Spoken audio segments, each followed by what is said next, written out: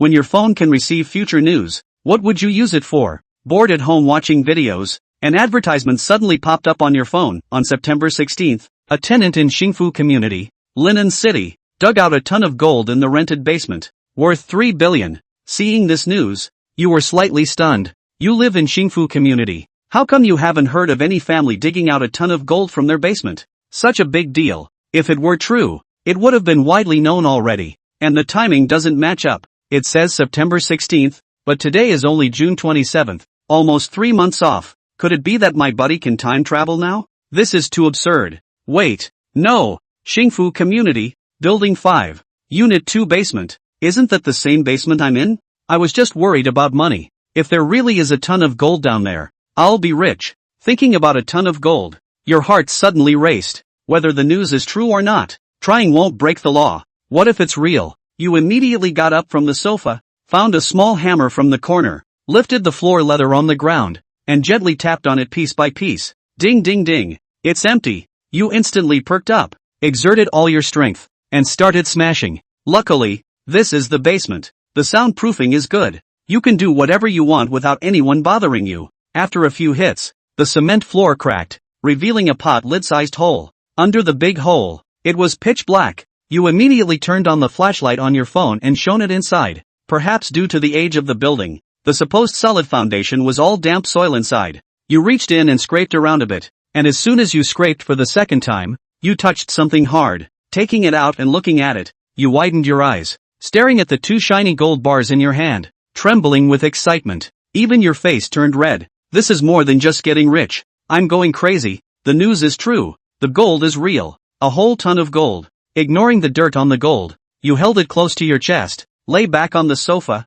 lost in a daydream for over 10 minutes, gradually calming down and starting to think about the gold. One thing is certain, the owner of this gold is definitely not the current homeowner. Since it's ownerless, this batch of gold is mine. You quickly put the floor back, placed a table over the big hole. Although hardly anyone comes to your rental house, you felt guilty. Your heart was pounding. If you were discovered, it would be over. The problem now was where to transfer it. After all, it's a whole ton of gold. You can't just walk around the streets with it. Just as you finished these tasks, your phone suddenly received a message. You took it out and saw a notification on the screen. Ding. Congratulations, host, for participating in the system's news push. System rewards basic combat skills. Do you want to claim it? You looked at the screen, blinked in confusion. There's a system reward. Then, you clicked on it. A surge of something like an electric current suddenly passed through your phone to your body, and you felt a sudden tingling sensation all over. When you recovered, your mind suddenly had a lot of fighting skills,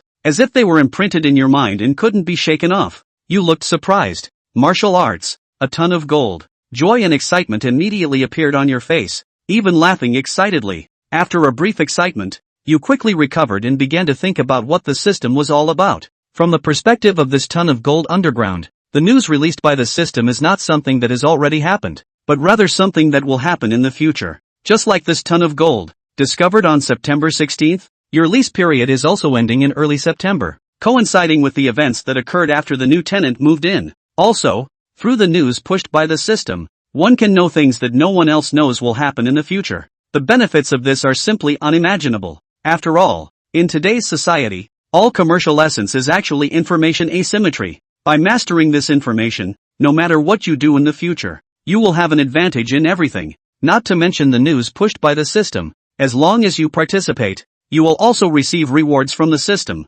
such as the basic combat skills you just received. You take a deep breath. With a system that can predict the future like this, why worry about not making a name for yourself in the future? Ding ding. On June 28th, Qin Lia, the president of Qinshan Group, known as the most beautiful female president in Linen, was killed last night. Qinshan Group President Qin Lia died unexpectedly. Your expression stiffens, and you immediately take out your phone. Open the news about Qin Lia on tomorrow's headlines. The next moment, the news details about Qin Lia appear on the phone screen. After understanding the detailed process, you quickly glance at the current time, 7:10, which means that in at most 28 minutes, something will happen to Qin Lia. You take a deep breath, your expression extremely serious. What should I do? You scratch your head anxiously. Call the police? The key is, will the police believe me? Take a step back, and even if you believe it, and how would he explain to the police how he knew about this in advance? Maybe there's a chance that they'll be arrested as the mastermind behind it all. Call? Right. Although he didn't have Qin Lia's phone number. Qin Lia was the president of Qin Shang Group, and he had just interviewed with Qin Shang Group and left a front desk phone number. Shiming immediately plucked it to the front desk of Qin Shang Group. Turns out I couldn't get through to a couple of them in a row. Guess it's off duty. When Ming anxiously glanced at the time, 5 minutes had already passed. Is it possible to just stand by and watch something happen to Qin Lia? Definitely not. Though he's been living at the bottom of the social ladder. Just an average senior. But it never lacks enthusiasm. And it's not the kind of person who stands by and saves people from death. Quite the contrary. He has always been very righteous. A man who helps out when he sees something wrong. A man who roars when he sees something wrong. Though he has been slandered and wronged for it. But the fervor in his heart didn't diminish one bit. Since he knew that something would happen to Qin Lia, it was impossible to sit back and do nothing. There's only one thing left to do. In person, with the system rewarded fighting skills in place, it should be possible to stop those 3 thugs to let Qin Lia escape. Even if it's a little dangerous, it's worth it to save a life. And after saving Qin Lia, the system might even reward him. After all, the system rewarded him with the elementary fighting technique for digging up a ton of gold just now. Even for the sake of these rewards, this was a risk he very much needed to take. Come to think of it, Shiming didn't dare to delay any longer and set off immediately. Just come outside. Turning his head, he ran into his landlord, Bao Chou Mei. Hey, brat, the rent is due. When Bao Chou Mei saw Wen Ming, she immediately shouted. How could he Ming have the heart to care about her? And returned, we'll talk about it later. Immediately afterward, he rushed outside. The details of where Qin Lia's accident occurred were not detailed in the news. But when Ming had wandered through the streets of Linen, he had an impression of the section of road in the video. 20 minutes. You should be able to make it by cab. Running to the door of the neighborhood just as a cab was walking, when Ming hurriedly got in. Uncle, please hurry up and take me to the Suanzhuan village section of Huaiping Road. I'm in a hurry. It's no good rushing. It's the end of the day at this hour. Before finishing his sentence, when Ming took out $20 and handed it to the middle-aged driver, saying, Big brother, my brother introduced me to a girlfriend waiting over there. Here's your cigarette money. Please take me there as fast as you can. I understand. Sit tight. The middle-aged driver took the money and went straight to his excellent driving skills, and in less than 20 minutes, just rushed to the Suanzhuan section of Huaiping Road. Shiming took out his cell phone and glanced at the time. It's 7:26. There's about 2 minutes to go. When Ming breathed a sigh of relief, any later and it would have been too late. Dude, where's your brother? Where are we stopping? The driver asked as he slowed down. When Ming pointed to a bush not far outside, and was about to say stop there, suddenly they saw a red sedan pass out of the window and run in front of them. When he saw this car, when Ming's complexion stared, it's Qin Lia's car. He had just seen it on top of the surveillance video, and this car was the same car that Qin Lia had driven. But how is this 2 minutes early? Not waiting for him to understand, the front of the fast-traveling red car, suddenly a sharp brake, letting out an ear-splitting sound of brakes. It drifted toward the front and hit the curb with a dang sound. Asterisk. Something's wrong, the middle-aged driver exclaimed with wide eyes. Chapter 4, The Battle of the Hot Bloods. Chapter 4, The Battle of the Hot Bloods. The middle-aged driver took one foot off the gas and ran ahead to where the accident was. Walk over there, only to see that in front of the red sedan, there was a shocked woman sitting. At that moment the door of the red sedan was also pushed open, immediately following, a woman wearing a long black dress and, the very pretty and elegant-looking woman came out from inside and walked over to the woman with a concerned face, asking, Big sister, the words were not finished. Just then, from inside the bushes nearby, 3 youths suddenly rushed out, without saying a word, directly lunged at Qin Lia. Qin Lia exclaimed in shock, immediately realizing that the situation was not good, and that she did not know these people at all. But looking at the way they looked, once they fell into their hands, it was very likely that their little lives would not be saved, so turned and ran toward the car.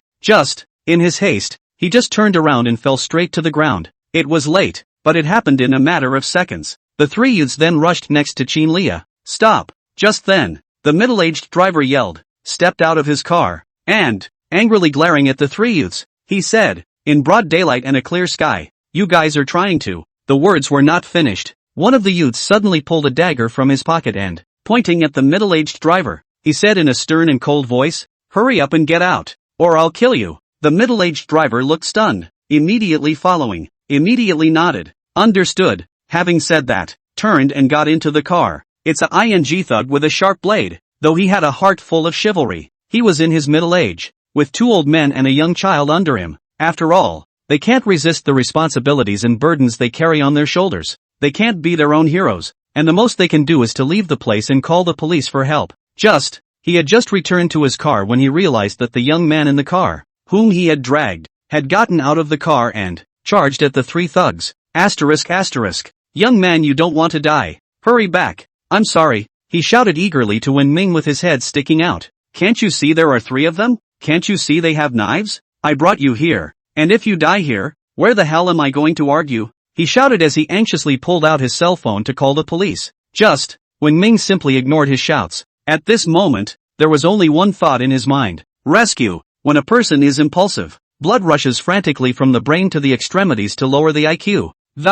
It is biological instinct to even sacrifice the cost of pain to strengthen the fighting force so as to survive the competition of the weak and the strong. Only a tiny fraction of those who, in the face of danger, are. Blood from the limbs would flow to the brain, trading the loss of combat power for the rapid functioning of the brain. And these people either became politicians or thinkers, either become a barfly. But Wen Ming clearly does not belong to this category of people. He is young and hot-blooded, impulsive as the gale. If you are determined to do something, you will do it to the end. Let go of the girl, only to see him burst out and charge straight over. One of the yellow-haired young thugs sneered when he saw Wen Ming. TSK, still wanting to learn from others to heroically save a girl, simply don't know how to die. Saying that, pulling out a dagger, he charged directly at Wen Ming. When Shiming was about to dodge, an action popped into his head that, it was as if he had learned and even gone through 1,000 moves a long time ago. He didn't even think about it. He lifted his leg. An accurate kick sent the knife in Yellow Hair's hand flying. Huge operation. Almost ripped the crotch. Yellow Hair was directly dumbfounded when he saw the scene. That good? He hasn't looked back yet. Eat my foot. I only saw when Ming gave a cold shout, followed by a flick of his right leg, came a very standard side kick and kicked Yellow Hair hard in the stomach. Yellow Hair screamed miserably. Directly a vicious dog pounce fell out. Chapter 5, Swell went to tweet. Chapter 5, The Swell wants the tweet. Not far away. The middle-aged driver exclaimed in disbelief when he saw Wen Ming's mighty appearance. He thought Wen Ming would be killed by those 3 thugs in seconds, but he didn't expect that this just went up. Just put one down? It's too raw for this. Not only him, including Wen Ming himself froze for a moment. This fighting technique rewarded by tomorrow's headline-pushing system is so powerful? For a moment, Wen Ming swelled up, with a great wave of his bold, cloud-dry hand. He, incredibly proud of himself, he stood with his arms folded and said, "Told you guys buddies have kung fu in their bodies, carry it away." Next, that's true. He's got a bit of an expert look to him. With that stance, coupled with the fact that he had just knocked down the yellow-haired thugs with a single move, one of the thugs actually involuntarily gulped and took a step back directly, obviously terrified. "Watch your back." Just then, Chi Lia suddenly let out a cry of alarm. At the same time, Wen Ming suddenly felt instant chills rise up his back. His face changed, and he subconsciously sidestepped his body, but in the end, he was still a step too late and a dagger cut directly across his shoulder.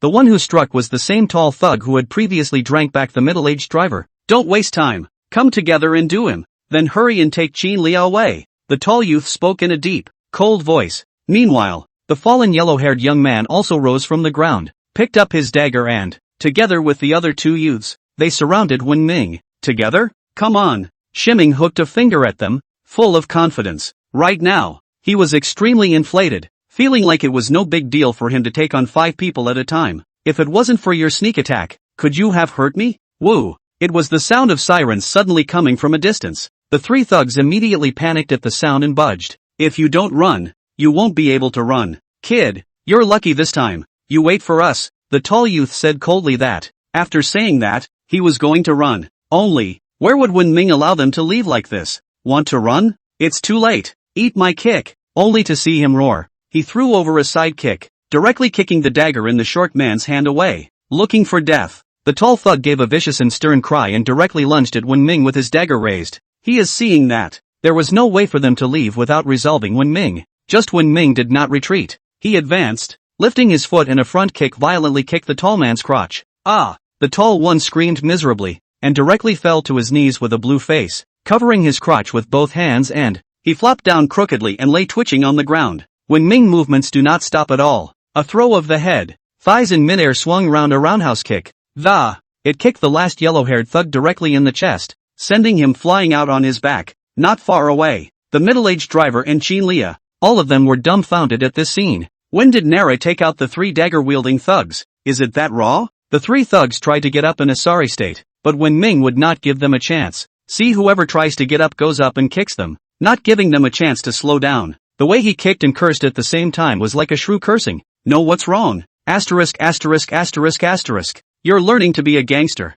Still want to do me? Come on, let's see which one of us does who. If I have kung fu, will I be afraid of you? You have to force me to fight. Now you know what I'm capable of? Dude hasn't even used his inner strength yet and you guys are falling down? If the internal force explodes, you guys would have been blown out of the water by now. You know. Bang. Knock. Bang. With each kick. Not far from the middle-aged driver in Chin Lia. The corners of his mouth couldn't help but follow suit. Big brother, spare your life. We were wrong, big brother. Big brother, we won't dare again, ouch. It's us who have eyes and don't recognize MT. Tai. Brother, you do not fight, do not fight. Just now, these 3 people were no match for Wen Ming, and now they were all injured by Wen Ming. Where's the resistance? Chapter 6 New Rewards. Chapter 6 New Rewards. It wasn't long before the police car arrived. 4 or 5 police cars, with flashing lights and sirens blaring, came whizzing along. 3 knife-wielding assailants committing an assault. This is a proper 3rd degree. You don't run into this kind of thing for a few years.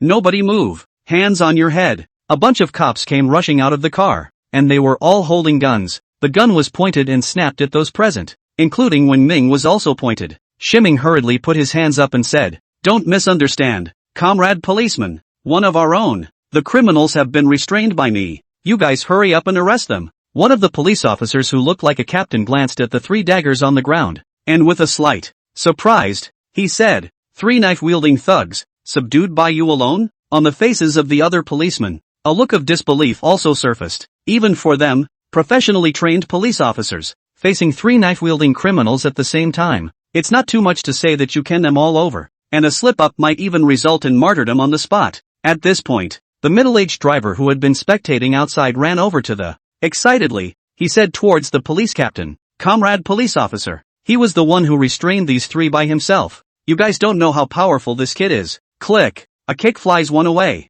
Bang. One leg flings one away. It's like a movie. Captain Zhao glanced at the middle-aged driver and said, "Are you?" "I'm the cab driver. I'm the one who called the police. I'm the one who brought this kid here." The middle-aged driver said excitedly, "I was supposed to take this young man on a blind date. As a result of passing by here I came across these 3 thugs, and this young man rushed up to them without saying a word." Chin Lia also walked over and said, "Captain Zhao, just now these 3 thugs tried to arrest me. Luckily this little brother stepped in to help and I was spared." Captain Zhao was surprised to see Chin Lia and said, "Mr. Chin, it's you?" Chin Lia nodded. "Right." After saying that, he turned his head to Wen Ming and said, "Little brother, thank you. May I ask what your name is?" "Mr. Chin is polite. My name is Wen Ming." Wen Ming returned directly. "Just kidding. How could Wen Ming miss such a good opportunity to show himself?" Chin Lia nodded. "Mr. He, thanks to you saving me this time. Otherwise the consequences are unimaginable. How's the wound on you?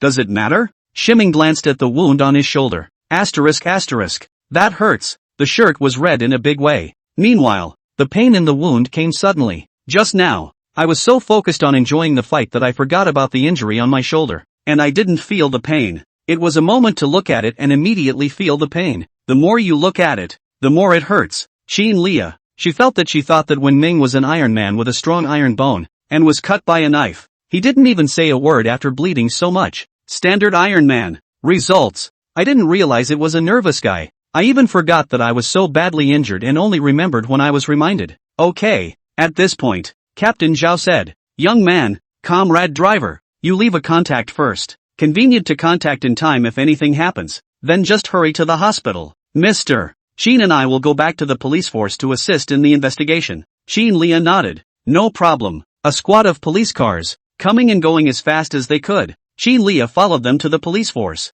Sure, the 3 thugs and the woman, too, were taken to the police station. The middle-aged driver helped Wen Ming said, "Go, I'll take you to the hospital. Don't move." Shiming hurriedly pushed the middle-aged driver away.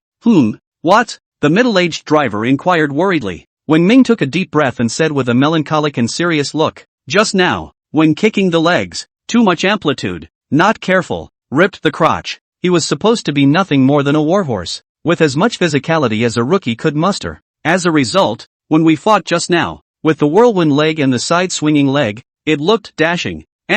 But the key strength does not allow not yet 2 kicks, ripped the crotch. Cab driver, that's a bit of a quick turnaround. This picture. Finally, the cab driver carried Wen Ming to the cab and headed for the hospital. Just get in the car. Wen Ming received a message on his cell phone. Take it out. Next moment, Shiming's eyes widened in surprise. Congratulations to the host for participating in this headline system push. Rewarded with a Bugatti Veyron supercar. Delivered within 2 hours of pickup. Please be careful to sign for it. The host is involved in the Qin family's infighting because he saved Qin Lia's life. Reward the host with a copy of Body Strengthening Serum. Please click to receive it. Chapter 7, Making Money to Pay Back Flowers. Chapter 7, Making Money to Pay Back Flowers. 2 messages in a row. It directly confused Wen Ming. Bugatti Chiron supercar? Body strengthening serum? Wen Ming excitedly rubbed his face with his hands. The ecstasy in his eyes was hard to hide. Even when I got that ton of gold, I wasn't this excited. He had guessed from the start that there would be a reward from the system after saving Qin Lia, but I didn't expect the reward to be so sick.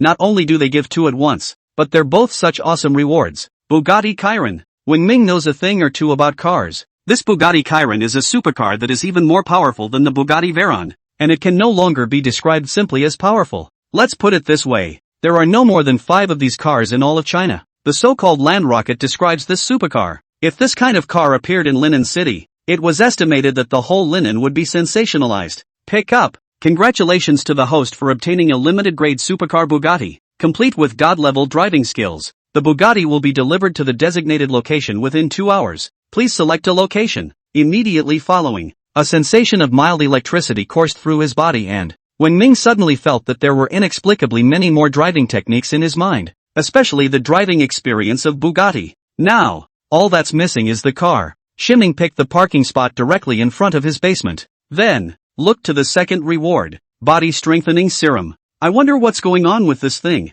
If we get a glow with a lightning bolt, wouldn't he or she be thrown into the river by an eager old driver? Better to wait until you get home to collect it. Inside the cab, Shiming chatted with the middle-aged driver without a word. The middle-aged driver's name is Wang Heng. 20 years as a professional taxi driver. A veteran of sorts. Been working as a cab driver in Lin. Wen Ming was sitting in the back row, chatting. Side took out Qin Lia's business card from his pocket. Business cards are very easy to make. Black card. On the card, Qin Lia in 3 red Yao font characters was exceptionally beautiful. Even when looking at the entire Linen, Qin Lia's posture was considered superior. It's pretty much unbeatable, both in terms of appearance and body. Otherwise, it was also impossible to be crowned as the first iceberg beauty president of Linen. However, according to the description of tomorrow's headline system, when it rewards the body strengthening serum, it was being caught up in the Qin family infighting that gave the reward. I just don't know. What is the meaning of this Qin family infighting? The 3 men who attacked Qin Lia and the woman were arranged by someone from the Qin family? Could it be that you want to fix Qin Lia and then take her place? Just don't know. Would they come after themselves for ruining their plans? Sure, these aren't the focus of Wen Ming's concerns. His focus was on saving Qin Lia's life this time around. I wonder if I can have something with this first beautiful president of Linen. That's what old Ho is most concerned about. Whenever Shiming used to see Qin Lia on TV, he couldn't help but sigh with emotion. Such a good and beautiful woman. I don't know which old colorful bastard will be cheap in the end. But really, if I can be this old colorful guy, it is still very fascinating. Wen Ming stroked his chin, a YY in his heart. Driver Wang Heng is a good man. Not only did he send Wen Ming to the hospital, but he also stayed with him the whole time to bandage his wounds, and sent him home. By the time I got to the happy neighborhood, it was almost 9 o'clock at night, and there weren't many people left inside the neighborhood. How much? Shiming asked. Little brother, looking down on me, are you? I have a chivalrous heart to help people. 2. I'm short of your money? Wang Heng frowned.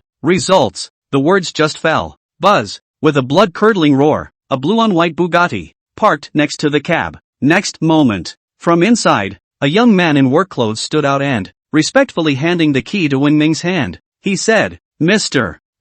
This is your Bugatti, and I'm your exclusive attendant, Kong Yongda. Please sign for it. Wen Ming took the key and said, hard work. No hard work, it's an honor to serve Mr. Why, there's my card in the car. Feel free to contact me if there's anything. If there's nothing else, I'll take my leave. Well, goodbye. Bye. Kong Yongda finished. Turning his head toward Wang Heng, he said, Master, are we going? Wang Heng? He looked at Wang Heng, and then at the Bugatti next to him, which possessed a smooth bodywork. Gulping, he said, ***, Bugatti? You bought that? Wen Ming nodded. Sort of. Wan Hong. What the hell is this world coming to? Bugatti driver, take my cab? Chapter 8, Super Serum. Chapter 8, Super Serum. Master, leaving? If not, I'll go myself. Kong Yongda said. Go, get in the car. Immediately following, the cab sped away from the happy neighborhood. After they leave, Wen Ming looked to the side of the blue and white, exaggerated shape,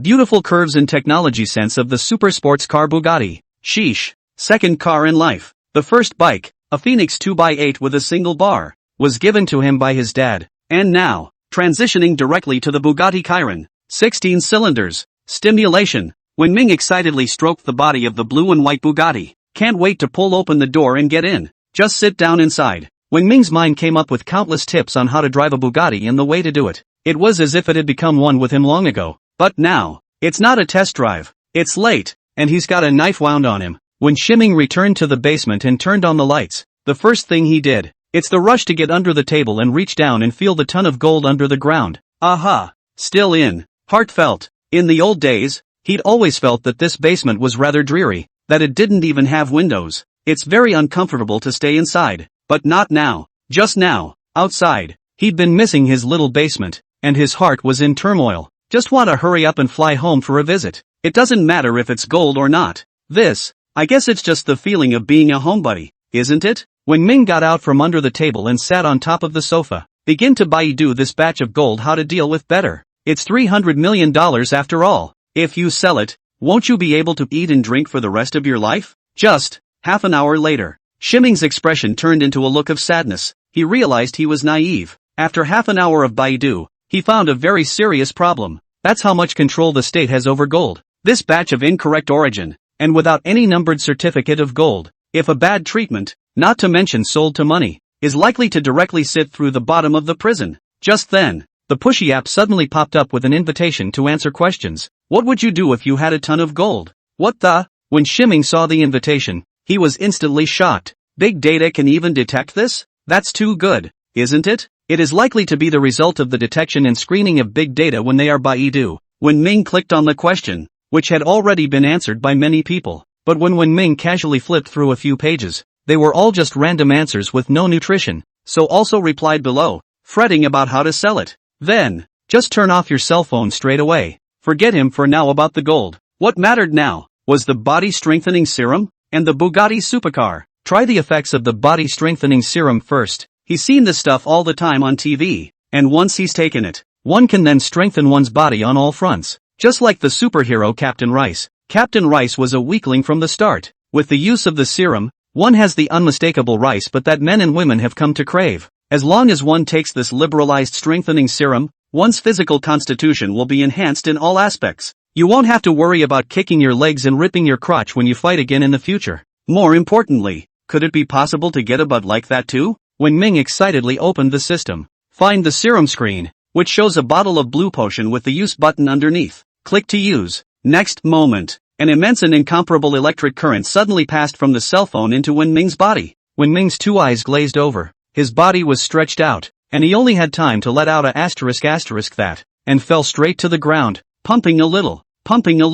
His last thought, that is, this special code, it's not what you thought. Ha! Chapter 9, Behind the Scenes. Chapter 9, Behind the Scenes. Police Squad. Interrogation Room. Qin Leah. The statement is almost done. Please think about it one last time. Have you offended anyone lately? Captain Zhao took the paper and pen and asked Qin Leah across the table. Qin Leah frowned and pondered for 2 seconds. It was something that did seem a little fishy, and she had her own suspicions. However, there are some things that are useless even if they are said without sufficient evidence. Moreover, this matter, which concerned the internal affairs of the Qin family, she didn't want to say much about it. No, I've never offended anyone. It's just normal competition in the business world at best, and it shouldn't be a crime to do this to me. Okay, then I understand. For the time being, this should just be a normal robbery of property. But we still have to wait for the results of the interrogation of those 4. You go back first. We'll let you know if anything happens. Also, I hope you'll keep us informed if you find anything new. Captain Zhao put down his pen and said, okay, by the way, Team Zhao, can you give me the cell phone number of that mister? He saved me after all. I want to thank him properly, Qin Lia said. According to what Captain Zhao said just now, those three thugs could all have a criminal record in existence. Once Qin Lia fell into their hands, the consequences were unimaginable. Fortunately, Wen Ming appeared in time, otherwise the police wouldn't even be able to get there in time, and she'd already be arrested. So she wanted to have a look at Wen Ming's cell phone number. Thanks for the Wen to tweet. After getting Wen Ming's cell phone number, Qin Lia asked for another copy of the surveillance video of the incident. When Qin Lia left the picket, just as she arrived at the door, a woman in her 30s dressed in professional attire suddenly rushed over and, a look of haste. What's going on ya? The woman's name is Zhao Shu. She's Qin Lia's personal secretary, responsible for handling some work-related matters for Qin Lia. Sister Zhao, it's fine. It's all settled. Take me back first, Qin Lia said back. On the way back, after listening to Qin Lia's narration, Zhao Shu let out a long breath and said, it was too close. It's a good thing Wen Ming was there, or we don't know what would have happened. I feel the same way, so I want to thank him properly. Qin Lia nodded. Zhao Shu nodded his head and said, this is how it should be. But, Xiao Ya, have you ever thought about it? Could this whole thing be something that Wen Ming is behind, just to get to you? As she said that, a look of gravity appeared on her face. You're overthinking it. No way. Qin Lia replied. Those three thugs are all fugitives from outside the province. It had been hiding from the pickets, and at the time, Wen Ming was risking his life to save me, which ultimately allowed the guards to successfully capture the three. Other than that, I'm afraid that those three people will have to spend their lives in a cell, even if Wen Ming has heavenly abilities. Nor can he instruct three outlaws to work for him. Trying to command outlaws to sell their lives is not for the faint of heart. Zhao Shu nodded his head and said, well, it seems that I was too sensitive. Xiao Ya, how are you going to thank him? Qin Lia pondered for 2 seconds and returned. Looking at his clothes, he should just be an ordinary college student. Tell you what, invite him out for dinner and give him $5 million in thanks. $5 million?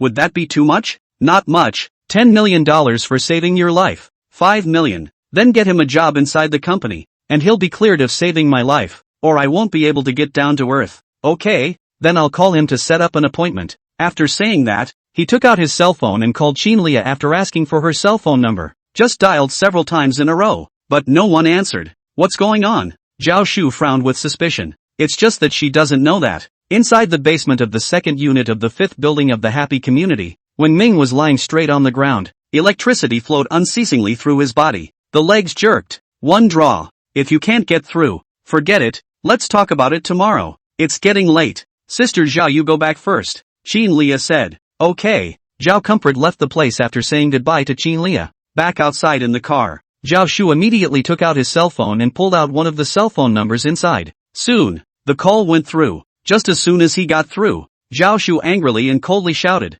Qin Xiao, how can you be like this? How could you even do something so heartless? Do you have a conscience? Oh, what did I do that you call me cruel? A soft laugh resounded inside the phone. Do what? Don't tell me that the three thugs that Mr. Qin encountered have nothing to do with you. I'm sorry, Zhao Shu said in a deep voice. Chapter 10 Redeeming a Supercar Bugatti. Chapter 10 Redeeming a Supercar Bugatti. She was the one who told Qin Xiao about Qin Lia's trip, because Qin Xiao told her that there was something he wanted to discuss with Qin Lia. It's just that she didn't expect that Qin Xiao would do something so excessive. Ha! Qin Xiao suddenly laughed when he heard Zhao Shu's words, saying while laughing, how about being related? So what if it doesn't matter? Even if I tell you I arranged those three men, what are you going to do? Report me? Don't forget you can't get away with this. You. Zhao Shu was directly infuriated by Qin Xiao's words. She was just trying to help Qin Xiao. As a result, she didn't expect that Qin Xiao would threaten her with this matter. Ha! Qin Xiao laughed and said, things have come to this, there is only one way for you to go, and that is to continue to help me. Otherwise, I can confess to Qin Lia that you helped me to deal with her, and Qin Lia can't do anything to me anyway. But you're a different story, and this is a consequence that you need to think about clearly. Great Secretary Zhao, you're shameless. Zhao Shu angrily shouted angrily. Thank you. I want to know who saved Qin Lia. You were with Qin Lia. Should know this matter like the back of your hand, right? Qin Xiao asked with a grin. Zhao Shu took a deep breath and said, this time, I won't help you even if I die. Oh, is that so? Qin Xiao chuckled. The next day, when Wen Ming awoke, he realized that it was already the next morning. Just woke up. A pungent, fishy odor just instantly rushed into his nose and almost made him enjoy his 22nd year. He rushed to his feet and looked to his left and right, but finally realized the source of the foul odor that, surprisingly, it came out on its own. At this time, he was wrapped in a layer of black sludge. It is from the top of this sludge that the fishy odor emanates. Asterisk asterisk. When Ming let out a cry of alarm and rushed directly to the restroom door with an arrow step. As soon as he pulled open the door to the restroom, he tried to go and wash the stains off his body. Results. Ka-ching. With a crunching sound, when Ming looked at the broken doorknob in his hand and was confused for a moment. I just touched it. How did the doorknob crack? In the next moment, he suddenly remembered that he had used the body strengthening serum last night. And the sludge on one's body should be the impurities that were drained from one's body after using the serum. But this body strengthening serum, is it that powerful? Touch a doorknob and it breaks? Shiming's eyes fell on the armchair hanging on the wall. 40 kilograms class arm strength machine. When Ming usually used to practice arm strength, but having just transitioned from 30 kilograms to 40 kilograms, it's still very hard to practice. When Ming couldn't get to the shower in time, he walked straight over and took the armbar over and practiced a couple of times. Results. Straight up bent. Shiming exclaimed, his face filled with ecstasy. The system is exported and must be of high quality. The 40 kilograms class arm weights, which now feel almost like rubber bats in his hands. It felt like it was bent before much force was applied. And if it wasn't for the fact that when Ming had practiced this thing for a long time, he would have even felt that this arm strength machine was a fake. Immediately following, Shiming looked for something to try again. After crushing a bowl, breaking a water glass, and bending a rebar, it was only then that Shiming finally had a rough idea of what was going on with his body. It's about 5 times more powerful than before. The sensitivity and responsiveness have been greatly improved. It's all about the one horse, the backflip, and so on. Though no more than Team America of superheroes, but it should be more than enough to deal with ordinary people. And if he were to face those 3 thugs again, he'd be able to just kick one of them away effortlessly. And there's absolutely no need to worry about ripping the crotch again. Originally, because of the system's reminder of getting involved in the Chin family's infighting, Shiming is still a little wary. But now after having gone through the body enhancement, when Ming could simply be said to be 100 times more confident. What Chin family infighting? Whoever is here has to sit down. But now we have to wash the sludge off our bodies. Otherwise, not to mention redeeming the Bugatti, you might actually be 22 years old yourself. Run to the bathroom. Timothy took a cool shower. Immediately following, after drying himself off, he walked over to the mirror and admired his current self. Subconsciously, he stroked his chin twice in a narcissistic manner. Sheesh. Masculine flanks, toned muscles, strong arms, sensual 8-pack abs. The proportions of the lines throughout the body, with one more piece showing fat and one less showing thin, can only be described as perfect. Turn around and look. Yoo-hoo, the ass is there, too. Originally he was about 5 feet 8 inches, but now he's grown right up to 6 feet 5 inches. The whole body smells like a slugger. I had a knife wound on my arm yesterday, and it's all healed up now. Not even a scar. Then he looked down and smiled confidently. Brothers, you're a little big too. The idiom of a late bloomer was practically tailor-made for myself. This body strengthening serum. Awesome. Chapter 11, Bugatti blows up the street. Chapter 11, Bugatti blows up the street. The effects of the serum. Let Wen Ming is very satisfied. I have to say, the system is a masterpiece. The next step is to feel the Bugatti. Wen Ming casually put on some clothes. He locked the door and found the Bugatti parked outside. At this point, there are still very few people moving around inside the neighborhood. Not many people notice a Bugatti parked in the corner of this unassuming neighborhood. Get in the Bugatti. Ignition, acceleration, all in one go. Straight ejection start. Morning. The whole happy neighborhood. It's quiet. Most people were quietly busy as if they were not awake. Ready to repeat yesterday. Suddenly, boom, boom. The sound of surging and blood-curdling waves of sound instantly exploded in the small area. Countless occupants, curious, went to the windows to look out curiously. Asterisk asterisk. A supercar? So cool. Seeing the blue-on-white Bugatti downstairs, the men exclaimed, instantly energized. And, hurry up and take out your cell phone. Except when they got their cell phones out, the supercar downstairs was no longer even visible as a taillight. In front of the happy neighborhood, it's a big wide road. At this time, the road was covered with busy pedestrians and vehicles coming and going. A blue-on-white Bugatti with a nice drift rushed down the street and, into the sights of all. This was followed by the sound of brakes and shrieks. Asterisk asterisk. What kind of car is this? Is that a Bugatti? That's rich. Which rich kid is this running out to flirt with girls again? Asterisk asterisk asterisk asterisk. Almost hit it, scared the out of me. While they weren't sure what model the Bugatti next to them was, they knew that as long as it was a Bugatti, there is no cheap one. If you accidentally touch it, you may have to lose all your money. Not far ahead, inside a black BMW 5 Series, Fan Yunhai was driving the car. Zhao Fei was sitting in the co-pilots, and the two of them were slowly traveling on the road. Fei, I've made arrangements for your internship. Just hang out at my dad's company. You don't have to do anything, and when the time comes, you'll just get full credit for your internship. Fan Yunhai drove the BMW with one hand and stroked Zhao Fei's leg with the other. He smiled. Zhao Fei let out a light laugh, not taking it the slightest bit seriously, and said, "That's really too much thanks to you, Yunhai." "Hey, saying thank you to me. What kind of relationship do we have? Tell you what, as long as you choose brother, you'll never waste your youth like that poor bastard. Wen Ming, from now on, I'll make sure you get everything you want." Zhao Fei, however, gave him a blank look and said, "Who let you chase me so late?" Fan Yunhai reached out and touched a tiger on the top of Zhao Fei's big white leg. He smiled and said, "Can you blame me? Why don't we find a hotel and get some rest?" Zhao Fei blushed slightly and lowered her head. "As you arrange." When Fan Yunhai heard this, he immediately said excitedly, "Good, let's go." After saying that, he directly stepped on the gas. As a result, this side was just about to speed up when he saw a car suddenly turn in front of him. Fan Yunhai opened his mouth and cursed angrily. Asterisk. Will it open? Before the words were out of his mouth, his eyes widened instantly, and with a desperate kick of the brakes to the floor, almost got the airbag out. Zhao Fei screamed in terror, and after coming back to her senses, angrily, he yelled at Fan Yunhai, "What are you doing?" Fan Yunhai ignored him and just let out a shuddering sound that came from his soul. OMG, where the hell did this pitiful rich kid come from? As a rich kid, he knows far more about cars than the average person. Just a quick glance recognized the model of the car in front of me. It's a Bugatti. Almost hit it. Zhao Fei also saw Fan Yunhai's abnormality and twisted her head to look ahead. Upon seeing the Bugatti in front of him, he was immediately surprised and said, "This car is so beautiful. Can it not be beautiful? Do you know what that car is? A Bugatti Chiron. 16 cylinders, 500 horsepower. The system is limited to 420 kilometers.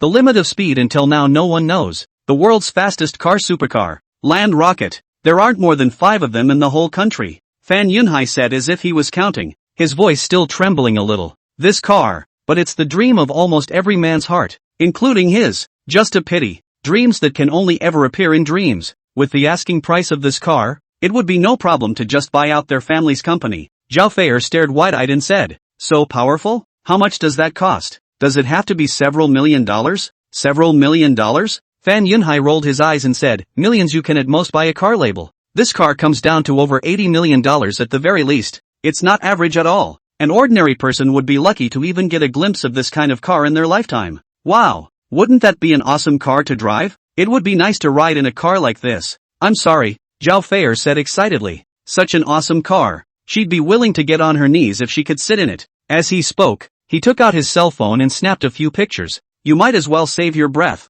Anyone who can afford to drive this car. The average family has a minimum of 40 or more supercars, 3 private airplanes, private yachts, racetracks, golf courses, and more. You can't find one in all of Linen. Not to mention you. Even my old man is not qualified to befriend them." "I'm sorry," Fan Yunhai said as he let out a long breath. "Look at you with no talent." "Not with you. I've got this heart. I'll pull over and slow down for a while. Wait until that car is far away." Fan Yunhai said, "Their family runs a sizable company, but at best, they're only worth $10 or $20 million. If he accidentally touched that car, his old man would peel his skin off." Chapter 12 Invitation from the Female President. Chapter 12 An Invitation from the Female President. Fan Yunhai parked his car by our side, got out, lit a cigarette, and turned his head to look at It was found that the other cars that were originally traveling together had also stopped at this time, and extremely tacitly parked their cars to the side. Obviously, all these people were terrified by that Bugatti, but they weren't idle, including passers-by who took out their cell phones and snapped a few pictures of Just start posting to your friends, headlines, and shake Y above. For a while, the news of the shocking appearance of an $80 million luxury car in Linen spread wildly throughout the city. Just these, when Ming had no idea at all. His attention, all immersed in the thrill of driving a supercar. Completely oblivious to the fact that all the cars around me had stopped in terror. Drift, accelerate. Driving a supercar is almost like flying close to the ground. Let Wen Ming really understand what is speed and passion. You can never know the feeling without driving a supercar. With the body-strengthening serum and the car god technique, no matter how he drove it, it felt like an arm's length. It's very easy and completely trustworthy. Half an hour later. "Comrade, you were detected speeding 3 times in a row. 600 fine and 9 demerit points. Here's the ticket. One more speeding offense and you're going to lose your little book. A traffic police officer stood in front of Wen Ming and handed him the opened fine ticket. The face was expressionless. Shiming kept on smiling and said, I see.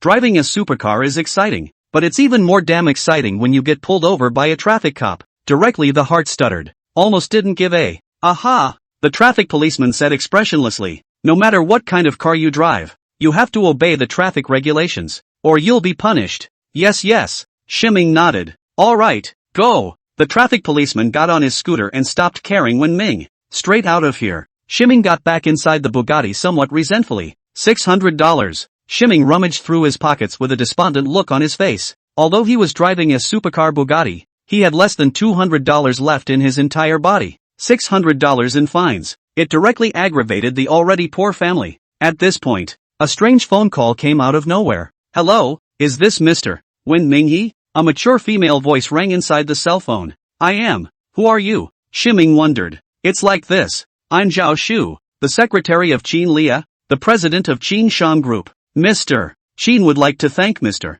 He for his generous offer yesterday, and is going to treat Mr. He to a meal tonight. I wonder if Mr. He is free? Dinner? That must be free. Wen Ming immediately said, while unconsciously hemming and hawing. A beautiful woman invites you to dinner. How can you refuse? The dream girl of all linen men is buying dinner. I wonder if the perverts inside the school would drool with envy if they knew about it. All right, Mr. He, we'll be waiting for Mr. He. Hang up the phone. Shiming burst out laughing. Forget about fines and stuff for now. It's 3 days away anyway. If you can't, just rent out the supercar, even if it's just for a day. It's more than $600, right? Do this. It's just a bit of a disgrace to the Godhawk. Couldn't care less about that for the sake of living, though. It's still early in the evening. Better go home first, and find a bigger suit. The one you're wearing. Skinny as a male model. Wearing this to meet Qin Lia was obviously a bit inappropriate. Wen Ming returned to the happy neighborhood and parked his car outside the neighborhood. The parking spaces inside the neighborhood are private, and it's easy for other cars to get into trouble if they park haphazardly. Just last month there was an outside vehicle,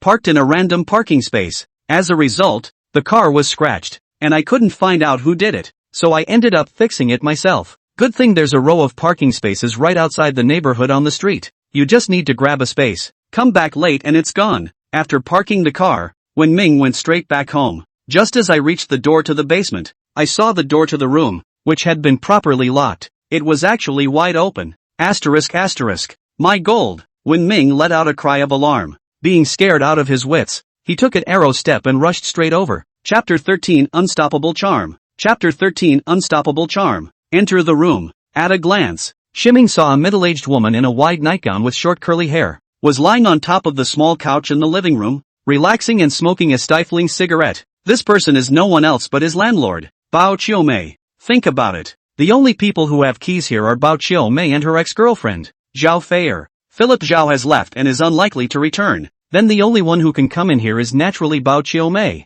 Wen Ming subconsciously looked at the place where the gold was hidden, and realized that there was nothing strange. That was a long time ago. Thankfully, undetected. Should still be here to collect rent. Aren't you running? Why don't you run? If you have the guts, why don't you keep running? When Bao Qiumei saw Wen Ming came back, she sneered and stood up. Wen Ming dryly laughed and said, Sister Bao, you are joking. Thirsty, right, Sister Bao? I'll pour you some tea. Saying that, hurriedly ran to pour a cup of tea and handed it over to Bao Qiumei. Whenever Ming turned around, ha! Bao Qiumei stared at Wen Ming's arse, suddenly brightened up and said in surprise, Xiao He, why do I get the feeling you're not the same as you used to be? Shiming walked back with a glass of water and said in shock, is it different? It's probably been a while since we've seen each other. Bao Qiumei walked around Wen Ming and said, TSK.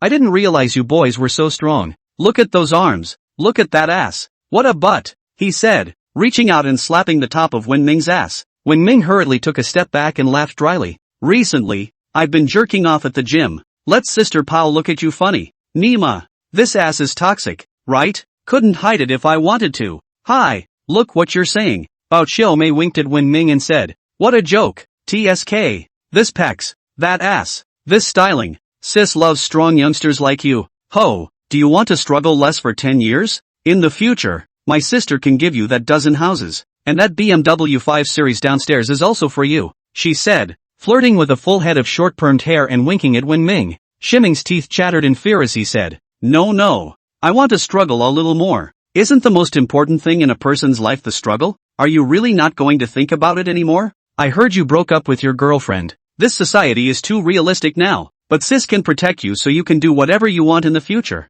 How's that? I'm sorry, Bao Tsume said without giving up. Thank you, Sister Bao, for your kindness. It's really not necessary. When Bao Xiaomei saw Wen Ming refused again, she directly said with a cold face, In that case, Wen Ming, your rent is due in 2 months. Pay next year's rent in advance or I'll rent it to someone else. Sister Pao, I broke up with my girlfriend, and I'm also graduating soon. I guess I won't continue to live here next year. Wen Ming said, Good, I'll put the house up for sale then. Bao Xiaomei finished speaking and directly turned around to leave. After Bao Xiaomei left, Wen Ming hurriedly unlocked the door to his room, then let out a long breath. So close. It's really dangerous for a boy to be out there alone. It seems that, whether it's for his own virginity or for a ton of gold, he'd all have to hurry up and find a place to move out of. Just, where the hell can I move? If you don't have money, you don't have a house. You can't hide it in a car? A ton of gold, 2,000 pounds, hidden in a car? Are you kidding me? As for renting somewhere else, isn't the nature the same? Just when Wen Ming was thinking hard about what to do, the cell phone suddenly rang. It had been ringing before, but he hadn't bothered to pay attention to it. Open it. A moment of joy. Turns out it was that ton of gold answer he gave on Pushy yesterday. It's amazing how many likes and comments I've packed in. Ha, the respondent's answer is so true. Fretting about how to sell it is a very serious question indeed. All the others only think about how to pretend with gold. Only the answer of this is the most real. How can I pretend if I can't sell it? Frankly, I doubt the respondent really has a ton of gold. Ha. When did Ming see these comments? Shaking his head with a smile. Is it true? Can it not be true? Dude, that's what I'm most freaked out about right now. Just being honest, okay. Chapter 14 The Bitter Words of a Landlady. Chapter 14 The Bitter Words of a Landlady. Another table was moved to block the hole under the floor leather. Wen Ming was then sort of relieved. In this way, unless he's brain dead enough to pick at a hole in the ground and show it to someone else, no one will even find the gold in the ground. Then, just start looking for something to wear. Now, with bigger muscles and a taller head, all those clothes from before basically turned into scraps. It's been a long search. Finally, I just barely found a sweatshirt that I could wear. In a few moments, Shiming's cell phone rang. Hello, mister.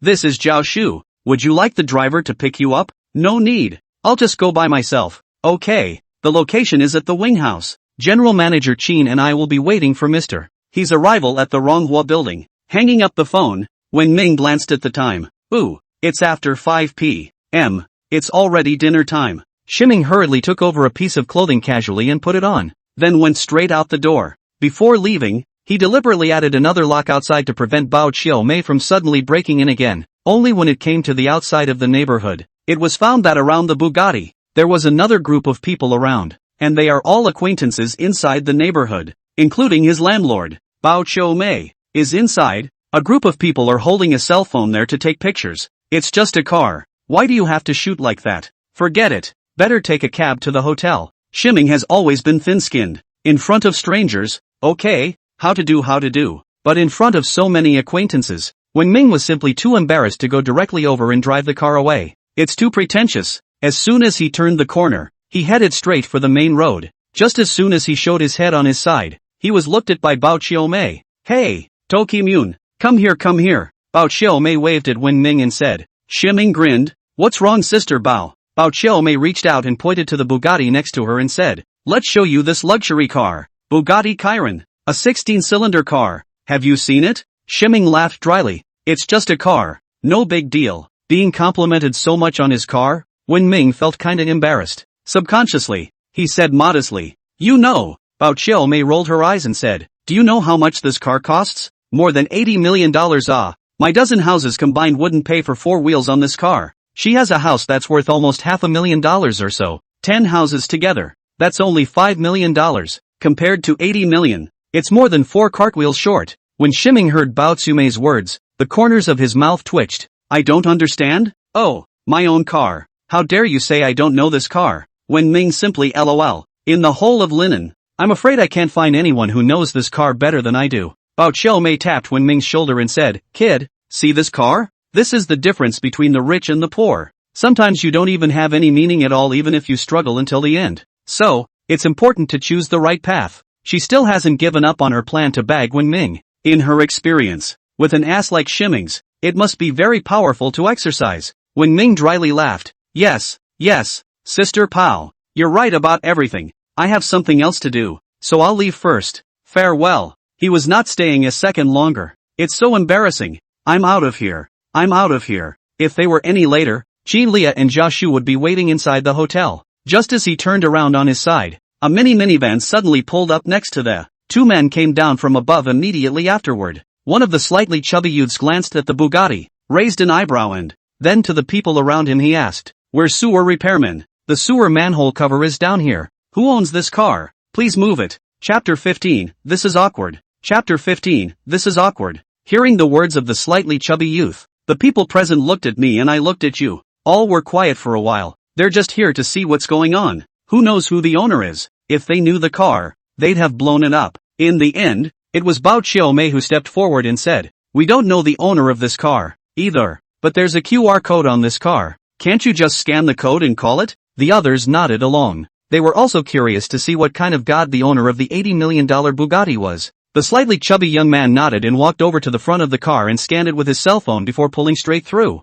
Meanwhile, not far behind them, a cell phone rang suddenly. When those present heard the voice, they all turned their heads to look, but they only saw, not far away, Wenming was standing there awkwardly. The cell phone inside his hand was ringing with incoming calls. At this point, Shiming is going crazy. Nima was about to take a cab. These two sewer repairmen couldn't have come at a better time, could they? Bao Xiaomei raised her eyebrows slightly and reminded, "Xiaoming, someone called you. Hurry up and answer it." "Ha?" The surrounding people also hurriedly urged. "Timing, you hurry and answer your phone first. We're calling the Bugatti owner over here. And your cell phone keeps ringing and we can't hear what the Bugatti owner is saying. Just hurry up and answer your cell phone. It's okay to hang up." Wenming did not answer. Only the corner of his mouth twitched, picked up his cell phone, and answered the answer button. Then he put the phone to his ear and whispered, "Hey." In the crowd, the slightly chubby young man froze, looking at his cell phone, which had been connected to the. Putting the phone to his ear he returned,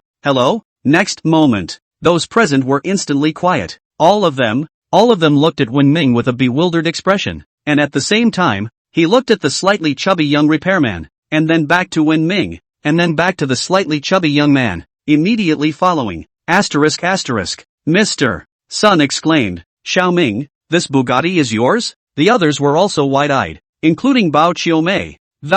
All of them looked at Shiming with disbelief, and even their eyes were almost glaring out. They're all from the same neighborhood, and they're familiar with wind to sound. It's just a college student renting a basement, and while it looks sunny and friendly, but it's just a regular guy who eats dog buns and hoisin soup in front of his neighborhood every day. As a result, they are now being told that Wenming is the owner of a Bugatti Kailong? This is hilarious, isn't it? Wenming dryly laughed and put down his cell phone, somewhat embarrassed. "Grand Master Sun, if you're asking about this Bugatti, it may indeed be mine." Nima, being stared at by so many people, so damn shy, but there is an inexplicable thrill? "Wenming, you said this car is really yours?" Bao Xiaomei asked with wide eyes. She just said that she'd let Shiming have a chance to take a good look at the car, so that she wouldn't not have a chance later on. It turned out to be a mess. But when did this car sound? Wenming shook the key in his hand and said to the slightly chubby repairman youth, "Excuse me, I'll move the car if I'm keeping you from your work," said the man, and pressed the one button start directly. Next moment, boom! The quiet Bugatti Chiron instantly let out a blood-curdling sonic boom. Immediately following, Wenming got inside the car, accompanied by a roar of the engine. The Bugatti sped straight off into the distance. Chapter 16, Another News Push. Chapter 16, Another News Push. Looking away from the Bugatti, those present sked. This Wenming is really hiding too deeply. I always thought he was just an ordinary college student. I didn't realize it was so rich. Who would have thought that the fiery Bugatti owner inside his circle of friends? Is it really from our neighborhood? I looked away too. Gee, living in the same neighborhood as the owner of a Bugatti. That's damn near enough to blow my mind about being awesome for a while. It's just that Bao Tsume didn't continue talking with these people. "You guys talk first, I'll head back." After Bao Xiaomei finished speaking, she directly turned around and left. She really didn't have the face to continue staying here. It's so embarrassing. It wasn't that long ago that she said she'd tell Wenming to stop trying, and that she'd support him in the future. It was only rejected by Wenming. At the time, She thought that Wen Ming was just making a fool of himself. Sooner or later, she will be beaten and bruised and headbutted by the harsh reality and come back begging to give her the message that she doesn't want to make the effort. Now that I think about it, people were just low-key and lazy with her at the time. Owner of a Bugatti Chiron? Let's not talk about the fact that she has a dozen houses to collect rent from. Even if she has hundreds, thousands of houses, doesn't qualify you to keep a super rich kid in a Bugatti either. It's a ing slap in the face. The other side. When Ming followed the address given by Zhao Shu and quickly arrived at Manhwa house, after parking the car, when Ming was about to walk inside, his cell phone suddenly rang. Taking it out, he was instantly energized. The phone screen heralded another push of tomorrow's headlines. When Ming was happy to see another news push. Since the last time I tied into the tomorrow's headlines system and received 2 headlines outside of this is the first time I've received it. He couldn't wait to click on the news and expand the news details. On the morning of June 29th, a fire broke out in the warehouse of Qin Group, and a large number of goods were burned, causing losses worth hundreds of millions of dollars. Qin Lia, president of Qin Group, had her position resigned by the board of directors. For the time being, Qin Xiao will be the new president of Qin Group. The proximate cause of the current fire is still under investigation. We would like to remind the general public that, as the weather is dry, please take precautions against fires to avoid unnecessary damage. Push time, June 30th. Looking at the news, Wen Ming frowned. It's the Qin Group again, isn't it? This Qin Lia is really plagued with problems. She almost got killed yesterday. Tomorrow it's back to being fired as president. It seems that inside this Qin family, there is indeed quite a fight. And the person who has been striking out against Qin Lia is most likely this Qin Xiao. Otherwise it shouldn't be his turn to be the new group president. Everyone says that there's a lot of right and wrong in the mansion, and it seems that it's not without reason. But this kind of thing, when Ming could not intervene, and there was no qualification for him to intervene. At most, he could only remind Qin Lia to pay attention to it, thinking that with her intelligence and means, she should have a way to cope with it. Otherwise it wouldn't be able to sit on this seat of the president of Qin Group. Saving her once was enough. You can't be her personal bodyguard, can you? He just didn't know what the system would reward him with this time. Shiming's heart couldn't help but start to look forward to it. Hello, is this Mr. Ho? At that moment, a voice suddenly pulled Wen Ming's attention. When Ming looked up, he saw that not far away, there was a woman standing in a black professional suit, looking at him with a smile. It was no other than Zhao Shu. Zhao Shu originally didn't recognize Wen Ming, but after what happened last night, Zhao Shu's impression of Wen Ming was profound.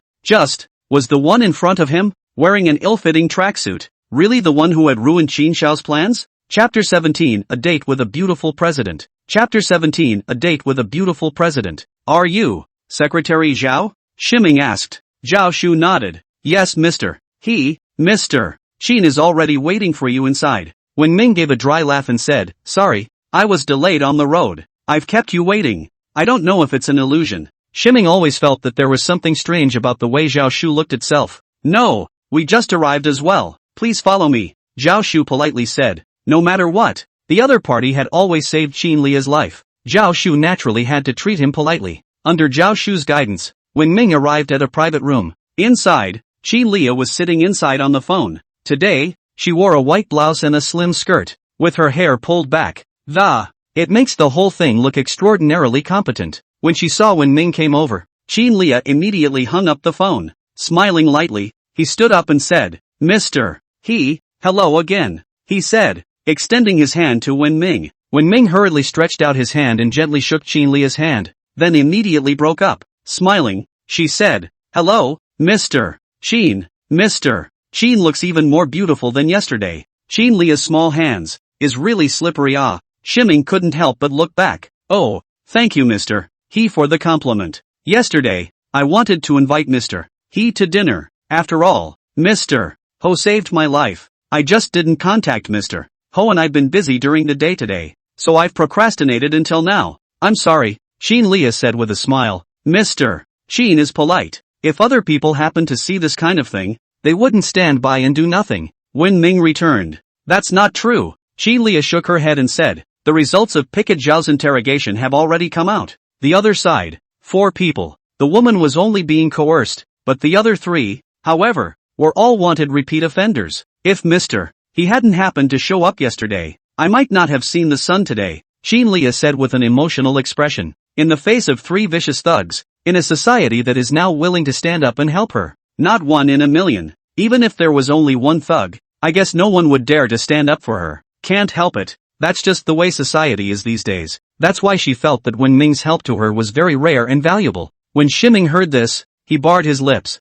I'm glad the woman has a pussy in her heart. According to the news inside tomorrow's headlines, now Qin Lia has indeed become a lying corpse. Where else can you sit here and talk and laugh with him? That only means we're destined to be together. I was just passing by, and something happened to you. I'm wondering if this is a written script. Don't you think so, Mr. Qin? Shiming snorted. Qin Lia laughed out softly. Mister, he really likes to joke around. How are the injuries on your body? Is it going to be okay? It must be fine. Wen Ming directly patted the location of the wound and cheerfully said, it's long since healed. No, he didn't dare lift his sleeve to show Qin Lia. After all, this was only his first interaction with Qin Lia. It's always a little bad to let people look at his body for the first time they interact. Boys should have boyish reserve. More importantly, yesterday a dagger cut through it and it bled a lot. But as it turns out, not only is it healed today, how could he explain to Qin Lia when he didn't even have a scar? Seeing Wen Ming's actions, Qin Lia hurriedly said, well,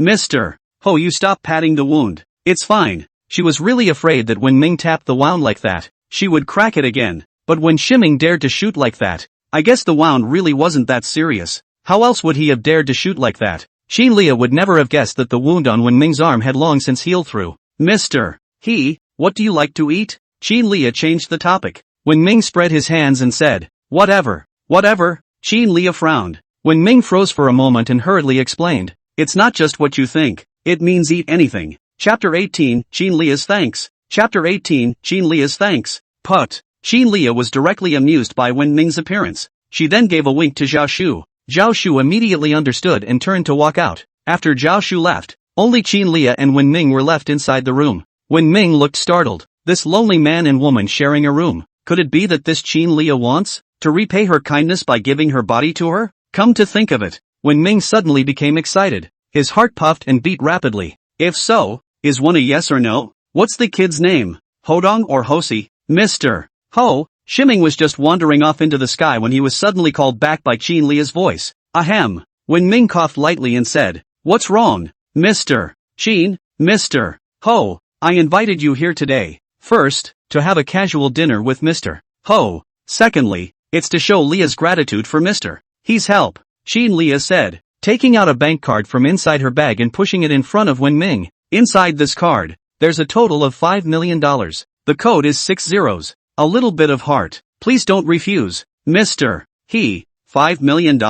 Wen Ming was instantly surprised. A rich grand president is different. It's $5 million out of the gate. What's the matter, Mr. He? Too little, is it? If it's too little, I can add more. Qin Lia said directly when she saw Wen Ming's appearance. No. Shiming hurriedly waved his hand and said, how could I possibly think $5 million is too little? It's just that you don't have to be so polite. Mr. Qin, you saved me. This money is what I should pay. Otherwise I would have a bad conscience. I don't know, said Qin Lia. Wen Ming sighed helplessly and said, fine, said the man, graciously taking the bank card over. If he didn't answer it, I guess Qin Lia would be angry. Even wondered if he, Wen Naru, had bad intentions for her. Though he did have some sort of bad intentions. If he was guessed, well, that's awkward. Most importantly, I'm ing short of money. $5 million.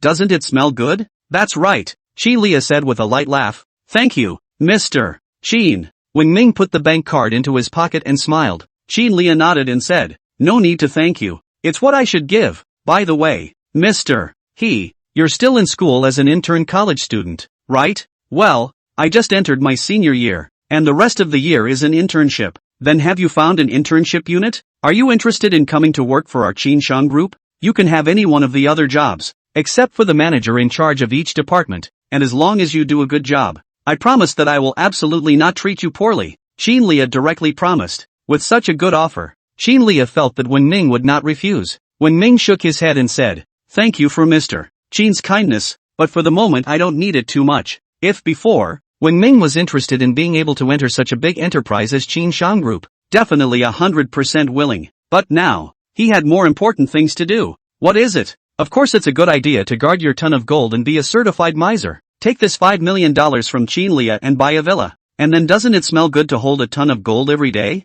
Hearing Wen Ming's words, the look of surprise on Qin Lia's face increased. Rejected? You know, with her Qinshang group, all the college students in Linen are rushing to get in. But when did Ming turn it down? And from the beginning to the end, when Ming had a bland look on his face, it was as if nothing at all could move him. At this point, the food was brought up, plate after plate, and in a moment's time, a dozen plates were brought up. Hua, ordering so many dishes, we won't be able to eat them all. It's natural to be grand when inviting Mr. He to dinner. How else can I show my gratitude to Mr. Ho? Okay, where's Sister Zhao? Call her to join us. Aha. After saying that, he took out his cell phone and called Zhao Shu. She had just let Zhao Shu out just to make it easier to give money to Wen Ming. After all, men want to save face. With outsiders present, it's possible to be embarrassed to take that money. Outside the hotel, Zhao Shu was standing by the windowsill in the corridor, looking out the window into the night, lost in thought for a moment. At this point, two waiters walked past her back,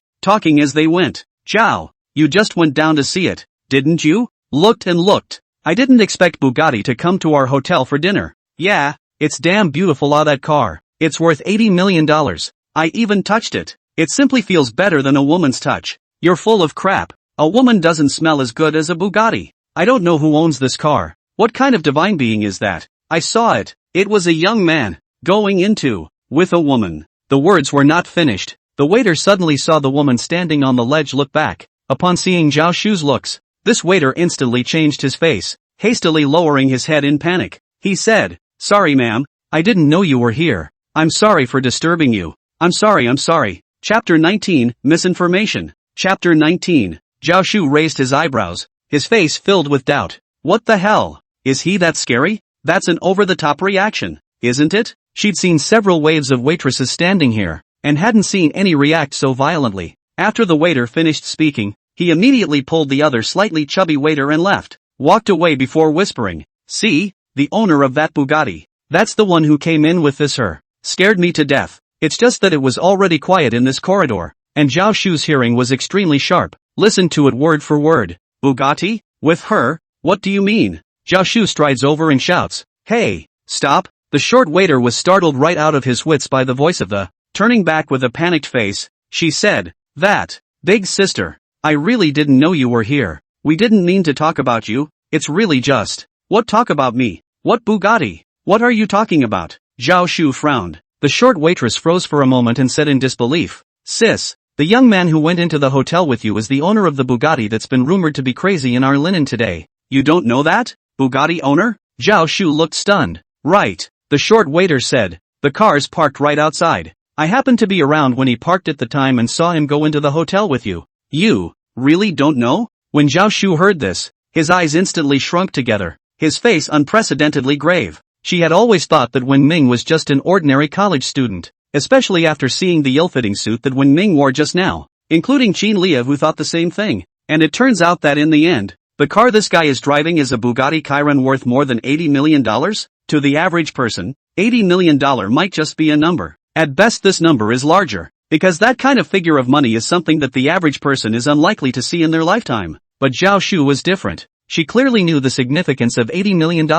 More than that, I know what it means to be able to afford an $80 million Bugatti. But how could the even more ordinary-looking Wen Ming afford to drive such a luxurious car? Or rather, he's just the driver? Just as soon as this idea appeared, it was passed by Zhao Shu. Who have you seen driving a supercar and hiring a chauffeur? Those who play with this kind of car are looking for excitement and driving pleasure. And if you hire a chauffeur to drive this kind of luxury car, sitting in it by yourself is something even the dumbest person couldn't do. Isn't it more comfortable to sit in a business car than in a sports car like this? At this point, her cell phone suddenly rang, and when she took it out, it was Qin Lia's. "Hey, Sister Zhao, are you done with things over there?" Qin Lia inside the cell phone asked. Zhao Shu took a deep breath and said, "Xiao Ya, there's something I think I should tell you." When Mr. He came, he was driving the supercar Bugatti that exploded in Linen today. Inside the hotel room, Qin Lia's expression was slightly stunned when she heard Zhao Shu's words. Without moving, he glanced at Wen Ming who was eating. Subsequently, she let out a light laugh and said, "Okay Sister Zhao, you can go ahead and get busy outside. Hang up the phone." Qin Lia took a deep breath and looked deeply at Wen Ming. A Bugatti supercar appeared on the streets of Linen, and Qin Lia naturally knew about such a big deal, even made multiple inquiries as to who the owner was. After all, the owner who can own a supercar like Bugatti, in the whole of Linen. All of them can be said to be pivotal existences, so it is natural to inquire about them. Just so far, other than knowing that it's parked outside a happy neighborhood, for the owner of the car, but not the slightest inquiry, full of mystery. Only she didn't realize that this mysterious Bugatti owner, sitting right in front of her, it looked like such a perfectly ordinary youth. In this instant, Xinlia suddenly understood many things. Why did Wen Ming have that strange look on his face regarding the $5 million she took out? In the face of her solicitation, it was even more so that she didn't look the least bit moved. What's $5 million to a guy with a regular $80 million car? Not to mention an ordinary position in the Qin Shang group.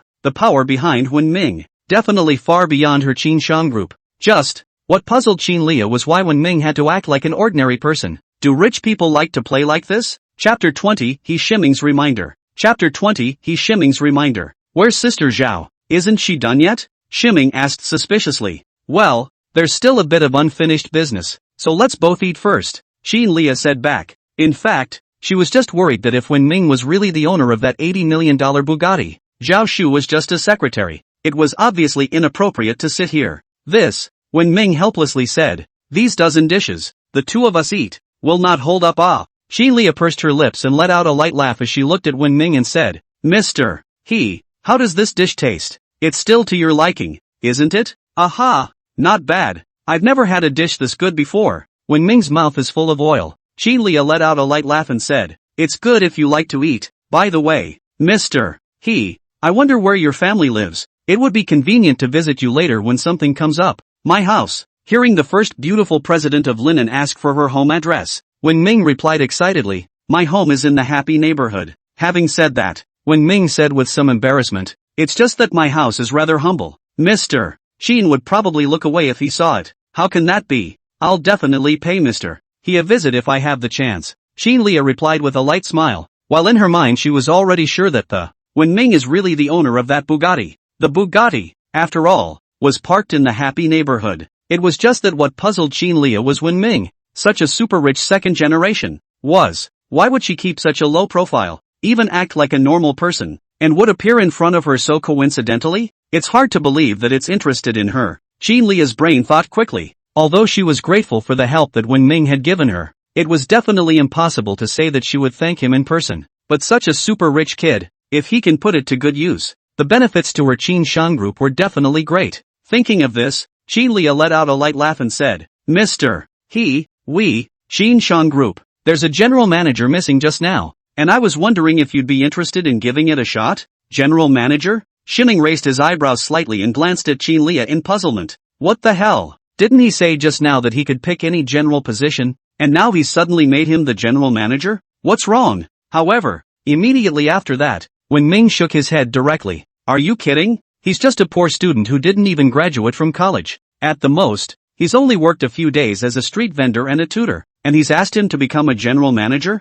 He was afraid that he could just straight up wipe out the Qin Shang group. I can't do it as a general manager. Shiming shook his head and said, if you make me a gatekeeper and toilet cleaner, maybe I'm okay, but you press on without considering me though. Speaking of which, he remembered his good buddy Wang Jianba. That guy's a top-notch financial guy. You can make tens of thousands of dollars every month by speculating in stocks. Hasn't that guy been looking for a job lately? As a result, I couldn't find a suitable job, and I was as tired as a dog running around every day. Thinking of this, Wen Ming embarrassedly smiled and said, I have a classmate, very proficient in this area of finance. If Mr. Qin doesn't mind, I can introduce him over. Xinlia immediately brightened up and said, okay, no problem. She was worried about how to establish a good working relationship with Wen Ming. With his classmates around, doesn't that bring the relationship one step closer? Soon, Wen Ming is full. The guy was already a fast eater, and not many people could beat him at school. Really full. Thanks to Mr.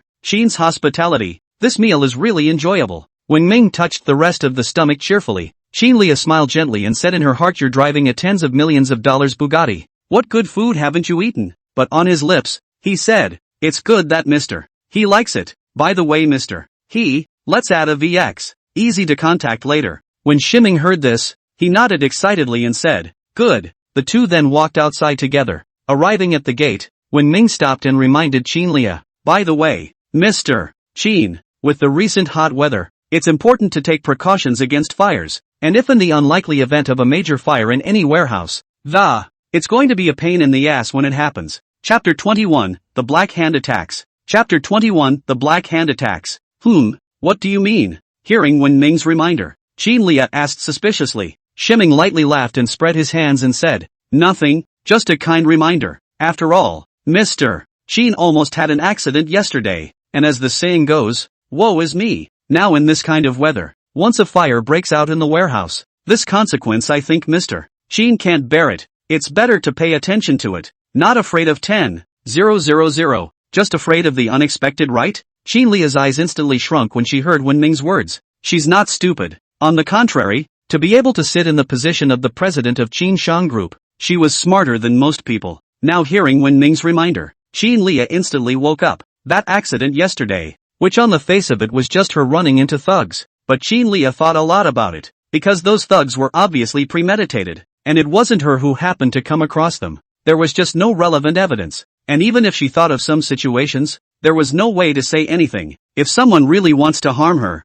it didn't work yesterday, and it will inevitably continue to work out. And if a fire breaks out in the Qin Shang Group's warehouse, for her, as the group's president, it would definitely deal a fatal blow. At that moment, Zhao Shu walked over. Sister Zhao is here. You guys talk first, I'll go back first. Shiming laughed lightly, then after bidding farewell to Qin Lia and the recently arrived Zhao Shu, just leave straight away. Wait until Wen Ming leaves. Zhao Shu asked Qin Lia curiously. Xiao Ye, what's wrong? What did Mr. He just say? Qin Lia took a deep breath and said in a deep voice. It's nothing, you go back first. Zhao Shu hesitated for a moment, then suddenly smiled and said, Xiao Ya, why don't I take you out to have some fun? I hear there's a restaurant that does really good food. Qin Xiao gave her the task of taking Qin Lia out of the company tonight. Don't interfere with his plans. Qin Lia heard her words, but she didn't show any interest in them. Instead, he simply shook his head and said, let's talk about it some other time, Sister Zhao.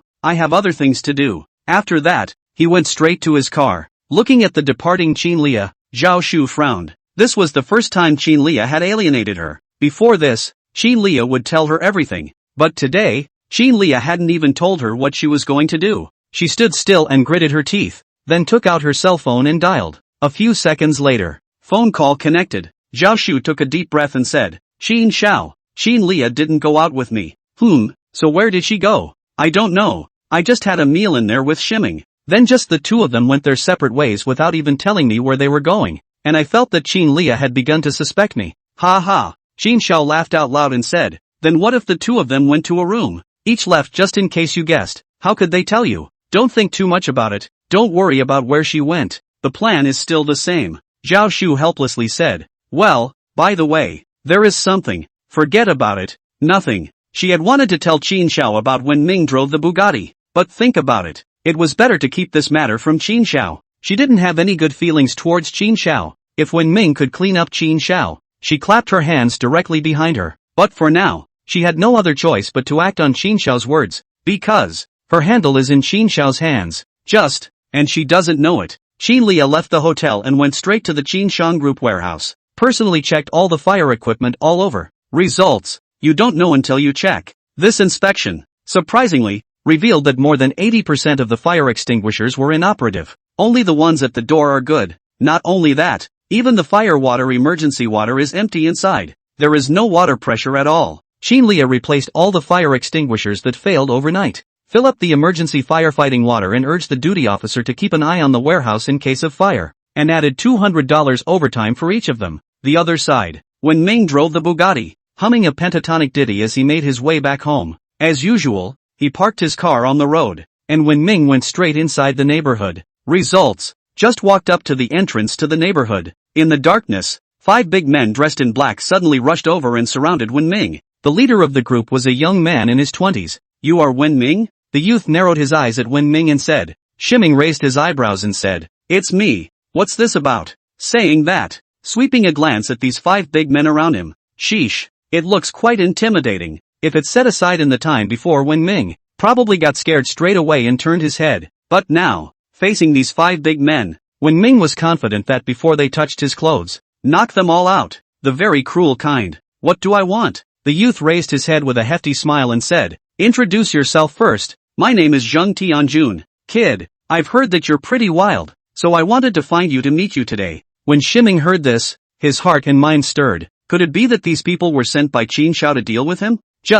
Sending just a couple of big guys to deal with him? It's too much to look down on him, isn't it? Wen Ming shook his head and smiled. Okay, but how do you guys want to see it? You who? Zhang Tianjun flared his nose and said, it's really quite crazy. Looks like you haven't seen the power. Having said that, taking a step back, he said, brothers, give me a beating. The words were not finished. A loud shout suddenly rang out from inside the neighborhood. Who dares to bully our little Ming? Zhang Tianjun twisted his head and, only to see the small area, an army formed by a group of grandparents, madly rushing towards him, some with baskets, some with garbage shovels, some with walking sticks. There were others with photos, but all of them had a menacing look. It's all grandparents, but it looks like a real torrent of steel. Zhang Tianjun? Timing? What's going on here? Next moment, these Moncler outlet online rushed closer. Dare to bully Xiaoming. Beat them up. Go! Asterisk them. Next thing you know, rotten eggs, tomatoes and all. It was as if they were smashing towards Zhang Tianjun and the others like they didn't want to die. Asterisk. Run! Zhang Tianjun exclaimed in shock and hurriedly ran with his men. Running outside the cell, he didn't forget to turn around and put a harsh word towards Wen Ming. Kid, I'll remember you. Wait for me. Having said that, seeing that Moncler outlet online the big man over there is going to rush over again, he hurriedly twisted his head and ran outside. I was afraid to run late and fall into the surroundings of these grandparents. No way. Even if he, Zhang Tianjun, was more powerful, he wouldn't dare to mess with these grandparents. On combat effectiveness, these Moncler jackets outlet are absolutely flooded. One can't get it right, and they'll just lay down on the ground for you. It's ing over. Looking at Zhang Tianjun and the others who fled, the faces of a group of Moncler jackets for sale, a triumphant smile emerged. Shiming grinned and said to the men, thanks grandpas and grandmas. Have to say, these Moncler jackets outlet are awesome. After hearing Wen Ming's words, these people immediately greeted them and enthusiastically said, we're all in the same neighborhood. What a polite thing to say. That's, dare to bully people in our neighborhood. Don't even look at what our neighborhood used to be for. Don't be afraid. Xiaoming, if you encounter someone bullying you again, just yell out for a grandpa or grandma. Let's beat the hell out of him. Chapter 22 What is the experience of holding $5 million in your hand? Chapter 22 What's the experience of holding $5 million in your hands? When Shiming listened to these people, he only felt a wave of speechlessness. When these people usually meet with him, they don't even say hello. Even when Wen Ming took the initiative to greet them, these people were indifferent. Seeing how enthusiastic these people were, Wen Ming was really flattered. After all, people were the original residents of the neighborhood, while Wen Ming was just renting a room here. It's normal to not see him as an outsider. Results. These people's attitudes towards him now have actually made a 180-degree turnaround. It left Wen Ming speechless for a while. What's this about? But immediately afterward, Shiming knew the purpose of these people being so enthusiastic, only to see these people immediately and enthusiastically pulling at Wen Ming's hand after a short period of politeness. Xiaoming, I'm your Auntie Wang. This is my daughter. What do you think? Auntie Wang, please forget about it. Your daughter has a boyfriend. Okay? Xiaoming, here's a picture of my granddaughter. What do you think? All be quiet. Xiaoming, I'm Master Zhang from your upstairs. Why don't you come to my place? Wen Ming. It was then that he suddenly realized that these people were suddenly so enthusiastic all of a sudden. He's here to set him up with someone. At this moment, Wen Ming was speechless. It's just a Bugatti. What's the point? It's just a broken car. Does it smell so good? And after a good deal of politeness with these grandparents, it was only with great difficulty that Shimara was able to get out of their midst and return to his own basement. Good thing, the basement door was double-locked by him, so even the landlord couldn't get in. Otherwise, Wen Ming really doubted that these people would just charge over. It's really too enthusiastic. It seems that moving is a top priority. Tomorrow we must get the house done and move out. After all, now he's considered rich. Without further ado, just now, Chi Lia gave him $5 million directly. Add to that the original $200 or so you had, and that's properly over $5 million. With that much money in hand, it should be about right to buy a regular villa outright in full. But none of it is as important as paying it back. He still owes a lot of money out there. He has to pay that off first. Shiming immediately took out his cell phone. Results. Suddenly a Q&A invitation popped up from Forced. What is the experience of suddenly having $5 million in your hand? Seeing this forced pop-up window, Wen Ming was directly dumbfounded. Is this asshole a worm in his stomach? I just got $5 million and this asshole already knows? Is big data so scary? When Ming was silent for 2 seconds, he clicked on the reply and wrote back below, with more than $5 million in hand, ready to buy a villa. Then, just turned off the forced and checked the money inside the bank. Sheesh, $5 million. Before, he saved his money and spent it all on his ex-girlfriend, Philip Zhao. There's only about $200 left on me right now, and still owe the PTB $600. Was worried about what to do, even the idea of renting a car. As a result, this money came in, and it's still a whole $5 million. It's almost as if someone brought him a pillow when he fell asleep. It's nice to have money. First, I'll pay off the $2,000 I owe. There is still money in it for his ex-girlfriend, Philip Zhao, to buy the Fruit 11 Pro in installments, when 24 installments with interest, and now there is still a year and a half of money left to pay it back. Even though we're broken up now, the money can't be unpaid. The mistake that was made in the beginning must be paid back with tears, after you've paid off the flowers. When Ming opened his mom's micro X, intends to filial piety to old man some. Both were born and raised in the countryside, and in order to provide for their college education. It's pretty tiring to have one person doing odd jobs outside and one person sewing for others at home. But for fear of scaring mom and dad, when Ming did not dare to turn too much at once, only 10,000 was transferred. But even so, the money had just been transferred when mom called. Hey, Shiming, where did you get so much money? Mom said worriedly. When Ming laughed and said, Mom, recently with a friend partner in linen do a little business. I've made a little money, so you and dad can eat something nice. That can't be done. I'll save the money for you first and put it together for you to use later when you get a wife. Mom returned. When Ming hurriedly said, do not need to save mom. Money to you to hit the past is for you to spend. Bull asterisk. How can we spend your money when we have good arms and legs? I'm hanging up now. I've got a bit of work on my hands that I haven't done much. Mom said, hanging up the phone, when Ming let out a helpless sigh. Forget it. Mom is like that. I'm guessing that even if I called over more money, mom would have saved it all up for him to get married. Let's ignore that for now. And the money owed to Old King. Old Wang was his roommate in school, named Wang Jianba, the most iron brother inside his school. This guy's family is richer, and he's nicer to Wen Ming, and he's helped him out more times than he knows what to do. Now Wen Ming still owes him more than 5,000. He transferred 8,000 directly. Just after turning around, Wang Jianba called. Hello, Timing, what are you doing transferring so much money at once? Robbed the bank? Asked Wang Jianba inside the cell phone. Wen Ming laughed. Con, that illegal thing we cannot do. I owe you $5,000. The extra 2,000 is considered your help to me over the years. Thank you my ass. Wang Jianba anxiously said, you at least don't think about it. Zhao Feier broke up with you.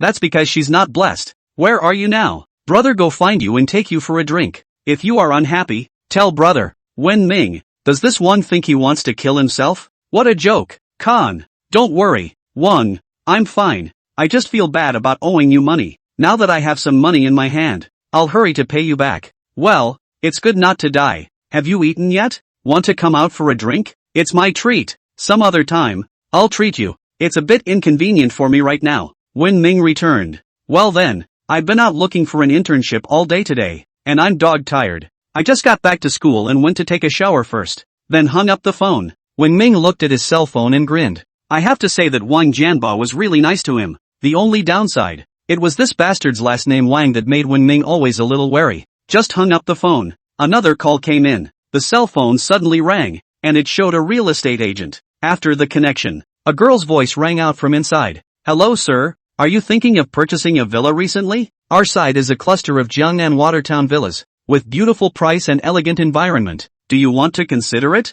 Shiming raised an eyebrow. How did they know they were going to buy a villa? And so on. Pushy. This push to sell ads is really a handful. Tell me more. I'll take another look. Wen Ming returned. Having said that, hang up the phone. It ended up hanging for less than a minute then. Another call came in. This time it was a man's voice. Hello sir, we have a villa over here, worth about $5 million, 3 floors, Linen City within the 3rd Ring Road, transportation, phone, one after the other. Directly when Ming had a nervous breakdown, after turning on the stranger caller do not disturb. That's what kind of cleared the air. Nima, no more messing around with pussy. Afterwards, when Ming went to take a shower and narcissistically stood in front of the mirror to show off his muscles, just go back inside and rest. Night. Silence. The second half of the night. When everyone is asleep and the world is quiet. A scream. It suddenly rang out from the Qin Shang Group's warehouse. Fire. Fire. Qin Shang Group warehouse office. Qin Lia, who was ambling to sleep,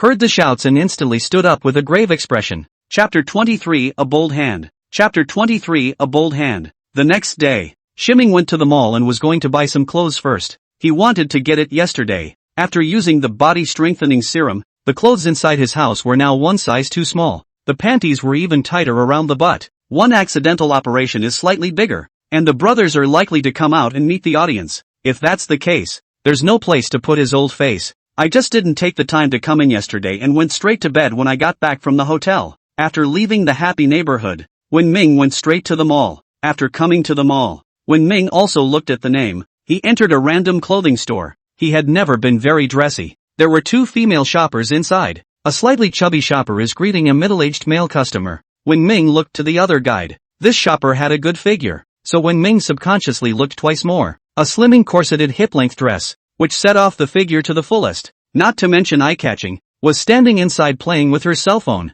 And when Wen Ming looked at this shopper, the shopper, Song Lily, also saw Wen Ming, immediately following. Song Lily immediately felt a flash of light. What a handsome man, in her sight, Wen Ming, who stood in the doorway, the taller, the exploding muscles lined under the skinny clothes, his whole body revealing the flavor of hormones, made Song Lily couldn't help but feel springy. It was only upon seeing the clothes on Wen Ming's body that the bright light in Song Lily's eyes then instantly dimmed. She had been in the clothing industry for so many years. What a poisonous eye she had. Wen Ming was dressed in clothes that were all miscellaneous brands, adding up to an estimated less than $100. This time, when the whole body muscle explosion Wen Ming, in the eyes of Song Lily, suddenly turned into a bricklayer. The cheapest clothes in their store cost thousands of dollars. It's simply not something an ordinary bricklayer can afford to spend money on. Even if she grinds her lips to introduce him, he'll end up saying, "I'll just take a look," then turn your head and walk away. It's a waste of the muscles that make this fairy drool, but it's a pity that it's a poor man. What you can't have, you have to destroy. At this point, Shiming touched one piece of clothing after another in the store. Song Lily immediately shouted, "Hey, why are you shouting when you're groping around? Don't touch it if you don't buy it. You can't afford to pay for it if you touch it. You can't sell your clothes if they're dirty." Customers nowadays are so picky that they turn their heads if there's the slightest problem. Shiming rolled his eyes and said, "It's not like I'm touching you. Why are you so nervous? You won't even let me touch it? How can you buy clothes without touching them? This woman is simply sick." "You!" Song Lily instantly glared with both eyes. Shiming put down his clothes and said, "The guests are here. Isn't there anyone to receive them? Is this how you treat your guests? Is this how you treat God?" Lily Song muttered in a small voice, "If everyone was God, then the world wouldn't still be in chaos." At this point, the middle-aged customer inside the store left without buying anything after looking around. Song Lily immediately shouted to the slightly chubby female shopper, "Xiao Wan, there's a customer here who wants to be God. You receive it." "Sister Lily, wait for me to drink some water first." Xiao Wan's voice was a little hoarse as she returned. She'd already had 6 or 7 waves of customers all morning, only to sell none of them. Instead, it was Lily Song, who received only 1 wave, but managed to sell it, and in that regard, she knew there was no way she could compare herself to Lily Song, so she could only study hard. "What's with the water? God is waiting here. Do you still want to do it or not?" "I'm sorry," Lily Song said impatiently. Xiao Wan heard Song Lily's urging and helplessly hurried over. "She's just a newcomer, but Lily Song has been here for 2 years. The boss even had the intention of promoting her to store manager." "Hello sir, what style do you need? I can introduce you." "I'm sorry," Xiao Wan said with a somewhat husky smile in her voice. Shiming lightly smiled and glanced at Xiao Wan. "Your name is Xiao Wan, right?" Xiao Wan nodded. "Yes." "Aha," Wen Ming responded, then glanced inside the store and, reaching out and pointing to a few others, he said, this one,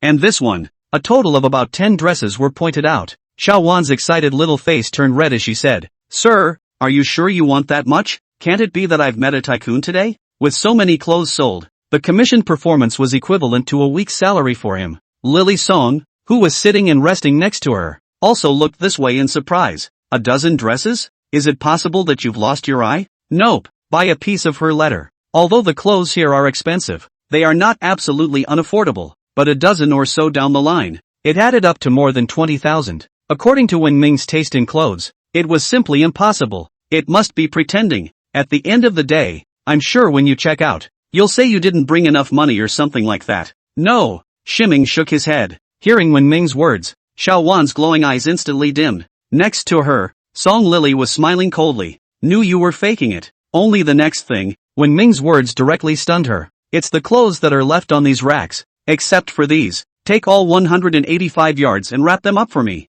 What? What? Hearing Wen Ming said, Xiaowan and Song Lily all exclaimed with wide eyes in disbelief. All wrapped up? So many clothes. But at the very least, you need more than $300,000. She's seen people who can just hand out $300,000, but so casually take out $300,000 to buy clothes. But she has never seen, never even heard of it. Xiaowan said with a trembling voice. First, sir, are you sure you want all of it? All these clothes together cost almost $300,000. With $300,000 in sales, she can withdraw almost $30,000. It was the equivalent of a year's base salary for her. So how could she not be excited? Wen Ming nodded. Right, $300,000 to buy a bunch of clothes. If it were in the past, he would not be able to spare it. But now, all of his clothes were all out of reach to wear again. It's only $300,000. He can still afford to spend money. Fine, I'll order it from you to see how much it costs, Xiaowan said excitedly. At that moment, Lily Song came over and said in a deep voice, Sir, what's the point of making your presence felt here? I've done you a favor by not kicking you out. What more do you want? Do you think I'm attracted to you or Xiaowan is? After saying that, Xiaowan sneered and said, They are just playing with you. You're really serious, aren't you? Xiaowan froze for a moment and was at a loss for words. Wen Ming glanced up and down at Song Lily and let out a light laugh. You want to be fooled? I'm still too lazy to juggle. You. Lily Song's eyes glared. Wen Ming was ignoring her. He directly took out a bank card and said, I'm in a hurry. No need to order the clothes. I trust you. $300,000 right. Just swipe your card. Password 6 zeros. Chapter 24, Beauty. Are you done shooting? Chapter 24, Beauty. Are you done shooting? Xiaowan took the bank card with a bewildered look and walked to the counter. Song Lily sneered. You can't even take out 30,000. Can you? I'll see how long you can pretend. If I can't swipe the money, I'm going to have to call the police to say someone is messing with us. Before the words were finished, a voice suddenly rang out from the counter. Payment successful. Payment amount, $300,000. This, Song Lily's words to get off the stage were directly swallowed back, her eyes widening in surprise, including Xiaowan, who was also looking at the trading platform with a bewildered look on her face. And for a while, she was still a bit incredulous. In the next moment, Song Lily instantly said in a hurry, Sir, I'm sorry, a $300,000 suit in one fell swoop. That's a big client. She offended a client like that, and her boss is sure to come after her. At this point, through the door walked a woman in her 30s, dressed in a long, white, low-cut, hip-hugging dress. Extremely mature and sensual-looking woman. When the woman saw the anxious Song Lily, she immediately said to Wen Ming, This gentleman, what happened to upset you? I'm Deng Chuanxiang, the owner of this place. When Shiming glanced at the woman, a hint of amazement surfaced in his eyes. Such a posture, such a body, all exuding the charm of a mature woman. It's simply the best thing on earth. I don't know why, but Wen Ming always felt that this woman looked familiar, but can't recall where I've seen it before. Sir, there's something you can tell me. If there's anything we did wrong, I can apologize to you. Ding Chuanxian smiled. Wen Ming let out a long breath, and moved his attention back from Ding Chuanxian's body. Shaking his head, he said, Ask yourself, such a charming woman. If it's not unexpected, it shouldn't have anything to do with you. If there is an accident, I don't know if it's too late for accident insurance. So, still don't want to. He turned to Xiaowan and said, Don't forget to send me the clothes. Unit 2, Building 5, Happy Block, this is my cell phone number. Having said that, leaving his cell phone number, he turned away. Shiming wasn't worried that Xiaowan wouldn't send him these clothes, unless one doesn't want to do it. When Wen Ming left, Ding Chuanxiang turned to Song Lily and Xiaowan. Willow frowned slightly and said, What did you guys do to piss off that guest just now? Both men bowed their heads. Song Lily didn't dare to say anything, while Xiaowan didn't want to offend Song Lily. No? Then I'll pull up the surveillance and see for myself. Ding Chuanxiang finished. Head straight for the back lounge. A few minutes later, Ding Chuanxiang came out from inside. With an ironic face, she said to Song Lily, I'll settle your wages later, and you don't have to come in from tomorrow. Song Lily looked startled and said urgently, Don't Sister Ding, it's not what you think. I just looked away. It's not that you're looking away, it's that there's only money in your eyes. The world is full of unimaginable people, not to mention your ridiculous vision. When I came here just now, also saw a Bugatti Chiron in the parking lot worth over $80 million. The words were not finished. Psalm Lily suddenly looked puzzled and exclaimed, "I'll go. It can't be such a coincidence, can it?" After saying that, he immediately ran towards the outside of the mall. When Shiming arrived at the parking place outside the mall, he was helpless to see that next to his car, there are many people taking pictures with their cell phones. There was even one in a white t-shirt, hip-hugging jean shorts, and the girl who showed her long slender white legs sat directly on the hood of the car and took a crazy selfie. Shiming stood speechless and watched for a while, seeing that the other party never had any intention of stopping. Stepping forward, he reminded, "Are you done shooting, beautiful?" The girl slanted a glance at Wen Ming. Rolling his eyes, he said, "What does it matter to you if I finish the picture or not? You also want to take a picture with this car? Stinking beggar, do you know what kind of car this is? You're pulling down the class of this car. Get out of here." "It is. You have to line up even if you want to take a picture. Can't you see so many of us are waiting? Get in line behind yourself." The people around him also spoke up. Wen Ming's face darkened and he murmured to the girl on the hood of the car, "Excuse me, please come down. I'm in a hurry." "To hell with you. What do you care if you're in a hurry?" the girl said. Got right up on the hood of the car and pressed my heavy chest against the hood for a close-up. Shiming let out a long breath and said, "Fine, don't come down all the time if you're capable. Cut. Whether I come down or not is up to you." Before the words were finished, Wen Ming took out the remote control key inside his pocket and pressed it. Boom! The blue-on-white Bugatti Kai-Lung that was sitting there so quietly. There was a sudden surging roar that scared the long-legged girl on the hood with an awe and hurriedly climbed down from the hood. At the same time, there were cries of alarm all around. Asterisk asterisk. This one's the owner? The owner of a Bugatti dressed like this? Are all rich people so low-key?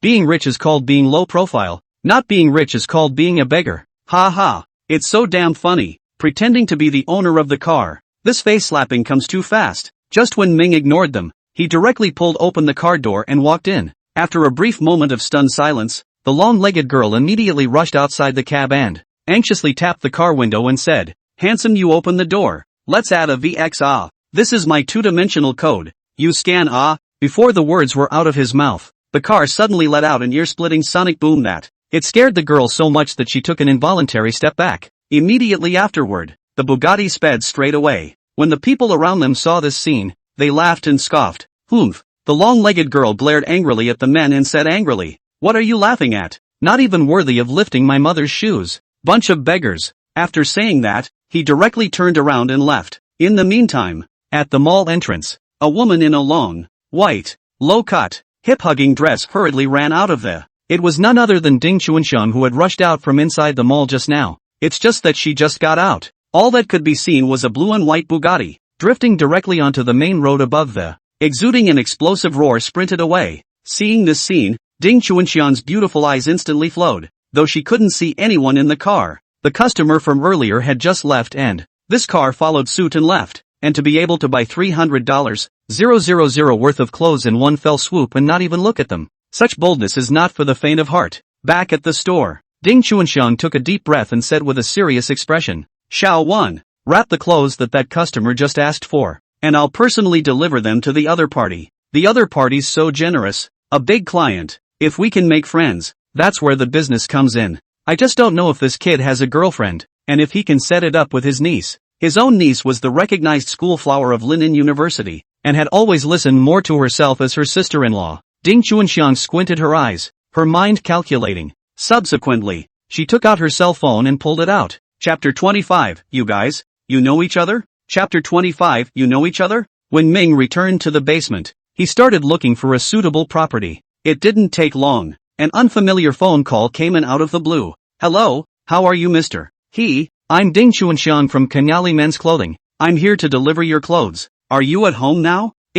Come straight over. Shiming returned. Entrance to the happy neighborhood. A white pickup truck slowly sped into the neighborhood. In the driver's side of the car, Ding Chuanxiang, dressed in a long, low-cut dress, was, intentionally or unintentionally. She glanced at the Bugatti that was being surrounded by a group of people on the road outside the neighborhood, and the light in her beautiful eyes flowed. If the time he saw this Bugatti outside the mall before was part of a coincidence, then the car is seen again, outside the happy neighborhood. Ding Chuanxiang was basically 99% certain that the young customer who came to her store to buy clothes was the owner of this car. "Fu Wei, help me carry this stuff in later. Let me tell you, this guest is not only generous, and it's a big handsome guy," Ding Chuanxiang said as she drove in the direction of the passenger side. On the passenger side sat a pretty young girl in her 20s with a pair of blue skinny jeans on her legs. It set off her slender legs to perfection. For this girl, Ding Chuanxiang also had some headaches. The girl's name is Tian Fuwei. Her parents are abroad, and they've entrusted her to themselves,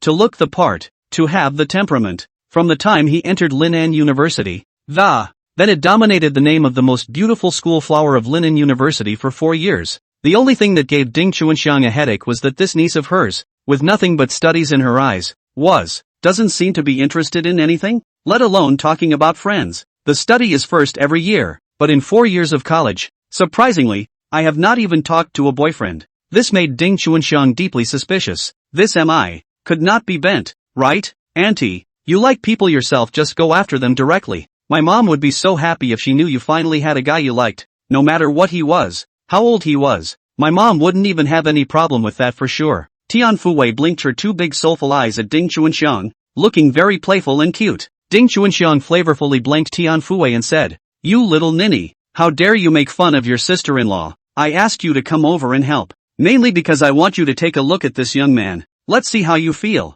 She didn't say anything about the owner of the Bugatti outside, because she really knew Tian Fuwei too well. Although Tian Fuwei couldn't talk about being very noble, but a car is just a car, and it doesn't impress Tian Fuwei. It was even possible that he would be ridiculed by Tian Fuwei because of this. "I don't need it." Tian Fuwei directly shook her head like a wave drum and said, "I don't have the idea of finding a boyfriend right now. Just want to do well in grad school." Auntie didn't say she wouldn't let you go to graduate school, but grad school is grad school, and it doesn't conflict with finding a boyfriend. You can still go to grad school if you have a boyfriend, right? When graduate school is over, where are you going to find a boyfriend? Ding Chuanxiang advised. If you can't find it, you can't find it. Just like you, Auntie, you're a single person. You can eat whenever you want, sleep whenever you want, play whenever you want. How nice to not be bound by anyone. Tian Fuwei lightly laughed back. "Hey, you little ninny, your sister-in-law I've missed out in my life. Not that I'm not willing to find out. That's why I'm here to rush you. I just don't want you to miss out like I did, understand?"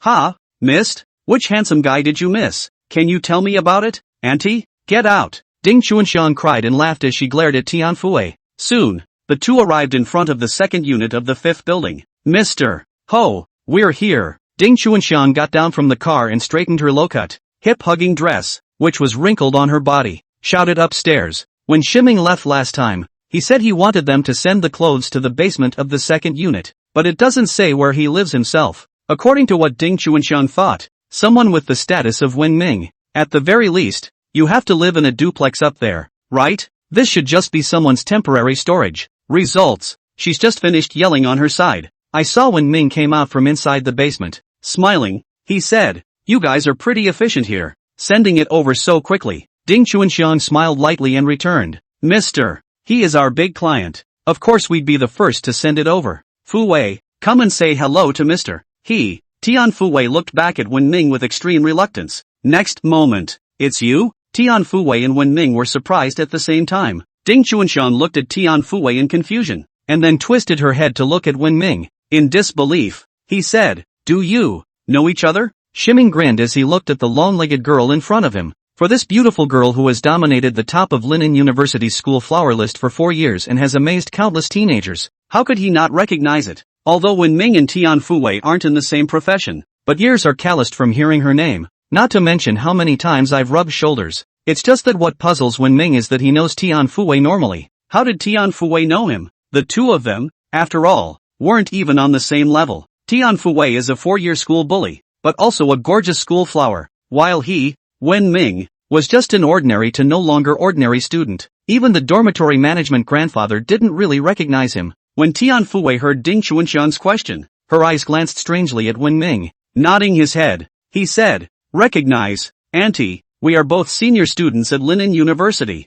How could we not recognize each other?" Shiming grinned. "Just because of a school? You guys go to the same school?" Ding Chuanxiang said in surprise, while her heart became even happier. "So that makes this whole thing even more of a show. Ha, Mr. He, how come I haven't heard Fuwei mention you?" When Ming awkwardly waved his hand and said, "There are a lot of students in our school, how can we mention them all?" Also, Ding Chuanxiang nodded her head and said, "Since they are classmates, then in the future, Mr. He will take more care of our Fuwei. I'm always a little uneasy when this child is out there alone." When Shiming heard this, The corner of his mouth involuntarily twitched. Does Tian Fuwei lack someone to take care of her? She sneezes and the whole school of boys can't wait to hurry up and hold her up. Okay. Lin University Vigilantes. Is that a joke? There was once a foreign student who coveted Tian Fuwei's beauty and whistled at her. Results. That night, this international student was beaten up by the Vivian guard in the restroom. Beat him so much he couldn't get out of bed for a week. After the wound healed, directly demanding that the university takes seriously the student who hit him,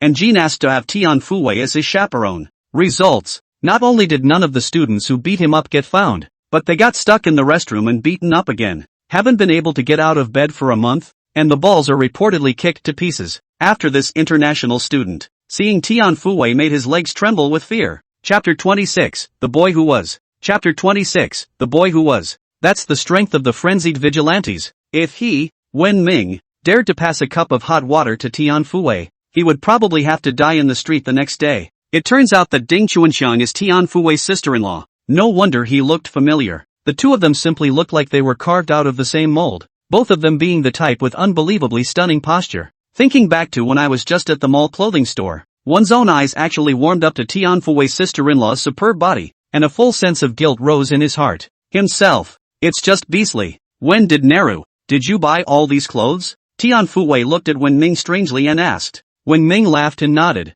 Yes. Those clothes from before don't want to wear them anymore. I wanted to replace them all, so I bought so many at once. Tian Fuwei looked deeply at Wen Ming and nodded meaningfully. I understand. Wen Ming, what do you understand? Ding Chuanxian looked at Wen Ming, and then at Tian Fuwei, and the look of suspicion on her face increased. These two, why do you look so impure? Mr. Vivian, we'll talk later. Let's move the clothes in for you first. I don't know, said Ding Chuanxian. Shimming hurriedly walked over and said, I'll do it. It's just a few clothes. I can move it all by myself. Saying that, a step ran in front of Ding Chuanxiang. Tian Fuwei is not only the dream girl of many boys in Linen University. The same goes for his dream goddess of Wen Ming. Now that there was a chance to perform in front of the goddess, how could Wen Ming give it up? This moment of Wen to chime in. His whole body was filled with infinite strength, and he lifted a large bag directly over his head with one hand, and stride toward the basement. Ding Chuanxiang and Tian Fuwei all stared in surprise when they saw the scene. These clothes are their hand-typed bags, and the two bags add up to more than 200 pounds. When did Naru even pick up one with one hand like he was carrying a baby chicken? This guy's got too much strength, doesn't he? Ding Chuanxiang and Tian Fuwei picked up the remaining pieces of clothing and just follow Wen Ming into the basement. It was just that the two women all froze when they walked into the basement and saw the furnishings inside. Ding Chuanxiang was surprised. Mr. She thought this was just a warehouse for Wen Ming, but when I came in, I realized that there were sofas and benches, hangers and closets, kitchens and toilets all over the place. Where does it look like a warehouse? It's clearly a normal residence. Wen Ming put his bag on the ground and said with a dry smile, my humble abode is rather humble. Don't be offended. You too. Won't. Ding Chuanxiang smiled and said, how can we see strange? Mr. He is really so elegant. Drives a Bugatti and lives in the basement. That's a unique pleasure. What's elegant or not? Just have a place to live. I'll get you guys some water to drink first, Wen Ming said. He hurriedly brought over the blackened kettle of boiling water, pouring a cup of water for the two great beauties, Ding Chuanxiang and Tian Fuwei. Subsequently, after the three of them chatted briefly for a few more moments, they got up to say goodbye and left. After all, they were supposed to be deliveries, not guests. Just come outside. Ding Chuanxiang then immediately asked Tian Fuwei, how do I feel that what about the relationship between you and Mr. Which is not as simple as an ordinary classmate. Tian Fuwei shook her head. Auntie, would I not tell you if there was any relationship? I didn't have anything with Shichiming in the first place. Then why were you looking at Shiming so strangely just now? Judging from your sister-in-law's experience in life, it can't be that simple between you two. There must be some untold secrets. I'm sorry, Ding Chuanxiang pressed. In the face of Ding Chuanxiang's pressing questions, Tian Fuwei was lost in thought for a while. Her thoughts, in a flash, went back to 3 years ago, when she had just entered Linen University. She was just entering her freshman year of college, and once she went to a high school reunion and it was a little late getting back, and I ended up getting stopped by a couple of punks. She thought she was done for, and just as she was despairing, one of the male students rushed out to stop the youths. At that time, Tian Fuwei was so frightened that she didn't even get a good look at the male classmate. Then he pulled his legs out and ran away, running a long way before he remembered to call the police. Only by the time the pickets arrived, the punks had already run away. The picketers had to take the male students to the hospital first. Later, Tian Fuwei knew that the male classmate's name was Wen Ming. Just when Nara had no idea who the girl he saved was. Don't even know what the other guy looks like, just seeing what's going on. Because of that incident, Tian Fuwei has always felt sorry for Wen Ming, but didn't know how to apologize, just secretly watched him and gradually got to know him. Wen Ming comes from a rural family and doesn't do too well in school, but is very sunny, always puts a smile on his face, is always cheerful no matter who he is to, and loves to help others. Yet, at times, it comes across as an inferiority complex, such as always smiling coyly when confronted with her. Don't even dare to take a second look. Slowly, Tian Fuwei focuses on Wen Ming for a long time, actually gradually like him, just never knew what to say, and then after that, she heard that Wen Ming had a girlfriend, one who was also from the countryside, but also very pretty girl. Since then, Tian Fuwei has put all her heart and soul into her studies, all of it, never paid attention to anything else. Look at you, there's definitely something going on between you guys, still trying to hide it from me, it's simply impossible. When Ding Chuanxiang saw Tian Fuwei's appearance, she instantly smiled in a sophisticated manner. No way. Tian Fuwei took a deep breath and pretended to look plain. You're overthinking it, auntie. I only know him because the student president of our school, Fan Yunhai, just got a new girlfriend yesterday, and this girl was Wen Ming's girlfriend before, and a lot of people at school were rumoring it, and that's how I found out about Wen Ming. His girlfriend broke up with him? Ding Chuanxiang asked suspiciously. Tian Fuwei nodded. Yes. His girlfriend dislikes him for being poor and,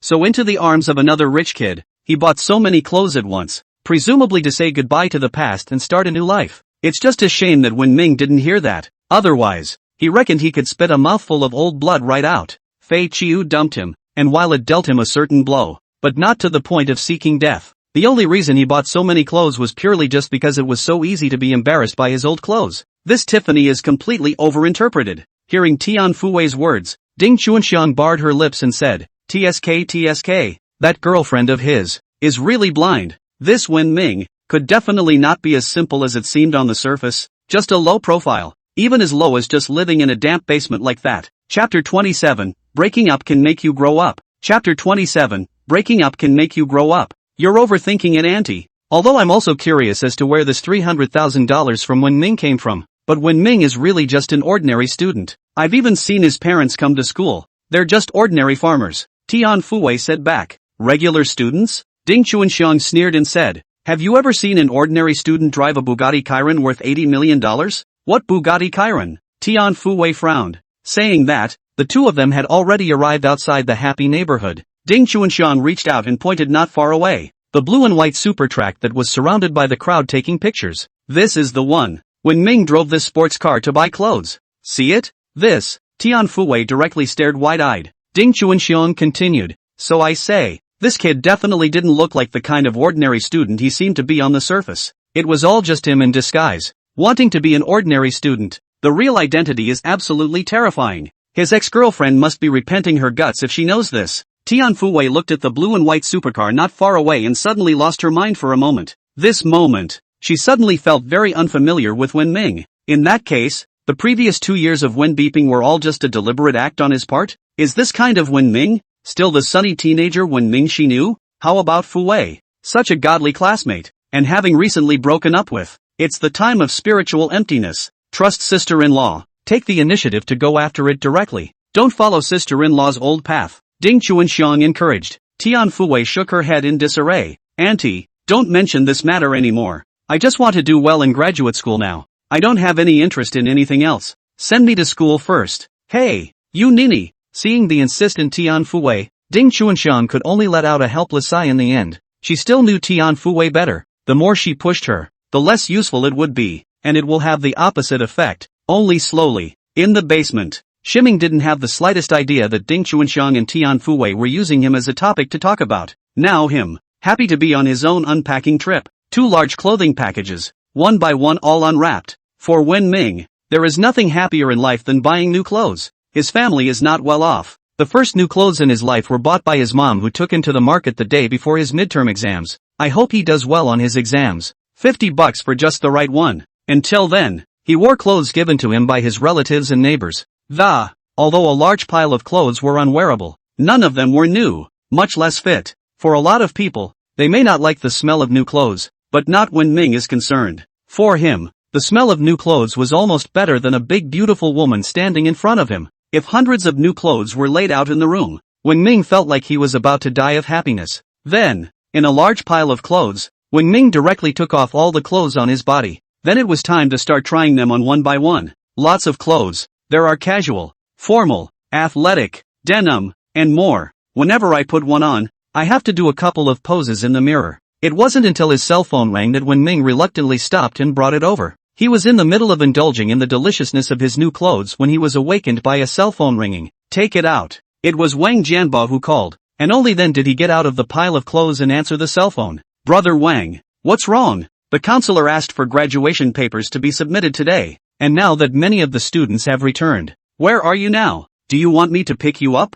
No, I'll go by myself. Hanging up the phone, when Ming let out a helpless sigh. Going to submit graduation papers again. He had been thinking of picking out his clothes later and then going outside to look around and get the villa done. Looks like it will have to wait until tomorrow. After simply scrubbing up and preparing the information needed, when Ming went straight out the door. But this time, he's learning to be smart. Instead of going straight through the front door, let alone going to the road in front of the neighborhood and driving. Instead, they just snuck out the back door. There's no way around it. These people inside the neighborhood are really welcoming. He didn't even have to think about it to realize that at this point, around Self's car, there must be another crowd gathered around, just waiting for him to pass. It's better not to go. It's got nothing to do with being scared. 20 years at the bottom of the ladder, leaving him no way to be young and not inferior, and from the depths of his soul very much resisting the idea of throwing his head in front of so many people, not to mention the fact that these people are still so enthusiastic about him. Better take a cab.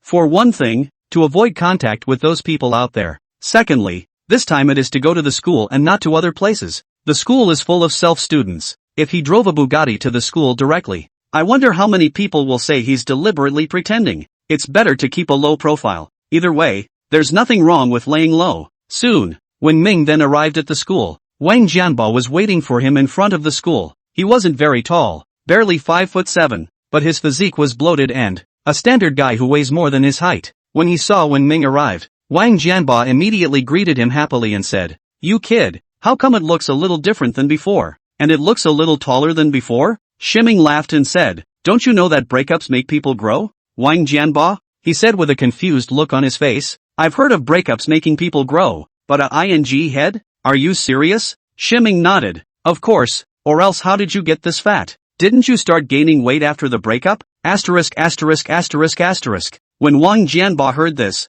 he almost spat out a mouthful of old blood directly. "Your ing breaking up and growing a head. I'm breaking up with a ing fat guy? Ha ha, just kidding. Come on, let's go and hand in the information first. All the other students have pretty much turned in." Shiming laughed out loud. The two then walked inside together.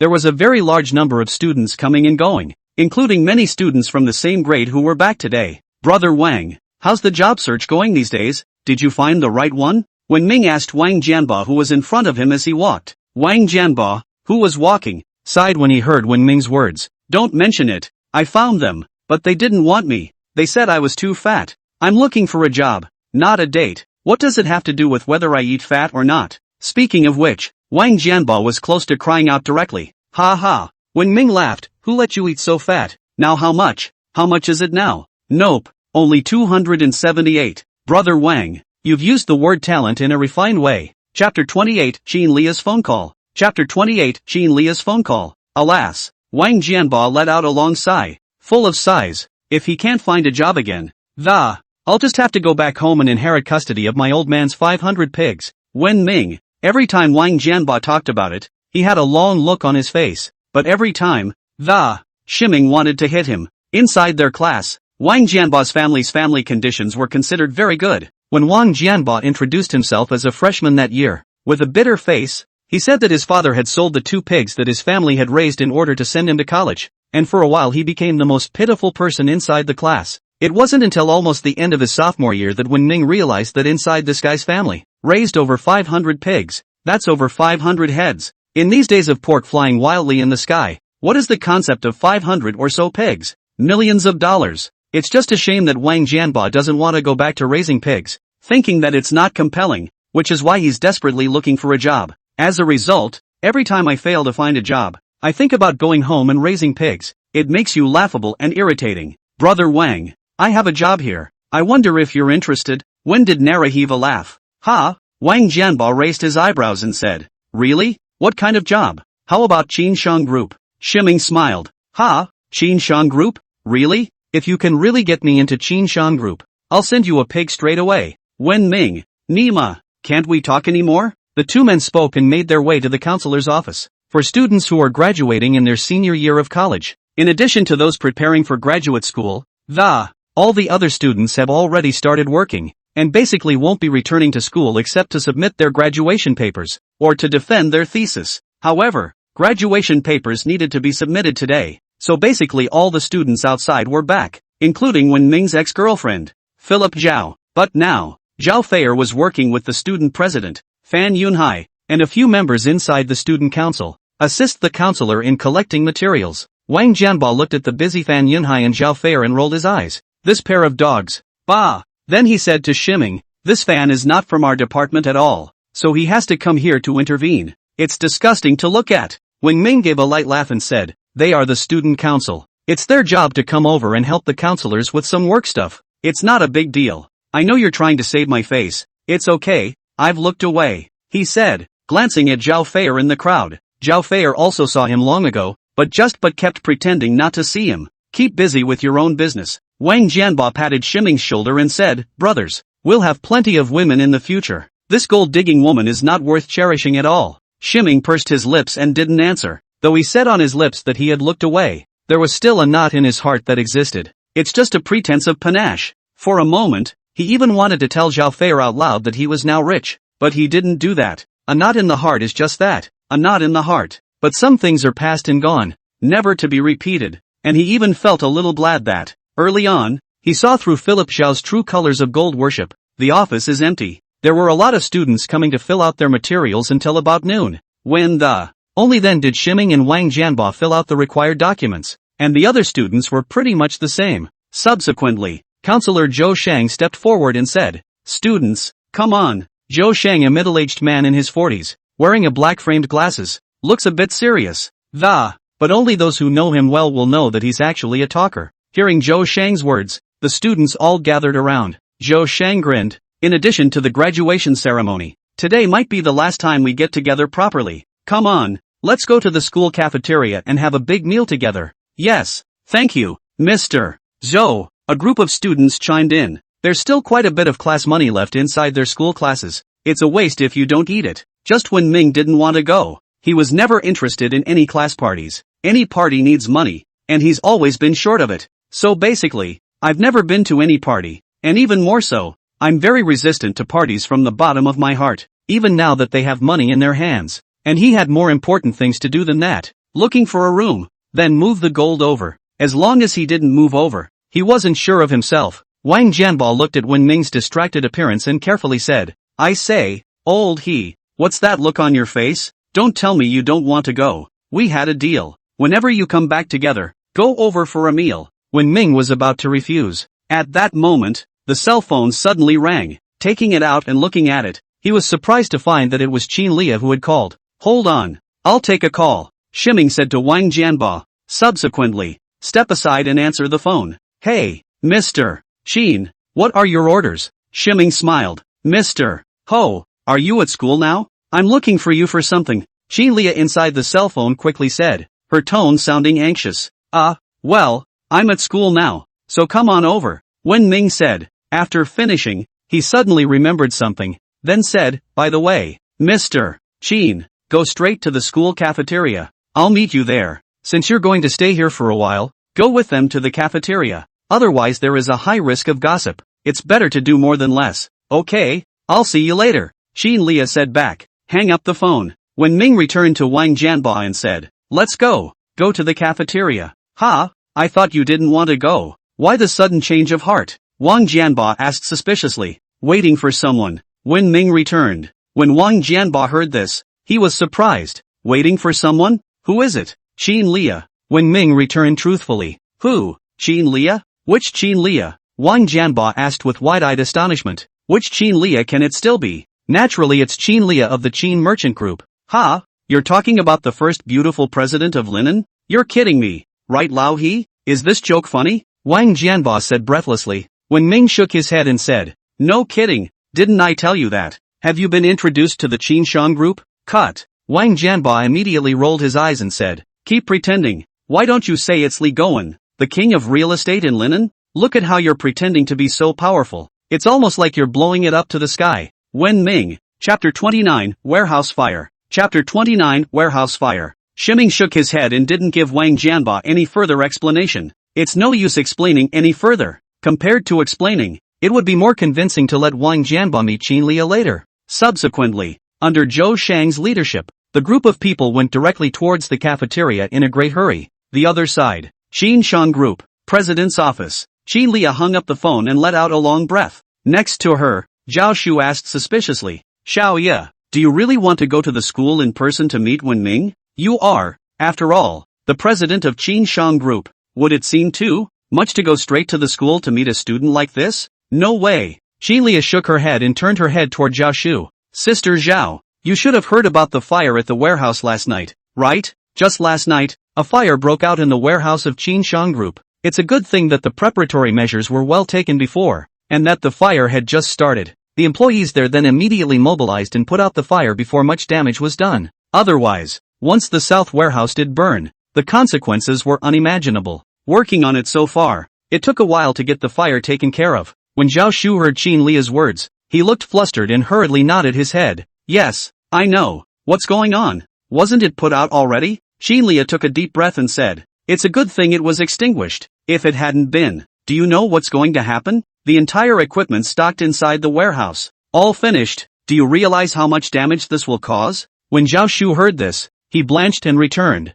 The board will definitely be accountable. Qin Lia nodded her head. Accountability is light, and I'm going to be removed from my position as president. There is even criminal liability. Good thing. I went to check all the fire facilities in the warehouse last night and a word of caution with the staff on duty prevented these losses. Ha! Zhao Shu's eyes widened and his face was filled with surprise. It wasn't until this moment that she realized what Qin Lia had done after leaving her yesterday. But, how did she do this somehow? Realize that, since Qin Lia became this president, she had never paid attention to these things. At this point, Qin Lia stood up and said, and all of this is because of Wen Ming reminded me of. I was told to do a good job of fire prevention, especially on the warehouse side, so I put all the firefighting equipment last night, all night long. All of them were checked to avoid the huge damage caused by this fire.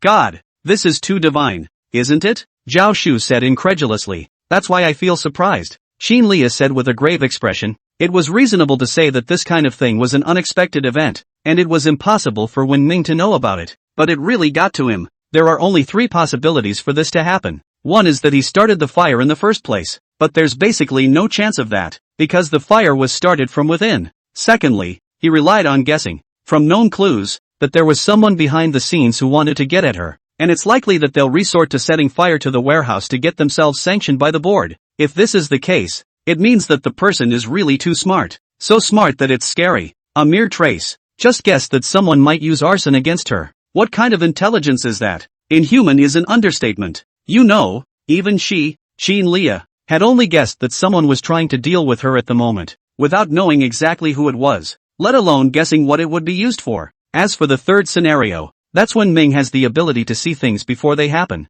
I was alerted to the fact that the warehouse would be on fire by using extra square magic. If that was the case, Qin Lia didn't dare to think about it, because it's really too much to handle. Unpredictable. This is already in human means, which can only be expressed as divine. However, regardless of the second or third possibility, it suggests that this when beeping, it's a very powerful presence. Such a person, as long as one could befriend him, the benefits would definitely be incalculable. So, she had to get to Wen Ming now, immediately, and imminently. Good. I'll go prepare the car now. Zhao Shu finished speaking and immediately walked outside. After Zhao Shu leaves, Qin Lia looked at Zhao Shu's back as he left, his eyes gradually narrowing. The eyes grew deeper. Zhao Shu, I hope you won't let me down, she murmured. Having said that, with a long sigh, he closed his eyes. She's not stupid. On the contrary, she's very smart. Otherwise it wouldn't have been possible to be the president of Qin Shang Group at such a young age. Her last attack, though on the surface it didn't seem to have anything to do with Zhao Shu.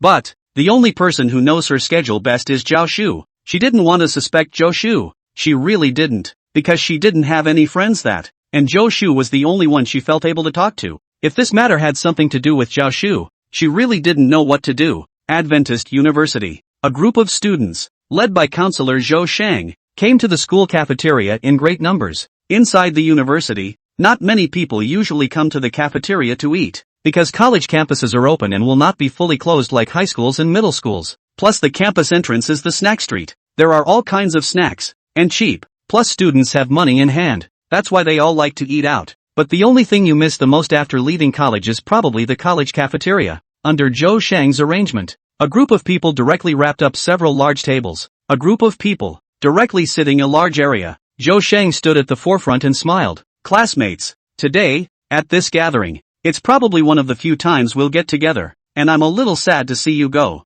Yun Hai, go ask the cafeteria aunt. Tell her to get a few more dishes. Okay, Fan Yunhai answered, then gave a wink to Zhao Feier. The two men stood up and headed straight inside. Ha ha, Yunhai, letting you go and shout for a dish without forgetting to bring your girlfriend? Still afraid of being snatched away by us? Zhou Shang laughed and joked. Zhao Feier's face reddened. Fan Yunhai laughed naturally and said, Teacher Zhou is amusing us again. I'll go first ha. Having said that, running towards the inside of the cafeteria with Zhao Feier in tow, Zhou Shang smiled and shook his head. This Fan Yunhai. Saying that, he subconsciously glanced at Wen Ming. It's not a secret that Zhao Feier used to be Wen Ming's girlfriend. Many people know about it. And of course, Zhou Shang, the counselor. After Zhao Feier agreed to be Fan Yunhai's girlfriend 2 days ago, Fan Yunhai had bragged about it on top of the campus forum. And now the whole campus knew that Zhao Feier was his girlfriend. Otherwise Tian Fuwei wouldn't have known about it. As Zhou Shang looked at Wen Ming, the other students present also turned their heads toward Wen Ming. Fan Yunhai and Zhao Feier were out in pairs, and they wanted to see what kind of face Wen Ming had, including Wang Jianba. He also looked at Wen Ming, fearing that his face would not be able to hang on. After a few years of being together, he really couldn't know more about Wen Ming, knowing that he's very thin-skinned. Chapter 30, The Righteous President. Chapter 30, The Righteous President. Scene. Almost all of them looked towards Wen Ming. They had thought that Wen Ming would be grief-stricken and might even lash out in public. Only to their disappointment, Wen Ming just sat there with his head down, playing with his thumbs. Like nothing happened. Old he, are you okay? Wang Jianba saw the scene and whispered in shock. Wen Ming looked up at him and let out a long breath of, laughing softly, do I look like I'm up to something? Like, Wang Jianba said with certainty. He really knew too much about Wen Ming was going to be. All along, Wen Ming had been very sentimental, though on the surface Wen Neru never looked optimistic, but outwardly strong. He's inwardly self-conscious, and seems to get along very well with the world, but inside there is a closed, isolated self that often stands and stares when alone. And when Ming was in front of him, his smile was too fake, too unreal. Old he, I'm sorry, I shouldn't have persuaded you to come over, Wang Jianba said helplessly. Had he known this, he wouldn't have brought Wen Ming here anyway. Wen Ming shook his head and said, it's fine, we don't have to care about anything today, just eat. If he hadn't been waiting for Qin Lia, he wouldn't have stayed here. As for any reunion of classmates, he was pressingly uninterested. Hearing what Wen Ming said, disappointment flowed from the surrounding students. I can't believe you can eat after your girlfriend has been robbed. If I were, it would have lifted the table and left long ago. One of the girls lowered her voice and whispered, that is, but any man with a bit of blood in his veins, whose girlfriend has been snatched away by someone, neither will sit here and not say a word. I think it's because he's afraid of President Fan so he doesn't dare to say anything. Gee, I would have liked to see the action, but I didn't realize. Enough. Wang Jianba gave a cold shout, looking angrily at the girls who were talking to each other. She said, have you said enough? Can you keep your mouths shut? What did we say? One of the girls jerked to her feet and, glaring at Wang Jianba, he said, we can say whatever we want. What do you care you? Wang Jianba said angrily. Zhao Meng. You. Well. Counselor Zhou Shang saw that things were about to get out of hand. He hurriedly stood up and said, let's not talk too much, okay? We're all classmates, and it's not easy for us to get together today. There will be less and less time like this in the future. So let's talk about something happy and have fun haha. Humph. Zhao Meng snorted coldly, rolled Wang Jianba's eyes fiercely, and sat down. Shiming narrowed his eyes and glanced at Zhou Shang. Just now when Zhao Meng and the girls were talking about everything, Zhou Shang didn't say a word. Now when he argues with Wang Jianba, he rushes to dissuade him. Typical pulling the plug. But when Ming didn't blame Zhou Shang. After all, he's just a counselor. He can't afford to cause trouble. He can only make peace with it. As long as things didn't get out of hand, he stayed out of it. Just that he did. It made the tiny bit of goodwill that Wen Ming had towards him completely lost in an instant. Forget it, brother Wang. Shiming pulled Wang Jianba and said, there's no point in getting angry with these people. Wang Jianba heaved a few ragged breaths and sat down with an exasperated sigh. At this point, Fan Yunhai came back with Zhao Feier. Mr. Zhou, I've already given Auntie Zhang a good deal. It'll be ready soon, and count cheaper for us. Fan Yunhai chuckled. Zhou Shang laughed out loud and said, it's still President Fan's face, but we still have over $10,000 left in class fees. Enough to eat. Having said that, patting Fan Yunhai on the shoulder, he said, Yunhai, thanks to your help in the work just now. Otherwise I don't think I'll be able to do it all day by myself, so you'll have to eat a lot of it more often. Fan Yunhai politely said, helping you is the job of our student union. It's what we're supposed to do. Ha ha, Zhou Shang laughed loudly. It's still Yunhai who can talk. Right, classmates, how's your job search going? If you haven't found one, you can ask Yunhai for help. His company specializes in supplying the Qin Shang group, and is in need of manpower, so whoever wants to go can talk to beat. Gotta buy him dinner to show my appreciation though. Woohoo! A supplier of Qin Shang group? President Fan, your family is really too good. One of the male students exclaimed. No way. Qin Shang Group's reputation in linen was really too big. It is not too much to say that it is the leading enterprise in linen. Fan Yunhai let out a light laugh and said, of course it's true. We're a special partner of the Qin Shang Group, so in terms of various treatments, you don't have to have any worries at all. Wow, it's really great. President Fan, do you think it's okay if I want to go? I'm sorry, one of the slightly chubby students said. Fan Yunhai nodded his head and laughed softly. Of course, but when you arrive at our company, you must work well, otherwise I have no way to tell my dad. That's for sure. Thanks, Chairman Fan. Chairman Fan is righteous. President Fan, there's me and there's me.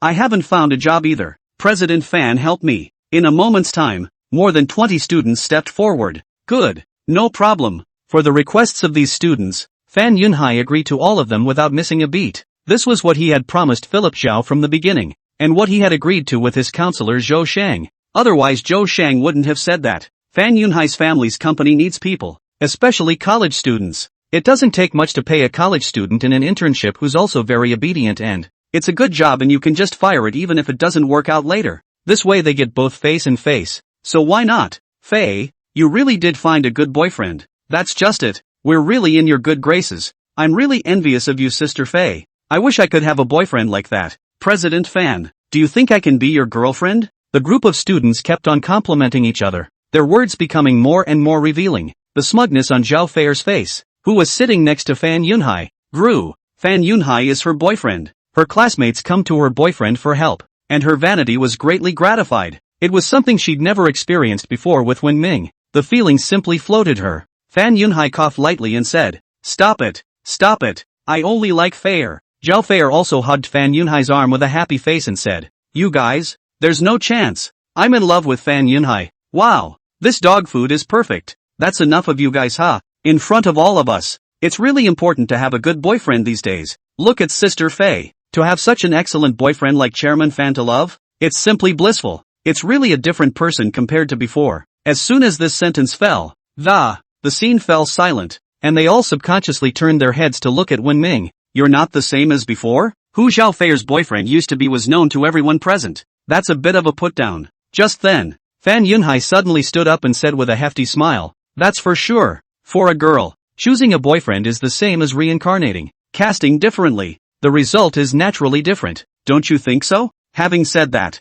provocatively, he glanced at Wen Ming. Chapter 31, Old He's Fire. Chapter 31, Lao He's Fire. As Fan Yunhai's words fell, there was a murmur of agreement. Yeah, what President Fan said makes so much sense. So President Fan is not only handsome, but also so talented. Exit is philosophical. That's our assembly President Fan. That's a real man, unlike that guy Shimi Naru, who's no use at all. Like a waste, wasting so much of Zhao Feier's youth for nothing. Enough! Wang Jianba shouted in a cold voice. Are you guys done? Feel free to lick Fan Yunhai. Don't make everything about Wen Ming. Fan Yunhai let out a light laugh and said, what? Do you feel that what they said is wrong? Wen Ming did waste a lot of Zhao Feier's precious youth, but couldn't give her anything, and I can not only give her honor and wealth. More than that, it will make her happy for the rest of her life. Make up for all the youth she had mistakenly paid for the past before. Can Shighara do that? The words fell. The scene erupted into a scream. Wow, that's a great point. President Fan is really too sweet. Not only is he handsome, but he's also so gentle. Envy. I want that kind of love too. I'm really so envious of Faye. This is the kind of love a girl should have. It really is so sweet. The old Faye used to live a pitiful life. Now Faye is enviable to the core. When will the song be heard? Look, now that's a man. And look at you. It's a disgrace to our men. The students in the room chimed in. Even those boys on the scene had stepped on the side of Wen Ming. Eat your heart out. Take your hand out. Who doesn't know how to make a scene? And just now, Fan Yunhai has offered many job positions. These people are still counting on Fan Yunhai. It's too late to kneel and lick. Where would they go to actively offend him? It's really ridiculous. Just then, an extremely untimely cold laugh suddenly rang out. Hearing this voice, the people at that moment suddenly turned their heads to look at Instead, they found Wen Ming was looking at them with a sneer on his face. Shiming hadn't wanted to bother with these people in general. After all, we are all classmates. Wen Ming always preach more than one thing is better than less. Stay out of trouble if you can. These people, however, were provoking him again and again. Even a man of clay has some fire in him, not to mention a living, breathing human being, being bullied in the face. If he didn't fight back, then he would really be a man in vain. Stomping on me to please Fan Yunhai? That's good. Then I'll lick it with you. When did Naru? What did you say? What do you mean? No, you're wrong? I think it's because he knows how ridiculous he makes himself look. After wasting so much of people's Zhao Feier's youth, are you ready to repent? Those present had accused Wen Ming of showing their loyalty to Fan Yunhai. Wen Ming shook his head and laughed coldly. Nonetheless, I just have a feeling that a group of people who have received more than 10 years of education, formal university origin, soon to graduate to become the country's new batch of pillars of college students, and now in order to curry favor with Fan Yunhai. The act of barking like a dog made me feel very sick. For the first time in my life, I realized that people can be so shameless. What did you say? Who are you calling shameless? How dare you say that again? Who are you calling a dog? Hearing Wen Ming's words, those present instantly exploded. Even Wang Jianba looked at Wen Ming in surprise. Shiming's temper had always been relatively good and he would rarely get angry. When he was so angry as now, he had moreover never seen it before. In the face of an angry crowd, Shiming's expression didn't change at all as he sneered. The school taught us that. It's that no matter what you're facing, all of them can rise to the challenge and be indomitable without surrendering their ambition, without dishonoring themselves, without being fashionable, without avoiding risks. But you, on the other hand, have only learned to wag your tails and beg for mercy. And is it wrong to say that you are wrong? That's enough. Shiming, are you done? We broke up a long time ago. What's the point of making a scene here? I can't be with you anymore. Can't you grow up? Do you know what it means to be humiliated? Zhao Feier angrily yelled at Wen Ming. Shiming twisted his head to look at Zhao Feier and said, "For you, Zhao Feier, don't feel so good about yourself, okay?" When they used to be together, Wen Naru would do anything for her. In relationships, Wen Naru is the one who gives completely. But since seeing the true face of Philip Zhao's gold-worshipping, Wen Ming no longer had any feelings for her. His current behavior, even more so, had nothing to do with Zhao Feier. He just couldn't see these fellow students of several years trying desperately to step on him to please Fan Yunhai for the sake of a little benefit. He's good-tempered, in the sense that he doesn't want to get into arguments with people in general, but he's not without a temper, much less a softball to be stepped on by others. If he's really pissed off, he'll scold even the dean, not to mention his classmates. When I was in middle school, I was so angry at being bullied that I chased them straight to their house with a kitchen knife, forcing the other family to be afraid to leave the house for half a day. Zhao Feier's face turned red with anger at Wen Ming. Counselor Zhou Shang hurriedly stood out and said, "Wen Ming, you've gone too far with that. Hurry up and shut up, or don't blame me for docking your credits and keeping you from graduating. If these students keep arguing, how can he, the counselor, lose his face? If these guys couldn't resist another fight, then he, the counselor, might roll out of his bunk." Shiming's eyes narrowed as he said, "Threatening me with credits? Teacher Zhou, I'll take care of it. You can just watch from the side." Fan Yunhai walked out and said, having said that, twisting his head to look at Wen Ming sneered, "Wen Ming, you look really pathetic now you know? You can't keep your woman. You're the one who's incompetent. What's the point of trying to be a smartass here? This is a world where everything is about money. If you're poor, you're nothing. Even breathing is wrong. Understand?" Shiming swept a glance at him and said with a sneer, "Is it a big deal to have a lot of money?" If it was before, he was naturally not qualified to say such things, but sitting on a ton of gold,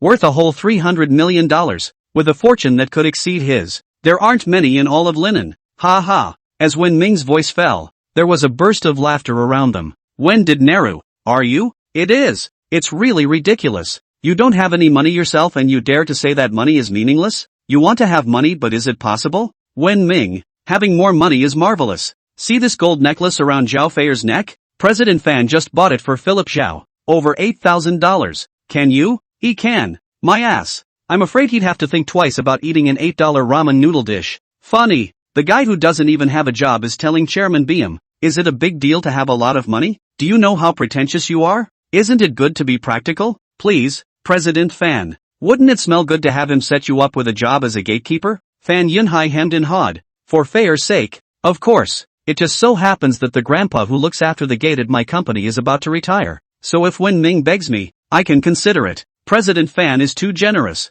Wen Ming, why don't you hurry up and beg President Fan? Exactly. It's fortunate that President Fan is willing to take you in, or else a punk like you, no one would even want to sweep the roads. The surrounding classmates chortled and taunted, saying things that were getting meaner and meaner. Anyway, it's torn up, so there's nothing to worry about. In order to curry favor with Fan Yunhai, not to mention letting them taunt Wen Ming, even if they were to directly beat up Wen Ming in public, they had no problem with it. Take me in? Wen Ming sneered. You guys ask him if he has the guts to dare to ask for it? Chapter 32 Qin Lia is here. Chapter 32 Qin Lia is here. When Shiming's words fell, the surrounding students burst into contempt. Especially the few housemates sitting next to Wen Ming were full of disdain and mockery. Wen Ming, who doesn't know everyone? Can you die without pretending? It's really so easy to blow awesome these days. Just have a mouth. You really don't know who you are, do you? How dare you ask President Fan if he's qualified? Who are you guys? Wen Ming, being in a dormitory with you is the worst luck in our brothers' lives. We don't have a brother like you in the future. Wang Jianbo was so angry that his face turned red, and he said in an exasperated manner, You, Prince Yang, Su Kaming, we're in the same dormitory after all. You don't have to take things so far, do you? He hadn't expected it in any case, and it was just as well that the others stepped on Wen Ming, these dormitory mates who used to call each other brothers and sisters. Surprisingly, he would also choose to fall back in order to curry favor with Fan Yunhai. Wen Ming sighed and said, Brother Wang, forget it. In the past, he had always heard that only through suffering could he realize who around him was true to himself. And today, Wen Ming finally understood the words. A friend in need is a friend in need. Those who were still willing to stand before him in the face of Fan Yunhai's hostility. In the end, only Wang Jianbo was left alone. How can you forget it? They people have simply taken things too far. I'm sorry, Wang Jianbo said angrily. Prince Yang said in a deep voice. What do you mean? We've gone too far? It's his own problem. Okay. A few of the other housemates followed suit and screamed. That's it. A waste of space and still learning to act like a fool. Su Kaming followed suit. Blame it on the fact that he messed with President Fan and no one can help him. People like him, whoever is with him is in bad luck, and you dare to be in his gang, not afraid of being sold by him? You. Just then. Whoa! A sudden scream rang out from outside the cafeteria. What's going on? Fan Yunhai and the others looked puzzled as they froze and looked over to the outside of the cafeteria. In the meantime, outside the large cafeteria, a red Maserati was parked. Next to the Maserati stood a man dressed in a white top with a hint of purple. Underneath was a long lavender skirt, the hem of which swayed in the wind, and her beautiful long chestnut hair fluttered in the wind. Surrounding, the students who saw the scene were all wide-eyed. There were quite a few students outside the cafeteria, some who had just arrived and were ready to eat, some who had already eaten. Some of it is passing through. And today, all of these people, both men and women, had their eyes drawn to the woman next to the Maserati. There is actually no shortage of beautiful women inside the university, especially Tian Fue, who has dominated the name of the school flower for 4 years. It's truly the ultimate in beauty. But these girls, all of them, are just youthful beauty, are as beautiful as a mirror. But Qin Lia was different. Long out of school, she's battling all kinds of people in the mall, making Qin Lia's entire being. The whole body exudes a charisma full of wildness, a blossoming to the extreme, an aggressive charm that makes you want to stop just by looking at it. After just a brief moment of shock, Qin Lia's identity was then instantly recognized by the surrounding people, triggering a gasp of surprise. Whoa! Oh my god! It's Qin Lia from Qin Shang Group. Why is Mr. Qin here? It can't be that Qin Shang Group wants to recruit from our school, right? Is our school that good? How can it be? Didn't you see that it was only Mr. Qin? There were no school leaders along with him at all. It must be because of something else. So what's she doing here? That's who knows. Wow! She's coming toward me. At this point, Qin Lia suddenly took a step and walked up to one of the boys. Showing a smile, she said, "Excuse me, class, is this the cafeteria?" The boy's face instantly turned red with excitement and he stammered, It's, thanks." Qin Lia nodded with a light smile and headed straight inside. My god, Mr. Qin spoke to me, the boy couldn't help but say in excitement. The other students, on the other hand, immediately followed Qin Lia inside. Many students even took out their cell phones and secretly took pictures of Qin Lia. After all, the chances of coming into contact with Qin Lia this close were very, very few. Usually when Qin Lia came to Linen University, she was followed by a group of reporters, and after a few minutes here and a few words with the school director, they just leave. Whereas now, appearing in front of a large number of students, they were curious to know exactly why Qin Lia had come here. Inside the cafeteria, Fan Yunhai had been planning to go up outside to see what was going on. After all, he was the president of the student council, be responsible for handling school emergencies. As it turned out, before he had a chance to move, a valiant figure suddenly walked into the cafeteria. At the same time they saw this figure, Fan Yunhai and the others instantly recognized it. It's not just him, including the other students in the room. As a senior internship student, they had already been in society for some time, so how could they not recognize the president of Qin Shang Group? It's Mr. Qin from Qin Shang Group? My god, how did she show up here? And it's just her. No school leader with you? That is, Mr. Zhou, did you get the notice? Zhou Shang raised his eyebrows. He's wondering that, too. In the past, when Qin Lia came to the school, she was accompanied by the school leader himself. At worst, there must be a couple of directors. Why is Qin Lia alone now? And he hadn't received any notice from the school that Qin Lia was coming. Had he? Stranger still, what's Qin Lia doing in the cafeteria? Teacher Zhou, Mr. Qin is coming towards us. At that moment, one of the students said excitedly. Meanwhile, the other students also noticed the problem, and the direction in which Qin Lia was traveling.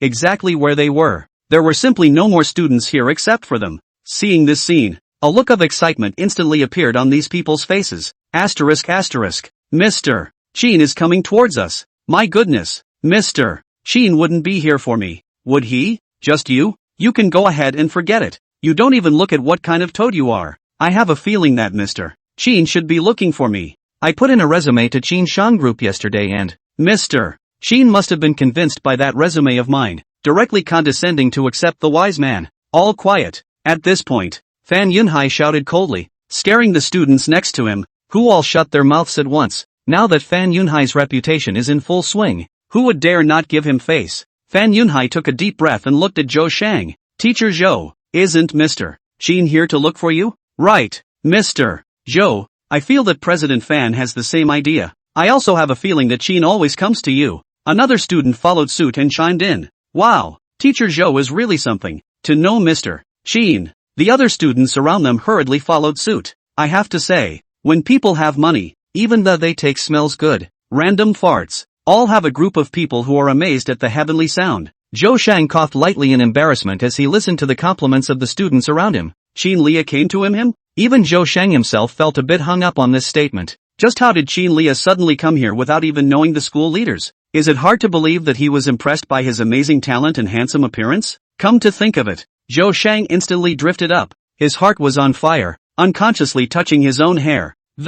Coughing lightly, he walked directly to meet them. Chapter 33, Fairy Senior. Chapter 33, The Immortal Senior. Among the countless lines of sight in the cafeteria, Zhou Shang walked to Qin Lia's face, took a deep breath and, revealing a self-confessed suave smile, he said, Hello Mr. Qin, I'm Zhou Shang. You, Qin Lia gave an expressionless and, then, walking directly past Zhou Shang, he continued to walk inside. Zhou Shang stood there frozen, directly dumbfounded. This special code, just one of his old faces instantly reddened. Nima, I'm a senior counselor, don't I want to lose face? That's too much of a slap in the face, isn't it? But facing Qin Lia, he didn't even dare to fart. Not only him, but the whole Linen University. Aside from a few high-level school leaders such as the dean and vice dean, who else dared to give Qin Lia a hard time? When Fan Yunhai and the others saw Zhou Shang, who was left out in the cold, a puzzled look all appeared on their faces. Not here for Zhou Shang?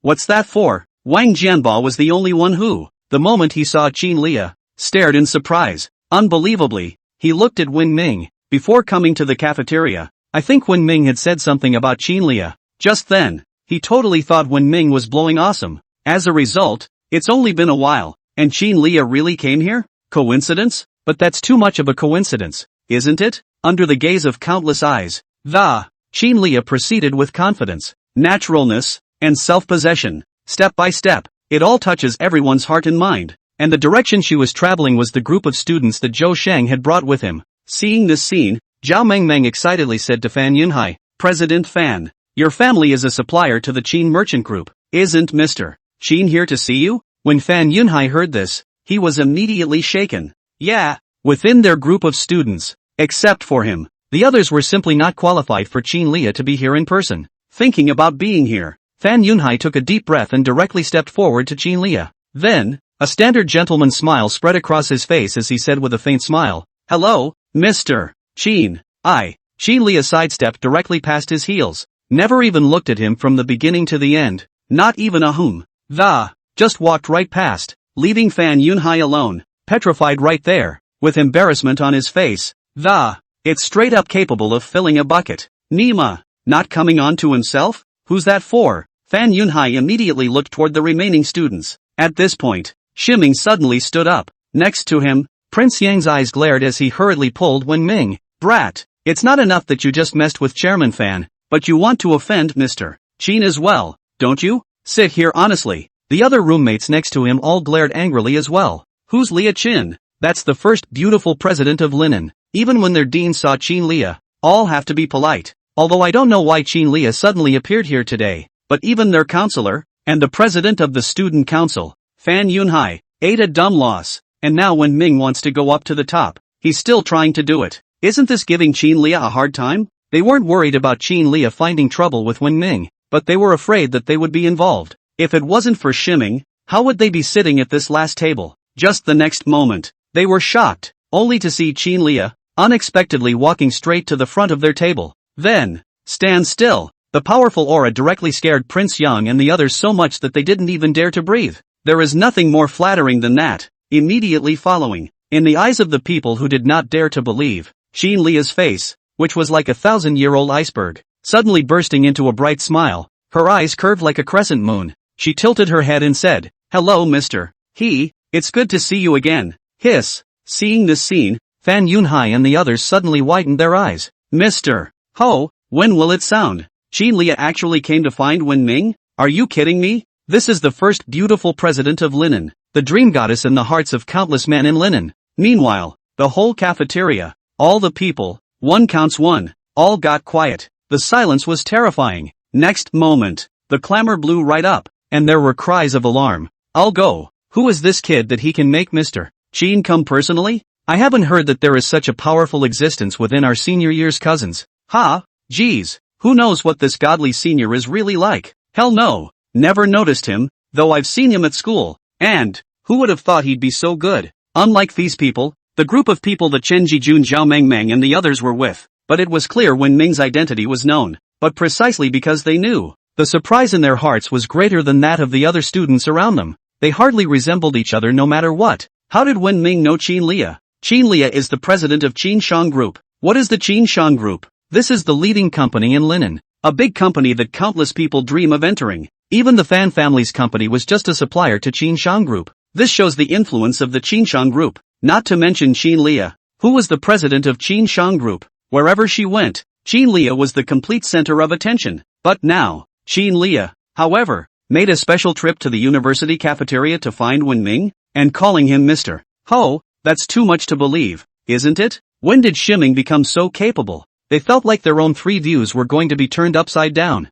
They madly taunted Wenming as a waste, saying that he delayed Zhao Feier's youth, wanting to use this to curry favor with Fan Yunhai, only to find out that Shiming actually knew the president of Qinshang Group. With that alone, Wenming is going to be many times more powerful than Fan Yunhai. Because even Fan Yunhai's old man, even the president of Qinshang Group had to nod his head when he saw him, let alone Fan Yunhai. This moment, they feel like they're going crazy, especially Prince Yang and a few other roommates who had spent time with Wenming. They were just talking about whoever was with Wenming had bad luck. As a result, it's only a matter of time. It's a ing slap in the face, and it was still being personally slapped in the face by the president of Qinshang Group. This is impossible. How is this possible? Zhao Feier murmured with a pale face. Today, arguably the most glamorous day for her since birth. But her scenery lasted less than a day before she was torn to shreds. And the one who tore up this scenery of hers was none other than Wen Ming, the guy she abandoned, the guy who was worthless in her eyes, the guy who wasted her precious youth. Now shaking himself, he instantly became the center of attention for everyone in the entire cafeteria, stealing all the scenery that should have been hers. And all this was only because of Qin Lia's sudden arrival. No matter how, no matter what, he couldn't figure out how Wen Ming knew Qin Lia. She'd been with Shiming for so long. If Shiming knew Qin Lia, she should have known that already, but she never knew that they knew each other. And she never even heard about it from Shiming. At this moment, Zhao Feier hated her with a passion. Shiming, you asshole. Chapter 34, A Wailing. Chapter 34, A Wail. For the shock and anger of Fan Yunhai and the others.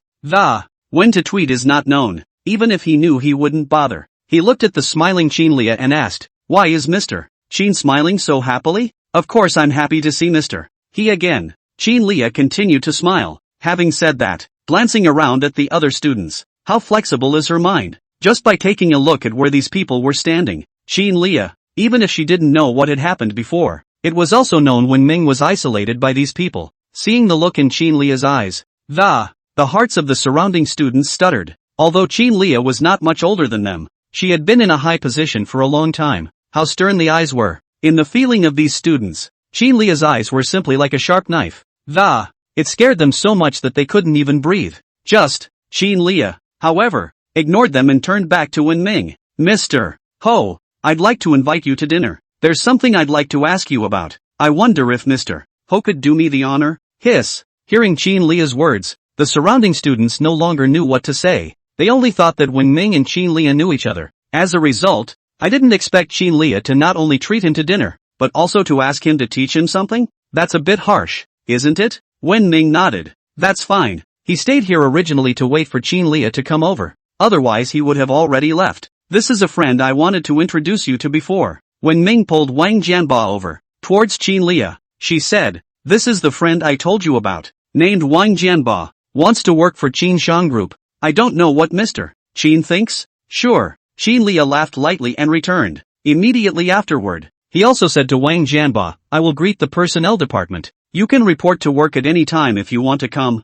and the jobs are at your disposal. When Wang Jianba heard this, his face turned red with excitement. How could he not be excited when Shiming had directly introduced him to Qin Lia? The other students around them all looked at Wang Jianba with eyes full of envy. They also went to Qin Shang Group for interviews, and they were all mercilessly brushed off. And then look at Wang Jianba. Just Wen Ming a sentence. Qin Shang Group casually into the jobs are at your disposal. What the hell kind of treatment is this? Can't even think about it, okay? For a moment, these students were bleeding from their envious eyes. If they had known, they would have established a good friendship with Wen Ming before. Doesn't this good thing fall into their lap now? Yay! Old he, you can do it. Surprisingly, you really know Mr. Qin. I'm really going to love you to death. Wang Jianba said excitedly. Go go go. Don't make it so disgusting. Wen Ming said breathlessly, followed by asking, going to eat together or not? No no no. Wang Jianba hurriedly waved his hand and said, you guys go ahead. I won't get involved.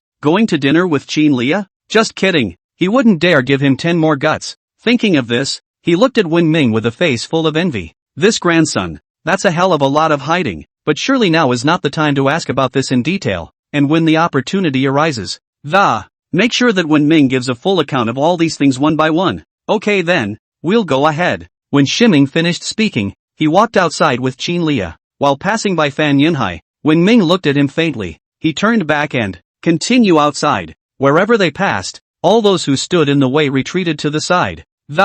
Made a wide path out. Just this one glance, however, it directly exasperated Fan Yunhai to the point that he almost spat out blood. The way Shiming looked at him was simply too flat as if watching a clown. In other words, all of his previous clamoring was as good as a clown in the eyes of Wen Ming. The look, he just couldn't take it. In the cafeteria, under the gaze of countless people, the two people, Wen Ming and Qin Lia, walked out in the front row, then got into Qin Lia's car. Such a scene made the surrounding people's eyes red with envy. That's Qin Lia, the first beautiful president of Linen. I give up a year of my life to have a word with her. And now, the woman of their dreams, their favorite woman. How dare you let Wen Ming get right into her car and have to go to dinner with him for 2 The thought of it drove many of the boys simply crazy. Nima, this godly senior is awesome. More than awesome. It's practically a cow in the sky asterisk asterisk. That's Jean Leah. It's over. There goes the girl of my dreams. A group of boys hooted and wailed. At the door, Prince Jan, who followed a group out with him,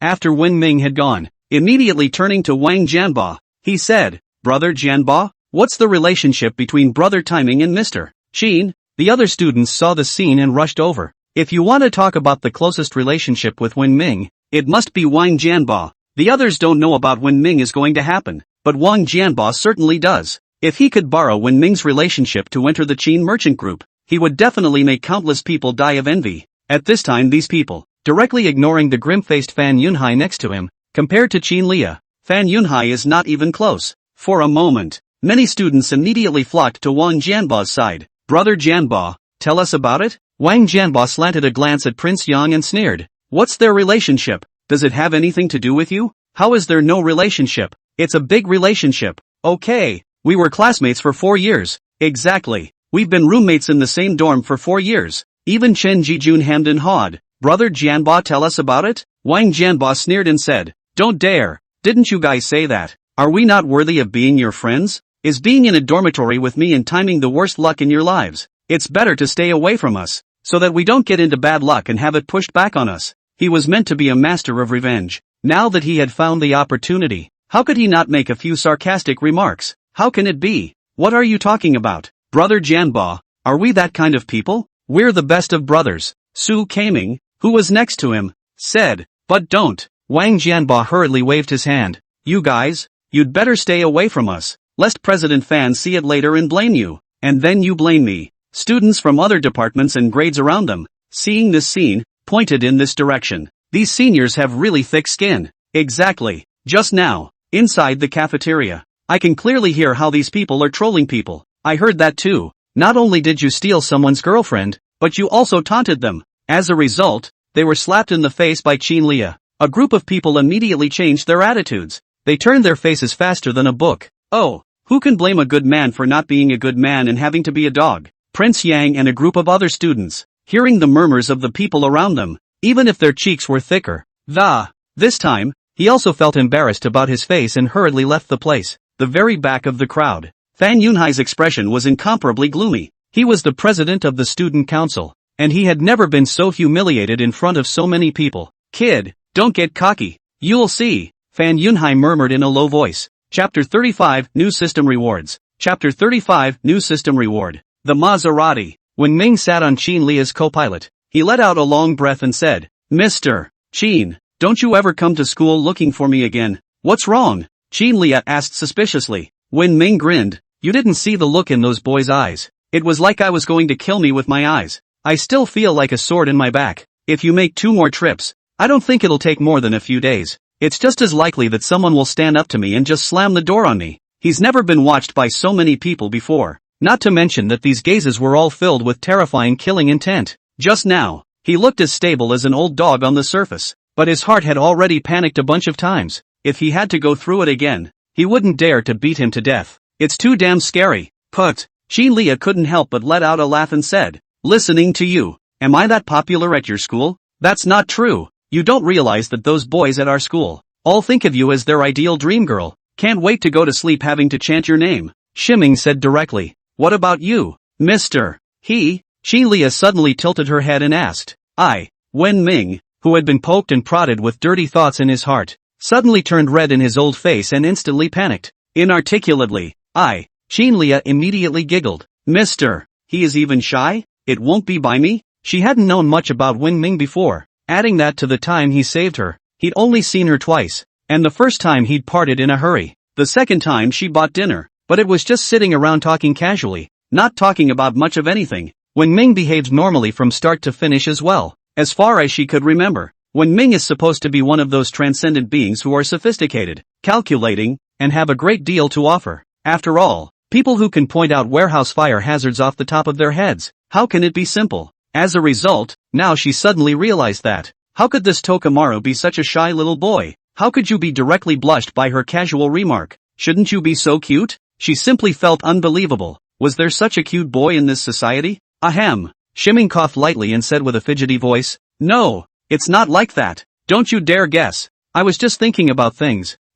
Yeah, thinking about other things. Anyway, just don't look for me at school from now on. Just make an appointment outside. The guy was already as thin as paper. At best, it's a bit nasty and stuffy, psychologically and ideologically, but the soul is still pure and shy, pure as fresh water. Okay, Leah let out a light laugh and said, I'll listen to Mr. He. In the future, when you want to find Mr. He, directly outside the appointment. She was asking for something this time, after all, although teasing Wenming made her feel quite amused, but in case she angered Shimming, it would be too late for her to regret it then. Aha! Shimming hurriedly nodded, while letting out a long sigh of relief. When this woman's aura opens up, she's just like a queen. Stealing a glance at Leah, was concentrating on driving and didn't continue talking. Not to mention, Leah, who looks like Leah from the side, is really canon. The front face looks beautiful, and the side face is even more unbeatable, with its small nose, gentle mouth, and white cheeks, hair hanging lightly by the ear. How can it be expressed by more than a word beautiful? That face. It simply kills most actresses. More importantly, looking at it from the side, one could feel the breast greatness of Leah's chest even more. That at least. It's gotta be 36F. Look at the old color batch when Ming, a heart fluttering wildly beating more than. If you can have something marvelous between a man and a woman with such a great beauty. This moment, when Ming's heart cannot help but why again. Ding. At this point, a message tone suddenly sounded on his cell phone. He took his phone out to see a pop-up message on it. Congratulations to the host for participating in tomorrow's headline push news content, rewarding him with one super bad luck sticker. It lasts for 5 minutes, and during the duration bad luck and bad luck. Reminder, use with caution. When he saw this message, Wenming was slightly stunned. What the hell? This time the reward should be the news reward for the Qinshan Group warehouse fire. That means the warehouse is on fire, and this time Leah came to him. It's also probably got a lot to do with the warehouse fire. Just what is this super bad luck sticker? When the gold was first dug up, the system rewarded him with fighting arts. The time I saved Leah, it was very dangerous, and I was even injured. With great difficulty this saved Leah's life. The system directly rewarded him with a sports car and a body-strengthening serum. Shimming's brow furrowed in thought. First system reward. He dug it out of the ground. The second time, he risked his life to save it from 3 thugs. But this time, he himself hadn't done anything from the beginning to the end, but only reminded Leah.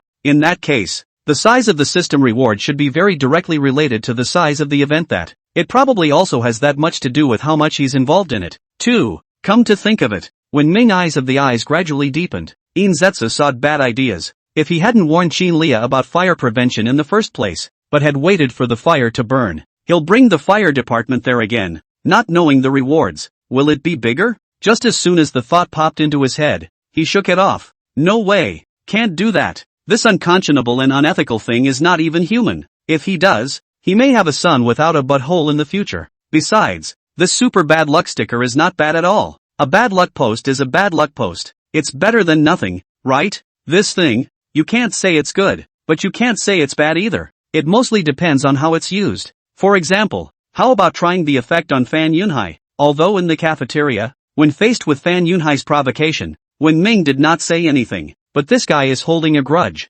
belonging to the typical stuffy type, who doesn't like to talk about what happened. Instead, they are all written down in their own little books, then, turn around and give you a hard time. It's just a shame the reward came a little late in the game. If he had come a few minutes earlier, he would have just stuck directly onto that bastard. Fan Yunhai, without hesitation. Let him experience how powerful prudent use really is. The word use with caution on the top of this bad luck sticker can really make Wenming look forward to it. I don't know exactly what it can achieve. Come to think of it. Shimming heatedly laughed. Chapter 36, Grievance. Chapter 36, Grievance and Grievance. Mr. Ho, you should be curious as to why I came to see you, right? At this time, Leah suddenly asked.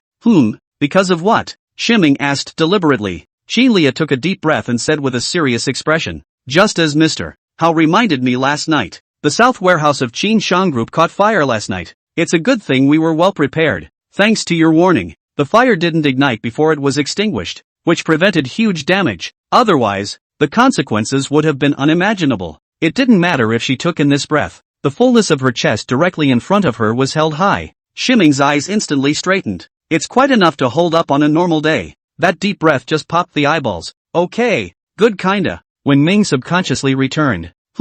What's good kinda? Ming instantly came back to his senses and hurriedly withdrew his eyes from the two large mountains. With an embarrassed look on his face, he said, pretty good. I said pretty good. Nothing to lose is pretty good.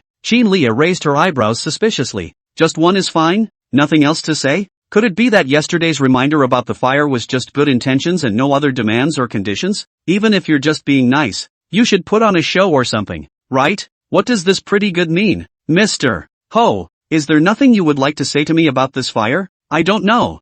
Leah asked suspiciously. Shiming's color changed, and he hurriedly waved his hands as a thief. I didn't put it there. I can assure you that I really didn't put it there. I was at school all morning today. Everyone at school can prove it for me. Leah. She was directly amused by Ming's comment. I didn't say you put it there, did I? What's the rush to deny it? Mr. Ho is overthinking it. I didn't say you put it there. Leah didn't want to cause any misunderstandings from Ming and hurriedly explained. I came to see Mr. He this time, mainly because I wanted to thank him for his reminder yesterday. There is no other meaning beyond that. Please don't misunderstand. Mr. Ho. Hearing these words from Leah, Ming then let out a long breath. I thought you were going to send me to the police force. Ming said with a long breath. He was so scared just now that he almost jumped right out of the car and ran away. How can it be? It is too late to thank you, to express my gratitude to Mr. Ho. I ran over here at the first opportunity to convey my, as well as Qin Shang Group's,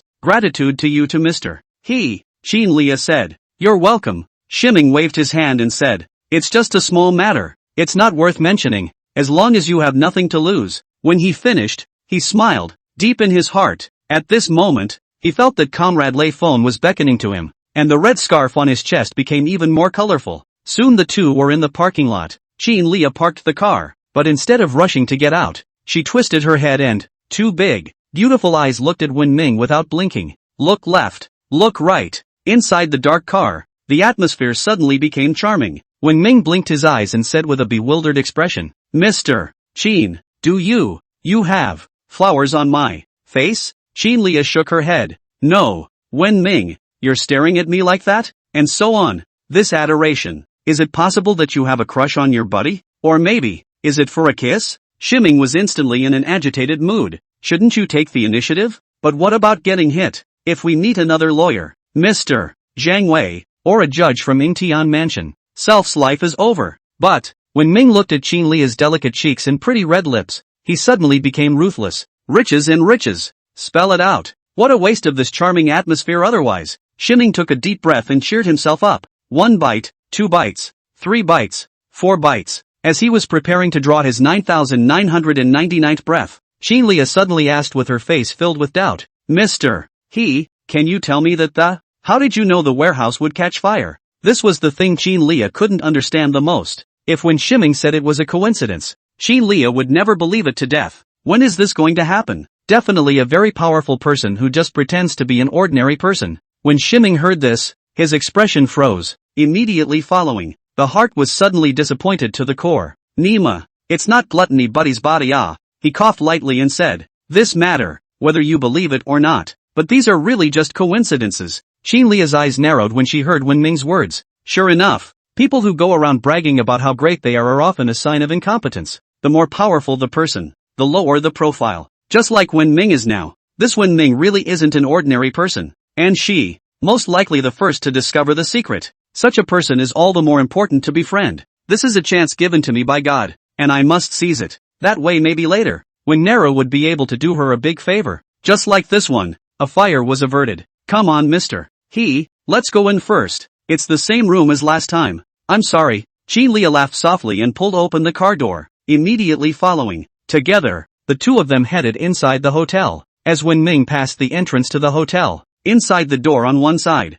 a burly youth who was sitting there shaking his legs and seeing Ming pass through the doorway, a sudden look of shock, then, immediately to the door of a nearby private room, tapped hard on the door. Brother Sky, I'm Zhao Gang, there's something to see you, come in, a voice rang out from inside the booth. Push open the door. Inside, Zhang Tianjun and a few others were sitting on the sofa, chatting and laughing. The palm of his hand kept stroking back and forth on the thigh of the beautiful woman next to him. What's up, Gonzo? Zhang Tianjun laughed and withdrew his hand on the beautiful woman's thigh and asked Zhao Gang. Zhao Gang ran to Zhang Tianjun and said, Brother Tian, guess who I just saw? How do I know who you saw? If you have something to say, say it. Have a fart. Can't you see that Lousy is busy? Zhang Tianjun said in a deep voice. It's Wen Ming. Zhao Gang hurriedly said. It's the kid we saw yesterday. Is he? Zhang Tianjun said with a condensed expression. Yesterday, he received a favor from Qin Xiao and took a few guys to find trouble with Wen Ming. As a result, before he could make a move, he was blown away by a group of grandparents. He had never been so humiliated since his debut. So, he had been looking for an opportunity to deal with Wen Ming. Tian, who is this Wen Ming you guys are talking about? Do you need any help? Another youth inside the booth asked. Zhang Tianjun shook his head. It's fine, young Master Li. It's just a small trouble. After saying that, he looked at Zhao Gang and said, where is that kid now? It's inside this hotel. I saw him go inside with a girl just now. I don't know. Zhao Gang said back quickly. Chapter 37, Drunkenness in this mountain. Chapter 37, Drunk on this mountain. When Zhang Tianjun heard this, his eyes narrowed. Good boy. How dare you show your face in front of me? Today I'll let you know that. How many eyes does the Horse King have? Go. Call the brothers over. Let's go meet him. Having said that, Zhang Tianjun immediately walked towards the outside. Come outside. Zhang Tianjun directly found the person in charge of the hotel and asked when Ming was in the private room. It's just a shame we didn't find this one. The person who booked the private room wasn't even Wen Ming, but Qin Lia, so how could he find it? Tian, what should we do? Zhou just asked. Zhang Tianjuan's brows furrowed in contemplation for 2 seconds. Room by room? This does lead to Wen Ming, but who knows who is inside these rooms? If he messed with any existence that he couldn't afford to mess with, he would be finished. It's not worth it to deal with just one Wen Ming. Zhang Tianjun took a deep breath and said, you guys just wait outside for them. I don't believe they won't come out. As soon as he comes out, you inform me immediately. Yes, Zhao Gang immediately replied. Immediately after that, it immediately headed outside. The other side, Shiming entered the private room with Qin Lia. Mr. He, please take a seat. The food will be here in a while. Qin Lia laughed. In a few moments, the food was served. The names of the dishes Wen Ming is not able to name a single one, but compared to the last time can be much more sumptuous. It makes Wen Ming have to wonder. It's nice to have money. Think of yourself when you were. Even asking for a beer with a bowl of noodles has to be considered. And look at it now. A whole table of sumptuous meals, but also accompanied by Qin Lia, a top-notch beauty. Shiming skimmed Qin Lia out of the corner of his eye without a trace. Sheesh. It's beautiful. Other than that, as long as you can look at it every day, Wen Ming's heart will be satisfied. That's life. At this point, Qin Lia stood up and smiled to Wen Ming. Mr. He, I won't say any more words of thanks, but as a token of my appreciation, I'll pour you a glass of wine in your honor. Saying that, picking up the bottle, he bent down to pour a drink for Wen Ming. At this time, Qin Lia, not the slightest bit of the usual as the president of the Qin Shan group, that kind of high color and cold arrogance. Instead, she looked like an ordinary woman, and it was so delightful to look at. Wen Ming stood up and politely said, no need to be polite, Mr. Qin, you this. The words were not finished. His eyes suddenly straightened, staring straight at Qin Lia's chest. Nima, this angle, this position, extinct. Usually when she sat, she could feel her majesty. If he bent down to face Wen Ming was directly inside 2 large ravines. Can't get out anymore. Before he even started drinking, Wen Ming felt like he was already drunk and unconscious. I wish to be drunk on this mountain for a long time. Come, Mr. Ho, I toast you. Qin Lia raised her glass to Wen Ming. When Ming saw Qin Lia pick up her wine glass, he immediately withdrew his eyes. Coughing lightly, he said, Mr. Qin is polite. Immediately following, took the glass and drank from it. Qin Lia laughed softly and took out a card from her bag. Handing it to Wen Ming in front of him, he said, Mr. He, I won't say anything unnecessary. Inside this card is $20 million. It's sort of my way of expressing my gratitude to Mr. He, so I hope Mr. He won't refuse. When Shiming heard this, a look of surprise appeared on his face. Last time Qin Lia gave him $5 million. I didn't expect this to give him another $20 million. $20 million.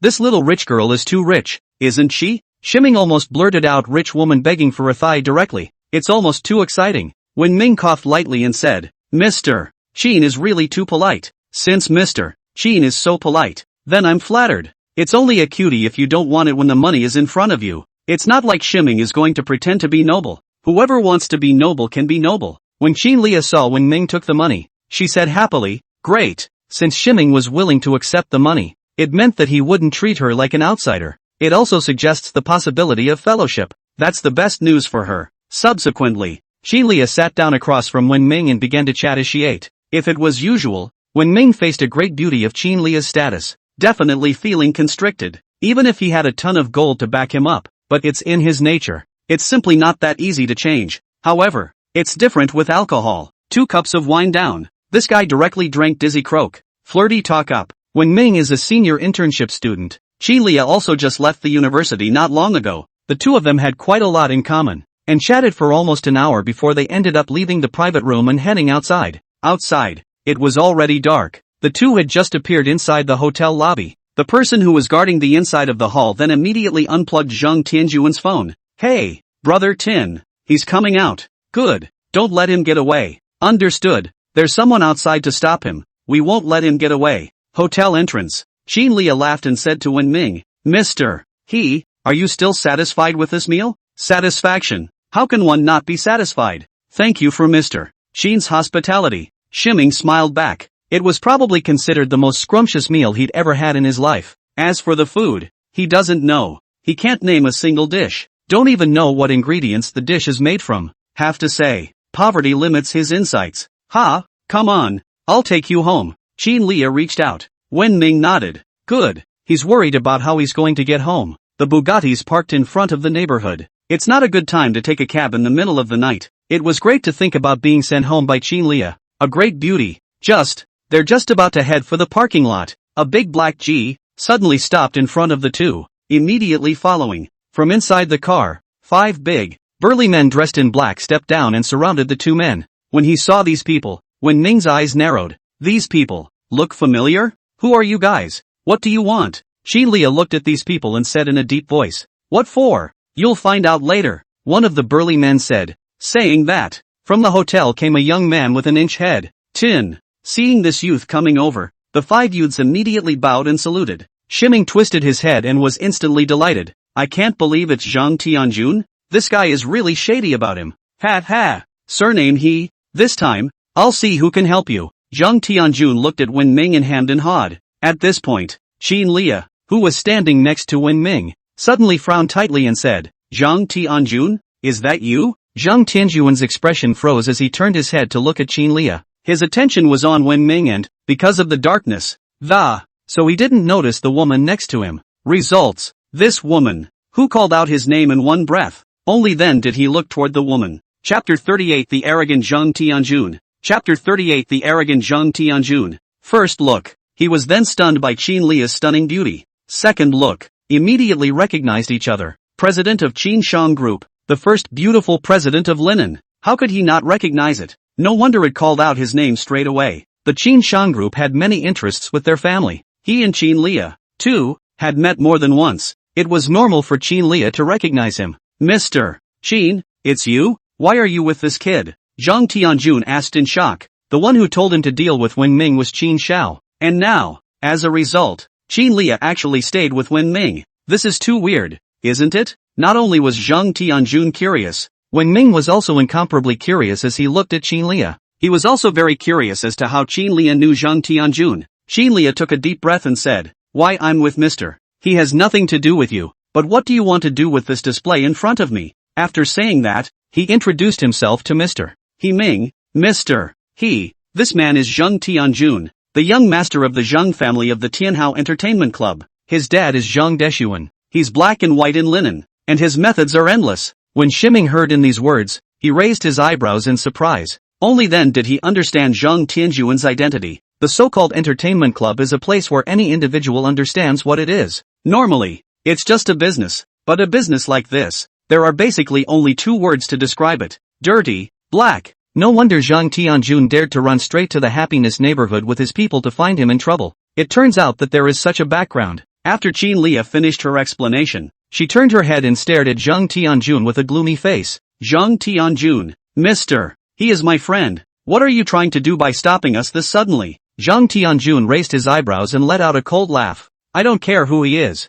For the sake of our acquaintance, get the hell out of here. But this kid is staying. Having said that, reach out and point to Wen Ming. He didn't care what Xinlia had to do with this. He had received money from Qin Xiao, so naturally he had to do things for Qin Xiao. As for Xinlia, It has nothing to do with this matter. And Qin Lia is, after all, the president of Qin Shang Group. He didn't want to have any trouble with Qin Lia until he had to. Zhang Tianjun, Qin Lia said in a deep voice. Mister, he is my friend, and even more so, an honored guest of Qin Shang Group. What the hell do you want? Ha ha. Zhang Tianjun directly laughed out loud when he heard Qin Lia's words. Originally, he was still a bit curious about Wen Ming's identity was. However, now that she heard Qin Lia say that Wen Ming was the VIP of Qin Shang Group, Zhang Tianjun suddenly understood. If Shiming is really a valued guest of Qin Shang Group, would Qin Xiao still let him deal with Wen Ming? This Qin, he's obviously fooling him. It's even possible that Wen Ming is her gigolo and that's why she's so concerned. However, no matter what Qin Lia's relationship with Wen Ming was the one he was going to beat up, trusted by the people, loyal to the people. Otherwise, how could their Zhang family still hang out in the road? And how would his friends in the road view him? And the last time he was in front of Wen Ming, he was beaten up by a group of grandparents. He also credited Wen Ming for this one. It would be hard to get rid of his anger if he didn't beat up Shiming. As for Qin Lia, although Qin Lia had a lot of influence in Linen, their Zhang family wasn't a vegetarian either. His dad, Zhang Deshuan, is even less of a vegetarian. Qin Lia, if you are sensible, hurry up and leave. Otherwise, don't blame me for not being polite. Zhang Tianjun hemmed and hawed. How dare you? Qin Lia said in a deep voice. See if I dare. Zhang Tianjun sneered and directly waved his big hand. The 5 black-clothed dudes next to him immediately walked over to Wen Ming. Stop. At that moment, hotel security suddenly approached. One of the security captains of the Manhwa building, Xia Yongsheng, was also inside. Xia Yongsheng hurriedly stopped in front of Zhang Tianjun and the others and advised with a smile. My friend, have a nice conversation. He had just met Qin Lia and Wen Ming yesterday. One is the president of Qin Shang Group, and the other is the owner of a Bugatti worth over $80 million. All of them are the ones they can't afford to offend. If anything happened to these two here, he'd be finished as head of security. So when he saw Zhang Tianjun's aggressive scene, he hurriedly ran over to stop him. When Zhang Tianjun saw that someone dared to stop him, he cursed angrily and said, Screw you! What the hell are you? How dare you stop me? Having said that, straight away, he raised his foot and kicked at Xia Yongsheng. Xia Yongsheng sidestepped and dodged. His face suddenly became gloomy as he said in a cold voice, Friend, this is Ronghua House. Please show some respect or don't blame us for not being polite. At the front door of their hotel, making a move on him, the hotel security chief. This kid is too wild. Bull ****** glory house. Zhang Tianjun let out a cold cry and said, A small security captain also dare Laozi's idle business at the very least? Know who I am? Xia Yongxing shook his head expressionlessly. I don't know, but no matter who you are, it's all about following the rules. Zhang Tianjuan's eyes narrowed and he said in a deep voice, Young man, you must have just taken office not long ago,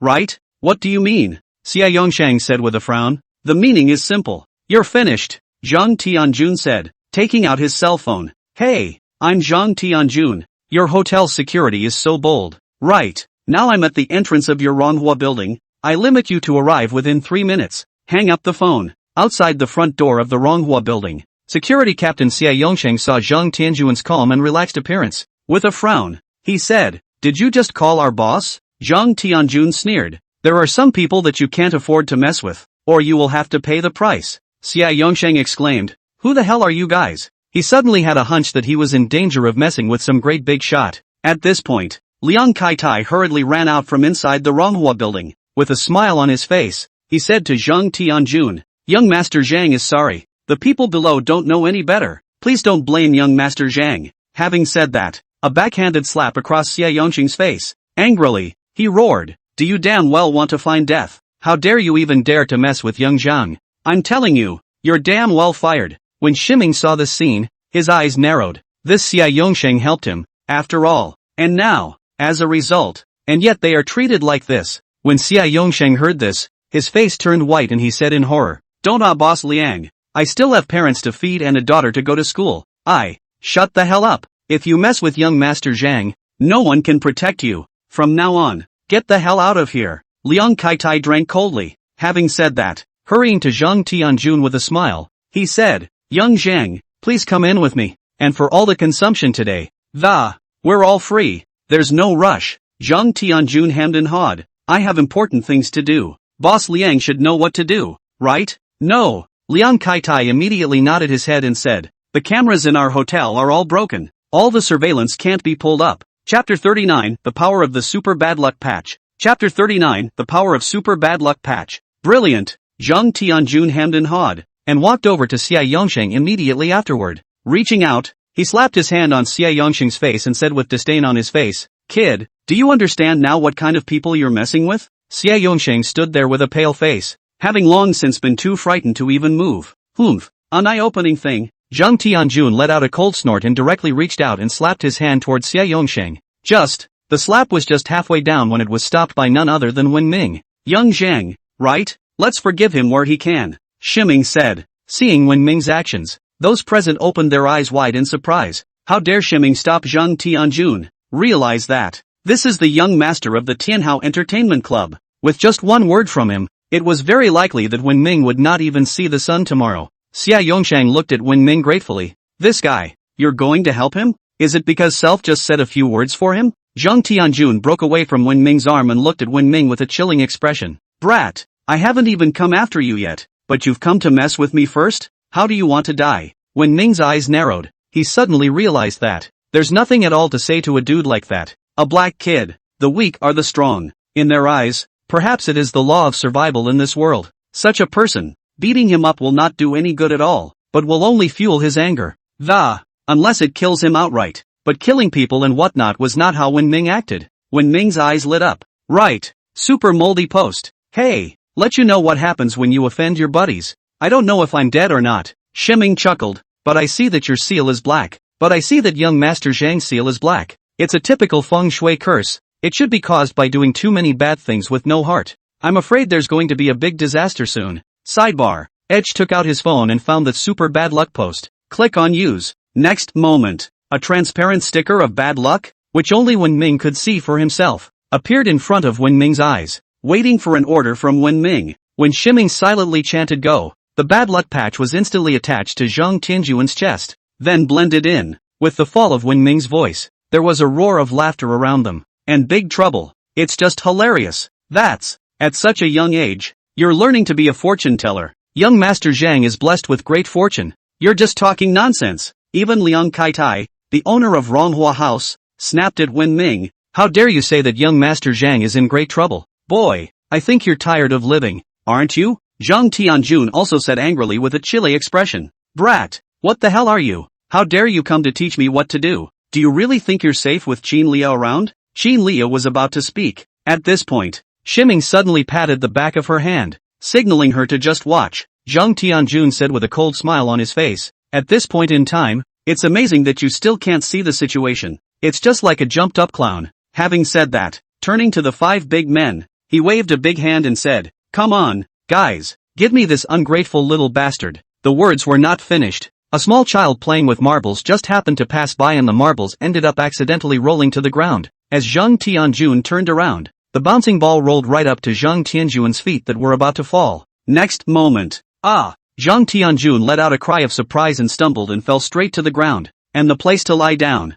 There happened to be a fresh pile of poop that the dog had just pooped, the kind that was steaming hot, almost didn't make Zhang Tianjun pass away on the spot in direct nausea. Luckily, he was quick on his feet and braced his hands on the ground. The face was only a fist's length away from this fresh pile of dog poop, but it didn't plop down. Crowd? Phew, so close, Zhang Tianjun exclaimed. If he was really lying on this pile of poop, Zhang Tianjun felt that he would go crazy. "Young Master Zhang, what happened to you, young Master Zhang?" The surrounding group of people, including Liang Kaitai, exclaimed in shock when they saw this scene, hurrying towards Zhang Tianjun in a single surge. If something happens to Zhang Tianjun on their watch, when the time comes, Zhang Dishuan will definitely find them in trouble. That's the boss of Sky High Entertainment. They're just ordinary people. How dare they offend Zhang Dishuan? Just then, a banana peel suddenly fell from a nearby building, just landing at Liang Kaitai's feet. Next moment, Liang Kaitai exclaimed in shock, his body instantly losing its balance,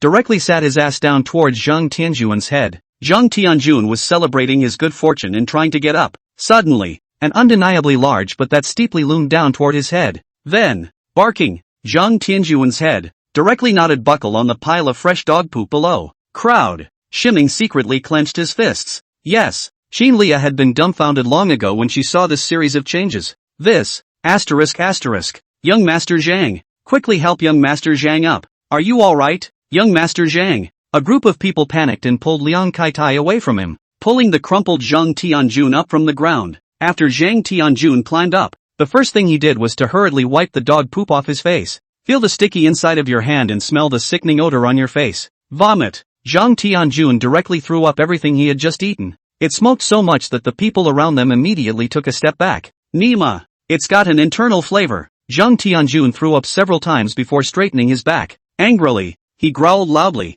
Who the hell is this? The words were not finished. Not far away from the road, a middle-aged female driver's alarmed voice suddenly rang out. Watch out! The car's slipping. Get out of the way. Zhang Tianjun and the others twisted their heads. The next moment, instantly, his eyes widened. Only on the road, a freshly parked black SUV was quickly rushing this way. Behind the car, a woman with a face full of anxiety chased after the car. Obviously, it was parked and forgot to pull the handbrake, and it skidded. And the direction the SUV was traveling was exactly where they were. When Liang Kai-tai and the others saw the scene, their faces changed wildly. No good. Let's get out of the way. Zhang Xiaorun. Liang Kai-tai exclaimed in shock and immediately ran towards other places with the others. Zhang Tianjuan's face changed once more, and he couldn't care less about screaming and cursing, let alone putting harsh words in his mouth. Turned his head and ran straight away. Results. Foot on top of the stuff he just threw up, and slipped right underneath it. Fell directly on his back on top of what Self had just thrown up.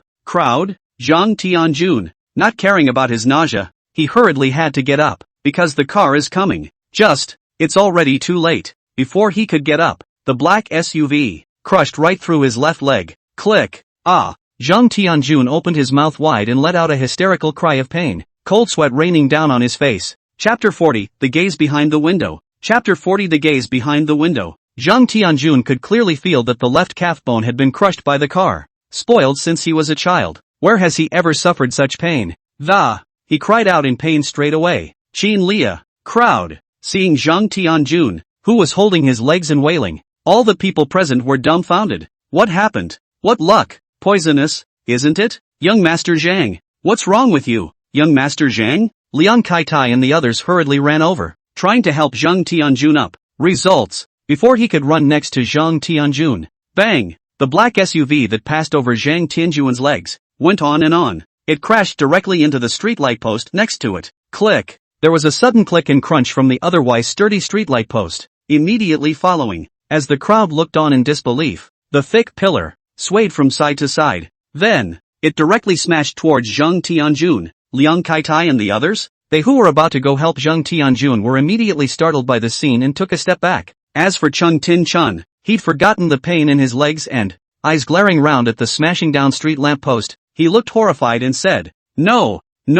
Bang! The streetlight pillar smashed solidly into Zhang Tianjuan's right thigh. Click! It was accompanied by a teeth-chattering fracture. Ah! Zhang Tianjun let out a miserable cry with his eyes wide open. Then, eyes rolled back, passed out straight away. Before the coma, his last remaining realization was, ***, old me again? Surname Ho. I'm going to you up. You're ing toxic. Then, just completely lost consciousness. Qin Lia? Liang Kai-tai? Crowd? Seeing the motionless Zhang Tianjun, these people were all confused. Just a few seconds ago, Zhang Tianjun is still alive and kicking, standing here and bossing people around. As a result of the turnaround. And it's ruined? What's going on here? This is too evil, isn't it? I've been falling. I've been chewing on. I've been run over by cars. I've been smashed. A piece of bad luck even. One after another. And all of them were on Zhang Tianjuan's body. The chances of being struck by lightning are even less than the chances of being struck by lightning. Okay. Just then, Liang Kai-tai suddenly remembered something. When Ming said that Zhang Tianjun has done too many bad things, and now his seal is black and he's haunted by evil spirits. I'm afraid there's a big disaster on the horizon. At the time they just took it as a joke. But now, it's been less than a minute, and it's been one thing after another. Could it be? Today is the day of Zhang Tianjuan's bad luck? It's not just him. The 5 strong men who had followed Zhang Tianjun had also thought of all this at this time. The faces of the crowd were filled with disbelief as they looked toward Wen Ming. Just then, Shiming also looked over to them. Then, grinning, a good-natured smile on his face, he said, Guys, the words were not finished. Liang Kai-tai and the others' faces changed wildly, and they immediately retreated a distance of more than 10 meters. Both eyes stared at Wen Ming in horror. Nima, don't scare people, okay? Just now. Just because of one sentence from Wen Ming, Half of Zhang Tianjuan's life was about to be lost. This guy's whole body reveals an evil energy. Just by his glance, Liang Kaitai and the others immediately wimped out. When Shiming saw Liang Kaitai's reaction, he was instantly happy. This guy's too much of a wimp, isn't he? But this super bad luck sticker is really awesome. It's only been 2 or 3 minutes since he used the super bad luck sticker. Half of Zhang Tianjuan's life is almost gone. No wonder the system prompts use with caution. This is damn well putting people to death. Kid, young Master Zhang is the reason why so many accidents happen because he met you. Boss Zhang will definitely not let you go, Liang Kaitai said in a deep voice. Shiming spread his hands. Oh, the bad luck sticker is 5 minutes long. And now, it's only been 3 minutes. Come over here. Quickly send young Master Zhang to the hospital, Liang Kaitai anxiously said to the 5 strong men. After all, this hotel is his word. And if something really happened to Zhang Tianjun at his place, he couldn't say it with 100 mouths. The others nodded immediately. Then, a group of people immediately lifted Zhang Tianjun into A, running toward the big G part not far away. Results, just ran not 2 steps, before by Zhang Tianjun kicked away marbles.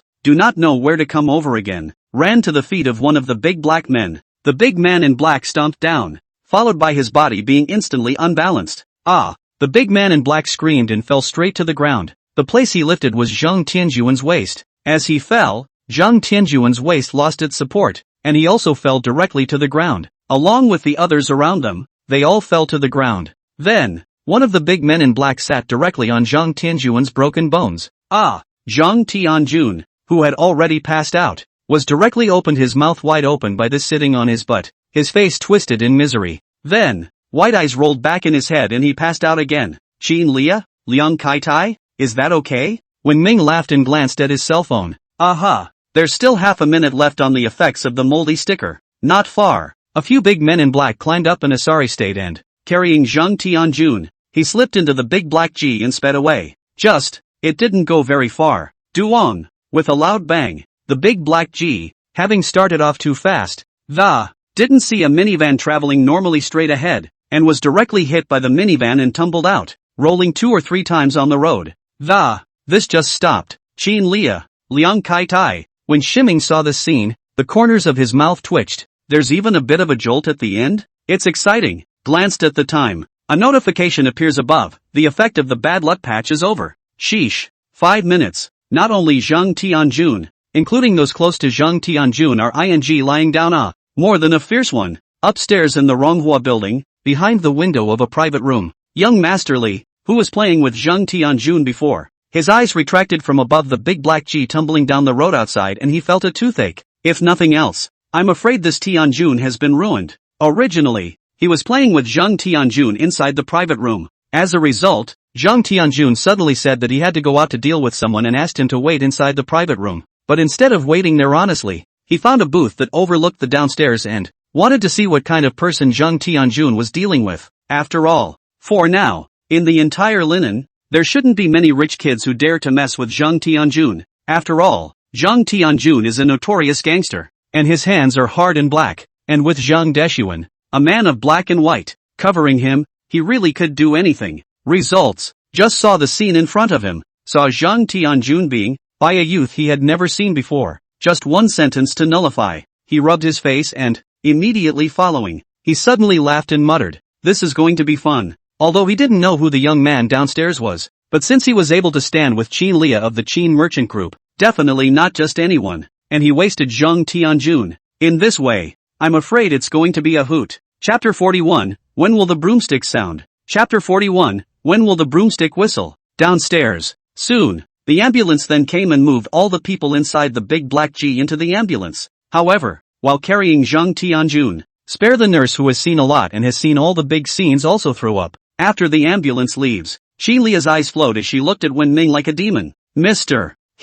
this mouth of yours, it's highly toxic, isn't it? Shiming grinned and said, as the saying goes, good and evil will be rewarded in the end. This kid has done so many bad things that he's already had bad luck for a long time. And he just exploded today. Having said that, looking toward Liang Kaitai, the owner of Ronghua House, he said, do you think it's Boss Liang? Liang Kaitai's eyelids jumped straight up and said, farewell. Having said that, running for his life, he headed inside the hotel. Wen Ming, dude, is that scary? When Ming touched his nose and said to Xia Yongsheng, who was standing not far from the security captain. Captain Xia, just now. No need to thank you. Farewell. Xia Yongsheng twisted his head and ran. Wen Ming, just now. Xia Yongsheng was slapped by Liang Kaitai and fired for helping him. Wen Ming had wanted to give him an apology, then sought to see if he could be introduced to the Qin Shan group. Results. Before the words were out of his mouth, the bastard just ran away. Is the self really so terrible? In the blink of an eye, there were only two people left at the scene, Wen Ming and Qin Lia. Mr. He, you've now become a sweeper that people are afraid of. Qin Lia laughed with a derisive smile on her face. Shiming rubbed his nose and said, you can't blame me for that. Qin Lia nodded her head and said, it's true that you can't be blamed, but without that comment you made in the beginning, Zhang Tianjun might not be in trouble either. As a result of your words, half of Zhang Tianjun's life is gone. Not to mention them, even I am afraid. Then how dare you stand beside me? Shiming asked. Qin Lia smiled playfully, because I know Mr. He won't hurt me, right? Wen Ming lightly coughed. Let's go first. The smell here is really bad. Immediately following, together, the two of them walked towards the parking lot, found the parked car and Qin Lia drove Wen Ming back. Road. Qin Lia asked curiously, Mr. He, I'm curious, how did you mess with Zhang Tianjun? Hell no. Wen Ming grinned. I just returned to the neighborhood from the hotel after meeting with you yesterday. Then they were blocked by Zhang Tianjun and the others, saying they were commissioned to fix me, but they were blown away by the grandparents in our neighborhood. You say, I haven't offended anyone, why are they fixing me? Having said that, twisting his head, he glanced at Qin Lia. His words were for Qin Lia, wanting to remind her. He couldn't just say that Zhang Tianjun was arranged by Qin Xiao to come over to deal with him. Qin Xiao is the mastermind behind the conspiracy. Because of all this, he didn't have any evidence, and if he said it directly, it would instead make Qin Lia suspicious. But if I just point out that Qin Lia relies on her own guesses, then he would be convinced of his own suspicions and go against Qin Xiao. In this way, your own troubles will be solved. Sure enough, Qin Lia's eyes instantly condensed after hearing Wen Ming's words. A look of gravity appeared on his face. The speaker doesn't have a heart, but the listener does. Not to mention that the speaker has a heart. Shiming just got back from the hotel. Zhang Tianjun was commissioned by a man. These elements blend together and it's easy to figure out what's going on inside. When Ming helped her, he offended certain people. So this person asked Zhang Tianjun to deal with Ming. And this man knew her very well, and even knew about her meeting with Wen Ming at the hotel. Just for a moment, Qin Lia then thought a lot. She took a deep breath, her face filled with apologies as she said to Wen Ming, Mr. He, I'm sorry, I should be the one who got you into trouble. Shiming waved his hand and said, what's the point of being involved or not? I have no other skills. It's just thick skin, and it won't be that easy for them to fix me. Qin Lia, who was originally filled with sadness, was directly amused by Wen Ming's words. Mr. He, not only have you helped me twice, but you've gotten into this kind of trouble. I feel like I can only repay your great favor by being an ox in my next life. Qin Lia said. Wen Ming, Nima. Wen Ming took out his cell phone and looked at himself from the screen. Not ugly? It's not even an exaggeration to say type of man. Shouldn't you give your body to me? How did it turn into being an ox in your next life? Isn't that bullying? Is it because I'm not attractive enough? Soon, the two of them then came to the happy neighborhood. It was getting late, so Qin Lia didn't go to Wen Ming's house to sit down. Shiming didn't dare to let her go to his basement for fear of losing face. After saying goodbye to each other, Wen Ming then went straight back to the basement, and Qin Lia drove her car directly toward Qin Shan Group. Meanwhile, her eyes grew cold. Zhao Shu, the one person she trusted the most and the one person she didn't want to doubt. But judging from when Ming's accident happened, this matter definitely had nothing to do with Zhao Shu. All along, she always thought of Zhao Shu as her own confidant. Results, and now this has happened. But immediately afterward, her complexion suddenly became harsh. No matter who, even if it's her confidant, as long as she does something that's detrimental to the Qin Shan Group's interests, she would never condone it. Qin Lia let out a long sigh and said, Sister Zhao, why did it favor you? Soon, Qin Lia returned to Qin Shan Group, only instead of going straight to rest, she started to get busy and prepare yourself for the rest of the program. There was no talk all night. The next day, when Ming is huffing and puffing in his basement rental, Happy Neighborhoods, Shiming was sleeping soundly when he was suddenly woken up by a cell phone ringing. Taking it out, it was Wang Jianba calling. After the call was answered, when Ming listlessly said, Big morning, still let people sleep you? Asterisk. Something's wrong, you're still in the mood to sleep? Where are you now? Wang Jianba's anxious voice rang inside the phone. Shiming laughed and said, What? You're still in the mood to laugh? Do you know that the whole school is talking bad about you right now? The campus forums are hung all over the top too. Seeing it makes me so angry that I want to hit someone. Wang Jianba huffed. Shiming raised his eyebrows and said in surprise, speak ill of me? It's not like I messed with them. Why are they bad-mouthing me? Except for that son of a Van Yunhai, who's been up to no good. Who else could do something like blowing up your ancestors' graves? You should check out the campus forums. Oh, and as a friendly reminder, keep those heart pills handy. Don't get pissed off by those people. Wang Jianba was extremely angry. Alright, I'll see what happens first. Shiming returned. After hanging up the phone, he went straight to the campus network of Linen University. Chapter 42, The First School Flowers Help. Chapter 42, The First School Flowers Help. There is a special student forum on the subpage of Linen University's official campus website, a place for students to socialize as well as chat. Just open it. Shiming's eyes narrowed instantly. The entire forum, from top to bottom, basically has 8 out of 10 headlines about when to tweet. Shiming looked over one by one. Gradually, his face became more and more somber. When Ming was bagged by Qin Lia from Qinshang Group. This guy is just a gigolo. I thought how powerful that when Ming was. So it turns out that the so-called godly senior, just a little white boy. No wonder Mr. Qin would personally come to the school. So it's for his own little white boy. These days, it really is true that if you're shameless, you can do whatever you want, at the cost of trying to get him to do me a favor. It turns out he's such a. It's really disgusting. In this, Wang Ming also saw a few familiar IDs. All students from one of his departments. But instead of explaining for him, these people scolded him more fiercely than the others. Surname: he has always had problems with his character, while dating Zhao Feier, and to make a move on me is just beastly. He's always been a piece of trash. I thought he was suddenly awesome. It turns out that you're being Mr. Qin's gigolo. For the sake of pretending to be a bully, one doesn't even want the most basic bottom line. This kind of person, disgusting to the extreme. I kind of see through him. This is just a hypocrite to the core. There will be no more dealings with him. Watching these messages, it would be impossible to say that there is no feeling in the heart. After all, Wen Ming was also a human being, and an ordinary person. So many people drank and cursed. It's impossible not to feel a little bit of it. Is this the influence of the student president?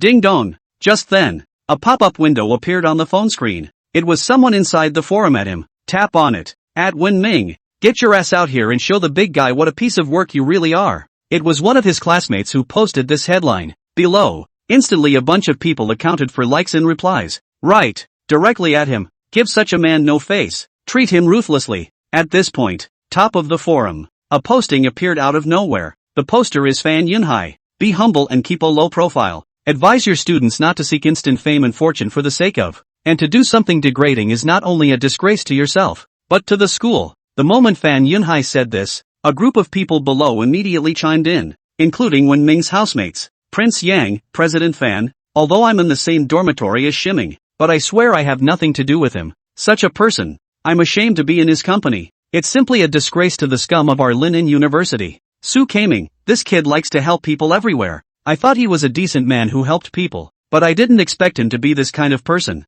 Really knowing people's faces and not knowing their hearts. More others were even more so, almost one-sidedly in favor of Fan Yunhai. What's a good read? Presumably this is it. Almost all of them, wanting to hurry up and get rid of all relations with him. It proves to be like being completely different from Wen Ming, even if Wen Ming had a good temper. Seeing this scene, a wave of anger rose in his heart. The ass is crooked. Man, it's impossible to be positive about what you say. Fan Yunhai is pushing all this behind the scenes just to embarrass him. Thinking of this, Wen Ming sneered in his heart. High profile? Since you said dude is high profile, dude will be high profile for you. Show you what's really high profile. Originally, he just wanted to be a normal student, but now, these people have stepped on his head, and if he continues to lay low, that would be a real. Some people, your kindness and understanding towards him will only serve as motivation for him to bully you. The only way to make people respect you is to make them fear you. Just then, a posting suddenly appeared at the top. Caption, certain people, please watch yourselves, the way you're all so jealous of. It's really ugly. Ha! When he saw this posting, Wen Ming raised an eyebrow. Upon seeing the poster, Wen Ming's eyes directly widened. It's her? This person is no other than the #1 schoolgirl of Linen University, Tian Fuwei. Wen Ming was curious. He clicked on the posting and a paragraph appeared. We're all university-educated people, so please mind your own business and bring your own brains with you. Don't be taken for a ride. Follow whatever others say and be sold out by others without even realizing it. In conclusion, I'm sure Wen Ming isn't like that. Above, After reading this posting, Wen Ming frowned in surprise. How come Tian Fuwei stood up for him? Realize that. Now even many of his best buddies from the beginning are choosing to leave him.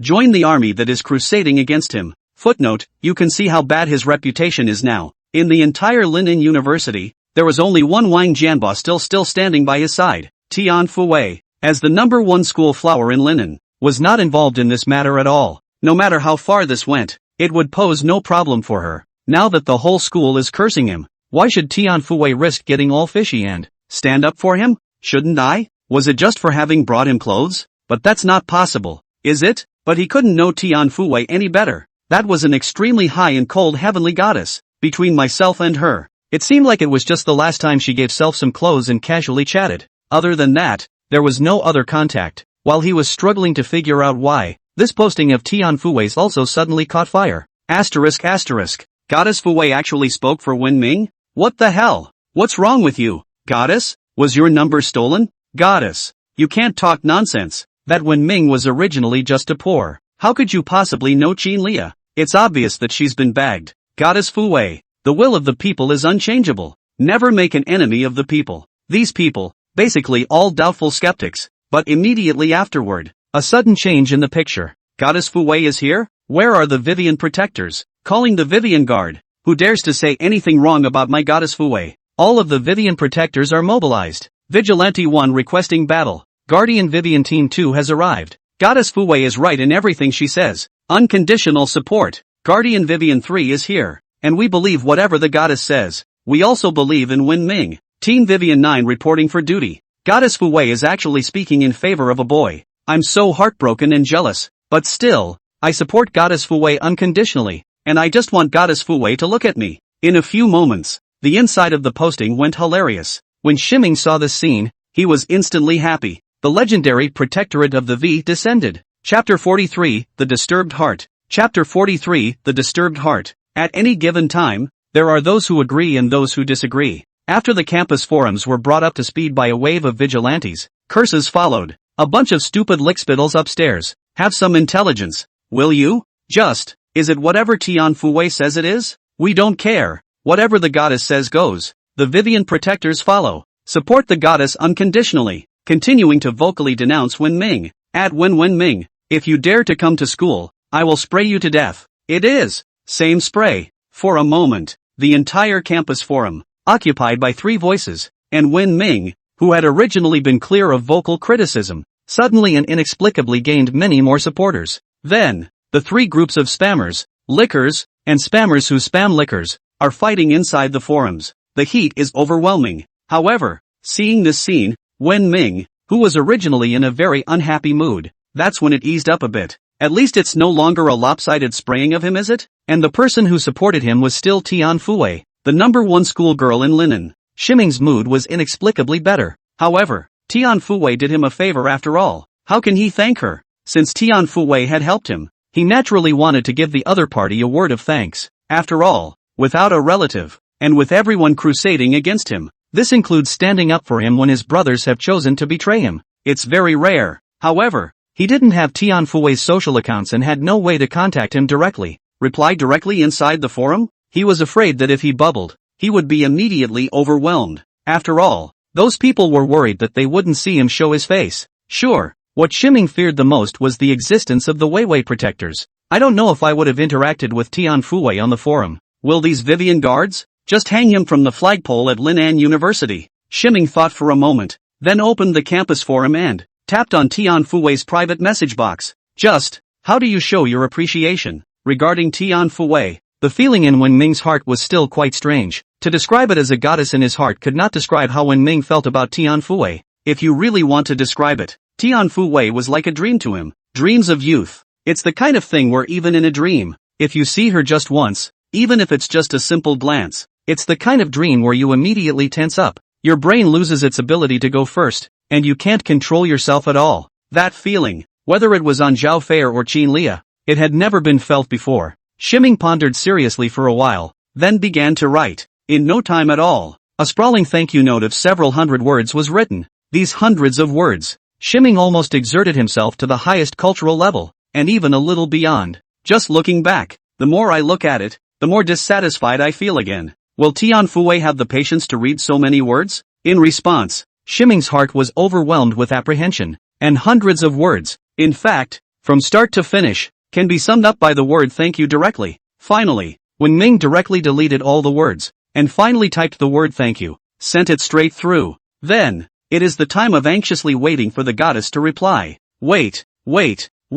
After waiting for 10 minutes, Tian Fui didn't reply to him. Presumably she didn't see it. Forget it. When you have time to meet, give her a thank you in person. With a helpless sigh, Ximing closed the message board and exited the forum. In the meantime, inside a villa in the Jiayi neighborhood of Linen City, Ding Chuanshan packed up the breakfast dishes and returned inside the hall. As a result, as soon as she came in, she saw Tian Fui sitting on top of the sofa with her legs crossed, staring at her cell phone, staring blankly. Even Ding Chuanshan didn't notice when she walked up to her. Ding Chuanshan quietly reached over and glanced at Tian Fui's cell phone screen. Above, it's a message panel. The only word on it was thank you. Tian Fui just looked at the thank you on her cell phone screen and stayed dumbfounded. I don't know how long I've been fuming here. Seeing this scene, a puzzled look appeared in Ding Chuanshan's eyes. She had never seen Tian Fui lose her mind like this before. It was lost in thought, like she was back then. Vivian? Ding Chuanshan softly shouted. Tian Fui instantly woke up and hurriedly put her cell phone aside.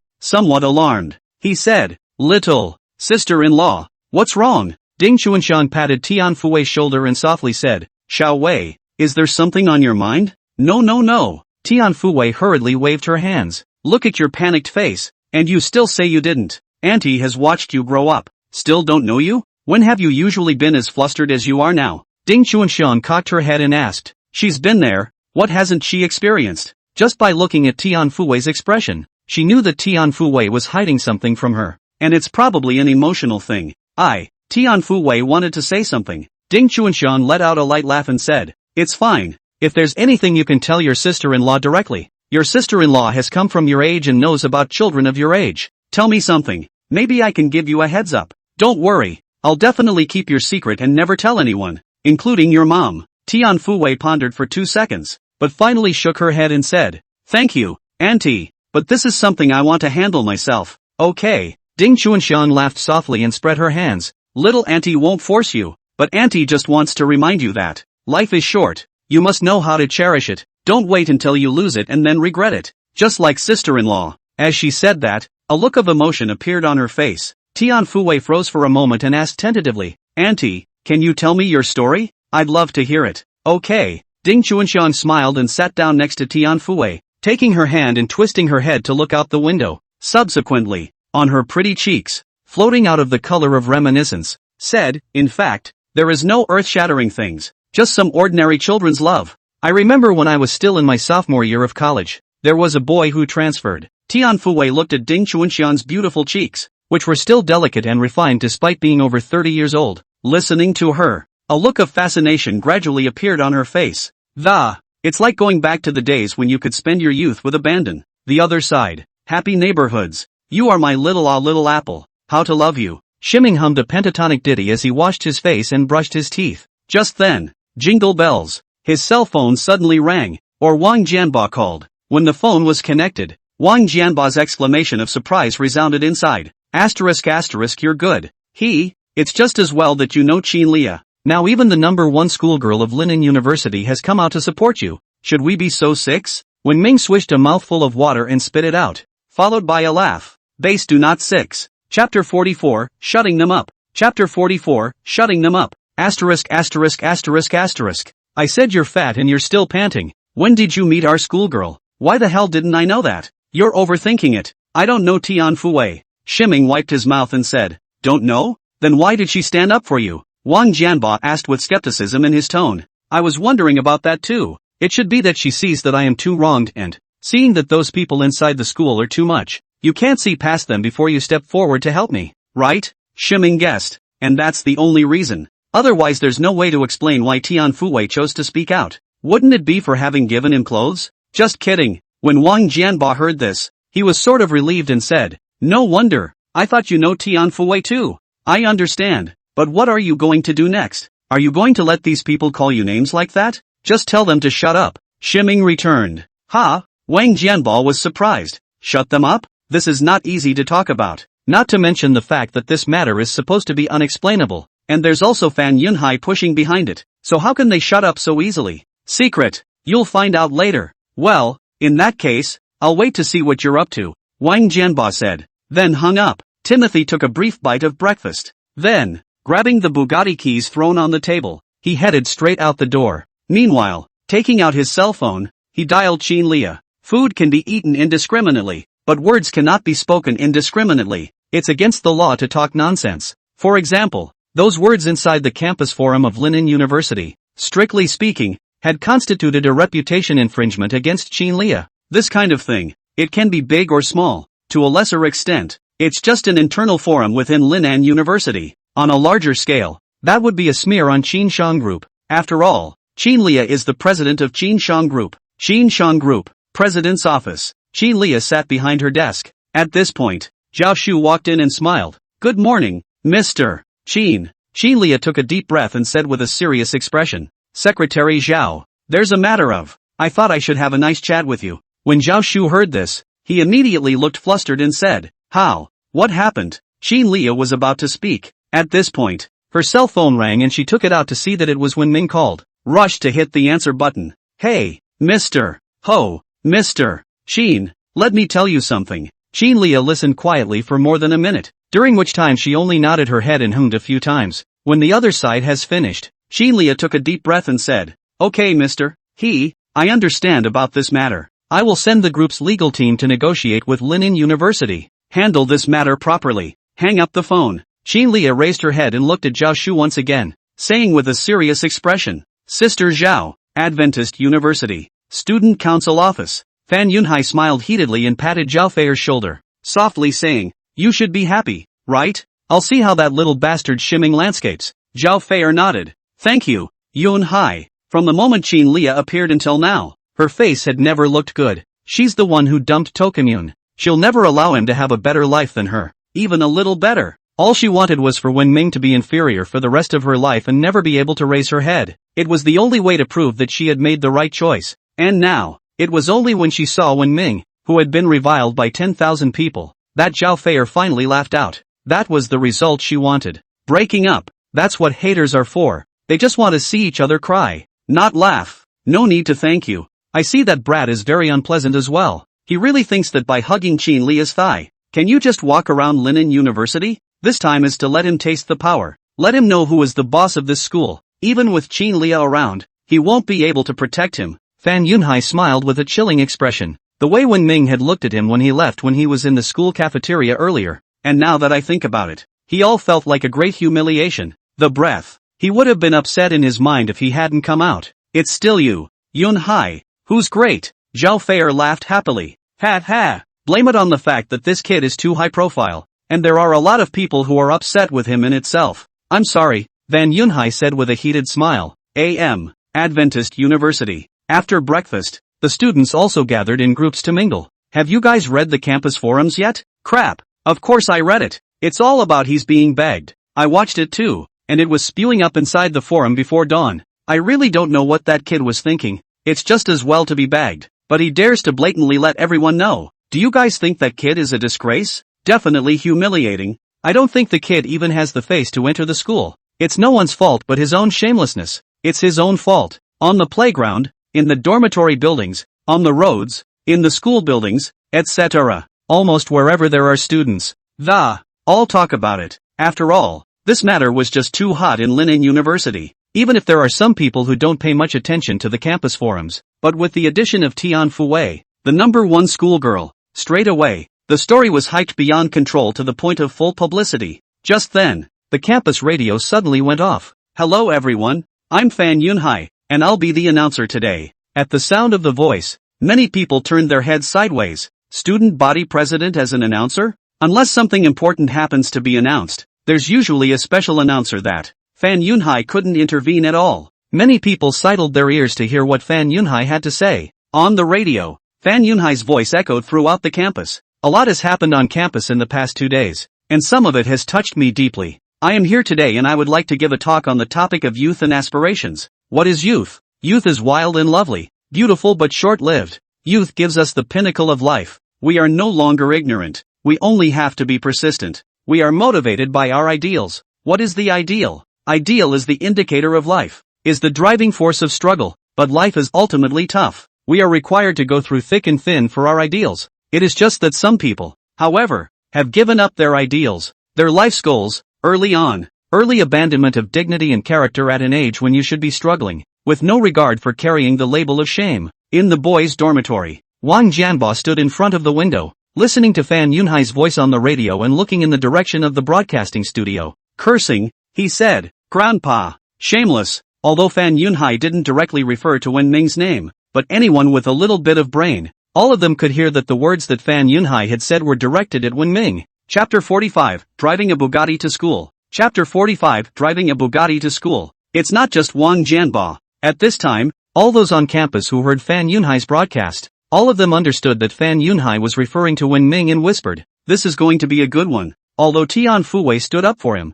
her influence that, "It's no better than the student body president after all." You're wrong. When it comes to influence, Tian Fuwei is definitely bigger than Fan Yunhai's. However, in terms of the energy of power, Tian Fuwei was no match for the student president. That was the main thing. Look at Fan Yunhai's posts. They are all directly topped. Tian Fuwei, on the other hand, can only be manually topped. That's the difference. Blame it on when Ming was too high profile and messed with President Fan. TSK, being bagged by Qin Lia, so damn envious and jealous. This kind of thing can't be envied, but this matter has made such a big fuss. When Ming reckons there's a good chance he'll be fired. That's for sure. If we don't expel this kind of person, are we going to keep him to plague the whole school? Campus entrance. It was in the morning, and there were many students, out to dinner. At the entrance of there were also those who had returned from dinner, walking and talking in groups, and the talk that, it's also basically when Ming and Qin Lia, suddenly, shoo away. A deafening sound of a sports car's sonic boom slammed into the air,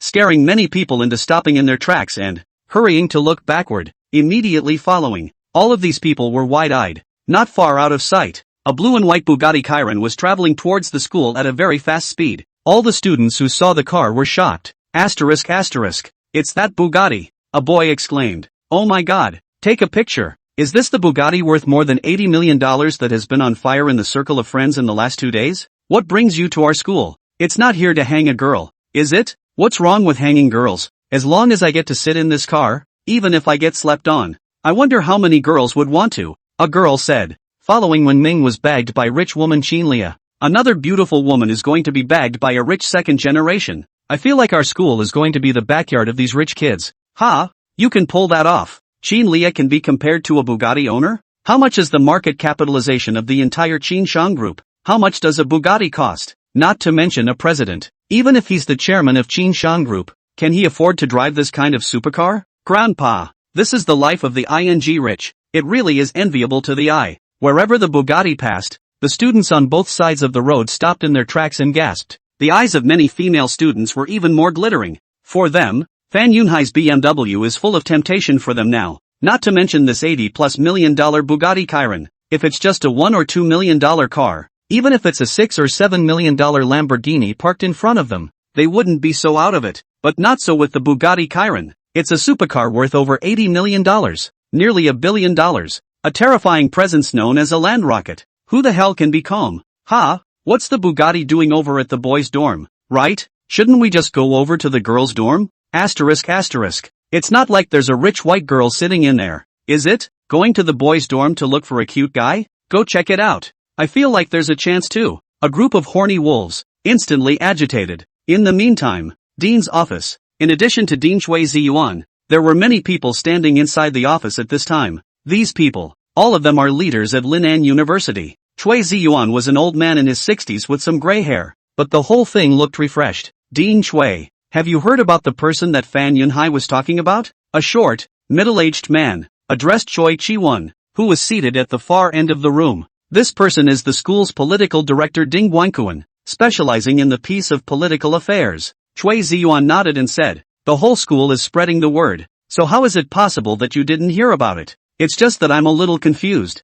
This kind of thing used to happen at school, but it wasn't this big of a deal, was it? Because this time, it's about the number one beautiful president of Linan, Qin Lia, and even more so, Tian Fuwei has stepped in. There was also Fan Yunhai pushing behind the scenes to cause this matter to develop to this point. I'm sorry, said another leader in the office. As this person's voice fell, the others present followed suit. Yeah, if it's just a general thing, even if someone talks about it, it wouldn't have gotten to this point. That student's name is Wen Ming, right? This matter has gotten to this point. This student bears the primary responsibility. Dean, I suggest outright expulsion to correct the school spirit. The other teachers inside the room chimed in. Ding Guankuan followed suit. Dean Shui, I would also recommend expelling such a student. We absolutely can't stay at Linen University. Otherwise it will definitely cause the school spirit to be corrupted. Chui Ziyuan pondered for a moment and returned. First, get Wen Ming to come to my place. I'll ask him before I say anything. If things are really like this,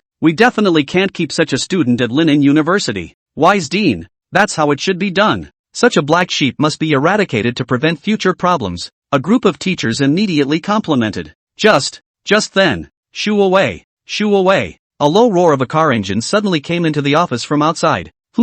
Hearing this voice, all the people inside the office frowned. While there is no ban on driving on campus, it is generally quiet and, who dares to blip the throttle in this? What's going on? Director Chen, go check it out, Chui Ziyuan said. A middle-aged man in his 40s immediately came out from the crowd and said, all right, I'll go now. After saying that, he immediately turned around and walked out. The others looked at each other and several walked out as well. They wanted to see what kind of person dared to drive recklessly inside the campus. In the meantime, boys' dormitory. Wang Jianba had just washed up when he received a call from Wen Ming. Hey, what's wrong old he? Wang Jianba said as he changed his clothes. In the dormitory yet? I'll take you to Qin Group. Wen Ming asked from the opposite side of the cell phone. Really? Do you want me to drive my Grand Cherokee to pick you up? Wang Jianba said excitedly. No, I'll be downstairs in the dormitory in a minute, so come straight down. Good. Hanging up the phone, Wang Jianba looked at himself styling in the mirror. That's when he turned and headed outside. Soon,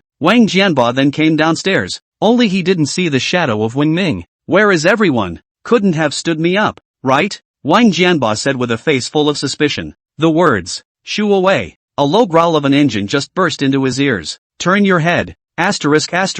Supercar. Seeing the supercar that sped towards himself, Wang Jianba exclaimed in shock and was about to dodge. But it's too late for that. The blue-on-white Bugatti, roaring right up to his heels. The scared Wang Jianba's face went white. Naya, it's over, he exclaimed. Just when he thought he was going to die under the Bugatti Kellen suddenly came to a dumping sharp braking, and steadily stopped at the side of Wang Jianba. Then, the car door opens. Shiming walked out from inside. Then, waving to Wang Jianba, he said, Old Wang, how are you, Wang Jianba? Chapter 46, the whole school is in an uproar. Chapter 46, the whole school is in an uproar. Downstairs in the boys' dormitory, the blue and white Bugatti Chiron, parked quietly, by the car door. When Ming was holding the door of the car, with a smile on his face, he looked at Wang Jianba who hated his eyes. Meanwhile, the students who followed Bugatti arrived, including those in the dormitory building. All stuck their heads out and looked out as well. Upon seeing Wen Ming coming out from inside the Bugatti,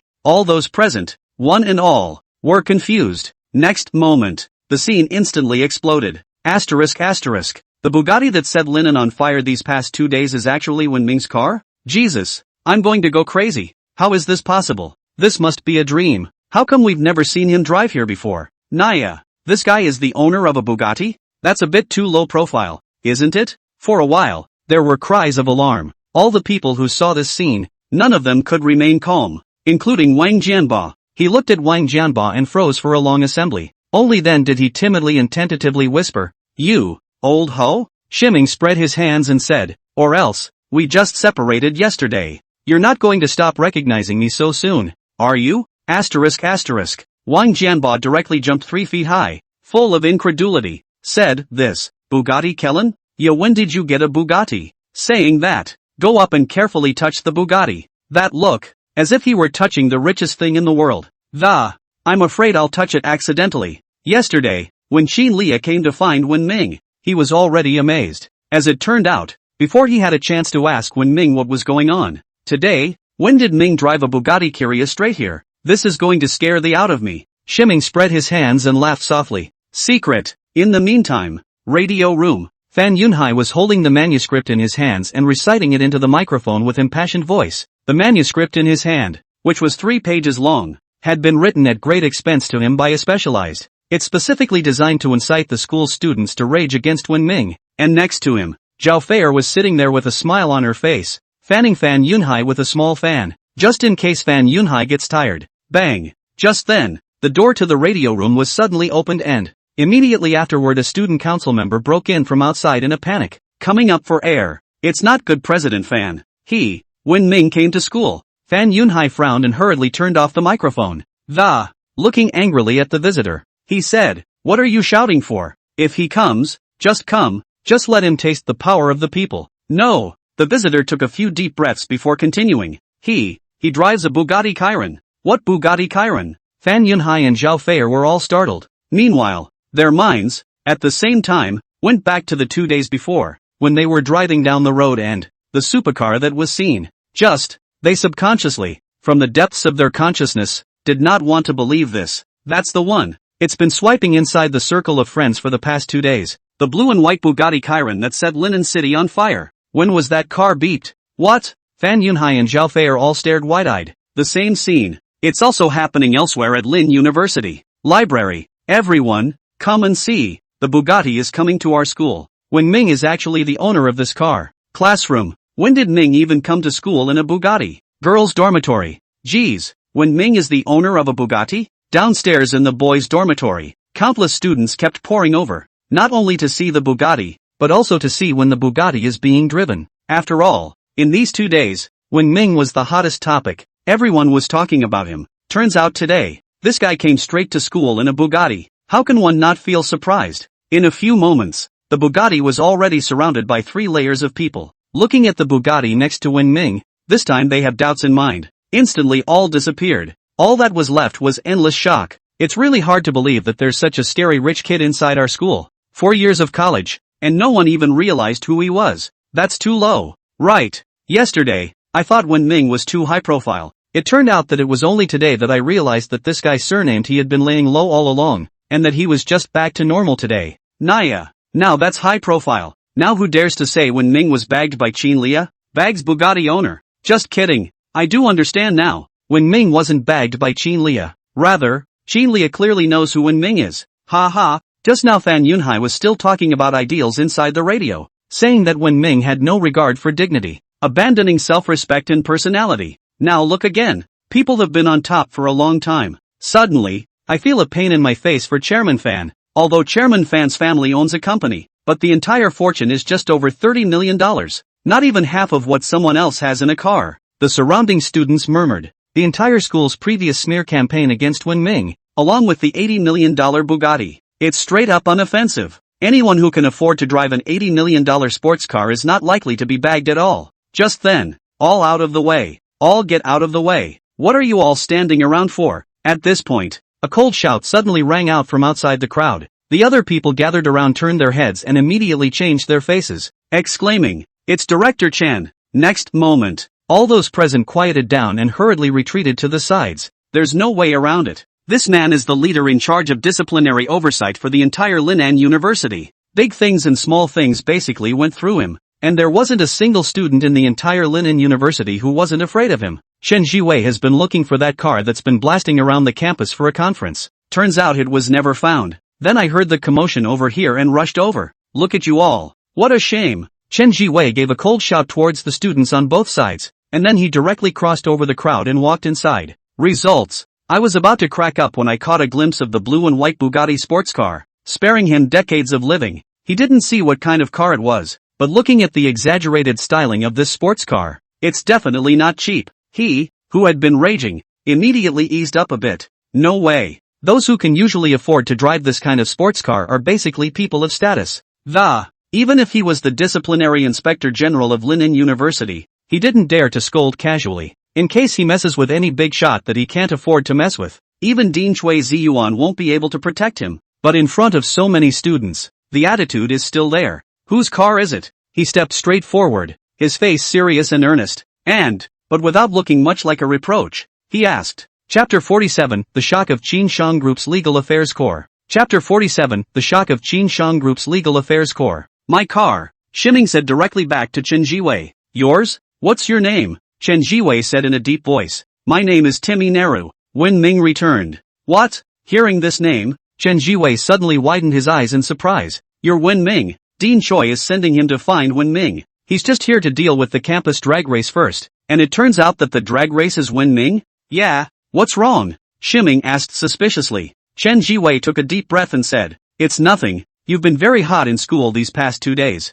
Probably. Shiming spread his hands non-committally. For more than 3 years in college, he had bumbled along. A perfectly ordinary student. Even he didn't think that after having already left school and started his internship that, it's amazing that there's a sudden fire in the school. And it's so big that the whole school knows about it. At this point, Chen Jiwei patted the Bugatti next to him and asked expressionlessly, Let me ask you this. Who told you to race your car in school? That sound can be heard by the whole school. Is it so the whole school can hear the sound of your engine? Shiming grinned. Director Chen, try driving a 16-cylinder Bugatti. See if you can drive away quietly. Sports cars are all about sound waves. Who buys a sports car to play with if it doesn't have sound? 16-cylinder Bugatti. When Chen Jiwei heard this, the corner of his mouth involuntarily twitched. 16 cylinders. Bugatti. Nima. Is this the big Bugatti guy that's been rumored in Linen lately? So it's a Bugatti. It's really not surprising that it's so loud. You can't take a regular sedan. Well, let's leave this matter aside for now. Dean Shui said for me to find you over there and have something to ask you.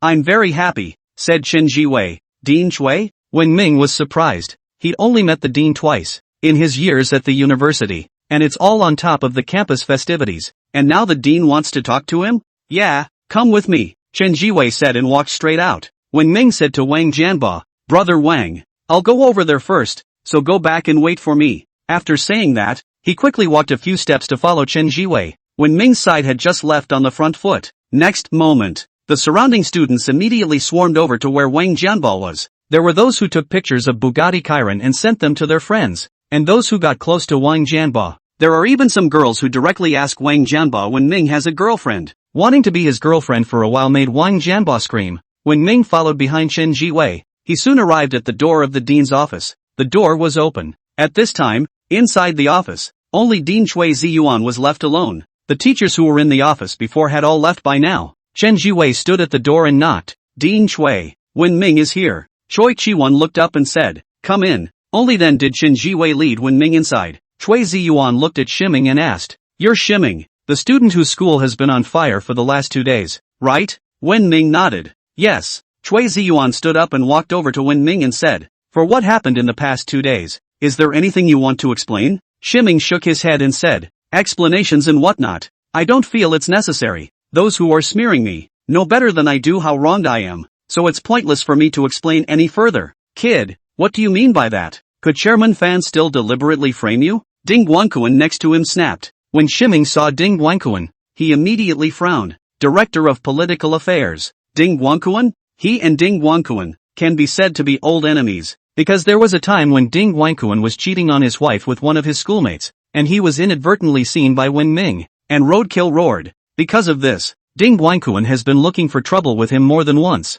That older sister was successfully guaranteed graduate school, but Wen Ming was several times. All almost got fired by this Ding Guankuan. Ha! Wen Ming sneered and said, Whether or not I was wrongly accused, don't you know if you go ask Fan Yunhai? Ding Guankuan, speak with evidence. Humph, empty holes don't come. If you haven't done these things, how could things be like this? I think you're just greedy for fame and fortune, so you became Qin Lia's gigolo. Ding Guankuan stepped forward. The words have just been spoken. Suddenly a couple of people walked in from outside. Shut up! A middle-aged man at the head of the group angrily stared at Ding Guankuan and coldly shouted. Chui Ziyuan frowned and said, We're the legal core of Qin Shan Group, and I'm Zhao Ming, the general manager of the legal core. Concerning the matter of your school's smearing of our company's president in the last 2 days, I've come to deal with you seriously, the middle-aged man at the head said in a deep voice. Hearing Zhao Ming's words, the people inside the office all froze. Qin Shan Group legal core? How did you invite this group of people over?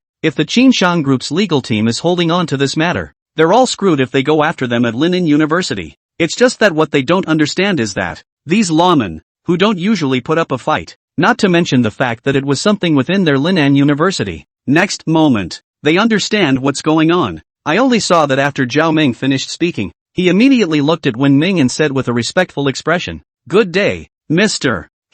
Mr. Qin asked me to tell you that she apologizes for the trouble she caused you because of her. I hope Mr. He won't be offended. Hearing Zhao Ming's words, Chui Ziyuan and Ding Guanquan and the others instantly widened their eyes. Qin Lia apologized profusely for the incident? This doesn't look like a package deal, does it? There's also Zhao Ming, the general manager of legal affairs for this Qin Shang group, a person of Zhao Ming's status. If Wen Ming was really a gigolo, how could Zhao Ming treat him with such respect? Who the hell is this Wen Ming? Shiming waved his hand and said, "It's fine. Just a little trouble. It's nothing." Zhao Ming nodded and said, "All right, mister. For this matter at hand, we'll handle it appropriately and definitely won't let this matter have any effect on Mr. Okay, nothing for me next then?" Shiming asked. "Yes, Mr. You go and get busy. We'll take care of the rest," Zhao Ming said back. When Ming gave a he looked at Ding Guanquan and Chui Ziyuan and said, "Director Ding, Dean Chui, you best talk to Zhao if you have any problems. I'll leave first." The corner of Ding Guanquan's mouth twitched, but he didn't dare to stop Wen Ming. "How do I stop it? The legal core of the Qin Shang group is standing here. One bad move and you could be sued by this group of lawyers for any number of reasons. Can't afford to mess with okay. Not to mention the fact that the reputation of their Lin'an University was at stake. So even if he wanted to take this opportunity to fire Wen Ming, he could only swallow his breath for the time being." Eyes wide open, he watched when Ming left the place. Unlike Ding Guanquan, as Dean Choi saw when Ming left the background of a look of interest surfaced in his eyes. This was the first time he had ever known Wen Ming. Although Wen Ming is a student at Lin'an University, there are tens of thousands of Lin'an students. Every year, a new batch of new ones, more than 99% of which Choi didn't recognize. He never thought that, inside their Lin'an University, there was actually someone as interesting as Shiming. Facing so many of them, not only were they not humble. Chapter 48, The Schoolgirl Appears. Chapter 48, The Schoolgirl Appears. Shiming laughed as he came out of the dean's office. As for how the results of the talks inside would turn out, Wen Ming wasn't worried in the slightest. If Qin Shang Group's battle-hardened legal core, if you can't even a couple of leaders inside the university, it's time to disband this legal core. But obviously, the legal core of the Qin Shang Group is one of the best in Lin'an, and the fact that the students of Lin'an University smeared Qin Lia was there is simply no way for LTSU to deny it. With this group of lawyers in place, enough for Ding Guanquan and Chui Ziyuan to drink a pot of water. Come down from the office building. Shiming hadn't gone far when he was stopped by two female students. "Timmy, are you free? We'd like to invite you to dinner," one of the shy-faced girls said. Another female student was really direct. "Didn't you not have a girlfriend, Wen Ming? What do you think of me?" The two girls' faces were filled with anticipation as they looked at Wen Ming. Shiming coughed softly, breathlessly. He doesn't even recognize these girls,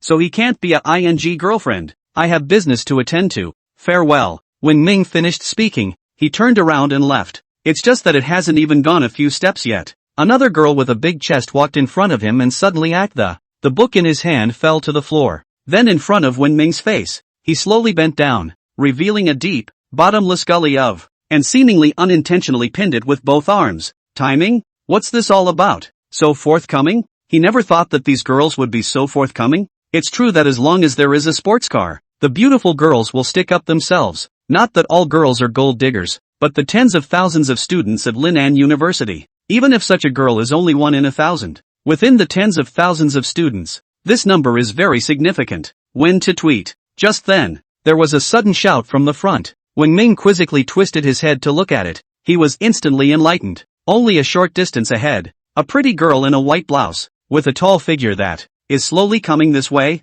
Straight legs like cranes attracted everyone's attention. This woman is no one else but the number one schoolgirl of Lin'an University, Tian Fuwei. Seeing Tian Fuwei coming over, the girl who stopped in front of Wen Ming, a hesitant look appeared on his face before he finally turned away. The name of Lin'an's one school flower is not a nonsense name. Rather, it is the result of countless selections, whether it's looks or temperament. The entire Lin'an University, there is no girl who dares to compare with Tian Fuwei. Now that she saw Tian Fuwei coming over, wouldn't she be asking for trouble if she still stopped here? Seeing the girl leave, Wen Ming finally let out a breath. It's finally clearing up. Subsequently, he walked up to Tian Fuwei and said with a smile, "Thank you, Senior School Mistress Tian. I wouldn't know what to do otherwise." Standing close to Tian Fuwei, Wen Ming looked at Tian Fuwei's fair melon cheeks, a pair of aura slightly curved eyes, slightly lifted up the corners of the mouth, a sudden burst of heart beating. The face cannot help but appear nervous color. Tian Fuwei spread a smile and said, "Nothing, just happened to walk here and just stopping by to say hi. Hope I didn't spoil it for you." No. Shiming hurriedly waved his hand and said, I was worried about how to get rid of them, but luckily you came. By the way, I haven't had a chance to thank you for standing up for me on the campus forum yesterday. I left you a message on the message board. I guess you didn't get it. Thank you so much indeed. You're welcome. Tian Fuwei laughed softly. I've long looked at Fan Yunhai with disdain. Because they are the president of the student council, they often bully other students. Don't take what they say to heart, and don't mind them, as long as you have a clear conscience about yourself. This I know. Wen Ming laughed and said, originally, I was a little angry, but when I saw you bring a group of people to speak in my favor, I immediately stopped being angry. When Tian Fuwei heard Wen Ming's words, she immediately laughed out directly with a p sound. This smile, directly, when Ming looked at him, his heart and soul were swept away. It felt like the whole world was in instant bloom. I don't know what's going on. As long as he stood in front of Tian Fuwei, whenever Ming's heart was filled with tension that was completely uncontrollable. Now that he saw Tian Fuwei smile, Wen Ming felt his heart melt. By the way, where are you going? Tian Fuwei suddenly asked. Wen Ming instantly returned to his senses and said back, I just came out of the dean's office. Where are you going to go? Tian to schoolgirl? If it's on the way, maybe we can even take a walk with Tian Fuwei. If it doesn't go your way, any chance of a bad ride? It has to be on the way. I was getting ready to go to the library and just happened to pass by. Tian Fuwei said back. Actually, when she heard that Wen Ming was brought to the dean's office by Qin Jiwei, she came over immediately, wanted to see if I could help Wen Ming. As a result, before he could walk to the office building, he saw Wen Ming came out. She breathed a sigh of relief at that. He was about to leave when he saw a group of girls going to pester Wen Ming to go. In the end it was too much to watch and she stepped forward. When Shiming heard Tian Fuwei's words, he immediately picked up. Ha, that's too much of a coincidence. I'm going to the library too. Come along? Not to mention the library, even if it's a mountain of knives, you have to be coincidental.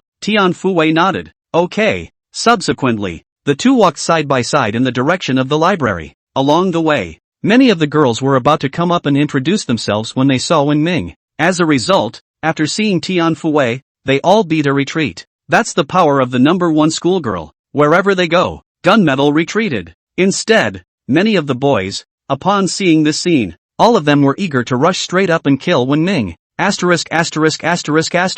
That's so annoying. It's just a Bugatti. Dude, that's an $80 million Bugatti, not an $800,000 BMW. Are you sure just is the right word? Over 80 million. For more than 99% of the people in this world, it's all astronomical. Even if you struggle desperately, it's still out of reach. Alas, I didn't expect Tian Dashue to be moved by money as well. That's right, Tian Dashue really disappoints me too much. The pure, simple, kind and lovely Tian de schoolgirl of my heart, just going to leave me like this? A group of male students, looking at the sky and sighing longingly. In the meantime, campus radio room, Zhao Feier was sitting on a stool in a state of disorientation, muttering, how can this be? That Bugatti even belongs to Wen Ming? Yunhai, how is this possible? Fan Yunhai was also a bit stunned. He's seen that car. When I was about to take Zhao Feier to find a hotel, I just sped up, almost crashed into the Bugatti in front of him, scaring him so much that he didn't come back to his senses and didn't make it to the hotel. That's over $80 million for a Bugatti. On the contrary, Wen Ming. But it was just an ordinary poor student of Linen University who couldn't be more ordinary. Who can relate Wen Ming to Bugatti? Results. Wen Ming actually came to school in his car. A Bugatti, even seen inside the circle of friends. This is definitely not fake. Chapter 49, Love in the City. Chapter 49, Love in the City. Fan Yunhai pondered for a moment. Subsequently, swallowing a mouthful of saliva, he said, this guy, could he be the son of some big family that, hiding your identity to attend our school? No way. Zhao Feier directly denied. He's just a country bumpkin from the remote countryside. I've even met his mom and dad. They're just ordinary farmers. Until now, she was still a bit overwhelmed by the fact that Wen Ming was the owner of a Bugatti. In the beginning, not long after entering college, she had never seen the wide world outside. It's because of Wen Ming's simplicity and willingness to help others, coupled with the fact that she are both from the countryside and have more in common. That's why I chose to stay with him. But, as she grew older, she came to realize the cruelty of the world.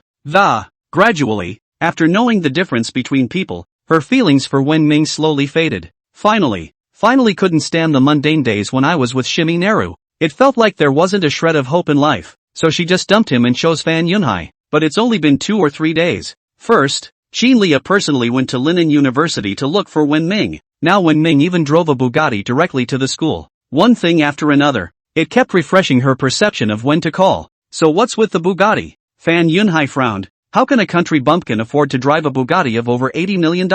Did you rent it? But who would rent out such a super luxury car? It's simply impossible. He must have an unusual identity. It's just that it's been hiding its identity. When Zhao Feier heard this, she immediately looked shocked. Is it really true? What Shiming showed before was all a disguise. Actual super rich kids with very scary identities? Come to think of it, a strong unwillingness suddenly rose in Zhao Feier's heart. Fan Yunhai's family's company is just a supplier to Qin Shang Group, and Qin Lia, the president of Qin Shang Group, was also very respectful to Wenming. In other words, Wenming's identity might be even more powerful than Qin Lia's, but self. And yet, she let a low-key super-rich second generation go, kicked him, and then followed Fan Yunhai? It came across as very tight of her. If I had known that Shiming was so powerful, I wouldn't have said I'd break up with Shiming. As long as she could be with Shiming, she would be willing to kneel and lick her every day. At this point, the door to the radio room burst open. Chen Jiwei walked in from outside and said to Fan Yunhai, Fan Yunhai,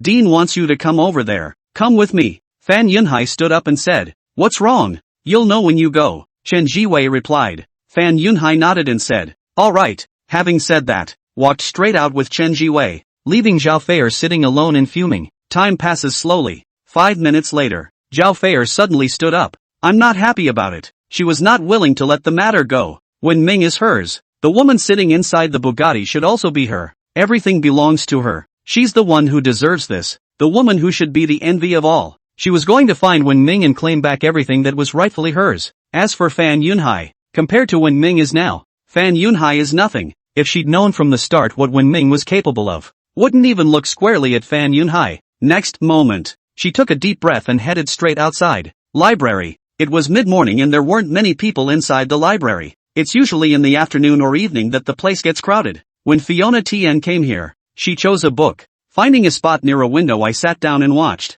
Wenming also pretended to take a book. In fact, he hadn't come here to read books at all, but purely to see people. Staying with Tian Fui, Wenming felt that his whole body and mind were pleasurable, making him enjoy this feeling very much, and enjoy it. After casually picking up a book on the bookshelf, Wenming sat directly across from Tian Fui, pretending to open the book. He then sneaked a glance towards Tian Fui. Tian Fui reads a book called Love in a Fallen City. Not to mention, Tian Dashue looks pretty good when she reads a book. Crystal lashes, soulful eyes, careful and earnest pretty face. Just then, Tian Fui suddenly looked up toward Wenming. Wenming's face changed as if he had been caught doing something bad by his teacher. Hurrying in panic, he lowered his head. Ha! At this point, Tian Fui suddenly let out a soft eep. What's wrong? Shiming looked up in confusion. Tian Fui pointed to Wenming's book and said with an odd expression, do you like reading books like this? Timing? He hurriedly glanced at the cover of his self-same book, then was outright dumbfounded.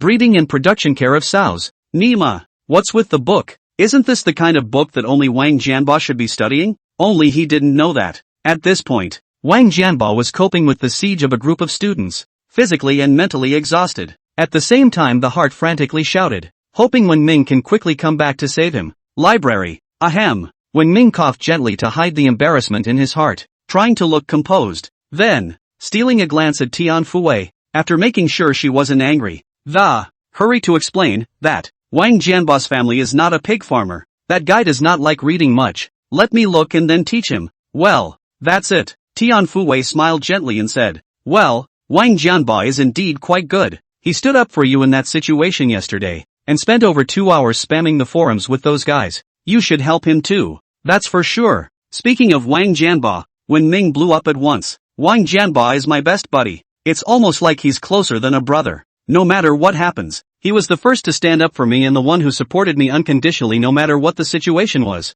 If it weren't for him, being scolded by so many people, I guess I would have been depressed long ago. Shiming said happily. It is more important than anything else for a person to live a life where they can have a brother they can truly be friends with. Just a pity. Not everyone is worth befriending him. For example, his other best buddy, Prince Yang, when Shiming was being smeared by the whole school, the first to stand up and clear the air with him, even more so than the others who called him names. That's really quite good. I envy you for having such a good brother, Tian Fui said with a soft smile. Shiming scratched his head and said, what's there to envy? A great beauty like you that everyone loves should have more good friends. That's not necessarily true. Tian Fuwei shook her head. You should have heard of plastic sisterhood, too. Although there are a few close friends, they are nowhere near what you and Wang Jianba are, and even they expect me to make a fool of myself. Shiming grinned. I get the feeling. Only recently. There are some things that you can only really appreciate that feeling after experiencing them firsthand. That. Just then,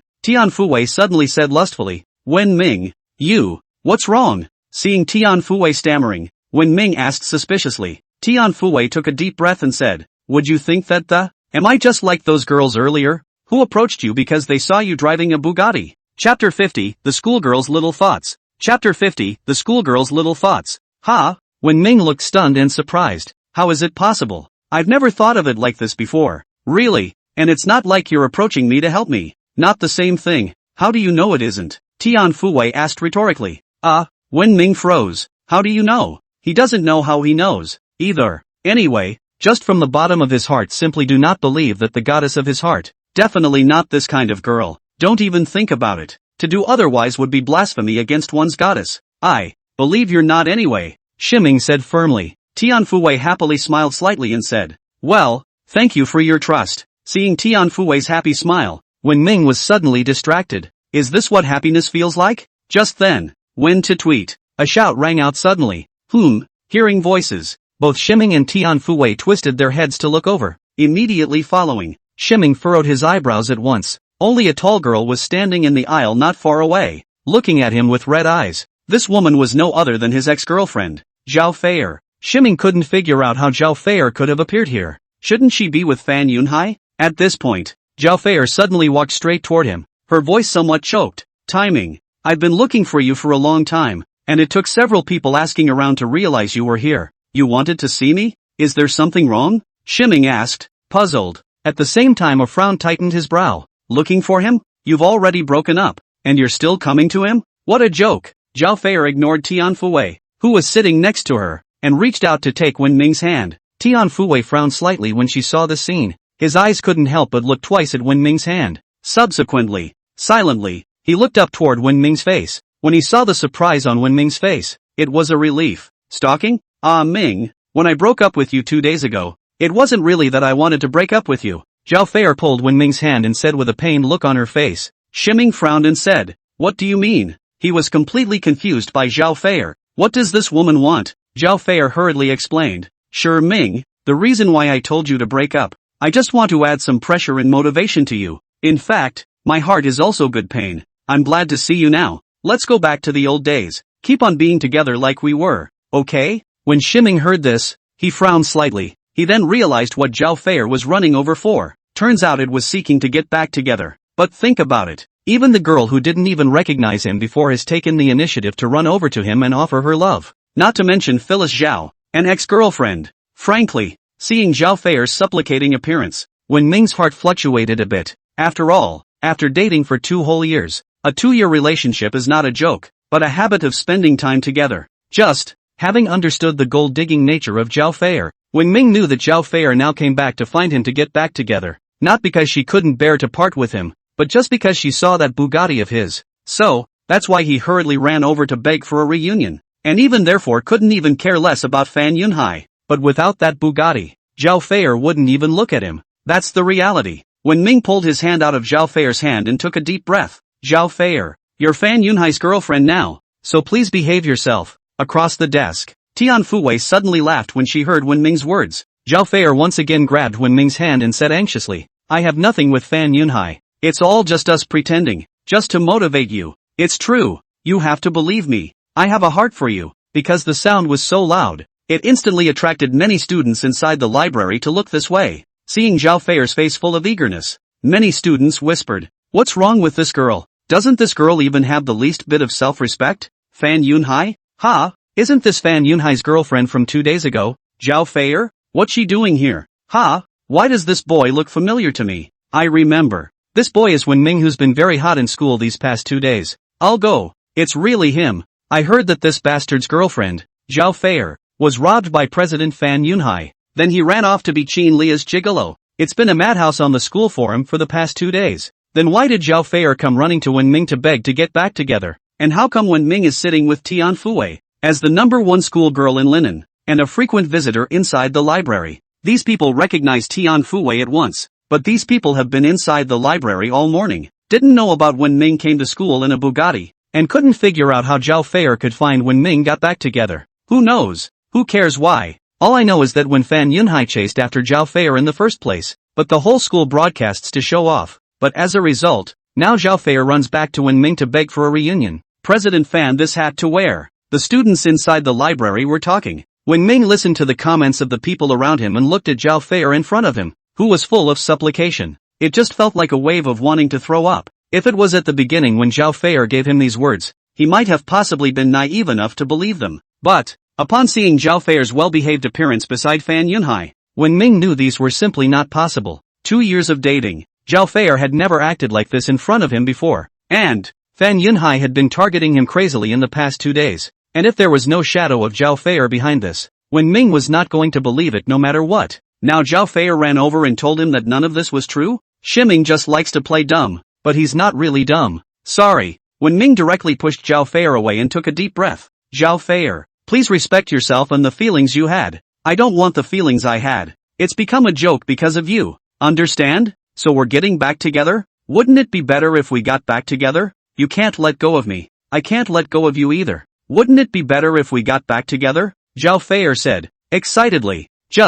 Wen Ming, however, just returned with an expressionless face. I'm sorry, you've misunderstood. Maybe Philip Zhao didn't care about ever being in a relationship with him, but when does Ming care? This care, not about Zhao Feier, but about self's past. Whether the relationship succeeds or fails, is wretched or humble, dashing or miserable, all part of his past. The 2 years of youth he had spent minute by minute. He doesn't want to, nor did he want his past to become a joke in people's mouths because of Zhao Feier. Chapter 51, The Schoolgirl Swears Sovereignty. Chapter 51, The Schoolgirl Swears Sovereignty. Why? Zhao Feier saw Wen Ming's determination. Excitedly, he yelled, why can't you give yourself another chance? And me too. Why? She was upset. She had a grudge. Wen Ming is her boyfriend. The girl sitting inside the Bugatti should be her, too. All the glory should be hers. It was because of Wen Ming deliberately hid it from her that she made the mistake of judgment and left Ming. If she'd told her all this from the beginning, there's no way she would have ever left Wen Ming. It will even be more loyal than all women.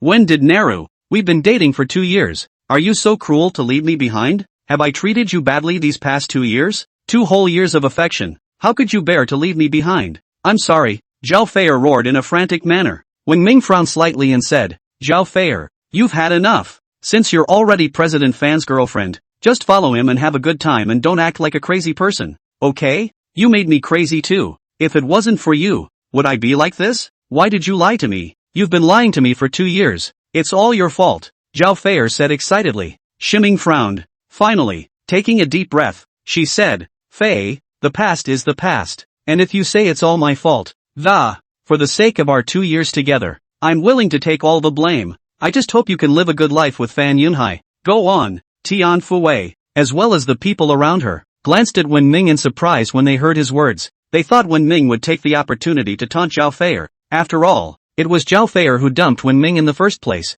in favor of another boy. It would have been a long time ago that he would have cursed at Zhao Feier. Just look at what Zhao Feier and Fan Yunhai did to Wen Ming. As it turned out, not only did Ming not do it, but he took the initiative to take all the faults, then wish the ex-girlfriend well. Without further ado, just to say that this temperament and demeanor is not comparable to ordinary boys. But, at this moment, Zhao Feier had long since lost all sense of reason. Like crazy, he tugged at Wen Ming's arm. When did Naru? You can't do this to me. We're not finished yet. You give me one more chance. Let's stay together like we used to. I'm begging you. Will you promise me? Zhao Feier screamed with excitement and tears even came out of his eyes. Just then, Tian Fuwei, who was sitting across from Wen Ming, suddenly stood up. Zhao Feier, please let go of my boyfriend. I can allow you to apologize to him, but I won't allow you to make a move on him again and again. Or you won't blame me for being rude. Tian Fuwei looked at Zhao Feier with a serious expression and said, her eyes filled with coldness. Wen Ming, with a startled expression, he suddenly stared at Tian Fuwei with wide, unbelieving eyes. What did she say? Her boyfriend? Me? Jesus. I didn't hear you right. In an instant, Wen Ming's heart instantly became excited. It's not just him. At this time the other boys and girls inside the library, including Zhao Feier, all of them also stared at Tian Fuwei with wide eyes in surprise. Wen Ming is Tian Fuwei's boyfriend? This no. One schoolgirl in linen. who has never had a boyfriend since she joined the school. When did you become Wen Ming's girlfriend? It's as if they feel the people around them can't understand self. Tian Fuwei took a deep breath and, looking at Zhao Feier with a domineering aura in her eyes, she coldly said, Zhao Feier, didn't you hear me? Now Wen Ming is my boyfriend. Stay away from him. Having said that, with a direct push away from the bewildered Zhao Feier, he pulled Wen Ming towards the outside of the library. Zhao Feier stared blankly at Tian Fuwei and Wen Ming's backs, her entire body completely dumbfounded. What's the situation? Tian Fuwei has actually become Wen Ming's girlfriend? Self or slow? Next moment, Zhao Feier suddenly sat down on the ground and cried loudly. At this point, she felt like Self was the biggest size cutie in the world, the stinking beggar she couldn't wait to get rid of. In the blink of an eye, it was snatched away by Tian Fuwei, who had the name of the #1 school flower of Linen University, and it's treated like a treasure. As for competing with Tian Fuwei, this idea she didn't even dare to have. In the whole Linen University, who didn't know that Tian Fuwei was the dream girl in all the boys' hearts? It's just a shame that during the 4 years of college, Tian Fuwei was preoccupied with her studies only. Never thought about being in a relationship, much less having a scandal with anyone. Even the richest people, even some big bosses in the society want a hit on her, all of which she turned down. And thankfully, that's what gave the other female students a way out. But that's why, when Tian Fuwei said Wen Ming was her boyfriend, Zhao Feier, even if she was still upset, but one can only resign oneself to it. At this point, her mind regretted it. If she had known about Shiming's identity, she wouldn't have broken up with Shiming no matter what. Even when Shiming beat her and scolded her, making her cry from morning to night, she was willing to do it. Unfortunately, no ifs. The other side, Shiming was pulled by Tian Fuwei and ran all the way out from inside the library. From the beginning to the end, Wen Ming was in a state of confusion, as if he had lost his soul. Following Tian Fuwei's lead, he ran outside, looking at Tian Fuwei's tall and charming back in front of her, smelling the fresh fragrance of Tian Fuwei's long hair that filled the air and feeling the soft and boneless little hand in his hand. He only felt like a dream. If it's a dream, he hoped the dream would never wake up. It wasn't until the two of them came outside in the gazebo that Tian Fuwei was able to let go of Wen Ming. Turning back to Wen Ming, her exquisite pretty face had long since turned red. This scene, straight away, made He Ming's heart flutter. He swallowed hard and said excitedly, Tian, don't get me wrong. Tian Fuwei interrupted Wen Ming. With an embarrassed face, he said, just now, I said that because I saw that Zhao Feier had been pestering you and saw that you had been unable to get away. So don't think nonsense.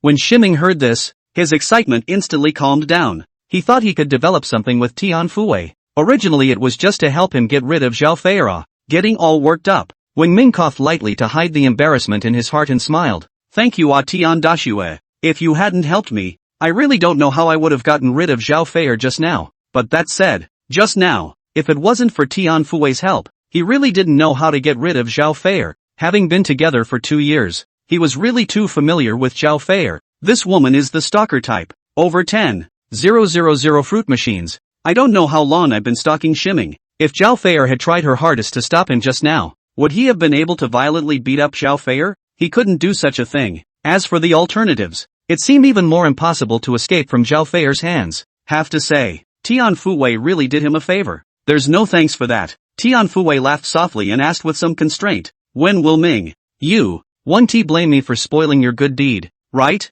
After all, a beautiful woman threw herself at me and I ended up messing it up. Will you blame me? Chapter 52 Fan Yunhai Spitting Blood. Chapter 52 Fan Yunhai Spitting Blood. Khan. Hearing Tian Fuwei's words, Wen Ming was speechless for a moment and said back, what throws herself at you? I can't even thank Senior Tian for being a great schoolgirl. How could I blame you? But, Tian Fuwei couldn't help but let out a light laugh and said, don't call Tian big schoolgirl Tian big schoolgirl. It sounds weird. Shiming scratched his head and said, that's what we all call you. Ha, what should I call you if not that? When they boys address Tian Fuwei, they call her Tian de Shuehua. Very few people would call her by her first name directly. Some people have even forgotten what Tian Fuwei's original name was. Anyway, it was mentioned as Tian de Schoolflower, and only the words Tian de Schoolflower could represent Tian Fuwei's status and influence. Just call me by my name. Tian Fuwei laughed softly. Isn't it good to call Tian Fuwei directly? Why do you have to call Tian de Schoolgirl? Won't you guys feel awkward?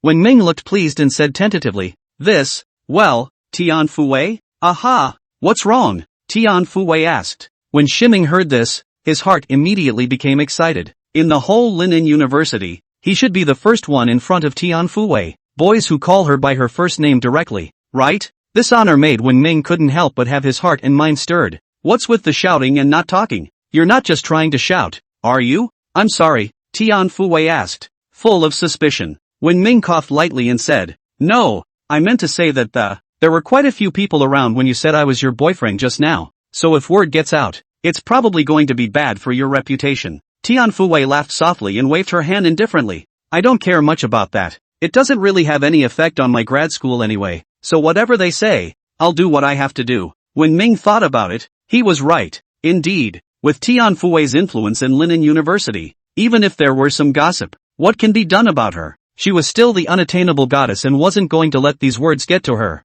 This was the confidence of the #1 schoolgirl of Linen University. Shimming took a deep breath. Anyway, not only did you help me on the forums, I have you to thank for helping me once again this time. Tian Fuwei blinked her big soulful eyes and suddenly asked, then how are you going to thank you? Shimming froze for a moment. He only thought of words of thanks. As for how to thank, he didn't think about it at all. When Ming hesitated for a moment and said tentatively, how about treating you to dinner tonight? Great. It's so happily decided, Tian Fuwei smiled back. When Ming instantly surprised wide-eyed said, You agree? He was just casually testing a sentence just now, not expecting Tian Fuwei to agree at all. It wasn't that he didn't want to invite Tian Fuwei to dinner, but he had never had the luxury of doing so at all. After all, he and Tian Fuwei, this was only sort of the first time they had chatted and were not very familiar with each other. Although Tian Fuwei and Ding Chuanxiang had been to his house once last time. However, he only chatted with Ding Chuanxiang and not Tian Fuwei. With Tian Fuwei, it would not be an exaggeration to describe them as strangers. In Wen Ming's mind, Tian Fuwei was one of those goddesses who stood high above the rest of the world, a divine abode that could be looked at but not touched. Results. He tentatively and casually said that he invited Tian Fuwei for dinner, but Tian Fuwei unexpectedly did not say anything, just accepted without even considering it. This gave Wen Ming the feeling of a dream. Of course, why don't you go if you're invited to dinner? Don't you want me to go? I'm sorry, Tian Fuwei said with a soft smile, stroking a strand of hair in front of her brow. Of course I want to let go. It's a deal. Wen Ming excitedly slapped his thigh directly. This is the #1 school flower of Linen University. Think of a candlelit dinner with Tian Fuwei in dancing candlelight. What kind of wonderful feeling would it be to enjoy Tian Fuwei's moving face? Just a thought. Shimming then instantly felt himself getting excited. Then it's a deal. I'm off. After Tian Fuwei finished speaking, she happily turned around and ran away. When Ming looked at Tian Fuwei's back, with a long leaping ponytail and a pretty back, she looks like a dancing elf. When Ming watched in fascination, he only felt like he was surrounded by happiness. Never have I felt so happy. It wasn't until Tian Fuwei disappeared from sight for quite a while that Wen Ming came back to his senses. After lightly slapping himself and cursing himself for being an old pervert, he was so happy that he went back to the boys' dormitory to look for Wang Jianba. In the meantime, Dean's office, Zhao Ming and others from the Qin Shang Group's legal team have already left. Only Cui Ziyuan and Fan Yunhai were left. Fan Yunhai lowered his head and didn't say a word. Cui Ziyuan looked at Fan Yunhai with a gloomy face and said in a deep voice, Fan Yunhai, what can I say about you? Fan Yunhai shrunk his head and lowered his head even harder. He didn't dare say anything. His arrogance is only due to the fact that his family owns a sizable company. But their family's company, in front of Qin Shang Group, in front of the legal team of Qin Shang Group, which was as strong as Thor, he was not even an ass. Originally, he just wanted to borrow Qin Lia and make a good fool of Wen Ming, but simply did not expect Qin Lia to pay so much attention to Wen Ming, and even because of this matter, directly out of Linen's long-famous Qin Shang Group legal team, ran to Linen University to make a big fuss. He was like a little bird in a storm in the strong Qin Shang legal team of. It felt like it could be swallowed up at any moment. It's a good thing that Cui Ziyuan and others are at the front of the line and keep apologizing in a sincere manner, and promise to delete all the postings, punish the publishers of the rumors, and apologize to Wen Ming in public. And after promising that this kind of thing would never happen again, and then compensating Qin Shang Group for more than $300,000, Zhao Ming and the others gave up. Fan Yunhai had seen it all in his eyes, and had long since been scared to death. Now that Cui Ziyuan was scolding him again, how could he dare to say the word no? Tell me, what's going on inside this head of yours? Can you even do something so stupid as to provoke the Qin Shang Group? Cui Ziyuan sat on top of his chair and asked in a deep voice. Fan Yunhai opened his mouth, but nothing came out. Choi Jaiwan let out a long breath. And I don't care why you did it. You are an adult and since you have done something wrong you have to take it. In view of your very bad behavior this time, he'll get one demerit, be removed as student president, and apologize to Shimming in public. and be responsible for the $300,000 in damages this time. Any comments? Fan Yunhai smiled bitterly and said, "Thank you, Dean Shui. How dare he have a problem with that?" If it wasn't for Choi's maneuvering, he had now been sent to the prosecutor's office by Qin Shang Group's legal affairs, and with Zhao Ming and the others' legal abilities, he basically wouldn't be able to come out once he went in.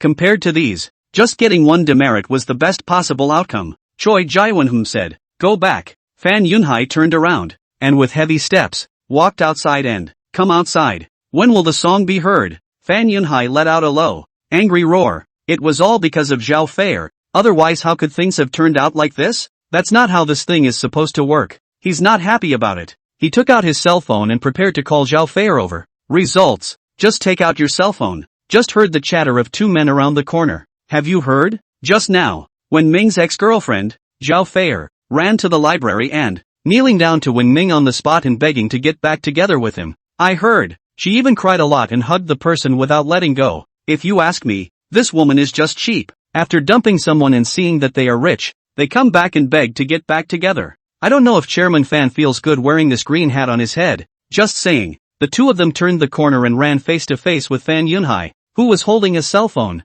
his face as black as ink. President Fan. The two men's complexion changed, and they hurriedly said sorry, followed by running away in a puff of smoke. Bang! Fan Yunhai slammed his fist on top of the wall next to him and hissed angrily. Wen Ming, Philip Zhao, you too. Poof. The words were not finished. With a poof, a mouthful of old blood was directly sprayed out. Just a pity. Wen Ming didn't see the scene. Otherwise he would have been clapping his hands and praising. Containing blood. Awesome. Chapter 53 Demasia. Chapter 53 Demasia. Wen Ming hummed a pentatonic ditty as he marched toward the boys' dormitory. Have to say, it's really doubly effective for Fiona Tien to step up to the plate. One girl after another who had courted him before, either walk up to him and drop a pen or a book or a bag or money. And the necklines are all low enough to show off your belly. But ever since Tian Fuwei said Wen Ming was her boyfriend, these female classmates were immediately honest and never bothered him again. That's what kills Fumi Tien. The only thing that's going to give Wen Ming a headache. It was when he was walking at the boys who passed by.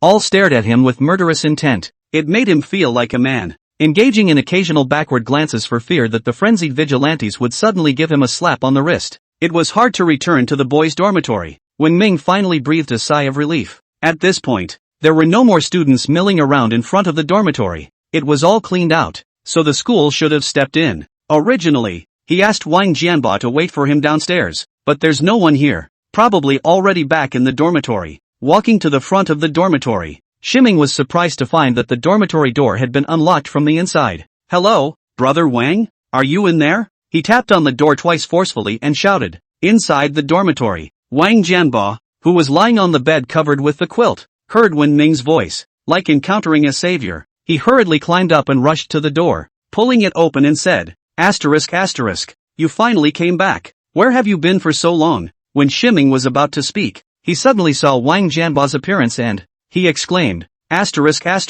what's with the big flowery face? Only Wang Jianba's face was full of marks from being scratched out. Clothes are also rotten here and there. As soon as Wang Jianba heard this from Wen Ming, his eyes reddened, voice choked. Do you know how I've spent the last few hours, you asshole? Shiming blinked and asked in confusion. What? Why do you ask? Do you know how many of your classmates came looking for you when you parked your Bugatti here? Especially the girls. They've been asking me for your number like crazy. See these scars on my face? I don't know which girl scratched me, but it broke my face. You said you'd let me wait for you for a while. How long have you been waiting? Do you have so much to talk about with the dean? Wang Jianba glared at Wen Ming with red eyes. Looking at Wang Jianba's pitiful eyes, a pang of apology rose in Wen Ming's heart. Kind of. I'm sorry about old Wang. Wen Ming dryly coughed. I'm sorry.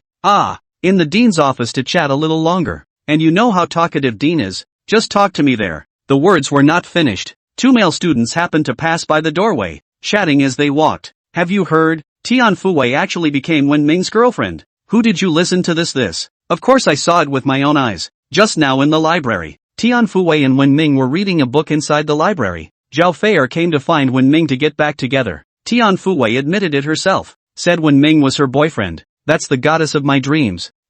Shoo, there's Shiming there. When the two boys saw Wen Ming, they hurriedly stopped talking and walked through the doorway. Wang Jianba looked at the backs of those two people, then turned his head to look at Wen Ming. The pitiful expression on his face disappeared instantly. Then, He cocked his head and pulled out his ears, glaring at Wen Ming with an icy expression. Just now.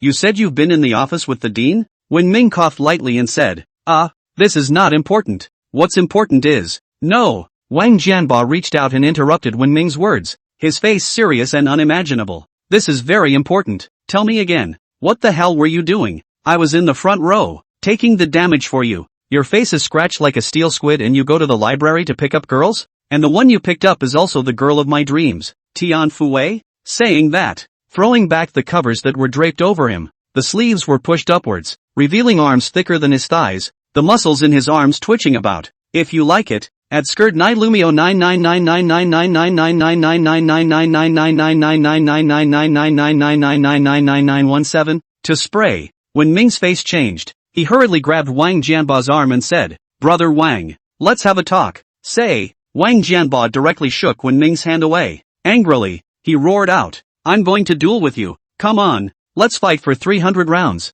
Either you die or I die today. Wen Ming, you've remained true to me even when the whole world has abandoned me. Now because I talked to Tian Fui for a while, you want to fight me to the death? Seeing color and forgetting your friends? Drink! Eat my punch! Wang Jianba roared and directly stabbed his fist towards Wen Ming's shoulder. Shiming reached out and grabbed Wang Jianba's wrist, instantly stopping him. With the fusion of the body-strengthening serum, an unusual few people wouldn't be able to get close to him at all. Although Wang Jianba was heavier in terms of tonnage, if he really wanted to fight, Wang Jianba couldn't even touch Wen Ming's clothes. Hey! Surprisingly, you blocked me. There's growth. Wang Jianba sneered and said, eat another move of my Dragonfall pendulum. Pendulum.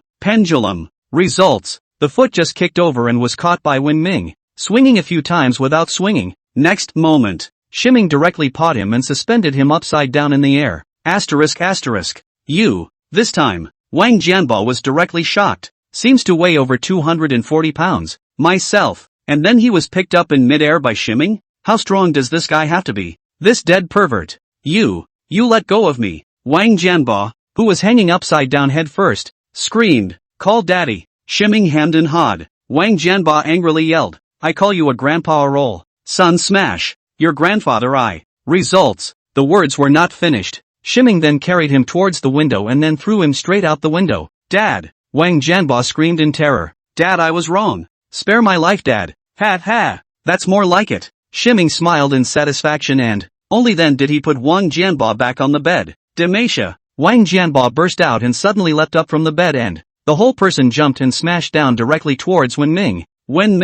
He took a quiet step back. Then, puff. Wang Jianba solidly fell a mouth-gnawing mud. Enough after a good assembly. It was only then that he got up from the ground, his eyes staring straight at Wen Ming as if he was recognizing him for the first time. At this point, Wang Jianba was screaming madly in his heart. When did this grandson he become so powerful? Not only did he paw him with one hand, but his reflexes were surprisingly fast, and his heavenly justice.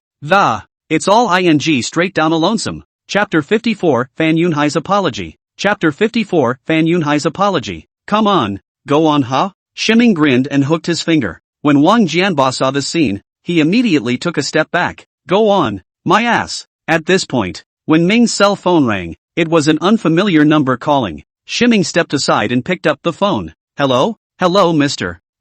I'm Zhao Ming, the legal affairs officer of Qin Shang Group, and regarding the rumor thing about these, we've already dealt with it. The one who spread the rumor will apologize in public and pay $300,000 in compensation. According to Mr. Qin, it's to give you this $300,000 as compensation for your honor. Looming inside the cell phone said in a serious tone. Shiming smiled lightly and said, thank you, brother Zhao. Say thanks to Mr. Qin as well. It's only $300,000. When Ming did not take it to heart, Qin Lia would not take it to heart either. Qin Lia gave him $300,000 directly, just to show her feelings, because the $300,000 was fine from the school because of the previous rumors about the school. Good, then if there's nothing else, we'll go back to Qin Shang Group first, Zhao Ming said. Hang up the phone. At this point, inside the campus radio, Fan Yunhai's voice rang out. Hello everyone, I'm Fan Yunhai. For spreading remarks that discredit Wen Ming,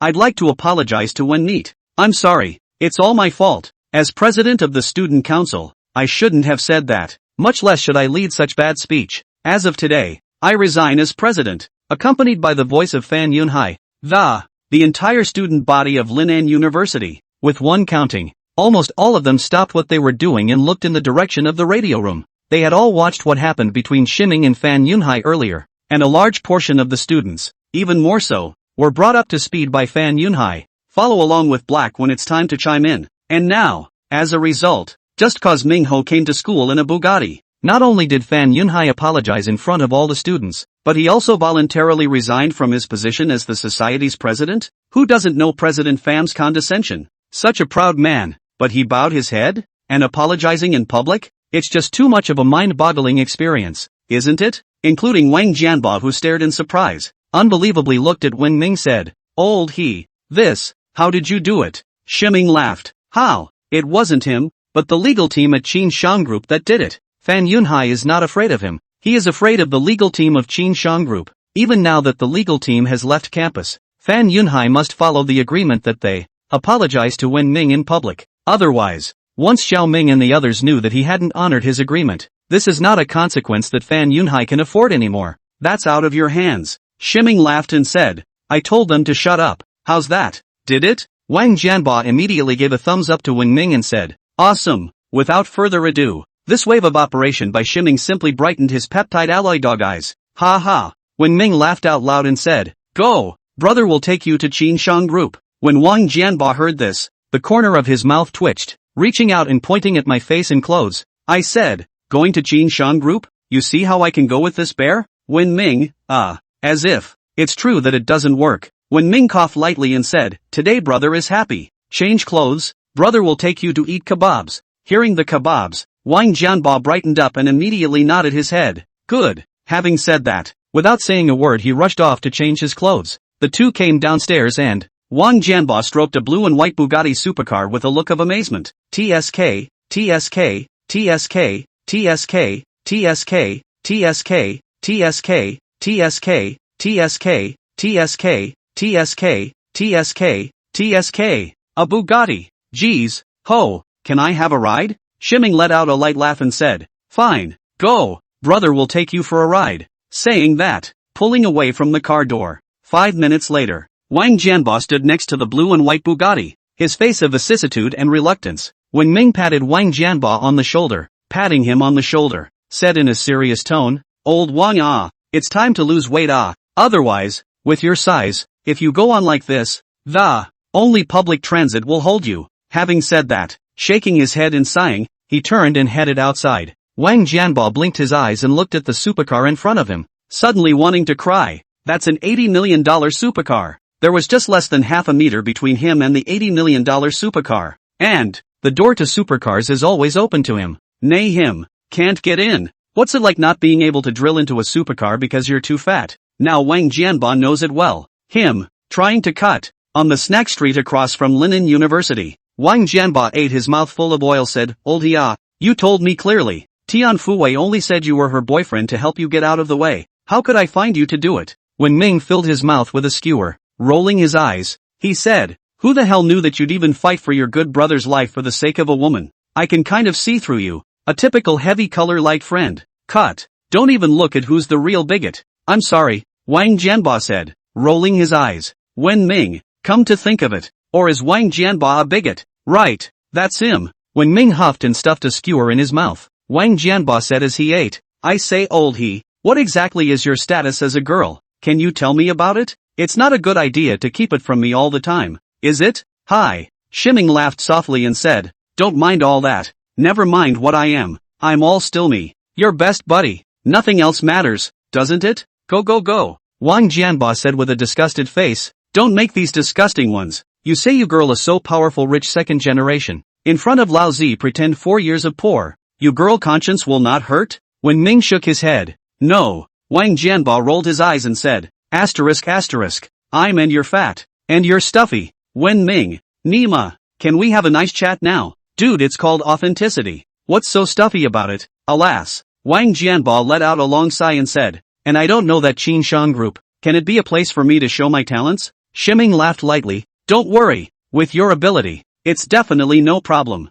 All you're missing is a real boogeyman. Borrow your advice." Wang Jianbo said. Shiming laughed and suddenly his eyes rolled. "Wait, old Wang is a good player in finance and has no teacher. Self can't figure out how to play with a ton of gold, but old king doesn't necessarily not know ahem. Wen Ming coughed lightly and asked, Old Wang, I read an interesting question on top of Pushy the other day about what you would do if you were given a ton of gold. Have you seen it? No. Wang Jianba shook his head as he ate a kebab. I'm not concerned about such an impractical issue, so it doesn't seem to push such a boring topic on me. Wen Ming. Chapter 55, The Right Way to Open a Ton of Gold. Chapter 55, The Right Way to Open a Ton of Gold. When he heard Wang Jianba's reply, Wen Ming wanted to hit someone. What do you mean by impractical? Dude, asked the actual question, okay? If I wasn't afraid of scaring the out of you, I'd call a ton of gold in your face. Just tell me, in case there is a ton of gold in the hand, what should be done in your opinion? Wen Ming pursued the question again. It wasn't that he wasn't willing to tell Wang Jianba about the gold in his hand. In Wen Ming's heart,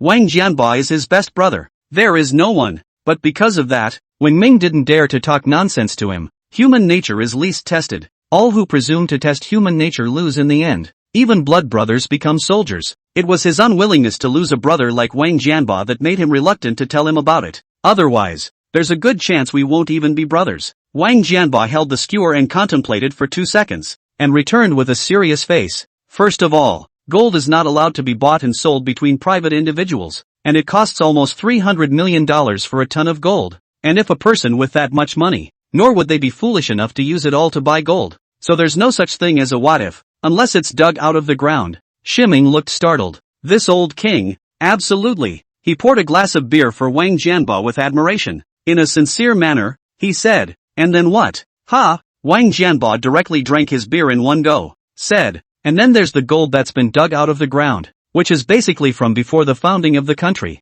And there's definitely no certificates or numbers, which means there's no license to sell it. Stashing such a ton of gold, once discovered by the state, it's all confiscated plus 7 years in a free cell. Not to mention selling it. It's too late to hide it. Wen Ming, that tough? What the hell did you dig up? Shiming looked serious and said, if someone really digs up a ton of gold too, is it just a matter of burying it back again? That would be too much of a loss, wouldn't it? A ton of gold. Let him go back underground and pretend he didn't know about it? It's worse than a slap in the face. Wang Jianba lightly laughed and shook his head, saying, there is definitely a way. After all, the so-called regulation that, it is also made by men. And even more so, it is enforced by men. When Shiming heard this, he immediately looked happy, and hurriedly poured a glass of wine for Wang Jianba and said, what way? Wang Jianba laughed and said, the usual way, is to look for underground traders. Sell it to them bit by bit. These people have a wide range of channels. They can sell even triple gold. When Shiming heard this, he frowned. Underground vendors? That just doesn't sound right. Sure enough, Wang Jianba continued, but doing so, the drawbacks are also great. Underground traders can be all the 3 religions and 9 streams of people. If you sell them a little gold is okay. At most they press the price. If the quantity is large, it's not out of the question that they might be onto you, and then give you a clean sweep with all your possessions. Not to mention a whole ton of your gold, the stuff that goes down the drain sooner or later. Wen Ming, what the hell is the point of playing? Wang Jianba continued, there is another way, and that is to engage in gold futures. Not only will you be able to realize all the gold, but you'll be able to do so at more than 3 times the market price. Gold futures? What do you mean? Shiming said in surprise. It was the first time he had ever heard of such a thing. Wang Jianba explained. The so-called gold futures is to take the concept of gold speculation, make a capital cash out and then convert the gold in tranches. But in doing so, there will be a lot of departments and companies involved, such as the Shanghai Futures Exchange, the Securities and Futures Commission, and so on and so forth. If we do this, one is to have enough connections to support it, and the other is to have enough financial resources to maintain it. You can't have one without the other. When Shiming heard this, he raised his eyebrows slightly. Relationships and financial resources? He had just over 25 million points in his hand right now, and that money, he had used to buy the villa. As far as relationships go, for those with higher status, he knew at most 1 Qin Lia, and none of the others. I just don't know if that's enough. Shiming poured another beer for Wang Jianba, asked, what kind of connections and financial resources are needed? Wang Jianba glanced at Shiming in surprise and said, why are you so concerned about this issue? It's hard not to. Speaking of which, he looked startled, staring at Wen Ming with wide eyes in disbelief.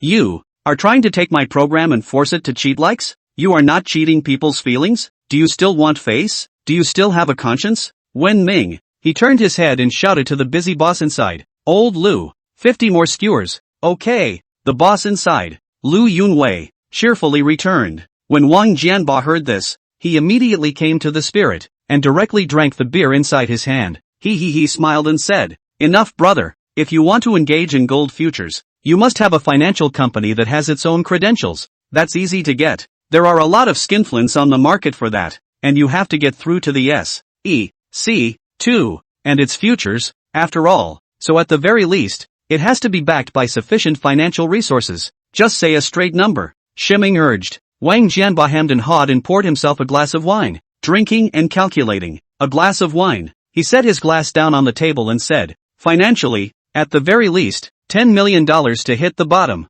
I don't know exactly how much. After all, it's not something I've ever touched or had access to at this level. It's just an estimate." Shiming nodded. "Estimates are fine. At the very least there is a reference value, but never bottom this." Originally, Qin Lia had given him $25 million, and he thought he was going to be awesome. Results: that much money is just enough to cover the bottom of the letters gold futures? That's too much of a blow. Wang Jianba continued. "As for connections, there's no way to gauge this, but at the very least, you can put on the futures exchange, as well as all aspects of the formalities as well as problems to be taken care of. After all, it's the gold that's coming from the wrong place. Even with gold futures as a cover, someone needs to open the way in front, otherwise it's easy to be halfway hijacked by people with red eyes." When Shiming heard this, he rubbed his nose. The man who opened the way for his gold futures. This, Qin Lia seems a bit dangerous. Alas. At this point, Wang Jianba suddenly let out a long sigh and said with a face full of emotion, "That means you're asking the right person. I was approached. After all, I had thought about investing in gold before, so I researched it a bit more, and for anyone else, I didn't even know about this, but then I learned more about it and I shudder to think about it. It's too damn expensive. Can't afford to play." Having said that, taking up the wine cup, he drank it all in one go, and said with a long sigh, "So much gold. A young master of a big family like you might still be able to get it. I'm counting on you to get your hands on that much gold. When the time comes, I'll help you take care of it for free, and get over the addiction of manipulating the gold futures market." Ahem. Wen Ming lightly coughed and said, Truthfully, I am not talented. On hand, there is indeed such a ton of gold. Think, put." The beer that Wang Jianba had just drank directly spewed out all over his face, spraying Wen Ming all over his face. Chapter 56, New News Push. Chapter 56, New News Push. Wen Ming was confused. Wang Jianba was dumbfounded. The two of them were wide-eyed. Shiming wiped a handful of beer from his face and said with a look of disgust, "Are you a ing spray can? Isn't it just for you to talk about a ton of gold? Why do you have to react so strongly?" Just at this time Wen Ming, but has long forgotten, when he just got this ton of gold. It took a full 10 minutes of excitement lying on the couch to ease up. Wang Jianba was pulled back to his senses by Wen Ming's words and hurriedly wiped his mouth. Stunned, he looked at Wen Ming said, "What did you just say? Have a ton of gold on hand? Really?" "Right, really." Shiming nodded as he wiped the beer off his body. "Nima, it's ing disgusting." As for the matter of 1 ton of gold, originally he did not intend to tell Wang Jianba. However, since Wang Jianba had mentioned it, there was no need for him to hide it any longer. He's on Wang Jianba. He was 100% at ease, not the least bit worried that he would betray himself. Regardless of any circumstances, he trusted Wang Jianba unconditionally, just as Wang Jianba trusted him. Sometimes, a simple look was enough to make people trust him twice as much. And Wen Ming and Wang Jianba, that's the kind of relationship they have. It's not a brother. Better than brothers. Puff. When Wang Jianba heard Wen Ming's words, he directly sat down on his butt. Blinking, he said, "Where the are you? You." Speaking of which, he hurriedly climbed to his feet, looked around warily, and then plopped down in front of Wen Ming, whispering, "Where the hell did you get so much gold?" Wen Ming sighed and said, "You just take. This is my family inside my home to give me the business startup capital, but also as a test for me to see if I can realize this batch of gold. That's a ton of gold that was dug up when we got the system. Strictly speaking, it's kind of his startup capital for the business." ****. Hearing Wen Ming's words, Wang Jianba directly exploded a foul mouth and said, "Nima, how dare your family use a ton of gold as startup capital? How can you be so powerful? This is more than hoity-toity. It's simply inhumane. I'm going ing crazy. People are more angry than people. Find out when to tweet, and then look at yourself." Wen Ming's family gave him a ton of gold, and his dad, he was given only 1 peg as startup capital. Wen Ming patted Wang Jianba's shoulder and said with a serious and earnest look, Old Wang, I know what you're capable of, that's why I'm asking you. I want you to do me a favor. If it works out, we'll split the money 50-50 between the two of us. This ton of gold, if you put it in your own hands, it's a pile of junk. Might be facing jail time someday. Now let Wang Jianba help self-operation. He give out technology and ability. He give out gold. A 50-50 split would be reasonable. After all, even if he did sell all the gold, it would only be $300 million. Now after Wang Jianba's hand, that's $1 billion. After 50-50 split he still has 500 million. The earnings directly nearly doubled. When Wang Jianba heard this, he was overwhelmed with excitement. The market price of a ton of gold is almost $300 million. If baked by the gold futures market, this ton of gold could be worth almost $1 billion. With a 50-50 split, that's $500 million in your pocket? Thinking about this number, Wang Jianba panicked. No. Wang Jianba immediately waved his hand and said, Lao He, 50-50 split is not possible. We are brothers. I should help you. It's just 1-9. I'm 1-9. You're 1-9. I'll get $100 million just for that. I can't take it if it's any higher. And I don't dare. If you won't, I won't take the job. $500 million. I can't even think of that. Not to mention $500 million. Even $500,000, he couldn't shell out. The reason why he insisted on 1-9 was solely because he couldn't, and didn't want to, take advantage of this advantage of Wen Ming. 3 or 7 it is. Don't resist or I'll find someone else, Shiming said directly. Wang Jianba froze for a moment, then immediately stretched out his hands and hugged Wen Ming with a touching face. Voice choked. Good brother. Off. Shiming reached out and pushed him away. Don't be so disgusting, just say yes or no. That has to work. Wang Jianba excitedly patted his chest and said in a bold and cloud-dry manner, of course there is no problem. For no other reason than this trust of yours, I am absolutely obliged. Having said that, curious, he asked, Old He, this is a ton of gold. Are you really that relieved of me? Wen Ming let out a light laugh and said, Old Wang, since I'm giving you this, it means that there is absolute trust in you. Even if you do end up getting rich and can't help it, I won't say anything. It's only $1 billion or so. Consider it a blessing for your brother. I wish you a bright future. When Wang Jianba heard Wen Ming said this, his eyes instantly reddened, and tears wandered inside. The voice choked and said, Old He, I thank you for your trust. You really make me not know what to say. I am here to give you an oath to do this thing right. If I have done something wrong to you, call me Heavenly Thunderbolt. No good death and bad luck for the rest of your life. Okay. Wen Ming shook his head and said, Don't be so carnal. I've got goosebumps at the very least. Wang Jianba hemmed and hawed and said, I'm really too touched. You don't even know that Old He. I've never had anyone be so trusting and supportive of me since I was a kid. I'd love to have a PY friendship with you. Get out. Shiming throws a disgusting head kick. Results. Wang Jianba hugged Wen Ming's leg and said excitedly, This thigh. I'm going to be the richest man in linen. I want to be the richest man in linen. I want to be the richest man in the country. I want to be the richest man in the world. Around them, a wave of blank stares as well as disdainful looks drifted over. Where did the psycho come from? And the richest man in the world? If you're really that powerful, why do you still eat barbecue? Looks like a poor bastard. He's here to make his presence felt. Exactly. From the moment you sat down I heard you bragging about the greatness and the ing gold.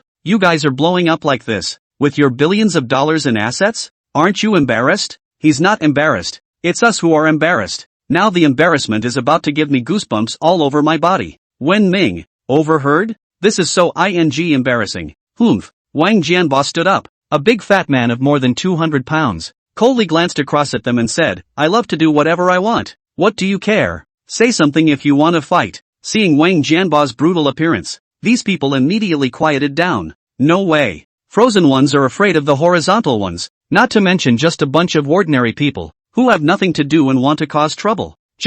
When Ming looked at Wang Jianba, who had a face of horizontal meat trembling, suddenly some regret for self's previous decision. Nima, can a ton of gold go to such a mixed up guy? At this point, the boss, Lu Yunwei, is here. Ming, Bo, here are your skewers. 60 skewers, and 10 more for you. I'm sorry, smiled Lu Yunwei, who was in his 30s. Thanks old Lu. Shiming chuckled. They often come here for barbecue. They're old friends with the owner of this place. A very cool and atmospheric owner. Ha ha, you're welcome. Lu Yunwei gave a big laugh and headed inside. I'll start eating first. Wang Jianba excitedly picked up a bunch of them directly, ignoring the high temperature on them, shoved it straight into his mouth. Shiming let out a light laugh. Just then, His cell phone rang and, take it out. Another news push from the Tomorrow's headline system. Chapter 57, Godlike Old Wang. Chapter 57, Godlike Old Wang. When looking at the news tweets, the next moment, his eyes narrowed. It is reported that on the morning of June 30th,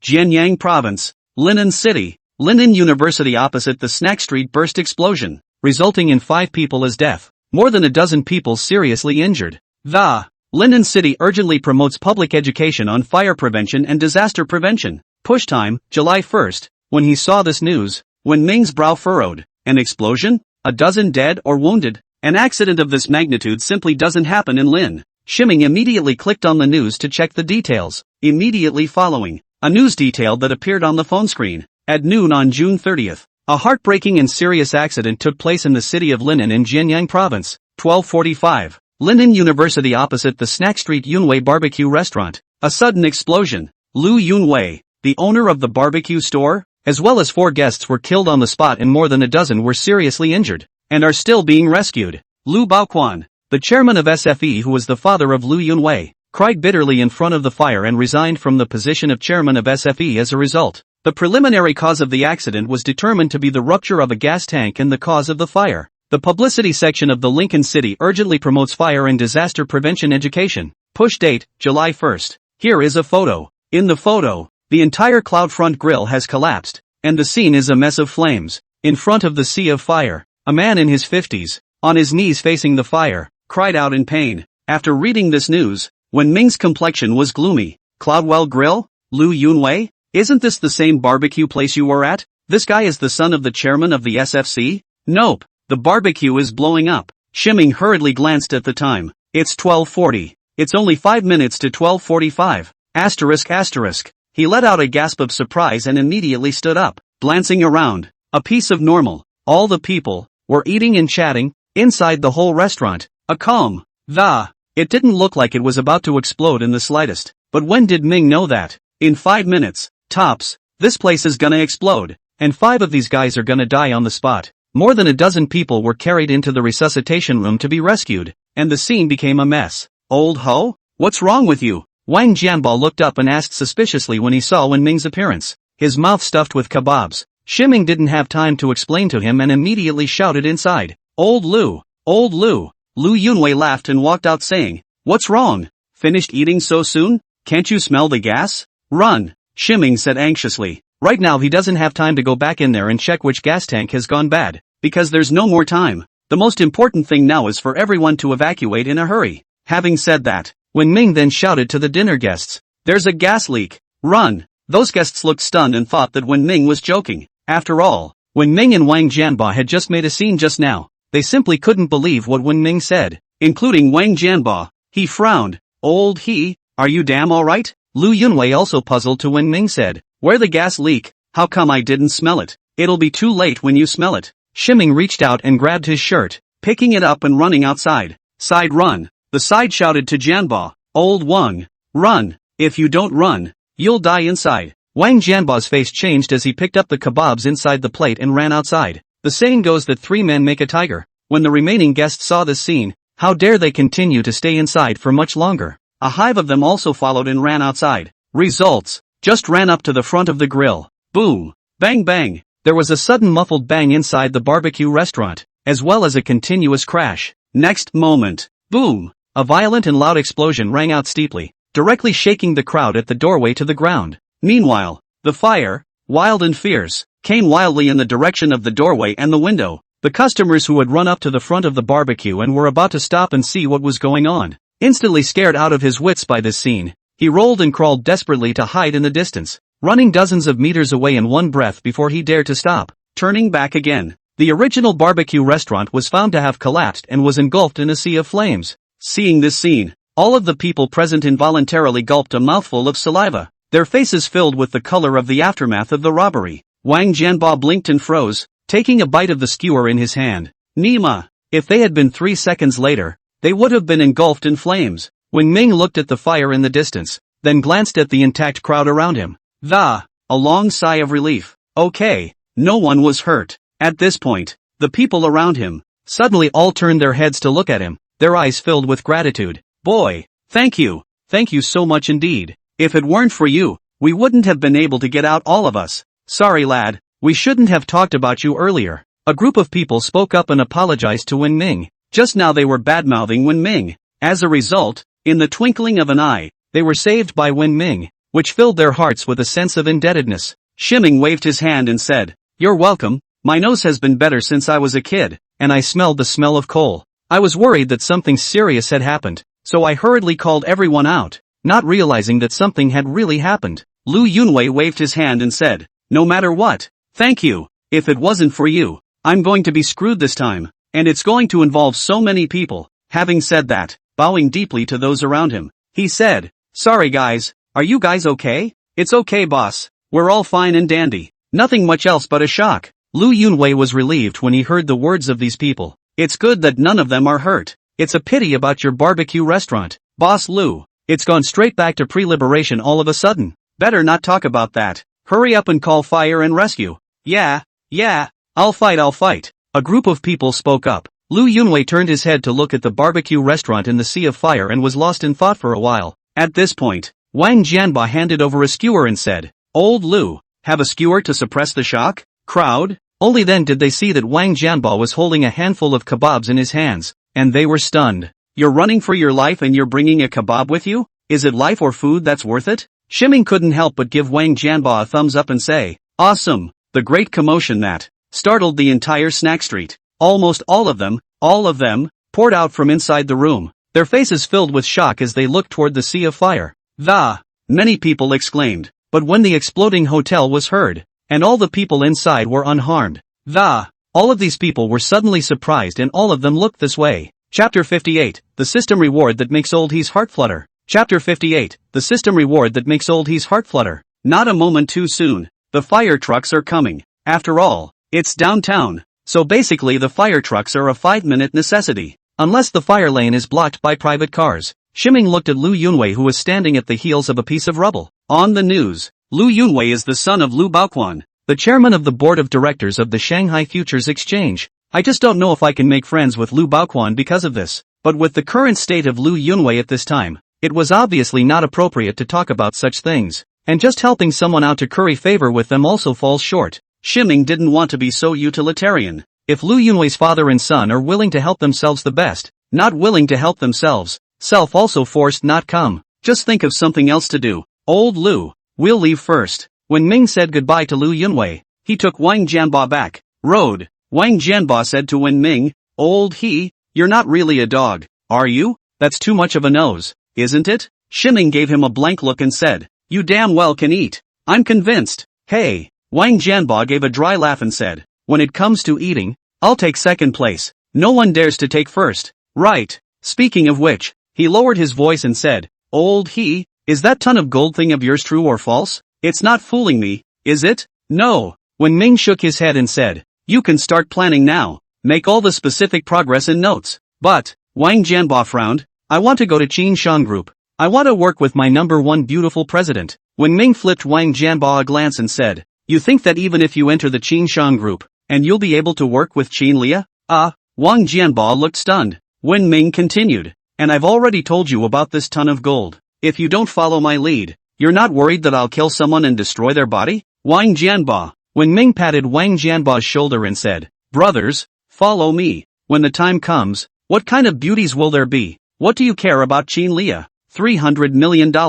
Aren't you impressed?" Wang Jianba swallowed a mouthful of saliva and asked, "You have the connections and financial power? You don't have to worry about that. Just take care of the preparations. I'll figure out these aspects." Shiming said, "Yes." Wang Jianba extended his palm and said, "Come on, high five. It's a deal." Shiming rolled his eyes and said with a look of disgust, "Look at your big, oily pig's hooves. Strike a blow. My ass. Go away." Saying that, headed inside the school. Jianba Wang. Access to campus. Road. Curiosity surfaced on the faces of many students when they saw Wen Ming, although only half a day had passed. But when Ming's Bugatti had been parked downstairs in the boys' dormitory, owned by Ming, this had already spread throughout the campus. The number of people who knew Wen Ming was small, but it wasn't small either. However, for the sight of these people, Wen Ming ignored them all and instead looked out of his cell phone. He'd heard the notification ring on his cell phone when he was near the fire a few moments ago. It should be that the system rewards have arrived. Turn on your cell phone. 3 notification messages that are being displayed on the screen. Congratulations to the host for participating in this tomorrow's headlines news content. In view of the fact that the host has saved several lives, the system rewards Song God skill proficiency as well as Master Piano proficiency. Please click to receive them. The system rewards 1 Rui sticker for valor in this mission. When he saw these 2 rewards, Wen Ming instantly raised his eyebrows. Song God skill mastery as well as Master Piano mastery. I don't know how. When Shiming looked at this reward, he always had the feeling of being mocked by the system. Did this system know that he had a hard time singing? So it purposely rewarded a Song God skill proficiency? All along, Wen Ming could all be addressed by others as Master Crippled Sound. Not for any other reason than the fact that this guy can sing in more than 5 different voices. It's almost like a magic voice that can scare a bunch of people to tears when it opens its mouth. During the class chorus in my sophomore year, Wen Ming relied on one person. Just bring the whole class rhythm to the eggplant patch. Off-kilter couldn't be more off-kilter. And then, the class chorus kicked Wen Ming out without even considering him. As for the piano, this is the kind of thing that Wen Ming can play. Beethoven's Symphony of Fate. He can't play, but Starlet, he can play like a thief. Twinkle, twinkle, bright, the sky is full of little stars. It's the only piano piece he knows how to play. I was going to learn another little donkey song, but I didn't learn it for 3 years, so I finally gave up. Now rewarding him with this Master Piano proficiency is complimentary. Aha! Compliment each other well. Pick up. When did Naru imagine herself in the spotlight, playing piano music to her heart's content little star? Nope. It was the elegance of playing a symphony of destiny and pressing collect with gusto. Zip! A burst of electricity suddenly emanated from inside his hand and traveled through his arm to his limbs. Then, Shiming followed with a wild shudder. Old ho! I'm coming. Next to him, Wang Jianba thought that Wen Ming suddenly got electrocuted, and exploded with a direct kick towards Wen Ming. Wen Ming, he reached out and peeled Wang Jianba to the side, saying breathlessly, you damn well want revenge, don't you? All I did was shiver and you want to kick me in the ass? Wang Jianba laughed dryly and said, this is not concerned about you. Don't be angry. Don't be angry. Asterisk asterisk asterisk asterisk you. Shiming glared at Jianba, immediately following, frowning. It's not right, is it? Electricity has been applied, but how come I don't feel piano and singing skills inside my head? When the fighting arts were first extracted, inside his head, a brain full of fighting techniques. But now, why didn't you feel anything yourself? There's no skill in how to sing. There's no skill in how to play the piano. The mind is empty. Nothing. Is it possible that the collection failed? Did I just get electrocuted for nothing? Shiming hurriedly opened his phone and found the reward page. The results show above that. Reward claimed. Wen Ming, is this a ING pickup? But why is there nothing? Naya, it's not going to be a pit stop. Shiming touched his big brain and was dumbfounded. That's not right, is it? Even if it had a little effect and didn't make him sing so badly. What the hell is this now? Didn't they say that if the system is exported, it will be the best? You're a liar. 2. Wen Ming studied it for a while longer and finalized it. Self got screwed by the system. It's ING crushingly nothing, and it's completely fooled. Oh, sure enough, the system looked down on him. He didn't deserve the Song God skill. Chapter 59. Chapter 59, Singing and Rapping. It's just that what puzzles Wen Ming is, you can play the piano yourself. Okay, at least you can play Little Star, right? Why not even a piano? What happened to complimenting each other? However, he couldn't drop the phone if the system didn't give it to him. We can't do that, can we? Forget it. There's a third reward. Wen Ming looked to the last reward. Rui stickers. Click to pick up. Next moment, the Rui sticker flashed and ran inside the props bar of tomorrow's headline system. It's hovering right at the bottom of tomorrow's headlines. After Wen Ming tapped on Rui sticker, there was a description below. Rui, as I wish. Use the Rui sticker and stick it to your head. Can be in 10 minutes the heart wants to do. Cautions, 1. Invalid for women, note, effective for men, 2. Invalid for the lottery. 3. Ineffective for ideas that break the law. 4. Ineffective for ideas that are not pure in purpose. 5. The host can self-control the progress of things. Suspended at any time. Wen Ming. See this note. He was excited about the batch when he read the instructions on the front. The heart wants what it wants. This feature is simply unbeatable. It was only a short 10 minutes though, but often 10 minutes can change a lot of things now. But upon reading the description behind it, Wen Ming's heart grew cold. At the end of the day, plucked, ineffective on women and all that, reasoning he understood. Otherwise it would be too anticlimactic. Who can stand it when you're standing on the street and looking at all the beautiful women? It makes sense to have that restriction. But what does this note, works on men mean? I'm afraid this system has some misunderstanding about itself, right? Is that what I am? And back there. It doesn't work for this, it doesn't work for that, or whatever. What's the point of this RUI sticker when it's not even valid anymore? As a diaper? With these restrictions in place, Shiming really didn't know what this RUI sticker was good for anymore. Originally, because of getting these 3 rewards, Wang Ming was quite excited. Now it's suddenly a bit deflating. By the way, do you know about the big star Lu Xinyua's concert in Linen? Coming downstairs to the boys' dormitory, Wang Jianba suddenly asked, is that the songstress you posted on your bed? Shiming asked. For 4 years in college, Wang Jianba has had a poster stuck to his bed. It is said that's a poster signed by the great singer, Lu Xinu. He paid a good $1,000 for it. It's been taped to the bed. As they spoke, the two headed upstairs. Right on. Wang Jianba slapped his thigh and said, that's my goddess. To think that she's coming to Linen soon makes my heart fly. Shiming rolled his eyes and said, just how many goddesses do you have? To fight him for Tian Fuwei, to fight him for Qin Lia, and now a Lu Xinu has popped up. This Wang is really a scum. Shut up. Don't you dare slander my goddess. Wang Jianba's eyes glared as he said, do you know how popular I am? I've already booked tickets for the concert, and I've been practicing like crazy every night for the last 2 days, preparing for the time when I can sing with Big Moon. Ha! Shiming slanted a glance at him and said, just you? Singing with Big Moon? Do you think you're worthy? Do you think Big Moon will order you even if they get a fan to sing along? When Wang Jianba heard this, he immediately crossed his eyes and said, do you know my current strength? Let me tell you, I'm not a wuxia anymore. I've been practicing like a madman lately, and I've improved my singing. It's already very impressive. Look at the ranking of this Big Moon song I sang on Daily K-Song. 8,000 K-Song records. I'm already ranked within the top 2,000. Shiming laughed and said, you're blowing it up within 2,000 names. If you were allowed to rank in the top 200, you wouldn't be in heaven? Humph. Wang Jianba gave a heavy cold snort and said, you know a hammer. Do you know how hard it is to get within 1,000 or 2,000? It's the whole country singing in this competition, and there are a lot of people who specialize in music. Do you know how hard I worked to get into the 2,000?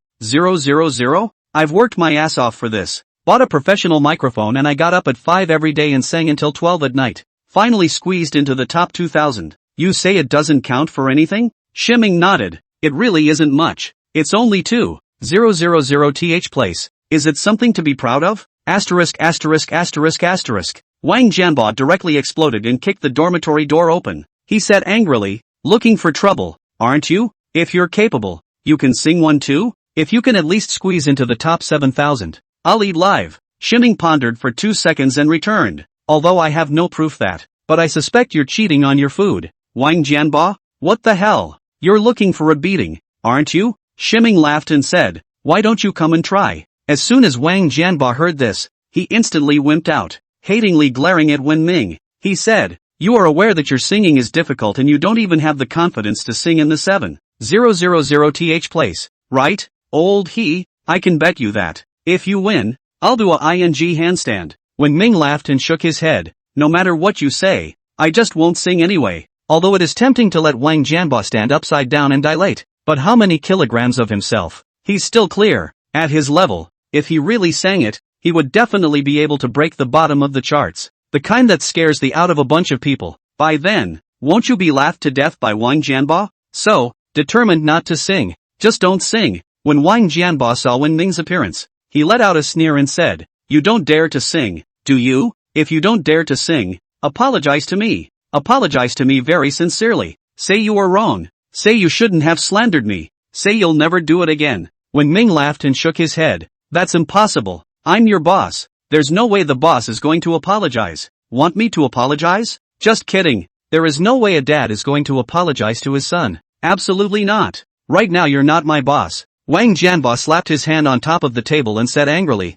you must apologize to me. Otherwise, I won't do it for you. You can go to whoever you want. This is the dignity of a master. No matter how much money he has. I can't swallow this. Are you playing for real? Shiming frowned. Wang Jianba sneered and said, right. Either sing for me, either apologize to me. Those are the only 2 ways to go. Wen Ming's expression was ruthless. Apologizing is no way to apologize. Beating him to death is not an option. Just sing. Wen Ming would rather sing and be mocked by Wang Jianba than lose his dignity and apologize. And never apologize. Good. I'll sing. Get the microphone. I'll show you daddy's amazing singing skills. Wen Ming waved his hand, stood with his arms folded and said, rather like a wind dashing in easy water cold, strong will go and never return frame. Chapter 60, What is the experience of being openly drunk? Chapter 60, What is it like to be openly drunk? Soon, Wang Jianba then took his microphone. It looks pretty high-end. Wen Ming took the microphone and said to Wang Jianba, as promised, as soon as I can get into the top 7,000,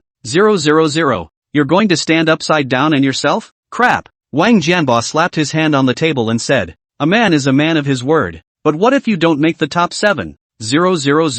As Wen Ming's best buddy, he had a good understanding of Wen Ming's vocals. It really couldn't be more familiar. Though Wen Ming had been lukewarm and not at all famous when he was in school, but the legend of him bringing the entire department's chorus to a crooked halt by himself back then is still circulating in the jungle to this day. And, whenever there was a big school event, the legend about him would inevitably be brought up again. Wen Ming's strength was evident from this. Shiming chuckled, if I don't make it into the top 7,000, I'll run naked around the schoolyard in public. It's not just running around naked. It's not like we're running on top of the playground in broad daylight. Isn't it just like playing to go over and run around quietly in the middle of the night when no one is around? As for the public, there was no one there. What could I do? And does it have to be a large living person? There's also a bunch of wobbly things on top of the playground in the wee hours of the morning playing okay. Yes. Wang Jianba, where did he think Wen Ming played word games for him? Directly slapping his thigh in excitement. He said, good. This is what you said. Whoever doesn't run is a grandson. Sing. Wen Ming opened Daily K Song and found the song that Wang Jianba said. It's a very popular song called, Say Yes and Smile. Shiming used to listen to it all the time, so you could say it was familiar. Looked at the karaoke log below. Oh, boy, 899 people now. That means that if he wants to squeeze into the top 7,000, he'll have to beat 100 people, at the very least. It takes to reach 799, 2,000 people. Shiming was suddenly a bit abashed. Even if there are some scraps here and there, the whole 2,000, with his amazing vocals, it's not like he's going to be able to do it. Why don't you sing? It can't be a wimp, right? Wang Jianba sneered. Wen Ming laughed and said, who said that? You'll just wait for the upside down diarrhea. Having said that, click to start karaoke. Next moment, the karaoke panel appears on the phone screen. Immediately following, the familiar rhythm of the intro slowly resounded inside the dormitory. Listening to the rhyme, Wen Ming's originally turbulent heart instantly quieted down. The whole person was instantly immersed in the tune, and a small smile appeared on his face. But on closer inspection there was a somewhat sad expression. When Wang Jianba, who was next to him, saw this scene, he immediately stared at the scene. This expression, why does it look like you're constipated? Nope, it's the look like constipation finally pooped out, but with an anal fissure. Wang Jianba laughed coldly. Load, keep loading. Your expression pretends to be more intoxicated. You should not be able to sing, or not be able to sing. The opening of the mouth makes you thin. At this point, the introductory rhyme ends and it's time to open the song. Next moment, in Wang Jianba's eyes that narrowed into a line, Wen Ming took a deep breath and closed his eyes. Then, say yes to smiling. Say yes to letting go. Why can't? Hearing the first sentence, Wang Jianba then instantly widened his eyes. This song accent, that vocal line. Instantly, Wang Jianba was amazed. Just now he thought Wen Ming opening broken it. The results of this damn just opened drunk Wen Ming was still singing obliviously, getting more and more into it.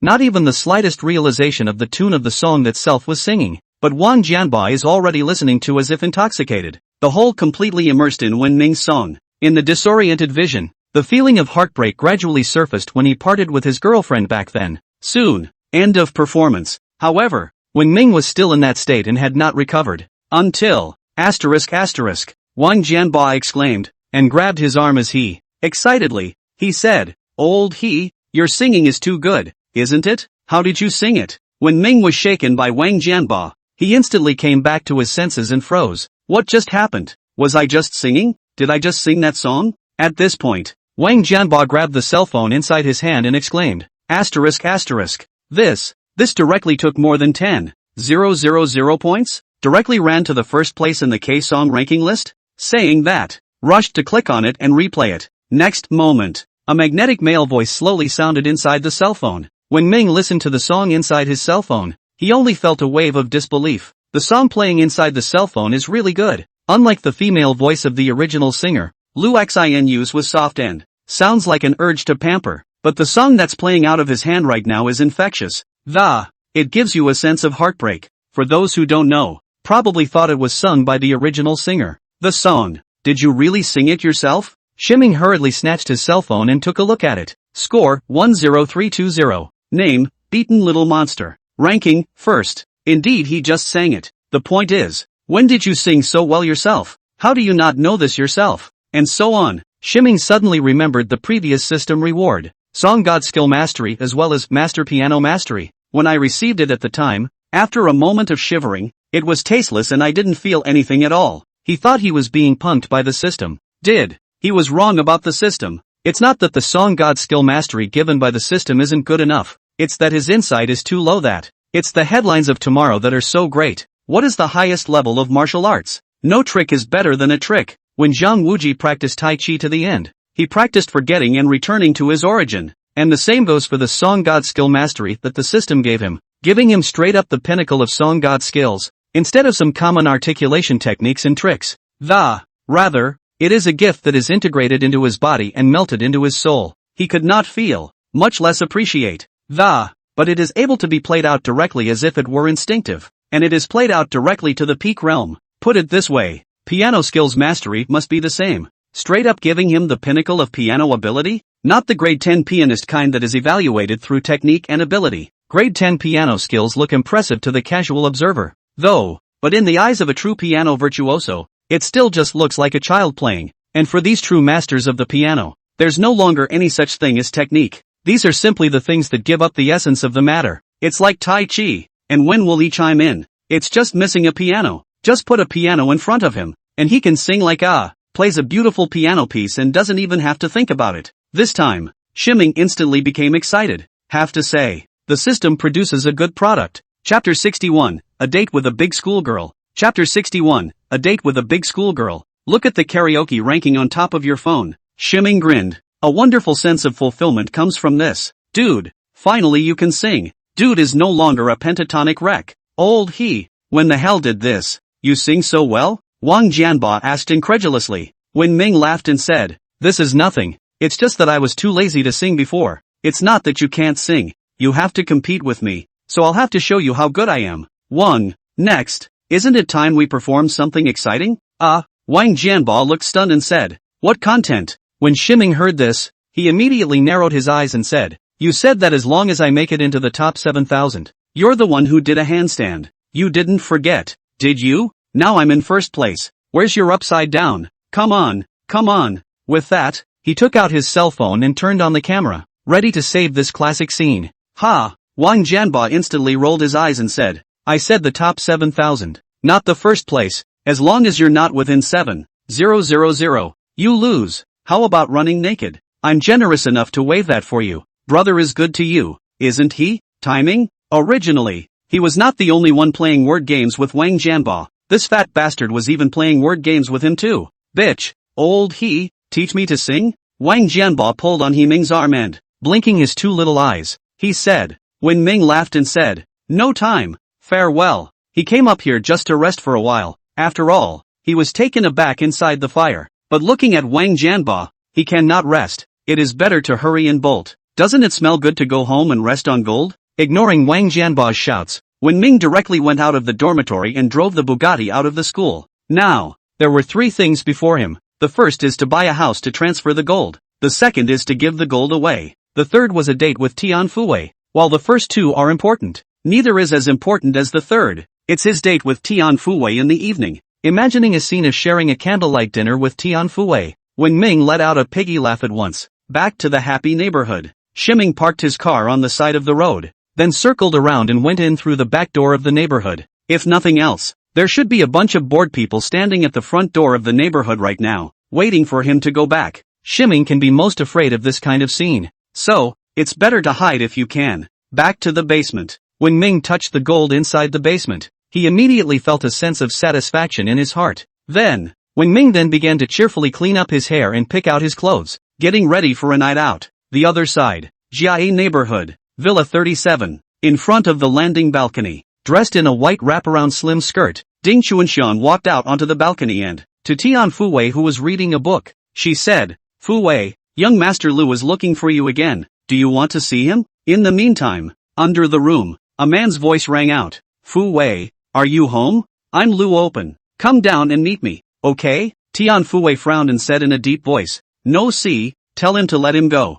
But, Fu Wei, his dad is after all the major shareholder of a 5-star hotel. Why don't you go out and have a word with him? It's okay to at least let him know that you're not interested in him? Ding Chuanxiang asked. Tian Fu Wei sighed and raised her head. Auntie, this guy has been pestering me for quite some time. I've turned him down countless times, but it's no use. He keeps pestering me, so I have to avoid him. Saying that, a look of distress surfaced on Tian Fu Wei's face. As the name of Linan University's 4-year reigning school flower, not only were there countless suitors inside the school, but there were also many inexplicable suitors in society, especially those rich second-generation people in Linan City. Every now and then, they are stopped to show their love, but basically, they give up after being rejected. Except for Lu Open. This son of the 5-star hotel Fall Hotel, Lu Open, can be said to be the ultimate in laxity. Come to pester her from time to time. There was even a time when she was so pissed off that she called the police. It's just a shame that the pickets come and at best they're verbally criticized.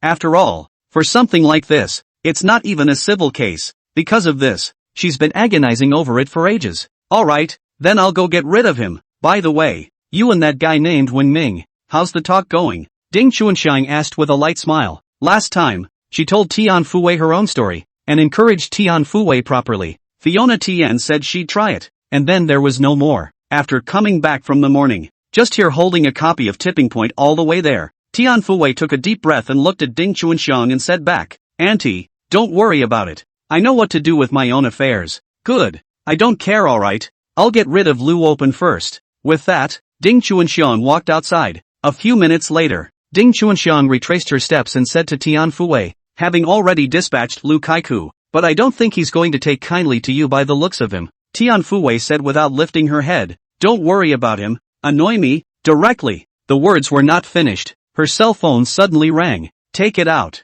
Immediately following, a look of surprise appeared on her face as she set her book aside and picked up the phone. Okay, got it. Okay, no need.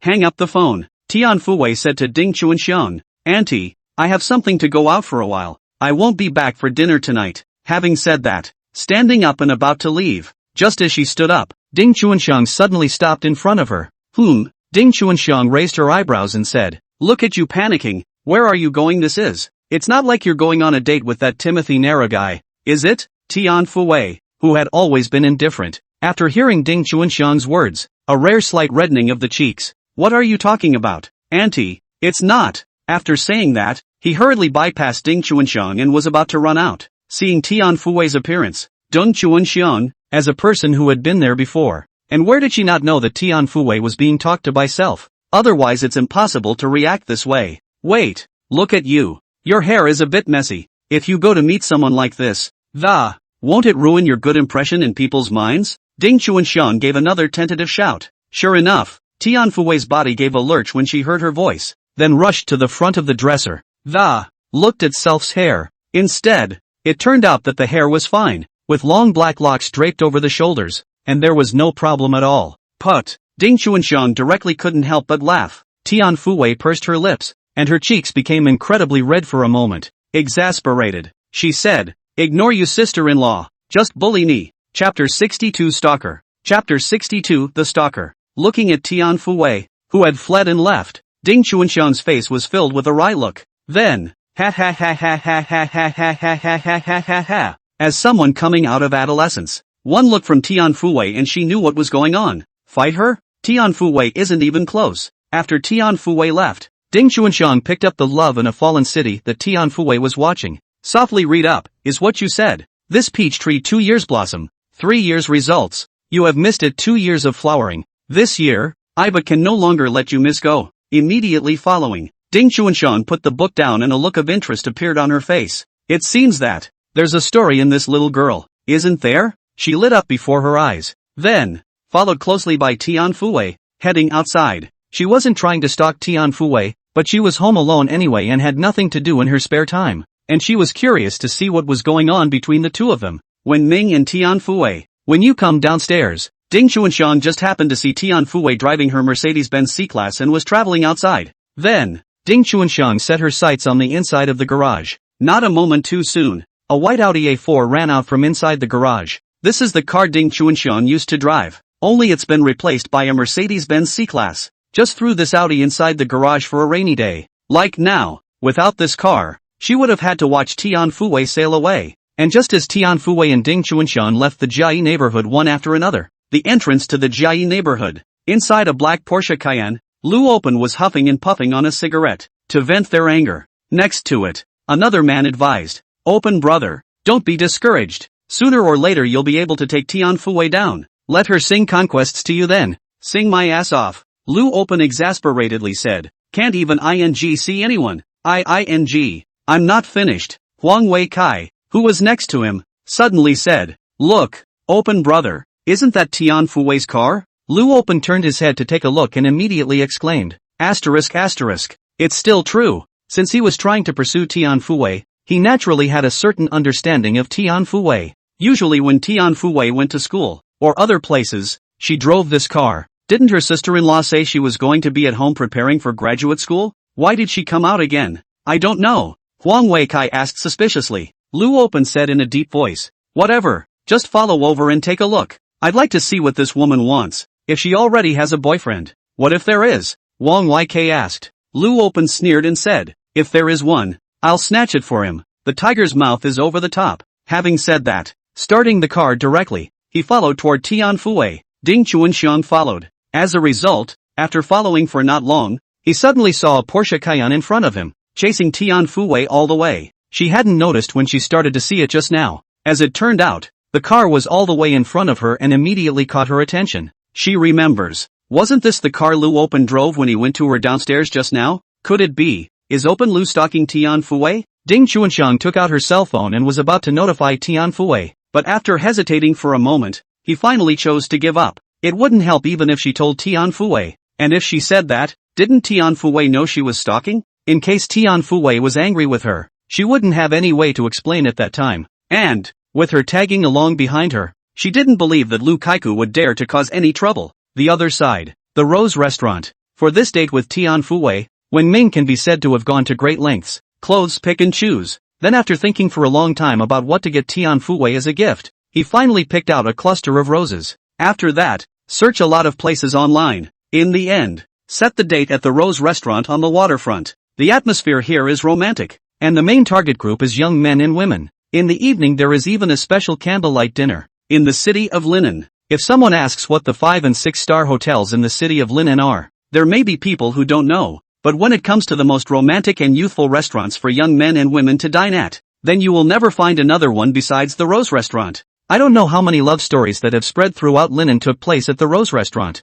There's an element of Rose's restaurant's own publicity in there, but there's also the side effect of proving that the Rose Restaurant itself was created for love. Confession stage, love memorial wall, etc. All in one place. And whenever a man or woman succeeds in confessing their love, not only will they receive a true love discount card from the Rose Restaurant, the whole hall will even be fluttering with roses, blessed by all. When Ming made a dinner date with Tian Fuwei here, in the back of his mind, he had saved a little bit of his own Thai thoughts, wanting to dip into the aura of true love at the Rose Restaurant, while knowing that this stuff is all fake. But what if there is an additive effect, right? Originally when Ming was going to pick up Tian Fuwei, but Tian Fuwei won't let it be answered. Presumably because she's afraid her sister-in-law will find out. That's why I asked Shiming to come here first. And then when Ming put the fixing in, he rushed over. Following the reservation, the corresponding table number 33 was quickly found. Then, sitting down, while contemplating that later, when Tian Fuwei came over, calculating what he should say, how to get Tian Fuwei's favor. When will the song be heard? At this point, a soft shout suddenly came from the side. When Ming twisted his head to see, then, freeze, dimly lit, not far away, a pretty young girl, who was stationed silently with a smile on her face, and whose long hair fell over her shoulders, like a small family. When she is usually at school, Tian Fuwei usually wears a ponytail. Never before had she worn her long hair as she did today, and now with it down, and with her delicate face, her charming smile, the beautiful blue floral dress, for a moment actually let Wen Ming gave a look of infatuation. This moment, what clever language! All of it was thrown out of Wen Ming's mind. All he wanted now was for the world to stand still in this moment and never move forward again. Hey, what are you looking at? A shout brought Wen Ming back from his daze. When Shiming looked at Tian Fuwei who was walking towards him, his cheeks instantly rose to a red color. Nervously, I scratched my head anxiously for half a day, but in the end not a word came out. The less you can say, the more nervous you get. Getting red as a monkey's ass. So humiliating. He didn't feel like he was mentally bad enough for that, especially after the recent exercise in the past 2 days. Facing life and death without changing his face, he felt that his mental quality was already very hardened. As a result, I didn't expect that when I came to Tian Fuwei's side. Before I finished my 2 sentences, the heart is just nervous as hell. He doesn't even know what's going on with self. Could it be? Is it because you care too much? When Ming took a deep breath, while secretly celebrating that it was a good thing the lights were dimmer. Otherwise, he was literally going to be so shy he'd find a hole and go in it. But Tian Fuwei suddenly couldn't help but laugh when she saw when Ming was anxiously scratching his ears. Asked, "Look at you. It's not like you've done something wrong, right? Say, is it a bad idea?" When Shiming heard this, he was immediately shocked and his heart thumped. How did Tian Fuwei know he was up to no good? Chapter 63, He Shiming's Gift. Chapter 63, He Shiming's Gift. Facing Tian Fuwei's questioning,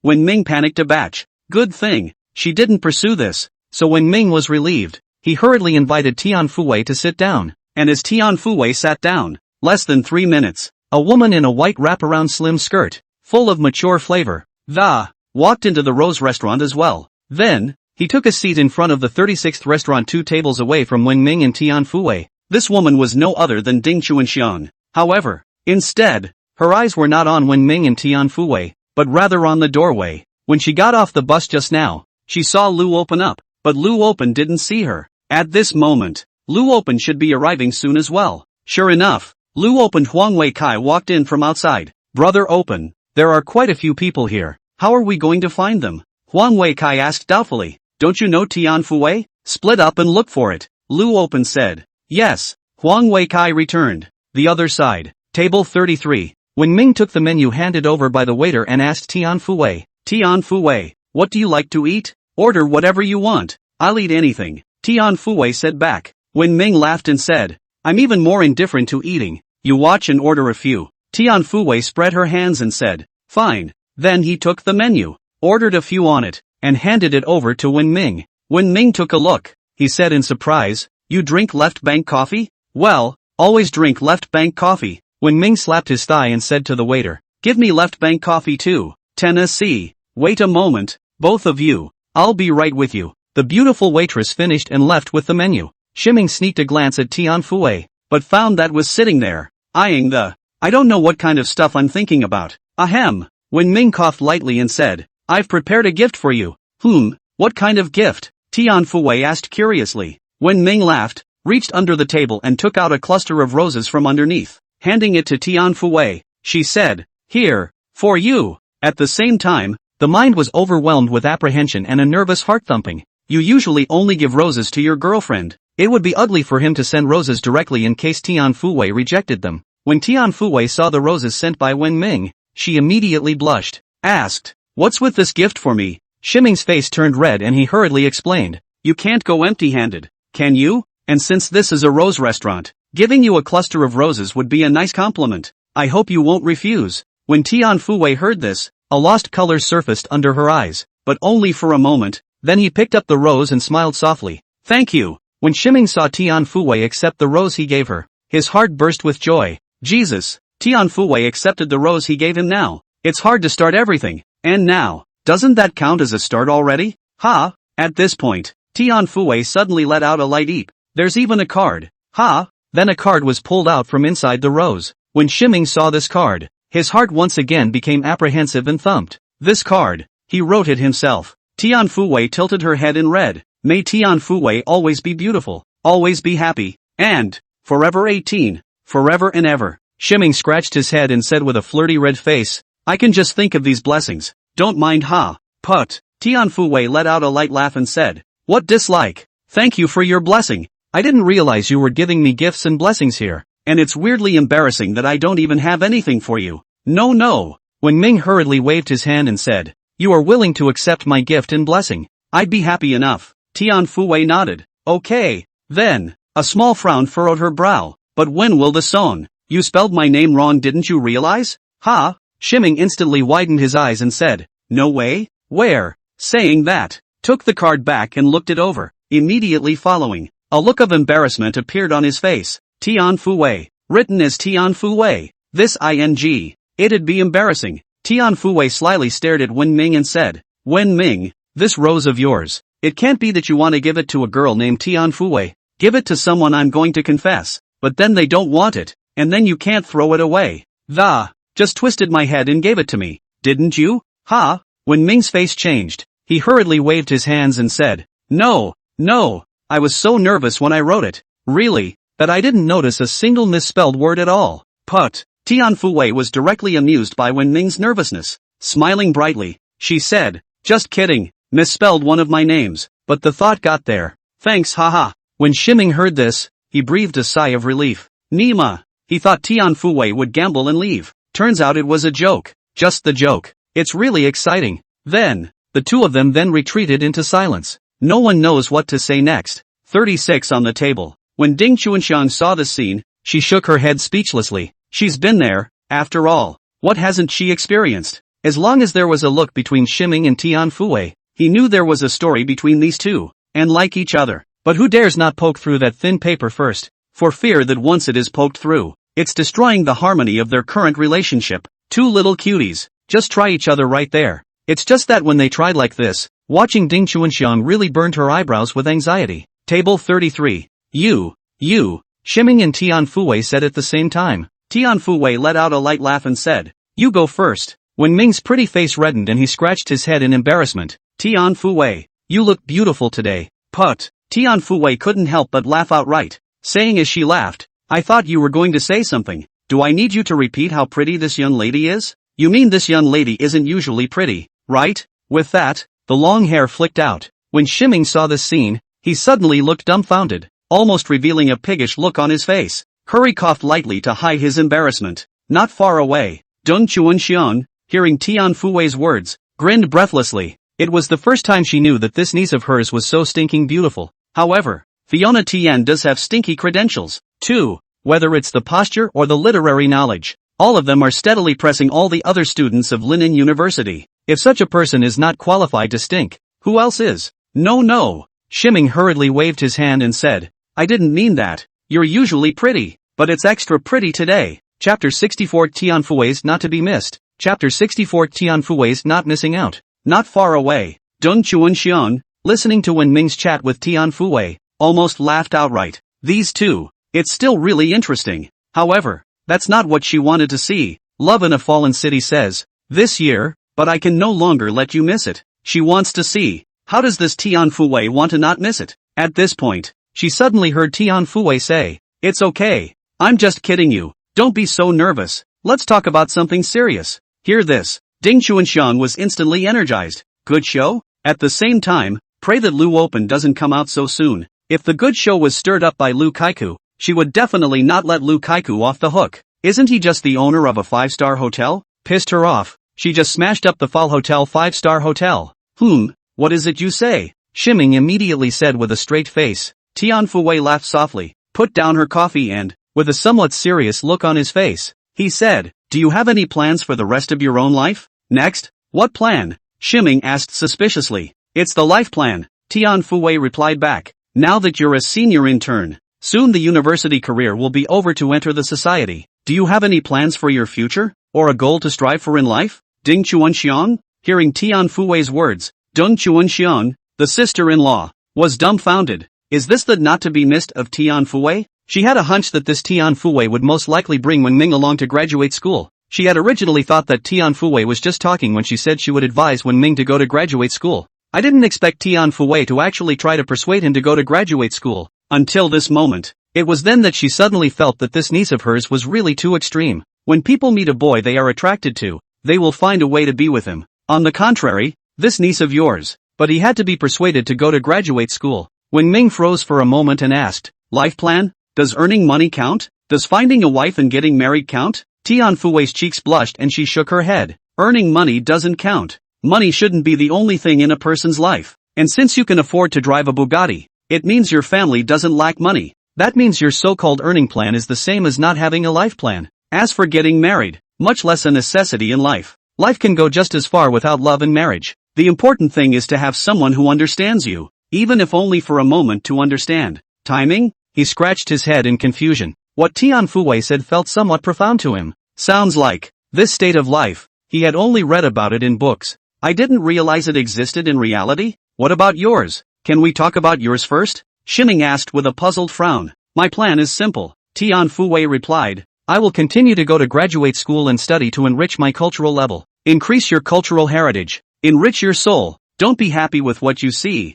Don't be sad about what you've seen. And do what you love to do. As it is said in How Steel is Made, when I look back, I will not regret for wasting my time. I will not be ashamed for doing nothing. My life and time, all of it, has been dedicated to my most magnificent cause. When Shiming heard Tian Fuwei's words, his flirty heart fluttered. He didn't quite understand what Tian Fuwei was talking about, because it's too high up. This ideal of life is too lofty and too difficult to comprehend, let alone execute. Feelings, it's like just a dream to get out of this world. However, that didn't stop Wen Ming from catching the key words inside. Exam. Tian Fuwei is going to graduate school. Wen Ming slapped his thigh and said excitedly, Tian Fuwei, I've decided. I'm going to go to graduate school too. When Tian Fuwei saw Wen Ming was making such a decision, she was puzzled and said, Wen Ming was, you decided so quickly? No more thinking about it? It simply didn't occur to her that Wen Ming would listen to her so easily. It's not just her, including Chuanxiang Ding at table 36. Seeing Wen Ming agreed so painfully were a bit confused. This guy, it's not easy to make a decision so quickly, and it's not easy to take a test, let alone talk about it. This kid made up his mind without a second thought. It wouldn't be simply to pick up Tian Fuwei. You don't really want to go to graduate school, do you? Wen Ming laughed and replied, not so fast. I am also interested in what you just said. Just like you said, with money in your eyes and only running around for it. No matter how much money you get at the end of the day, life will never be happy because desire is never ending. Don't be happy with what you have. Don't be sad with what you have. Be who you really are. That's what life should be like. That's why I'm going to grad school and want to be like that too. Having said that, in order to express his firmness of attitude, and to hide the fact that he was only in it to pick up girls, Zhang nodded his head and said, really, you must believe me. These words, it's all in his head. He has only one purpose, to be with the goddess Tian Fuwei. The goddess said to go to the library. Wen Ming immediately threw Wang Jianba away. Follow Tian Fuwei to the library to read a book. The goddess says she wants to go to graduate school, so we'll go with her. Even if the goddess said she wanted to go to the Sea of Swords, Wen Ming would accompany her for a bad walk, as long as I can be with my goddess. What the hell? Hearing this, Tian Fuwei smiled and nodded her head. I didn't say I don't believe you, either. Why are you so excited? But you've really decided? You won't regret it later? It won't. I make my own decisions and never regret them, Wen Ming said with a firm and incomparable expression. That's fine, but I'm guaranteed graduate school directly from the school, so you'll have to take the test on your own. I don't know what to say, said Tiffany.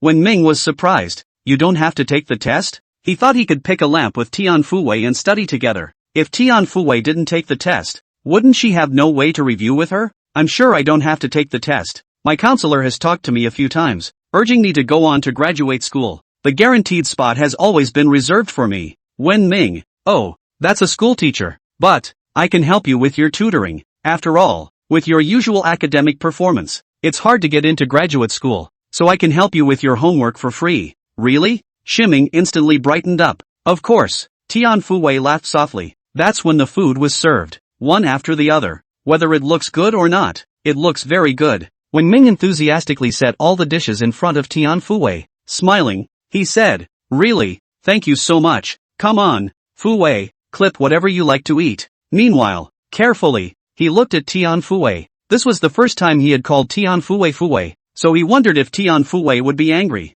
Tian Fuwei smiled and said, thank you Wen Ming. Wen Ming's expression was joyful. No offense. Chapter 65 Old He's Explosive Temper. Chapter 65 Old He's Explosive Temper. Put. Deng Chuanxian, who was at table number 36, looked at Wen Ming and Tian Fuwei, who were not far away, couldn't help but spurt out a laugh straight away. She hadn't realized that this niece of hers was so interesting. When the sudden laughter came, Wen Ming didn't care. But Tian Fuwei lived with Ding Chuanxian for so many years. How can you not hear Ding Chuanxian's voice? She frowned and craned her head toward table 36. It's just that in the middle of each table, there's a divider present that, at most, you could only see a corner of 36's dining table, but you couldn't see inside at all, much less what was inside. she took a deep breath and said to Wen Ming, "Wen Ming, wait here for a moment." Having said that, immediately, he stood up and headed for table 36. There would have been just 2 tables between them, a few steps away. Then, Tian Fuwei caught a glimpse of the 36th table,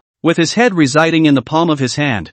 A smiling face looked at her. Ding Chuanxiang, "Auntie, why are you here?" Tian Fuwei asked in a lowered voice with a tightened expression. Ding Chuanxiang whispered back, "Come to eat? What a coincidence. You guys are here too? Tennessee, believe in your ghost. Edit, keep editing." She was about to sit down and give her sister-in-law a good lecture. At this point, Wen Ming suddenly asked, "What's wrong, Fuwei?" Tian Fuwei twisted her head to look at Wen Ming and realized that Wen Ming was looking at her with a puzzled expression. Once she sat down, the fact that Ding Chuanxiang had also come would surely be known by Wen Ming. When the time came, Wen Ming would definitely misunderstand Ding Chuanxiang's explanation, and there was no way for her to explain it to Wen Ming. She took a deep breath, glared hard at Ding Chuanxiang, and twisted her head back to table 33. In response to Tian Fuwei's defiance and condemnation, Ding Chuanxiang just spread her hands. Auntie doesn't care. Could it be that Tian Fuwei could still eat her up? As a sister-in-law, it's just so emboldened. Tian Fuwei returned to table 33.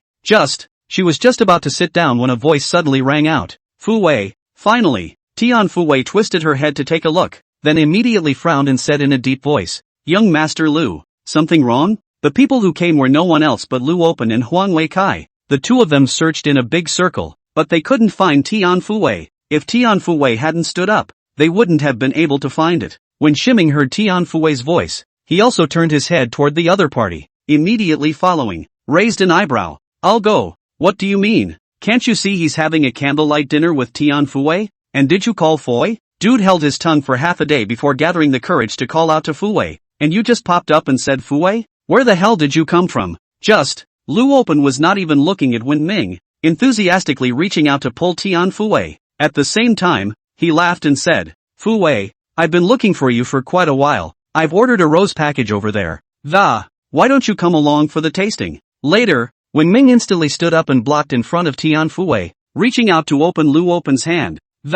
Frowning, he said, "What do you mean, buddy? Can't you see that I'm having dinner with Tian Fuwei? You're going to pull someone away when you come. Isn't that too much to take for granted?" Lu Open looked towards Wen Ming, his eyes narrowed, immediately following, looking at Tian Fuwei, she said, "Is this your reason for refusing to eat with me? Just to have dinner with a guy like that?" Tian Fuwei took a deep breath and said, "Open Lu, please pay attention to your words. What I do has nothing to do with you in any way. I can eat out with whoever I want. If there's nothing else, please leave." "Don't," Lu Open hurriedly said. "Fuwei, my feelings for you can be said to be heaven and earth. But you're a big man." Shiming directly interrupted him and said in a cold voice, "Treating me as if I don't exist? Looking for trouble? If you want to get your ass kicked, I can make it happen right now. Nima, molesting my goddess in front of me. Do you really think I have no temper? There's still some fire in the mud. Not to mention the fact that the old man is a living, breathing, bloody young man." Results. Lu Open was the one who directly gave him a blank stare and sneered.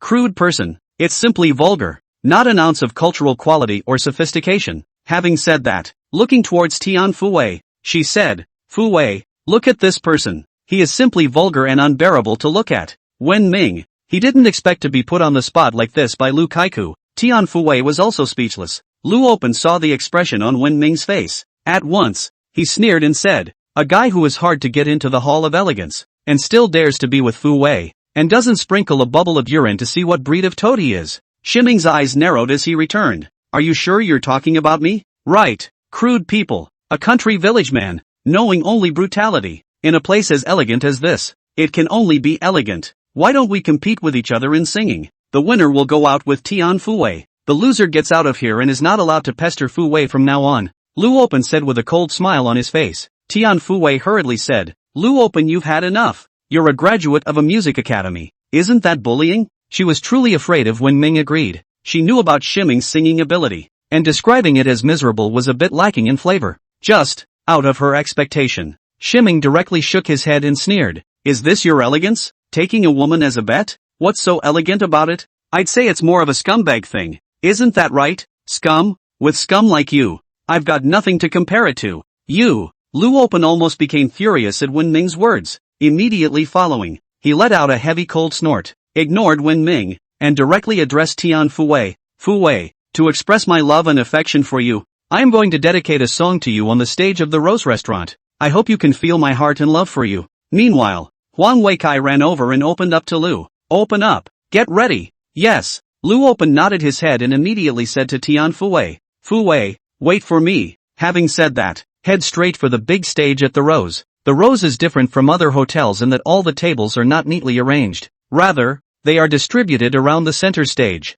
including the second floor. 3 and 5 floors are also the same, are distributed in a circle around. You can see the stage in the center of the restaurant at a glance. This stage, which is the essence of Rose's restaurant, it is also the main reason why it can be the most romantic occasion in the whole of Linen. Because this stage, which is the center of attention for all the patrons in the 5-story building, and has a spotlight on it, and often people confess their love on top of this big stage. It's been said that a man who confesses his love in a place like this has never failed to. Without exception, they all succeeded. Chapter 66, Don't worry, I'll take care of it. Chapter 66, Don't worry, I'll take care of it. After Lu Open left, Tian Fuwei said to Wen Ming, "Thank you, Wen Ming." Shiming let out a light laugh and said, "What's there to be thankful for? By the way, who is that guy?" "A rich kid, whose family owns a 5-star hotel, has been after me for ages, but they were all rejected by me. It's too annoying," Tian Fuwei said, a look of exasperation appearing on her face. She really didn't expect that Lu Open would show up here. Obviously, Lu Open was trailing her here. When Shiming heard Tian Fuwei's words, he barred his lips and said, "Don't worry, I'll fix him for you." Saying that, looked over toward the stage. There was a pianist right there on the stage, playing a beautiful piano, quietly, on the stage, a romantic touch for the Rose dining room. The usual. Every night there were people performing music on top of the big stage. There is a piano, a flute, a guitar, a koto, etc. At this point, a beautiful woman in a cheongsam with a curvaceous figure appeared on the big stage, immediately following, a spotlight that hit the flagged woman. The moment the cheongsam woman appeared, she immediately attracted the attention of many guests. Tian Fuwei also followed Wen Ming's eyes and looked over, a quick glance at the shapely, cheongsam-clad woman in the spotlight. Then, she looked down at herself, bit her lip, and whispered to Shiming, "Shiming, what do you think? Is this shapely woman on the stage pretty to look at?" Timing? He glanced at the woman on the stage, then at Tian Fuwei, and instantly looked back at shaking his head hurriedly, he said, "It's not pretty, it's ugly." Just kidding. If he answered this question wrong, he and Tian Fuwei could say bye-bye. And speaking of which, this woman isn't even close to Tian Fuwei, either. Indeed, it can only be described as ordinary. Although, Tian Fuwei's wasn't as big or as shapely as hers, but Tian Fuwei's had that sweet air about her that, and yet no one can match it. On the contrary, the shapely woman on the stage, her whole body revealing an air of wind and dust, like a gaudy crossdresser, it's not at all in the same category of okay. Tian Fuwei suddenly smiled heartily when she heard Wen Ming's words. At this point, the big stage, the shapely woman suddenly said, "Today there is another handsome man who wants to use this stage too, confessing to the girl he loves. Here comes the handsome man." After saying that, he stepped backward. Immediately afterward, Lu Open walked onto the stage. Spotlight. He glanced around the room and, with a smile on his face that he thought was very charming, he said,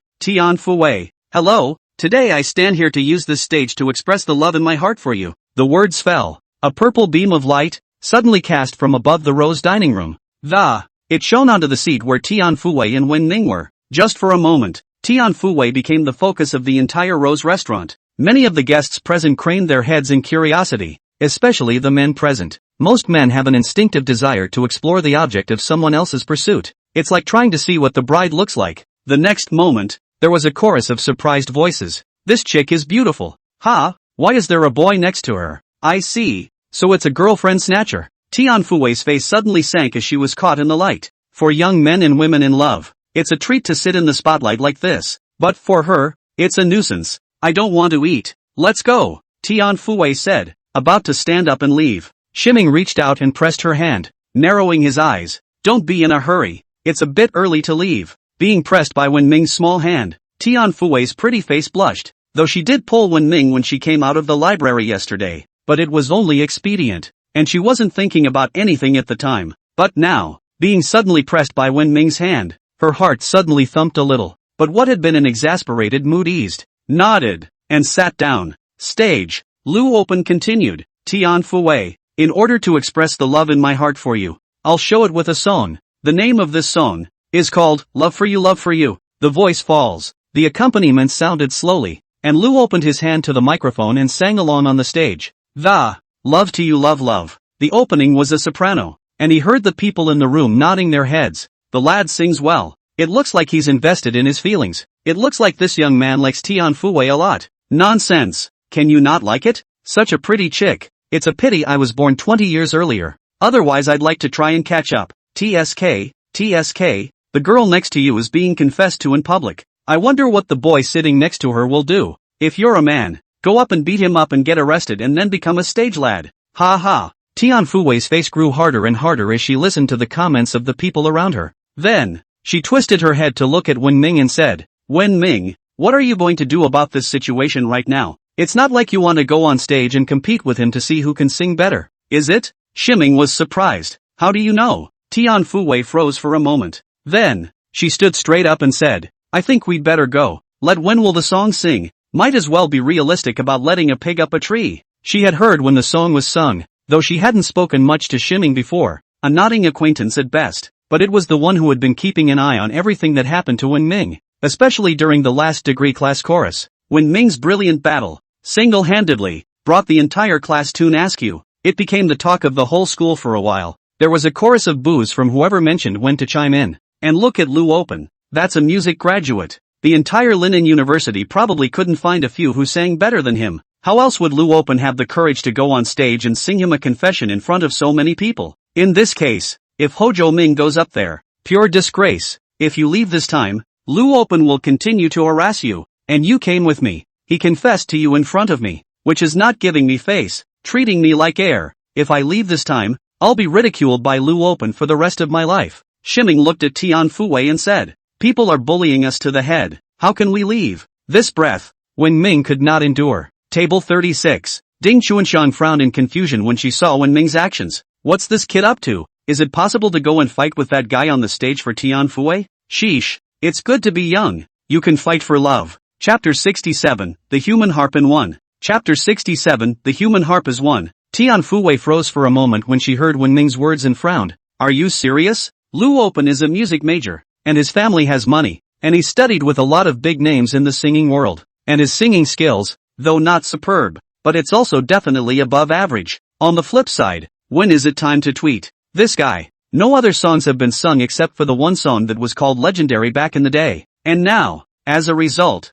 when did Ming say he'd go up and sing in a competition with Lou Open? Why is it so hard to think? When Ming took a deep breath and didn't answer, but just stood up and, toward the top of the stage. At this point, the song ends on the stage. The entire Rose restaurant burst into applause. In the midst of the burst of applause, Lou Open looked in the direction where Tian Fuwei was. Smiling, she said, Tian Fuwei, promise to be with me, okay? I will always be good to you. Together, together. The patrons around them cajoled. Just then, Shiming walked onto the stage and came up to Lou Open. And just as Wen Ming walked onto the stage, corner of the Rose restaurant, on one of the dining tables, a young man raised his eyebrows when he saw Wen Ming and said, it's him? This person is no other than Zhang Tianjun, who sang with him last time. Then looking at Zhang Tianjun's youth who was half dead by Wen Ming, Li Wenfeng, the girl sitting next to Li Wenfeng, seeing the rakish look on Li Wenfeng's face, a look of surprise appeared on his face. The others present didn't know the youth's identity, but she couldn't have been clearer. Anyone who could make him feel interested was certainly no ordinary person. Rico, you know him? Li Wenfeng let out a light laugh. An interesting person. The other side. Stage. When Lou Open saw Wen Ming, the customers around him suddenly murmured in surprise. Holy, isn't that guy the one sitting next to that girl? Is this going up there for a fight? No way. Who dares to do a fight at the Rose restaurant? This kid isn't going to sing too, is he? That's possible, but that lad was singing so well just now. Now this lad goes up there. Isn't he looking for abuse? I also think it's looking for abuse, even if he sings well. It can't be any better than that chap just now. I really think that young man just now sang really well. Tian Fuwei looked at Wen Ming who walked up to the big dance. Suddenly her heart warmed up, looking forward to when Nero makes a move. Wen Ming was willing to stand up for her. It touched her heart quite a bit. However, relative to Wen Ming's amazing singing skills, Tian Fuwei sighed at once. Courage is commendable though, but if you sing a magic note out,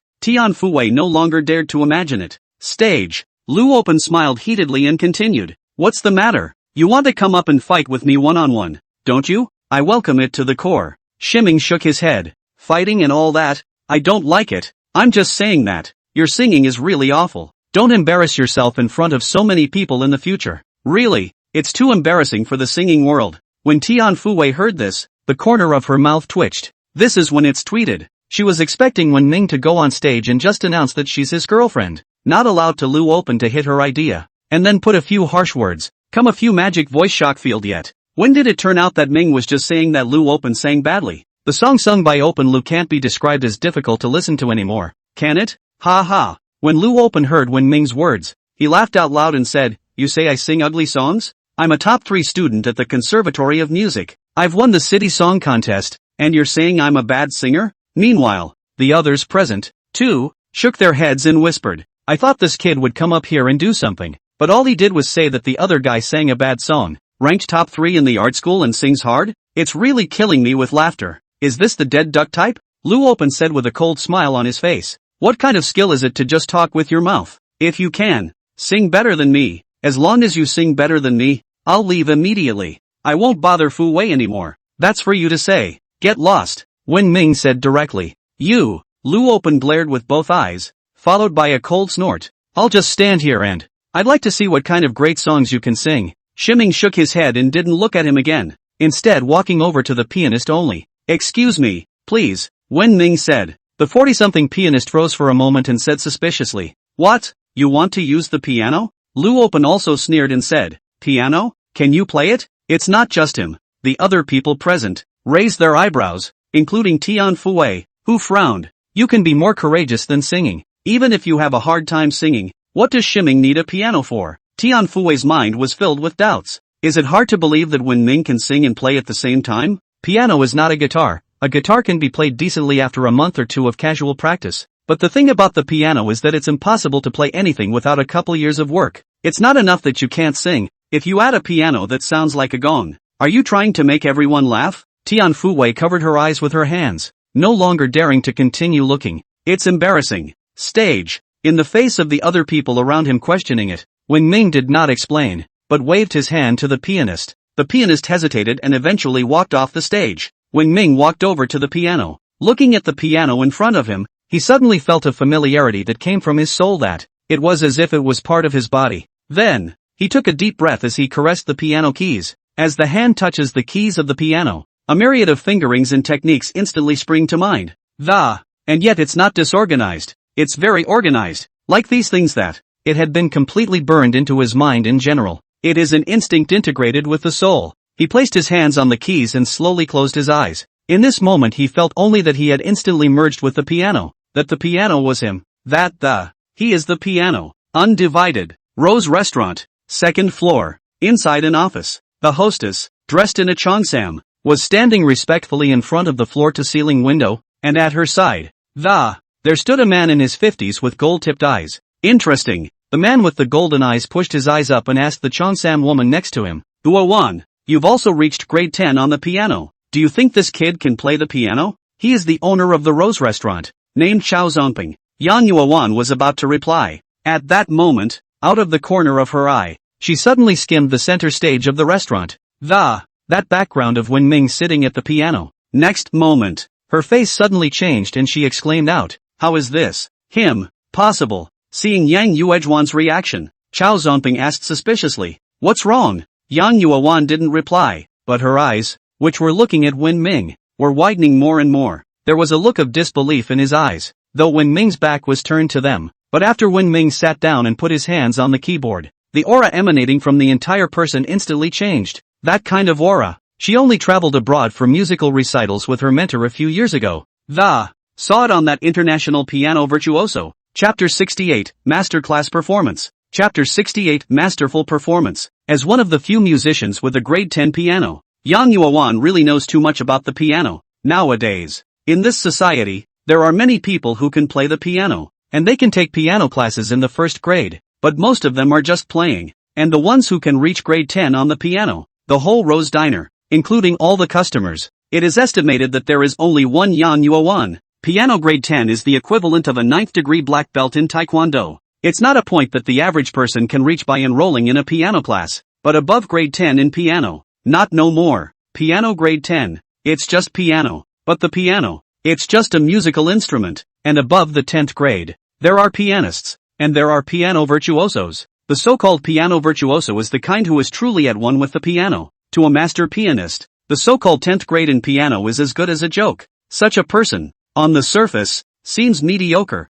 but just by sitting at the piano, the whole person's temperament and spirit, from the inside to the outside is instantly like a different person. And that's how it is today with Wen Ming. She had been paying attention to Wen Ming had been on stage for quite a while before, and she had been watching from the moment when he came on stage. Wen Ming gave her the impression that he was a perfectly ordinary young man. At best, it's just good looking, but after all, Yang Yuan has reached a certain age. Sorry, this kind of fresh meat isn't very interesting. But, when Wen Ming sat down, but suddenly exuded the kind of aura that only a master pianist can have, it stunned her straight away. Big stage. Lu Open looked at Wen Ming, who was sitting in front of the piano with his eyes closed and not moving. Sneered, play why don't you play? You don't know how to play, do you? If you don't know how to play, then get out of here. The other guests around the room began to hyperventilate. Starting, it's not fooling us, is it? Young man, with so many of us watching, you'll be more than a disgrace if you're, and the possibility of losing your girlfriend? At table 33, Tian Fuwei directly plopped down on the table, not daring to take another look at it at all, because she could already predict what was going to happen next. Just then, in front of the piano in the center of the stage, Wen Ming suddenly opened his eyes. At this moment, the piano was the only thing in his eyes. In his mind, there was only the feeling of his heart fluttering for Tian Fuwei. Then, his fingers moved. Suddenly, the gentle sound of a piano followed. The instant the piano struck up, the chatter that had been raucous around the room instantly disappeared. All of them stared in amazement. It's just a few simple notes, but it feels incredibly beautiful, melodic, and elegant. It sounded as if it came from the depths of the soul. Lu Open opened his mouth wide in surprise. This kid can really play? Nope. More than just being able to play. He still knew something about music. The rhythm and feel of Wen Ming played it. Both the force and the feeling are better than those who play the piano professionally. Table 33. Tian Fuwei also slowly raised her head and looked at Wen Ming on the stage in surprise. Dining room corner. Li Wenfang was also staring. This guy. Second floor office in front of the floor-to-ceiling windows. Chao Zongping raised his eyebrows and said, He was going to ask Yang Yuan what was going on, but he simply couldn't bear to ruin the sound of the piano. Just want the whole thing to be like totally immersed in it. Outside on the stage, Wen Ming sat in front of the black piano. The 10 fingers of his hands looked like 10 elves. A quick dance on the keys. Meanwhile, a somewhat lazy-sounding, but drowning song slowly rang out. Riverside on the water. Coffee on the left bank. A cup in my hand. Appreciate your beauty. The cup that left a lipstick. Flower rose. Name misspelled who. Tian Fuwei was listening to Wen Ming's song and looking at the left bank coffee on the table, as well as inside the rose, the card with the wrong self-name written on it, gradually lost in thought. The song. Is it for her? As Wen Ming's song rang out, the entire Rose restaurant, moreover, fell silent for a moment. All of them, without fail, were impressed by Wen Ming's song. Listening to this song, it's like going back to the time when I was young, in front of his own beloved, quietly watching him in general. The big stage, when the song of the song continues, smile, is flying in the sky. You said, you're a little hard to follow, trying to make me know what to do. Gifts, don't need to pick the most expensive, just, the fallen leaves of the champs. Wow, creating a romantic date, not afraid to screw everything up. If you have, the world, the scene, listening to Wen Ming's song. All of them can't help but remember their first love. I think about the time when I was with my first love. Ignorant but yearning. A faint smile appeared on these people's faces as they thought about this. Only Ding Chuanxiang, but 2 tears crossed her face. She had the same youth, as bright as fireworks, but her youth, but only regret. Life, if you only see it as it is. Just then, the piano's pitch rose steeply, and when the time comes for Ming's song, it's raised a beat with it. Darling, falling in love with you. From that day forward, sweetly and easily. Darling, falling in love with you. Love diary. Memories of perfumed water. A whole bottle of dreams all with you. Stirred together. Listening to hear. Many guests around followed. The heart trembled. The eyes cannot help but appear with the adolescents. With the beloved together. The eyes gradually moist. Adolescent love is blind and equally defiant and reckless. Juvenile. For love, anything is possible. Even fear of life and death. Again, this precious memory will last a lifetime. And Wen Ming the song. But this memory in their hearts, completely awakened up. Follow the song, bit by bit, through your head. Tian Fuwei stared blankly at Wen Ming, who was performing to his heart's content on the stage. Everything in front of her was like a dream to her. How could Shiming sing? Not only that, or a song that none of them had ever heard before? Writing songs on the spot. A song written for her? More importantly, how can you even play and sing out to yourself? This big boy, who had such outstanding talents, but kept them hidden from the public. It didn't suddenly unfold until this moment? What kind of a man is he? Center stage. Shiming was completely absorbed in the piano and the music, his fingers dancing rapidly on the keys. The song rang throughout the Rose restaurant. Darling, in love with you, love diary, memories of perfumed water, a whole bottle of dreams, all with you, stir together. Don't be capricious with your eyes, my dear, talking about me, willing, end of song. Shiming stopped pointing and sat quietly. Still haven't recovered from that state just now. The entire outside Rose restaurant, with its hundreds of guests, was eerily quiet. This moment, almost all of them were so immersed in the music they had just heard, and the beautiful memories of their youth, that they couldn't help themselves. Youth, it is beautiful, but equally unique, and the past will never return. A full half-minute passed. Snap! The sound of the piano lid closing brought back to reality those around them who were lost in their memories. Slap! One man stood up and clapped excitedly. Immediately following, the other people around them stood up and clapped along. Next moment, all the customers present, all stood up and applauded wildly. Slap! Thunderous applause and cheers resounded throughout the Rose restaurant. Enduring. Chapter 69 Boss Chow's Olive Branch. Chapter 69 Boss Chow's Olive Branch. Lu Open walked away in a grayish manner. At this point, he didn't dare to stay on stage for even a second longer. The result of his match with Wen Ming was a high and low decision without even needing a referee. From the thunderous applause that followed the results of the performance of Wen Ming,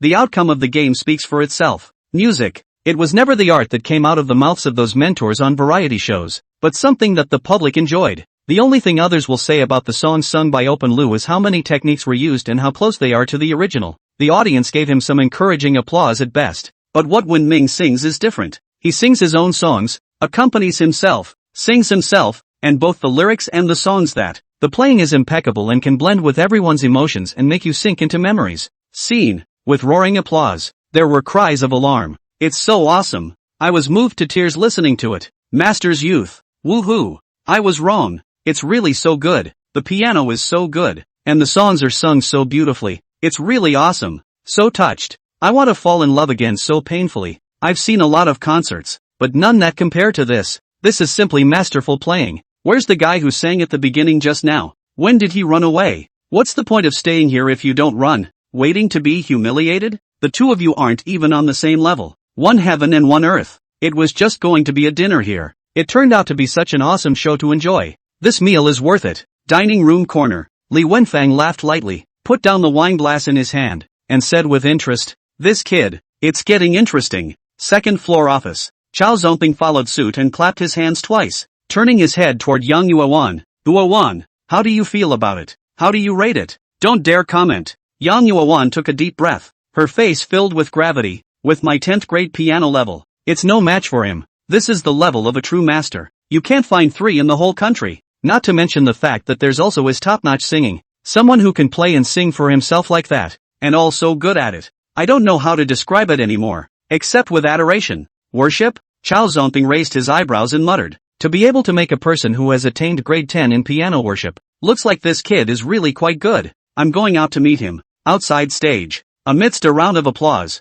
Wen Ming returned to Tian Fuwei's side. Confession, confession, confession. The guests around and upstairs suddenly shouted to Wen Ming in a neat manner. Wen Ming looked at Tian Fuwei, who appeared churlish under the purple light in front of him. A sudden surge of emotion. The atmosphere has been coaxed here. If we don't confess, won't we disappoint a lot of people? Wen Ming gathered enough courage and said to Tian Fuwei, "Fuwei, The words were not finished. Accompanied by a fragrant breeze, Tian Fuwei directly stretched out her arms and directly hugged Wen Ming. Shiming's expression was dumbfounded, and his brain was instantly on the spot. I was actively hugged by Tian Fuwei? And in front of all these people? Shiming's entire body froze directly there, hovering behind Tian Fuwei with his hands outstretched. But it's not a good idea to hug or not to hug, and for a while I didn't know what to do. It just stayed so awkwardly outside of Tian Fuwei's body, not far away. Ding Chuanxiang saw the scene and immediately shook her head and smiled. It was the first time she realized that Wen Ming was so shy that he didn't even dare to hug. The moment Tian Fuwei hugged Wen Ming, the applause, which had just stopped, was instantly it rang again. Yes, ha ha, it worked. It must have worked. If I were that girl and someone confessed to me like that, I'm sure I'll cry my eyes out and say yes straight away. Who isn't? It's really so touching. These customers, all of them, followed the uproar. Tian Fuwei was lying on Wen Ming's shoulder, whispered in Whenever Ming's ear. Whenever Ming, thank you, you really made my day, that's the best song I've ever heard. After saying that, he took 2 steps back and looked at Wen Ming with a smile. Shiming's old face turned red and he scratched his head in embarrassment. If you like to hear it, I'll sing to you often from now on. Put. Tian Fuwei was directly amused by Wen Ming's words, including Ding Chuanxiang, who laughed lightly and shook her head. Surname he is not stupid, knows to climb up the pole. Just then, bang, with a slight sound of, the lobby of the Rose Restaurant, where endless rose petals suddenly drifted down from like a rain of roses. It was beautifully lit. Wow, it's beautiful. Is this a rain of roses? It must cost tens of thousands of dollars to bloom once, right? It really is so nice. There was no shortage of women among the guests present. The woman was all caught up in the scene before her. That's what gives the Rose Restaurant its name. A shower of rose petals, only at a price. And it won't be open under normal circumstances. And today, but it was the Rose Restaurant that landed for free. At this point, Rose Petal center stage. The Cheongsam woman walked slowly to the top, smiled softly and took the microphone. Congratulations to the 2 lovers that the boss instructed to give away a shower of roses. Also, the boss instructed all customers present today to get a 30% discount on all purchases today. The words fell. The entire Rose Restaurant instantly resounded with bursts of excited cheers. It's 70% off. It's not much, but it's not little. How can you get a discount on a piano and a singing performance? Boy, thanks. It's kind of your treat for us. Thanks. Ha ha. Good luck to you too in your endeavors. Shiming's old face reddened, and Tian Fuwei also lowered her head, her cheeks following suit. Just then, a middle-aged man in his 40s walked up to Wen Ming. Smiling softly, he said, Mr. Ho, right? Wen Ming twisted his head and asked suspiciously, Are you? Hello, I'm Chao Zongping, the owner of the Rose Restaurant. Just now, I've been enjoying Mr. He's performance upstairs. It's really wonderful. Chao Zongping laughed lightly. So it's Boss Chao. Is there something Boss Chao came over for? Shiming asked. Tian Fuwei also looked at Chao Zongping in confusion. Chao Zongping smiled and said, I wonder if Mr. He would like to become the pianist of our Rose Restaurant? I'll give you $100,000 a month, and you only need to play 1 game. Hearing Chao Zongping's words, the other guests around him all looked over. $100,000 a month and only 1 play? This Chao Zongping is really rich. Just, Wen Ming, however, directly shook his head and said, I'm sorry, it was just a momentary hand itch just now. If it had been before, he would have begged for such a job. After all, you only need to play 2 shows a month to get $100,000. But, anymore, he's a multi-millionaire now. Even $100,000 a month and 100 years would earn less than half of what he had in his hand. Completely unnecessary. Chao Zongping sighed and said, Well, it looks like we don't have that luck, but we've recorded Mr. Ho's performance just now. Can you authorize us to use it? In return, from now on, when you 2 come to dine at the Rose Restaurant, it's all free. Ha! When Shiming heard this, he became interested. Free? That's a good one. Yes, no problem. Shiming directly agreed without saying a word. Chapter 70 Bully Zhang Dishu. Chapter 70 Bully Zhang Dishu. With regards to what Chao Zongping had said, Wen Ming did not care at all. What with the airplay rights to the songs? It just doesn't make sense to him. But free means something different. This meant that he could bring Tian Fuwei here for dinner anytime. And it would all be free. Now that's a tangible benefit. It's all about taking what you need. When do you get what you want cheap? And Chao Zongping could have utilized the song and the piano that Wen Ming sang and played. Continue to add announcements for Rose's Restaurant to increase its visibility. Thanks Mr. He, then I won't disturb Mr. He in your girlfriend's meal. Goodbye. Having said that, Chao Zongping waved his hand to Wen Ming and turned to leave. Wen Ming twisted his head to look at Tian Fuwei and smiled. This boss Chao really knows how to talk. Wouldn't you say so? Tennessee. Ding Chuanxiang. Wen Ming Tian Fuwei's reaction. Wen Ming dryly laughed and said, That's what? Eat first. Let's eat first. And call your sister-in-law too. Just so you can get a piece of the bill free. He saw Ding Chuanxiang when he came back from the stage just now.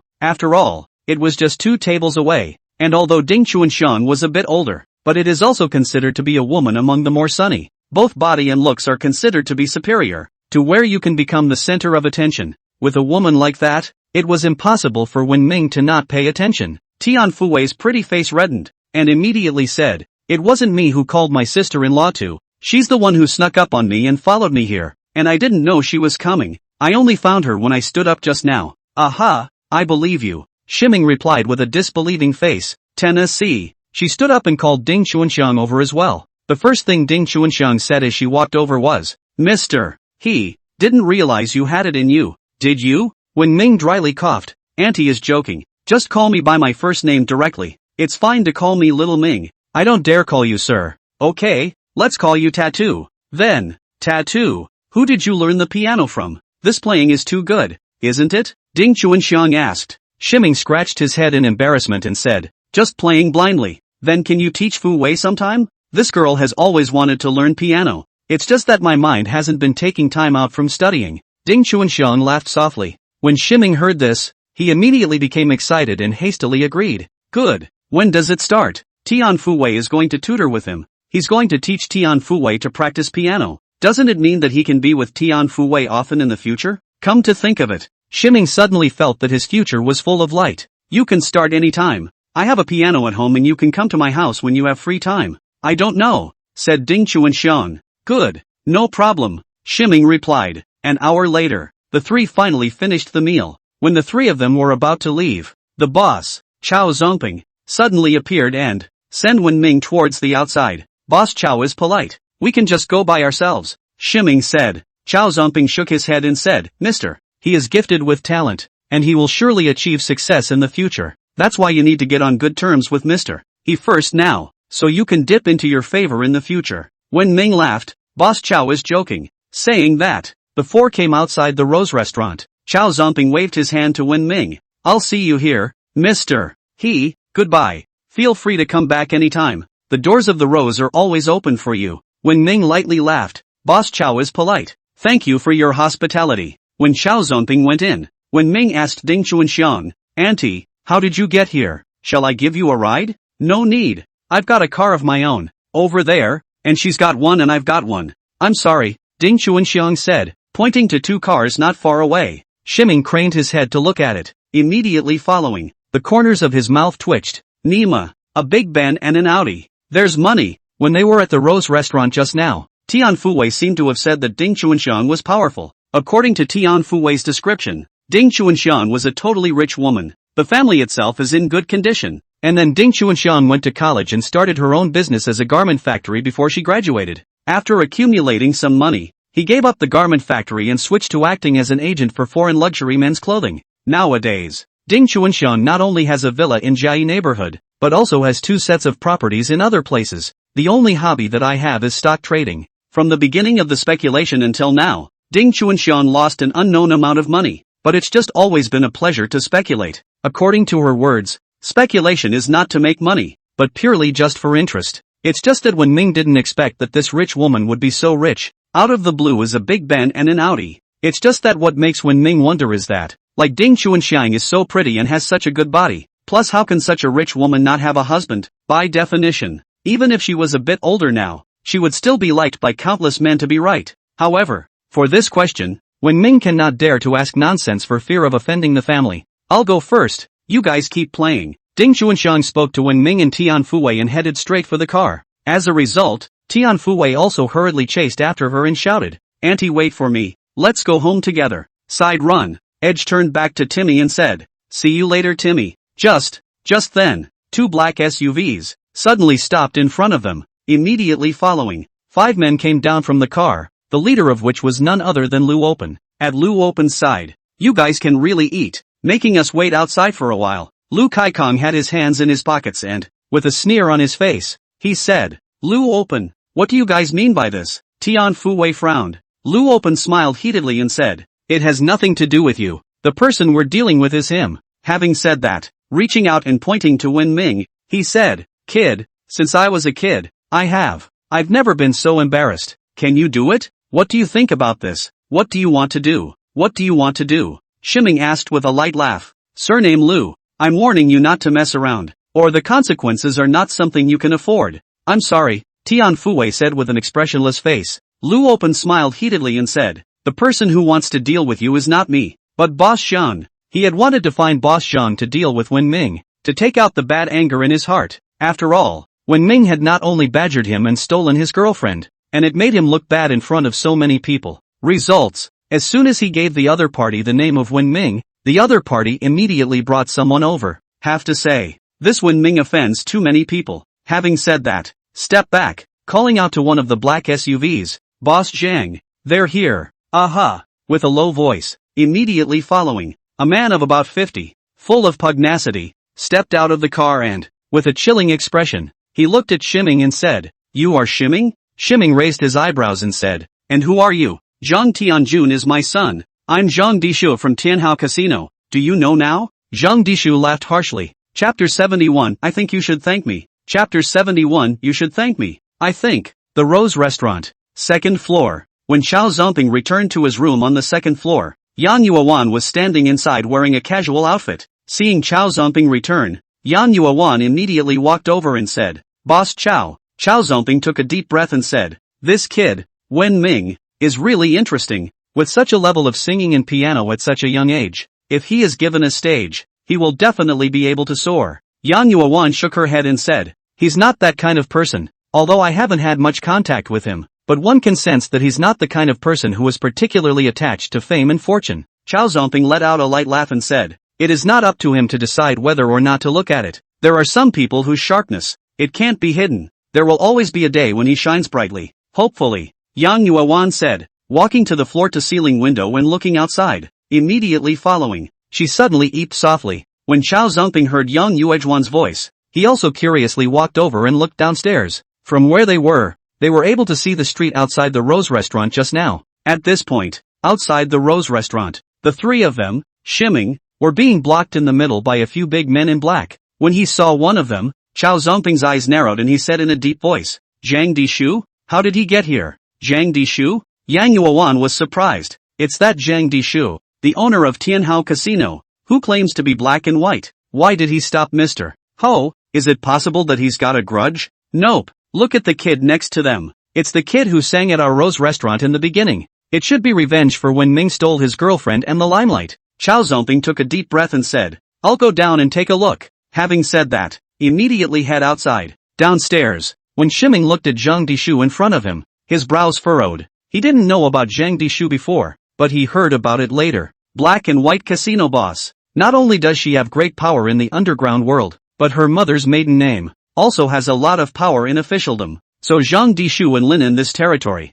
can be said to be mixed with the wind and water. The average person wouldn't even dare to mess with them. This was also the reason why the last time Zhang Tianjun saw Qin Lia, he wasn't even afraid in the slightest, because Zhang Dishu was behind it. When Ming sighed helplessly, if not as a last resort, he really didn't want to mess with a groundhog like that either. "I didn't move the Zhang Tianjun thing. You can ask the owner of Manhwa House to adjust the surveillance. This matter has nothing to do with me. It's a heavenly dispatch," Shiming explained. "It's not that he's a wimp, but it's more of the same." Zhang Dishu sneered and said, "Old me never believed in heavenly dispensation. If there are heavenly dispensations, I've already died countless times. I don't care how it happened to my son, but it happened in front of you, and that's a score. It'll just have to be on your head. What do you want to do about it? Money, or life?" When Tian Fuwei heard Zhang Dishu's words, she immediately frowned. She was about to speak. At this point, Ding Chuanxiang suddenly pulled her, then didn't move to glance at Wen Ming. Tian Fuwei pondered for 2 seconds before finally taking a step back and standing behind Wen Ming.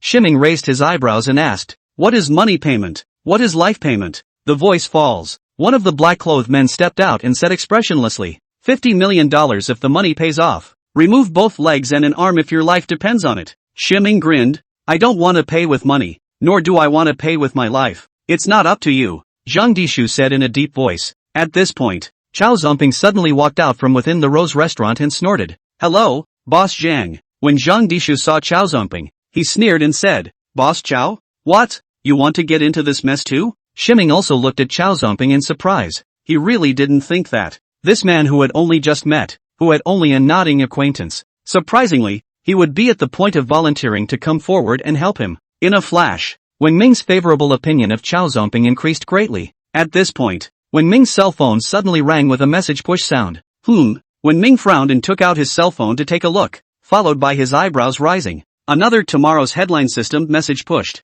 Scandal of a rich man in linen. The son who has been raised for more than 20 years is not his own flesh and blood. Push time, September 15th. When Ming's first thought when he saw this news. It's the hoity-toity feud. Then, just click down to the news details. Next moment, a news detail appears on the phone screen. On September 14, it was revealed that Tianhao Casino owner Zhang Dishu's wife, Lin Xiaoyang, cheated on her husband. Zhang Dishu even son Zhang Tianjun do paternity test. The results found that Zhang Tianjun is not since the biological son. After Zhang Dishu's forced questioning, it was only then that he learned that his wife, Lin Xiaorong, had been maintaining an inappropriate relationship with his first love, Wang Xuanxuan, for decades, and was just treating himself as an ATM machine. Push time, September 15th. After reading this news, Wen Ming's eyes instantly narrowed. Zhang Tinchan? Zhang Dishu? This big brother has been raising someone else's wife and son for decades? That's powerful news. Shiming twisted his head to look at Zhang Dishu.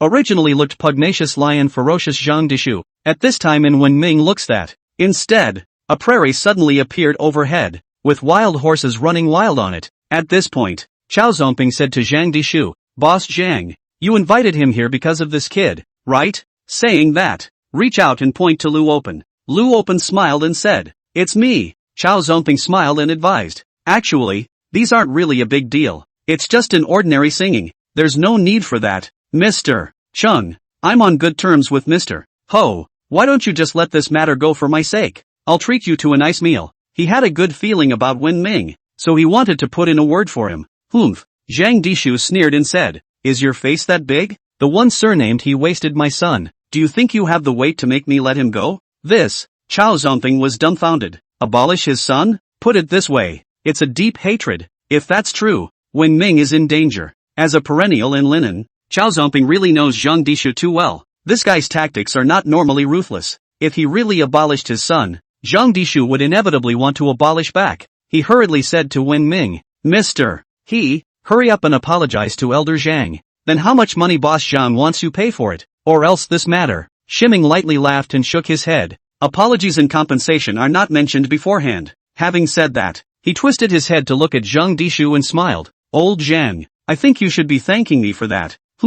Hearing what Wen Ming said, all of the people present stared at each other. Thank you? Thank you for scrapping his son? What's wrong with this guy? Chapter 72, Slave Fruit. Chapter 72, Slave Fruit. A group of people, all of them looked at Wen Ming like he was looking at. Yeah, you wasted someone's son. You don't apologize. You don't compensate. And you want people to thank you? Zhang Dishu's eyes narrowed as he said in a deep voice. Kid, you're impatient with life, aren't you? Somebody, me. Wait. Wen Ming reached out and stopped them. Then smilingly, he said to Zhang Dishu, what's the hurry old Zhang? Come over and I'll give you a few words. Saying that, hooked a finger at Zhang Dishu, then stepped aside. Crowd, especially Tian Fuwei and Ding Chuanxiang were looking at Wen Ming with a speechless expression. They were totally confused as to what this guy wanted. That's Zhang Dishu. To say that it is the great evil of linen is not at all an exaggeration. Results. In the face of Zhang Dishu's threats, Wen Ming not only did not apologize for the compensation,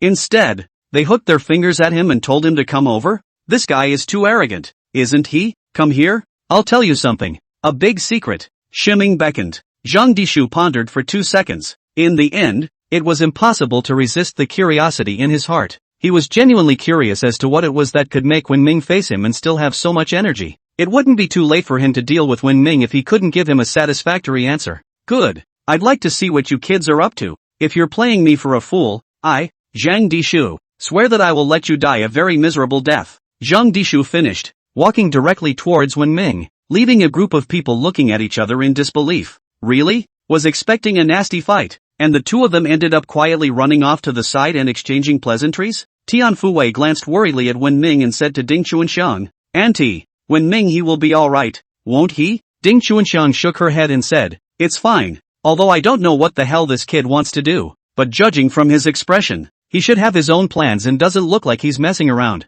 Let's just wait and see what happens. If something goes wrong then say so. Tian Fuwei pondered for 2 seconds, then nodded. Okay, not far. Zhang Dishu walked up to Wen Ming and said with a gloomy face, Kid, what do you want? Let me tell you, the grass is now 2 meters high on the grave of anyone who dared to fool me. Shiming let out a light laugh and said, why would I fool you? But seriously, You really should be thanking me for what happened when I scrapped your son. Zhang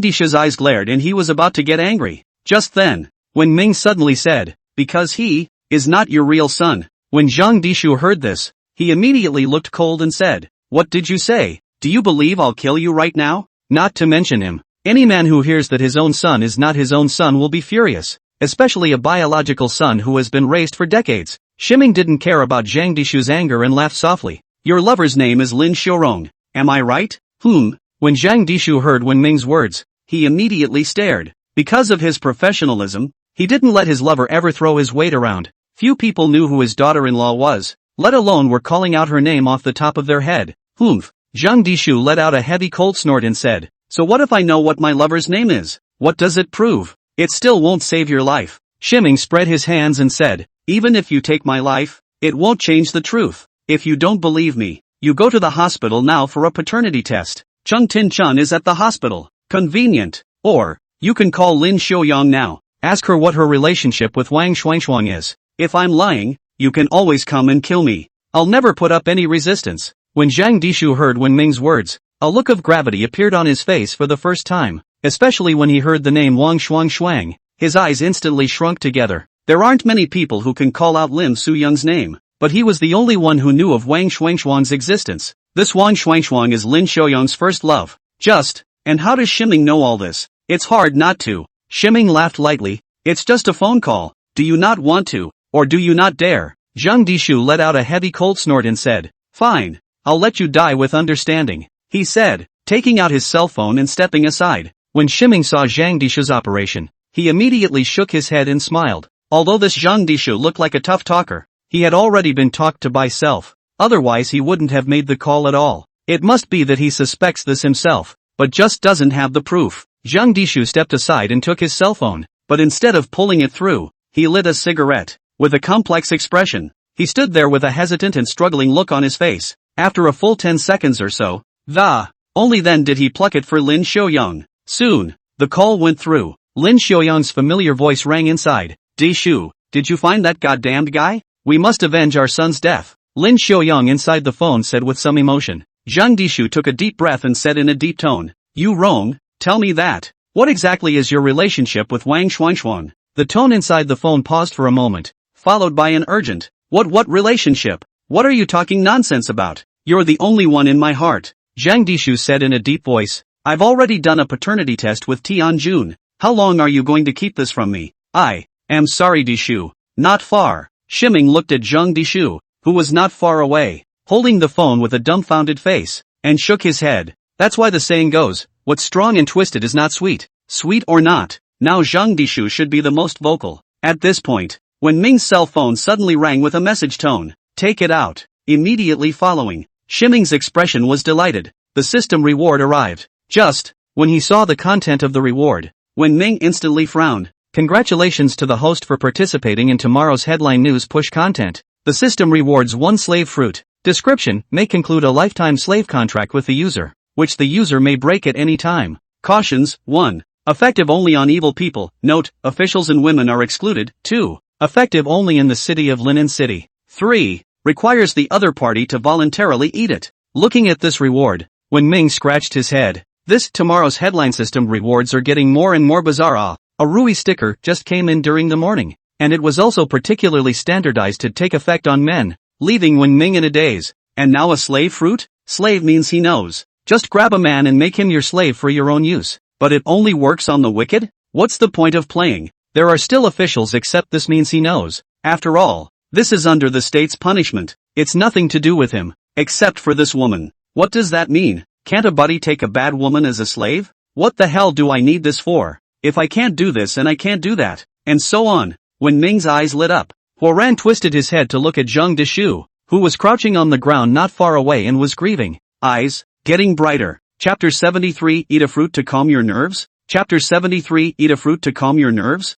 Looking at Zhang Dishu, when Ming instantly became excited. This slave fruit, isn't it tailor-made for this cargo? Shimaru was only concerned about taking a bad woman as a slave, completely forgetting about the great evil of Linen in front of him. The bastard's mother's maiden name is in officialdom. The father was a mall-goer. This guy is Linen's #1 villain. Even for a leading linen company like Qin Shang Group, they are also completely out of the picture, and can be described as typical groundlings. Suffice it to say, Zhang Dishu is the old greaseball who wanders in the middle of black and white. Self is now rich, but is alone, and lacks sufficient power around him, and problem solvers. Just take this one, don't you have everything on your own? When he thought of this, Wen Ming licked his lips at once, then clicked claim in front of the reward. Next moment, a small red-colored fruit that looked like a sage fruit appeared in Wen Ming's hand. Shiming blinked as he looked at the holy maiden fruit in his hand. This is slave fruit? Sheesh. Crystal clear. It's so tempting. I want to taste what it tastes like, but it's just a thought.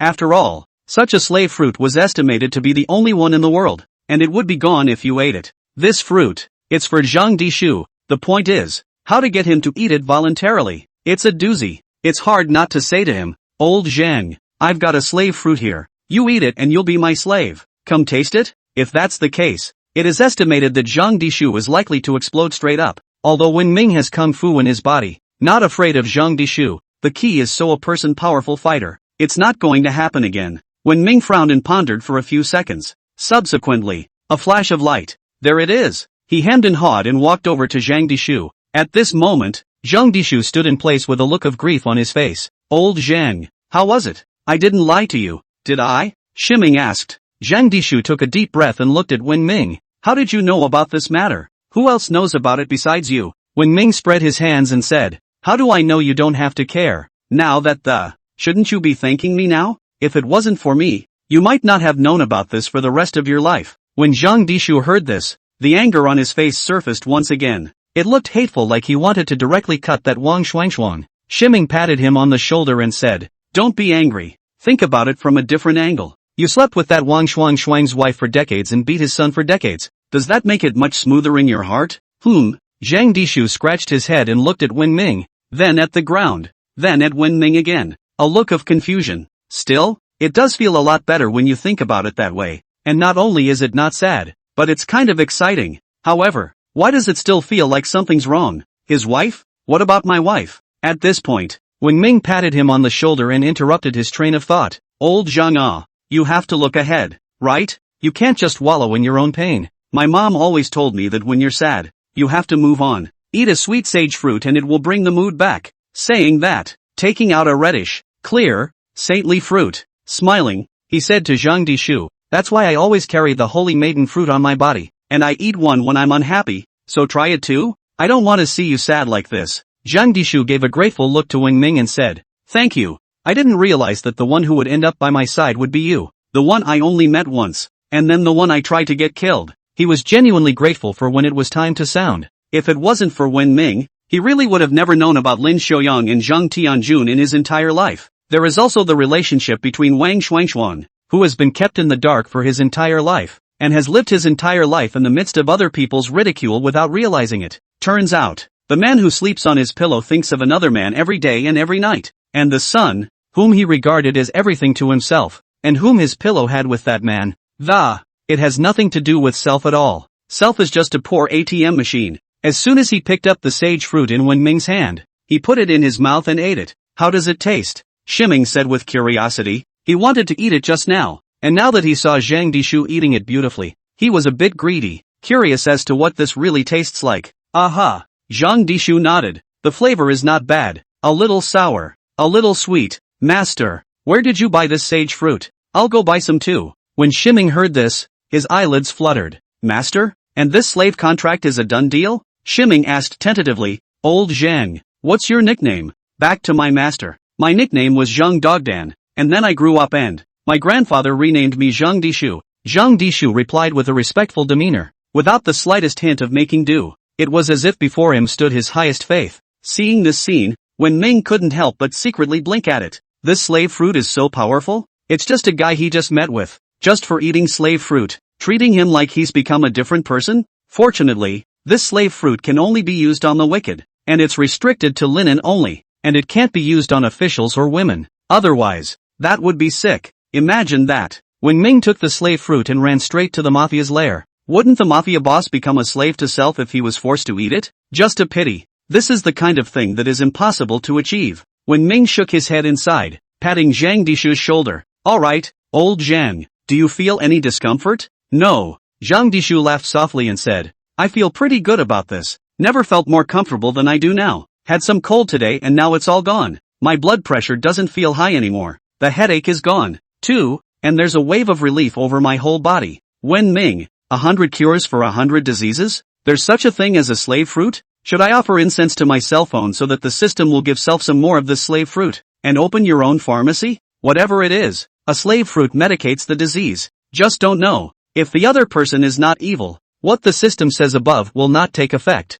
Is it just the slave contract that won't take effect? And the cure-all effect is still in effect? Or is it all of it? But there was no slave fruit in Self's hand right now, and there was no way to experiment with it. But look at Zhang Dishu. It seemed to be in really good shape, except when it came to calling him master. Outside of showing absolute deference to him, there was no other difference from before, just like an ordinary person. However, you can't just yell master or anything like that, otherwise people think something's wrong. Chapter 74, The Strange Zhang Dishu. Chapter 74, The Strange Zhang Dishu. In front of the Rose Restaurant, Tian Fuwei and a group of other people, looking at the two Wen Ming who were standing together not far away, exchanging words. All of them looked puzzled. Chao Zongping walked up to Tian Fuwei and asked curiously, Ms. Tian, does Mr. Hono Boss Xiang? Tian Fuwei shook her head. I don't know. She was wondering the same thing. Next to him, Lu Open sneered and said, whether one recognizes it or not. When Shiming wasted Boss Zhang's son's legs, he won't be able to have a good time today.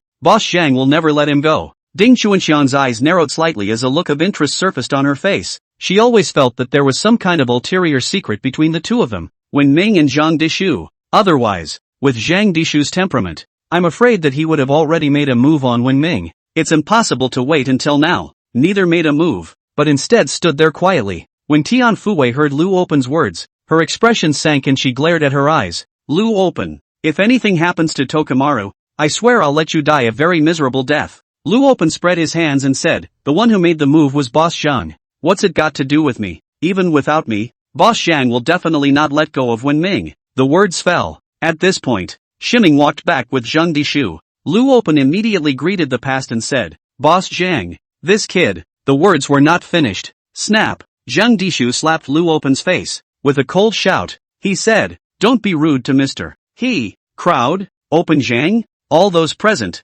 one and all, were dumbfounded. What happened? Zhang Dishu smoked Lu Open? And he also reprimanded Lu Open not to be rude to Wen Ming? What the hell is going on here? Lu Open covered his face and looked at Zhang Dishu with a dumbfounded expression. Boss Zhang, why are you hitting me? Shouldn't you be hitting Wen Ming that stinky? Asterisk asterisk asterisk asterisk. How dare you disrespect Mr. He. Find a way to die. Zhang Dishu burst out, his sandbag-sized fist directly greeting Lu Open's body. Bang bang. Ah. Knock. Help. Boom. Boss Zhang, I don't dare. I was wrong. Next to it, Chao Zongping and Tian Fuwei and the others, all stared at the scene in front of them with wide eyes, especially Chao Zongping. Even more so, his jaw nearly dropped to the ground, completely dumbfounded by the scene. Even those black-clothed hulks that Zhang Dishu had brought over, all of them froze. Then, a group of people instantly turned their heads and looked at Wen Ming in unison. They've been with Zhang Dishu for so many years, and they've often seen him beat up people, but not one that just starts punching someone because they said something disrespectful to someone. Even his old mom, Zhang Dishu, has not been like this, including Tian Fuwei. She also looked at Wen Ming with a look of disbelief in her eyes. Just now, Zhang Dishu, who was flaunting his power, just because he went over and said a few words to Wen Ming, and then when you come back, you have such respect for Wen Ming? Even just because Lu Open said something about when to sound, he directly violently beat Lu Open? What kind of ecstasy did Ming give Zhang Dishu? Bang bang. Zhang Dishu punched Lu Open directly for 5 minutes until he was curled up on the ground. All that was left was to cry out in pain, and that's when it sort of stopped. Then, walking over to Wen Ming, he respectfully said, Mr. He, I've already taught him a lesson. If he ever disrespects you again, you give me another word and I'll get him killed. Crowd. Is this Zhang Dishu so cruel? Including Lu Open, who was lying on the ground. He was scared. Shiming shook his head and said, don't be so impulsive. It's not a big deal. Just beat it up. Mr. He taught me a lesson. May I ask if Mr. He has any other orders? If not, I still have things I need to go back and handle. Zhang Dishu said. Shiming waved his hand and said, no more. Go back to your business. And remember what I said. Don't be impulsive. Deal with it peacefully if you can. I understand. Farewell. After Zhang Dishu finished speaking, He greeted the big man in black who followed him. Just get right in the black SUV and take off. When these people leave, Chao Zomping walked over and said in surprise, Mr. What is your relationship with Zhang Dishu? He's treating you like this. Next to them, Tian Fuwei and the others. When they heard Chao Zomping's question, curiosity surfaced on their faces as well. They are also very interested in knowing this. Realize that's a famous villain in linen. And it turned out to be so respectful to a college student like Wen Ming? It's too much of a sensation. Shiming let out a light laugh and said, it's nothing. I've done Zhang Dishu a great favor. That's why he's doing this to me. When Chao Zomping heard this, a look of realization appeared on his face and he nodded. No wonder. It turns out that he has such an affinity with Boss Zhang. So it seems that I was overly concerned. Tian Fuwei, along with Ding Chuanxiang and the others, also nodded. No wonder Zhang Dishu is like this. Ding Chuanxiang was still a bit puzzled. Why did Zhang Dishu get mad at Wen Ming in the beginning and then suddenly become like this? Could it be? These are just the words of Wen Ming, but in reality, what kind of ulterior motives does this guy have? At this point, Wen Ming laughed and said, I haven't thanked Boss Chow for his righteousness. Thank you Boss Chow. In the future, if there is any place that needs help, Boss Chow will just say it. As long as I can help, I will definitely be obliged to do so. He's only a one-sided acquaintance with Chao Zomping. As a result, Chao Zomping was able to stand up for him when he was in danger. People like that, it's worth turning in. The only thing that makes Wen Ming a little uneasy is that this bastard's damn last name is Chao. Chao Zomping smiled and said, Mr. He is polite. After a few more polite words, Chao Zomping then returned to the Rose restaurant. Shiming looked at Tian Fuwei and said, let's go too. Okay. Tian Fuwei nodded. Then, after saying goodbye to each other, they left the place one after another. With the trio's departure, Lu Open was the only one left at the scene, lying on the ground and grunting. At this point, Li Wenfang walked out from the entrance of the Rose restaurant. He looked at the direction where Wen Ming had disappeared, and a thoughtful look appeared on his face. Not far, Huang Weikai touched out from nowhere and ran next to Lu Open, carefully helping him up. He said with concern, are you alright, Open brother? When Lu Open saw Huang Weikai, he cursed, what the hell did you do, leaving me all alone here? Woo! Huang Weikai hurriedly explained, Brother Open, that's Boss Zhang. Boss Zhang wants to beat you up. What can I do? He just went to the bathroom. Then when he came back, just as soon as he wiped the corner, he saw Zhang Dishu violently beating Lu Open. He was so scared that he hurriedly hid to the side, not even daring to utter a breath. He didn't dare venture out until everyone was gone. Asterisk.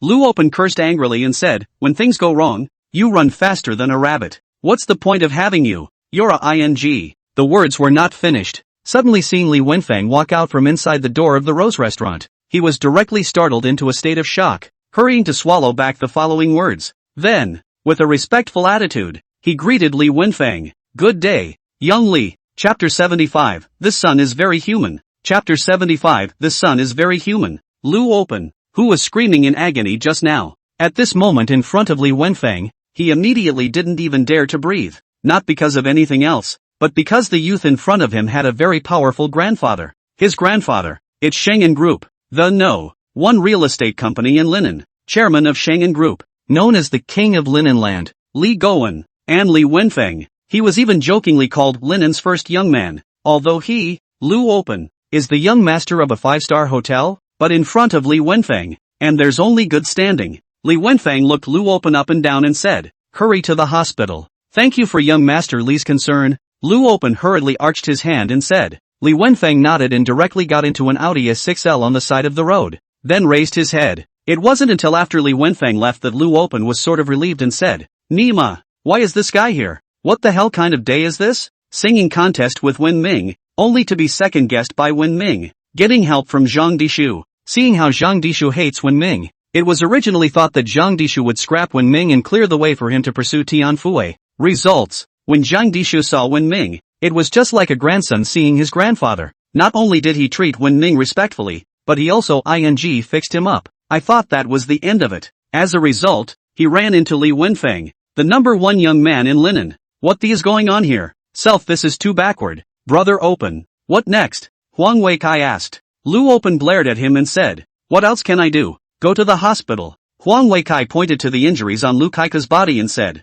you've been beaten like this. Should we call the police to deal with it first? Boom. Lu Open direct party members gave Huang Weikai a melon crash said, call the police? Are you stupid? Don't you know that the one who beat me up was Zhang Dishu? I don't want to die yet. Call the police? Just kidding. Ordinary people fight the police to deal with. The key to beat him is Zhang Dishu. How do I report it? Even if it is reported to the police, the most the police can do is to criticize Zhang Dishu for a few words and fine him some money and that's it. But what about yourself? Wouldn't Zhang Dishu just peel his skin off by then? He hasn't lived long enough. Fine. I'll take you to the hospital first. Huang Weikai helped Lu open up and walked towards the Porsche Cayenne next to him. Lu open is limping along. As he walked away, he huffed. This time, after planting such a big heel, this breath, I can't swallow it. What can you do if you can't swallow it? That kid has Boss Zhang protecting him. Huang Weikai said. Lu open gritted his teeth and returned. Surname he is only benefiting from Zhang Dishu. But this favor is expendable, and it can be gone after 1 or 2 uses.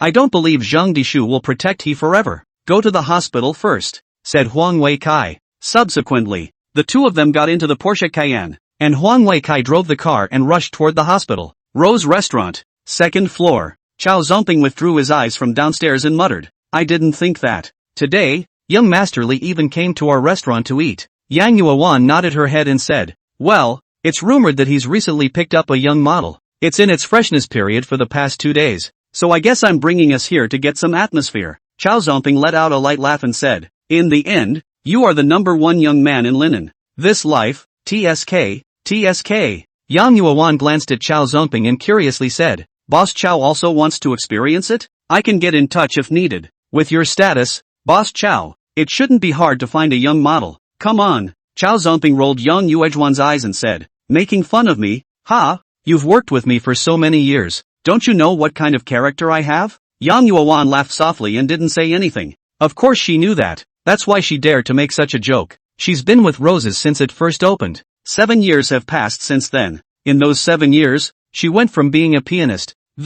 He was promoted to the position of general manager of Rose Restaurant, second only to Chao Zomping. Many people outside have rumored that the two of them have an ambiguous relationship and are definitely having an affair. But Yang Yuan knew very well that there was nothing between her and Chao Zomping. It's just a simple superior-subordinate relationship. Chao Zomping should care about her, care for her, take care of her. But there has never been any crossing of the line, and because of that, it was Yang Yuan who was so dead set on following him and doing her best to work for him. Chao Zomping stroked his chin and frowned. Compared to young Masterly, I'm more concerned about the Wen Ming guy. Yang Yuan was surprised. Wen is Ming. Could it be that he's even more powerful than young Masterly? Say no more. Chao Zomping shook his head and said, at first, when I saw Wen Ming, I thought he just didn't want to make a big deal out of it, but now I realize I may have been wrong, and that may be in his position. He doesn't care in the slightest about making a big deal out of it, because it's totally unnecessary. Boss Chao thinks so highly of him? Yang Yuan was surprised. Chao Zomping nodded and said, if he was merely being kind to Zhang Dishu, it's impossible for Zhang Dishu to respect him so much in front of so many people, and I saw Zhang Dishu's expression. It didn't look like respect at all. It was more like deference, hair-body inner respect. In other words, this Wen Ming's identity must be extremely terrifying. And Zhang Dishu knows his identity, that's why he's so respectful to him. Yang Yuan shook her head and said, but Linen didn't have such a person before? Chao Zomping let out a light laugh and said, then you say that even if young Masterly is in front of Zhang Dishu, can you get Zhang Dishu to do this?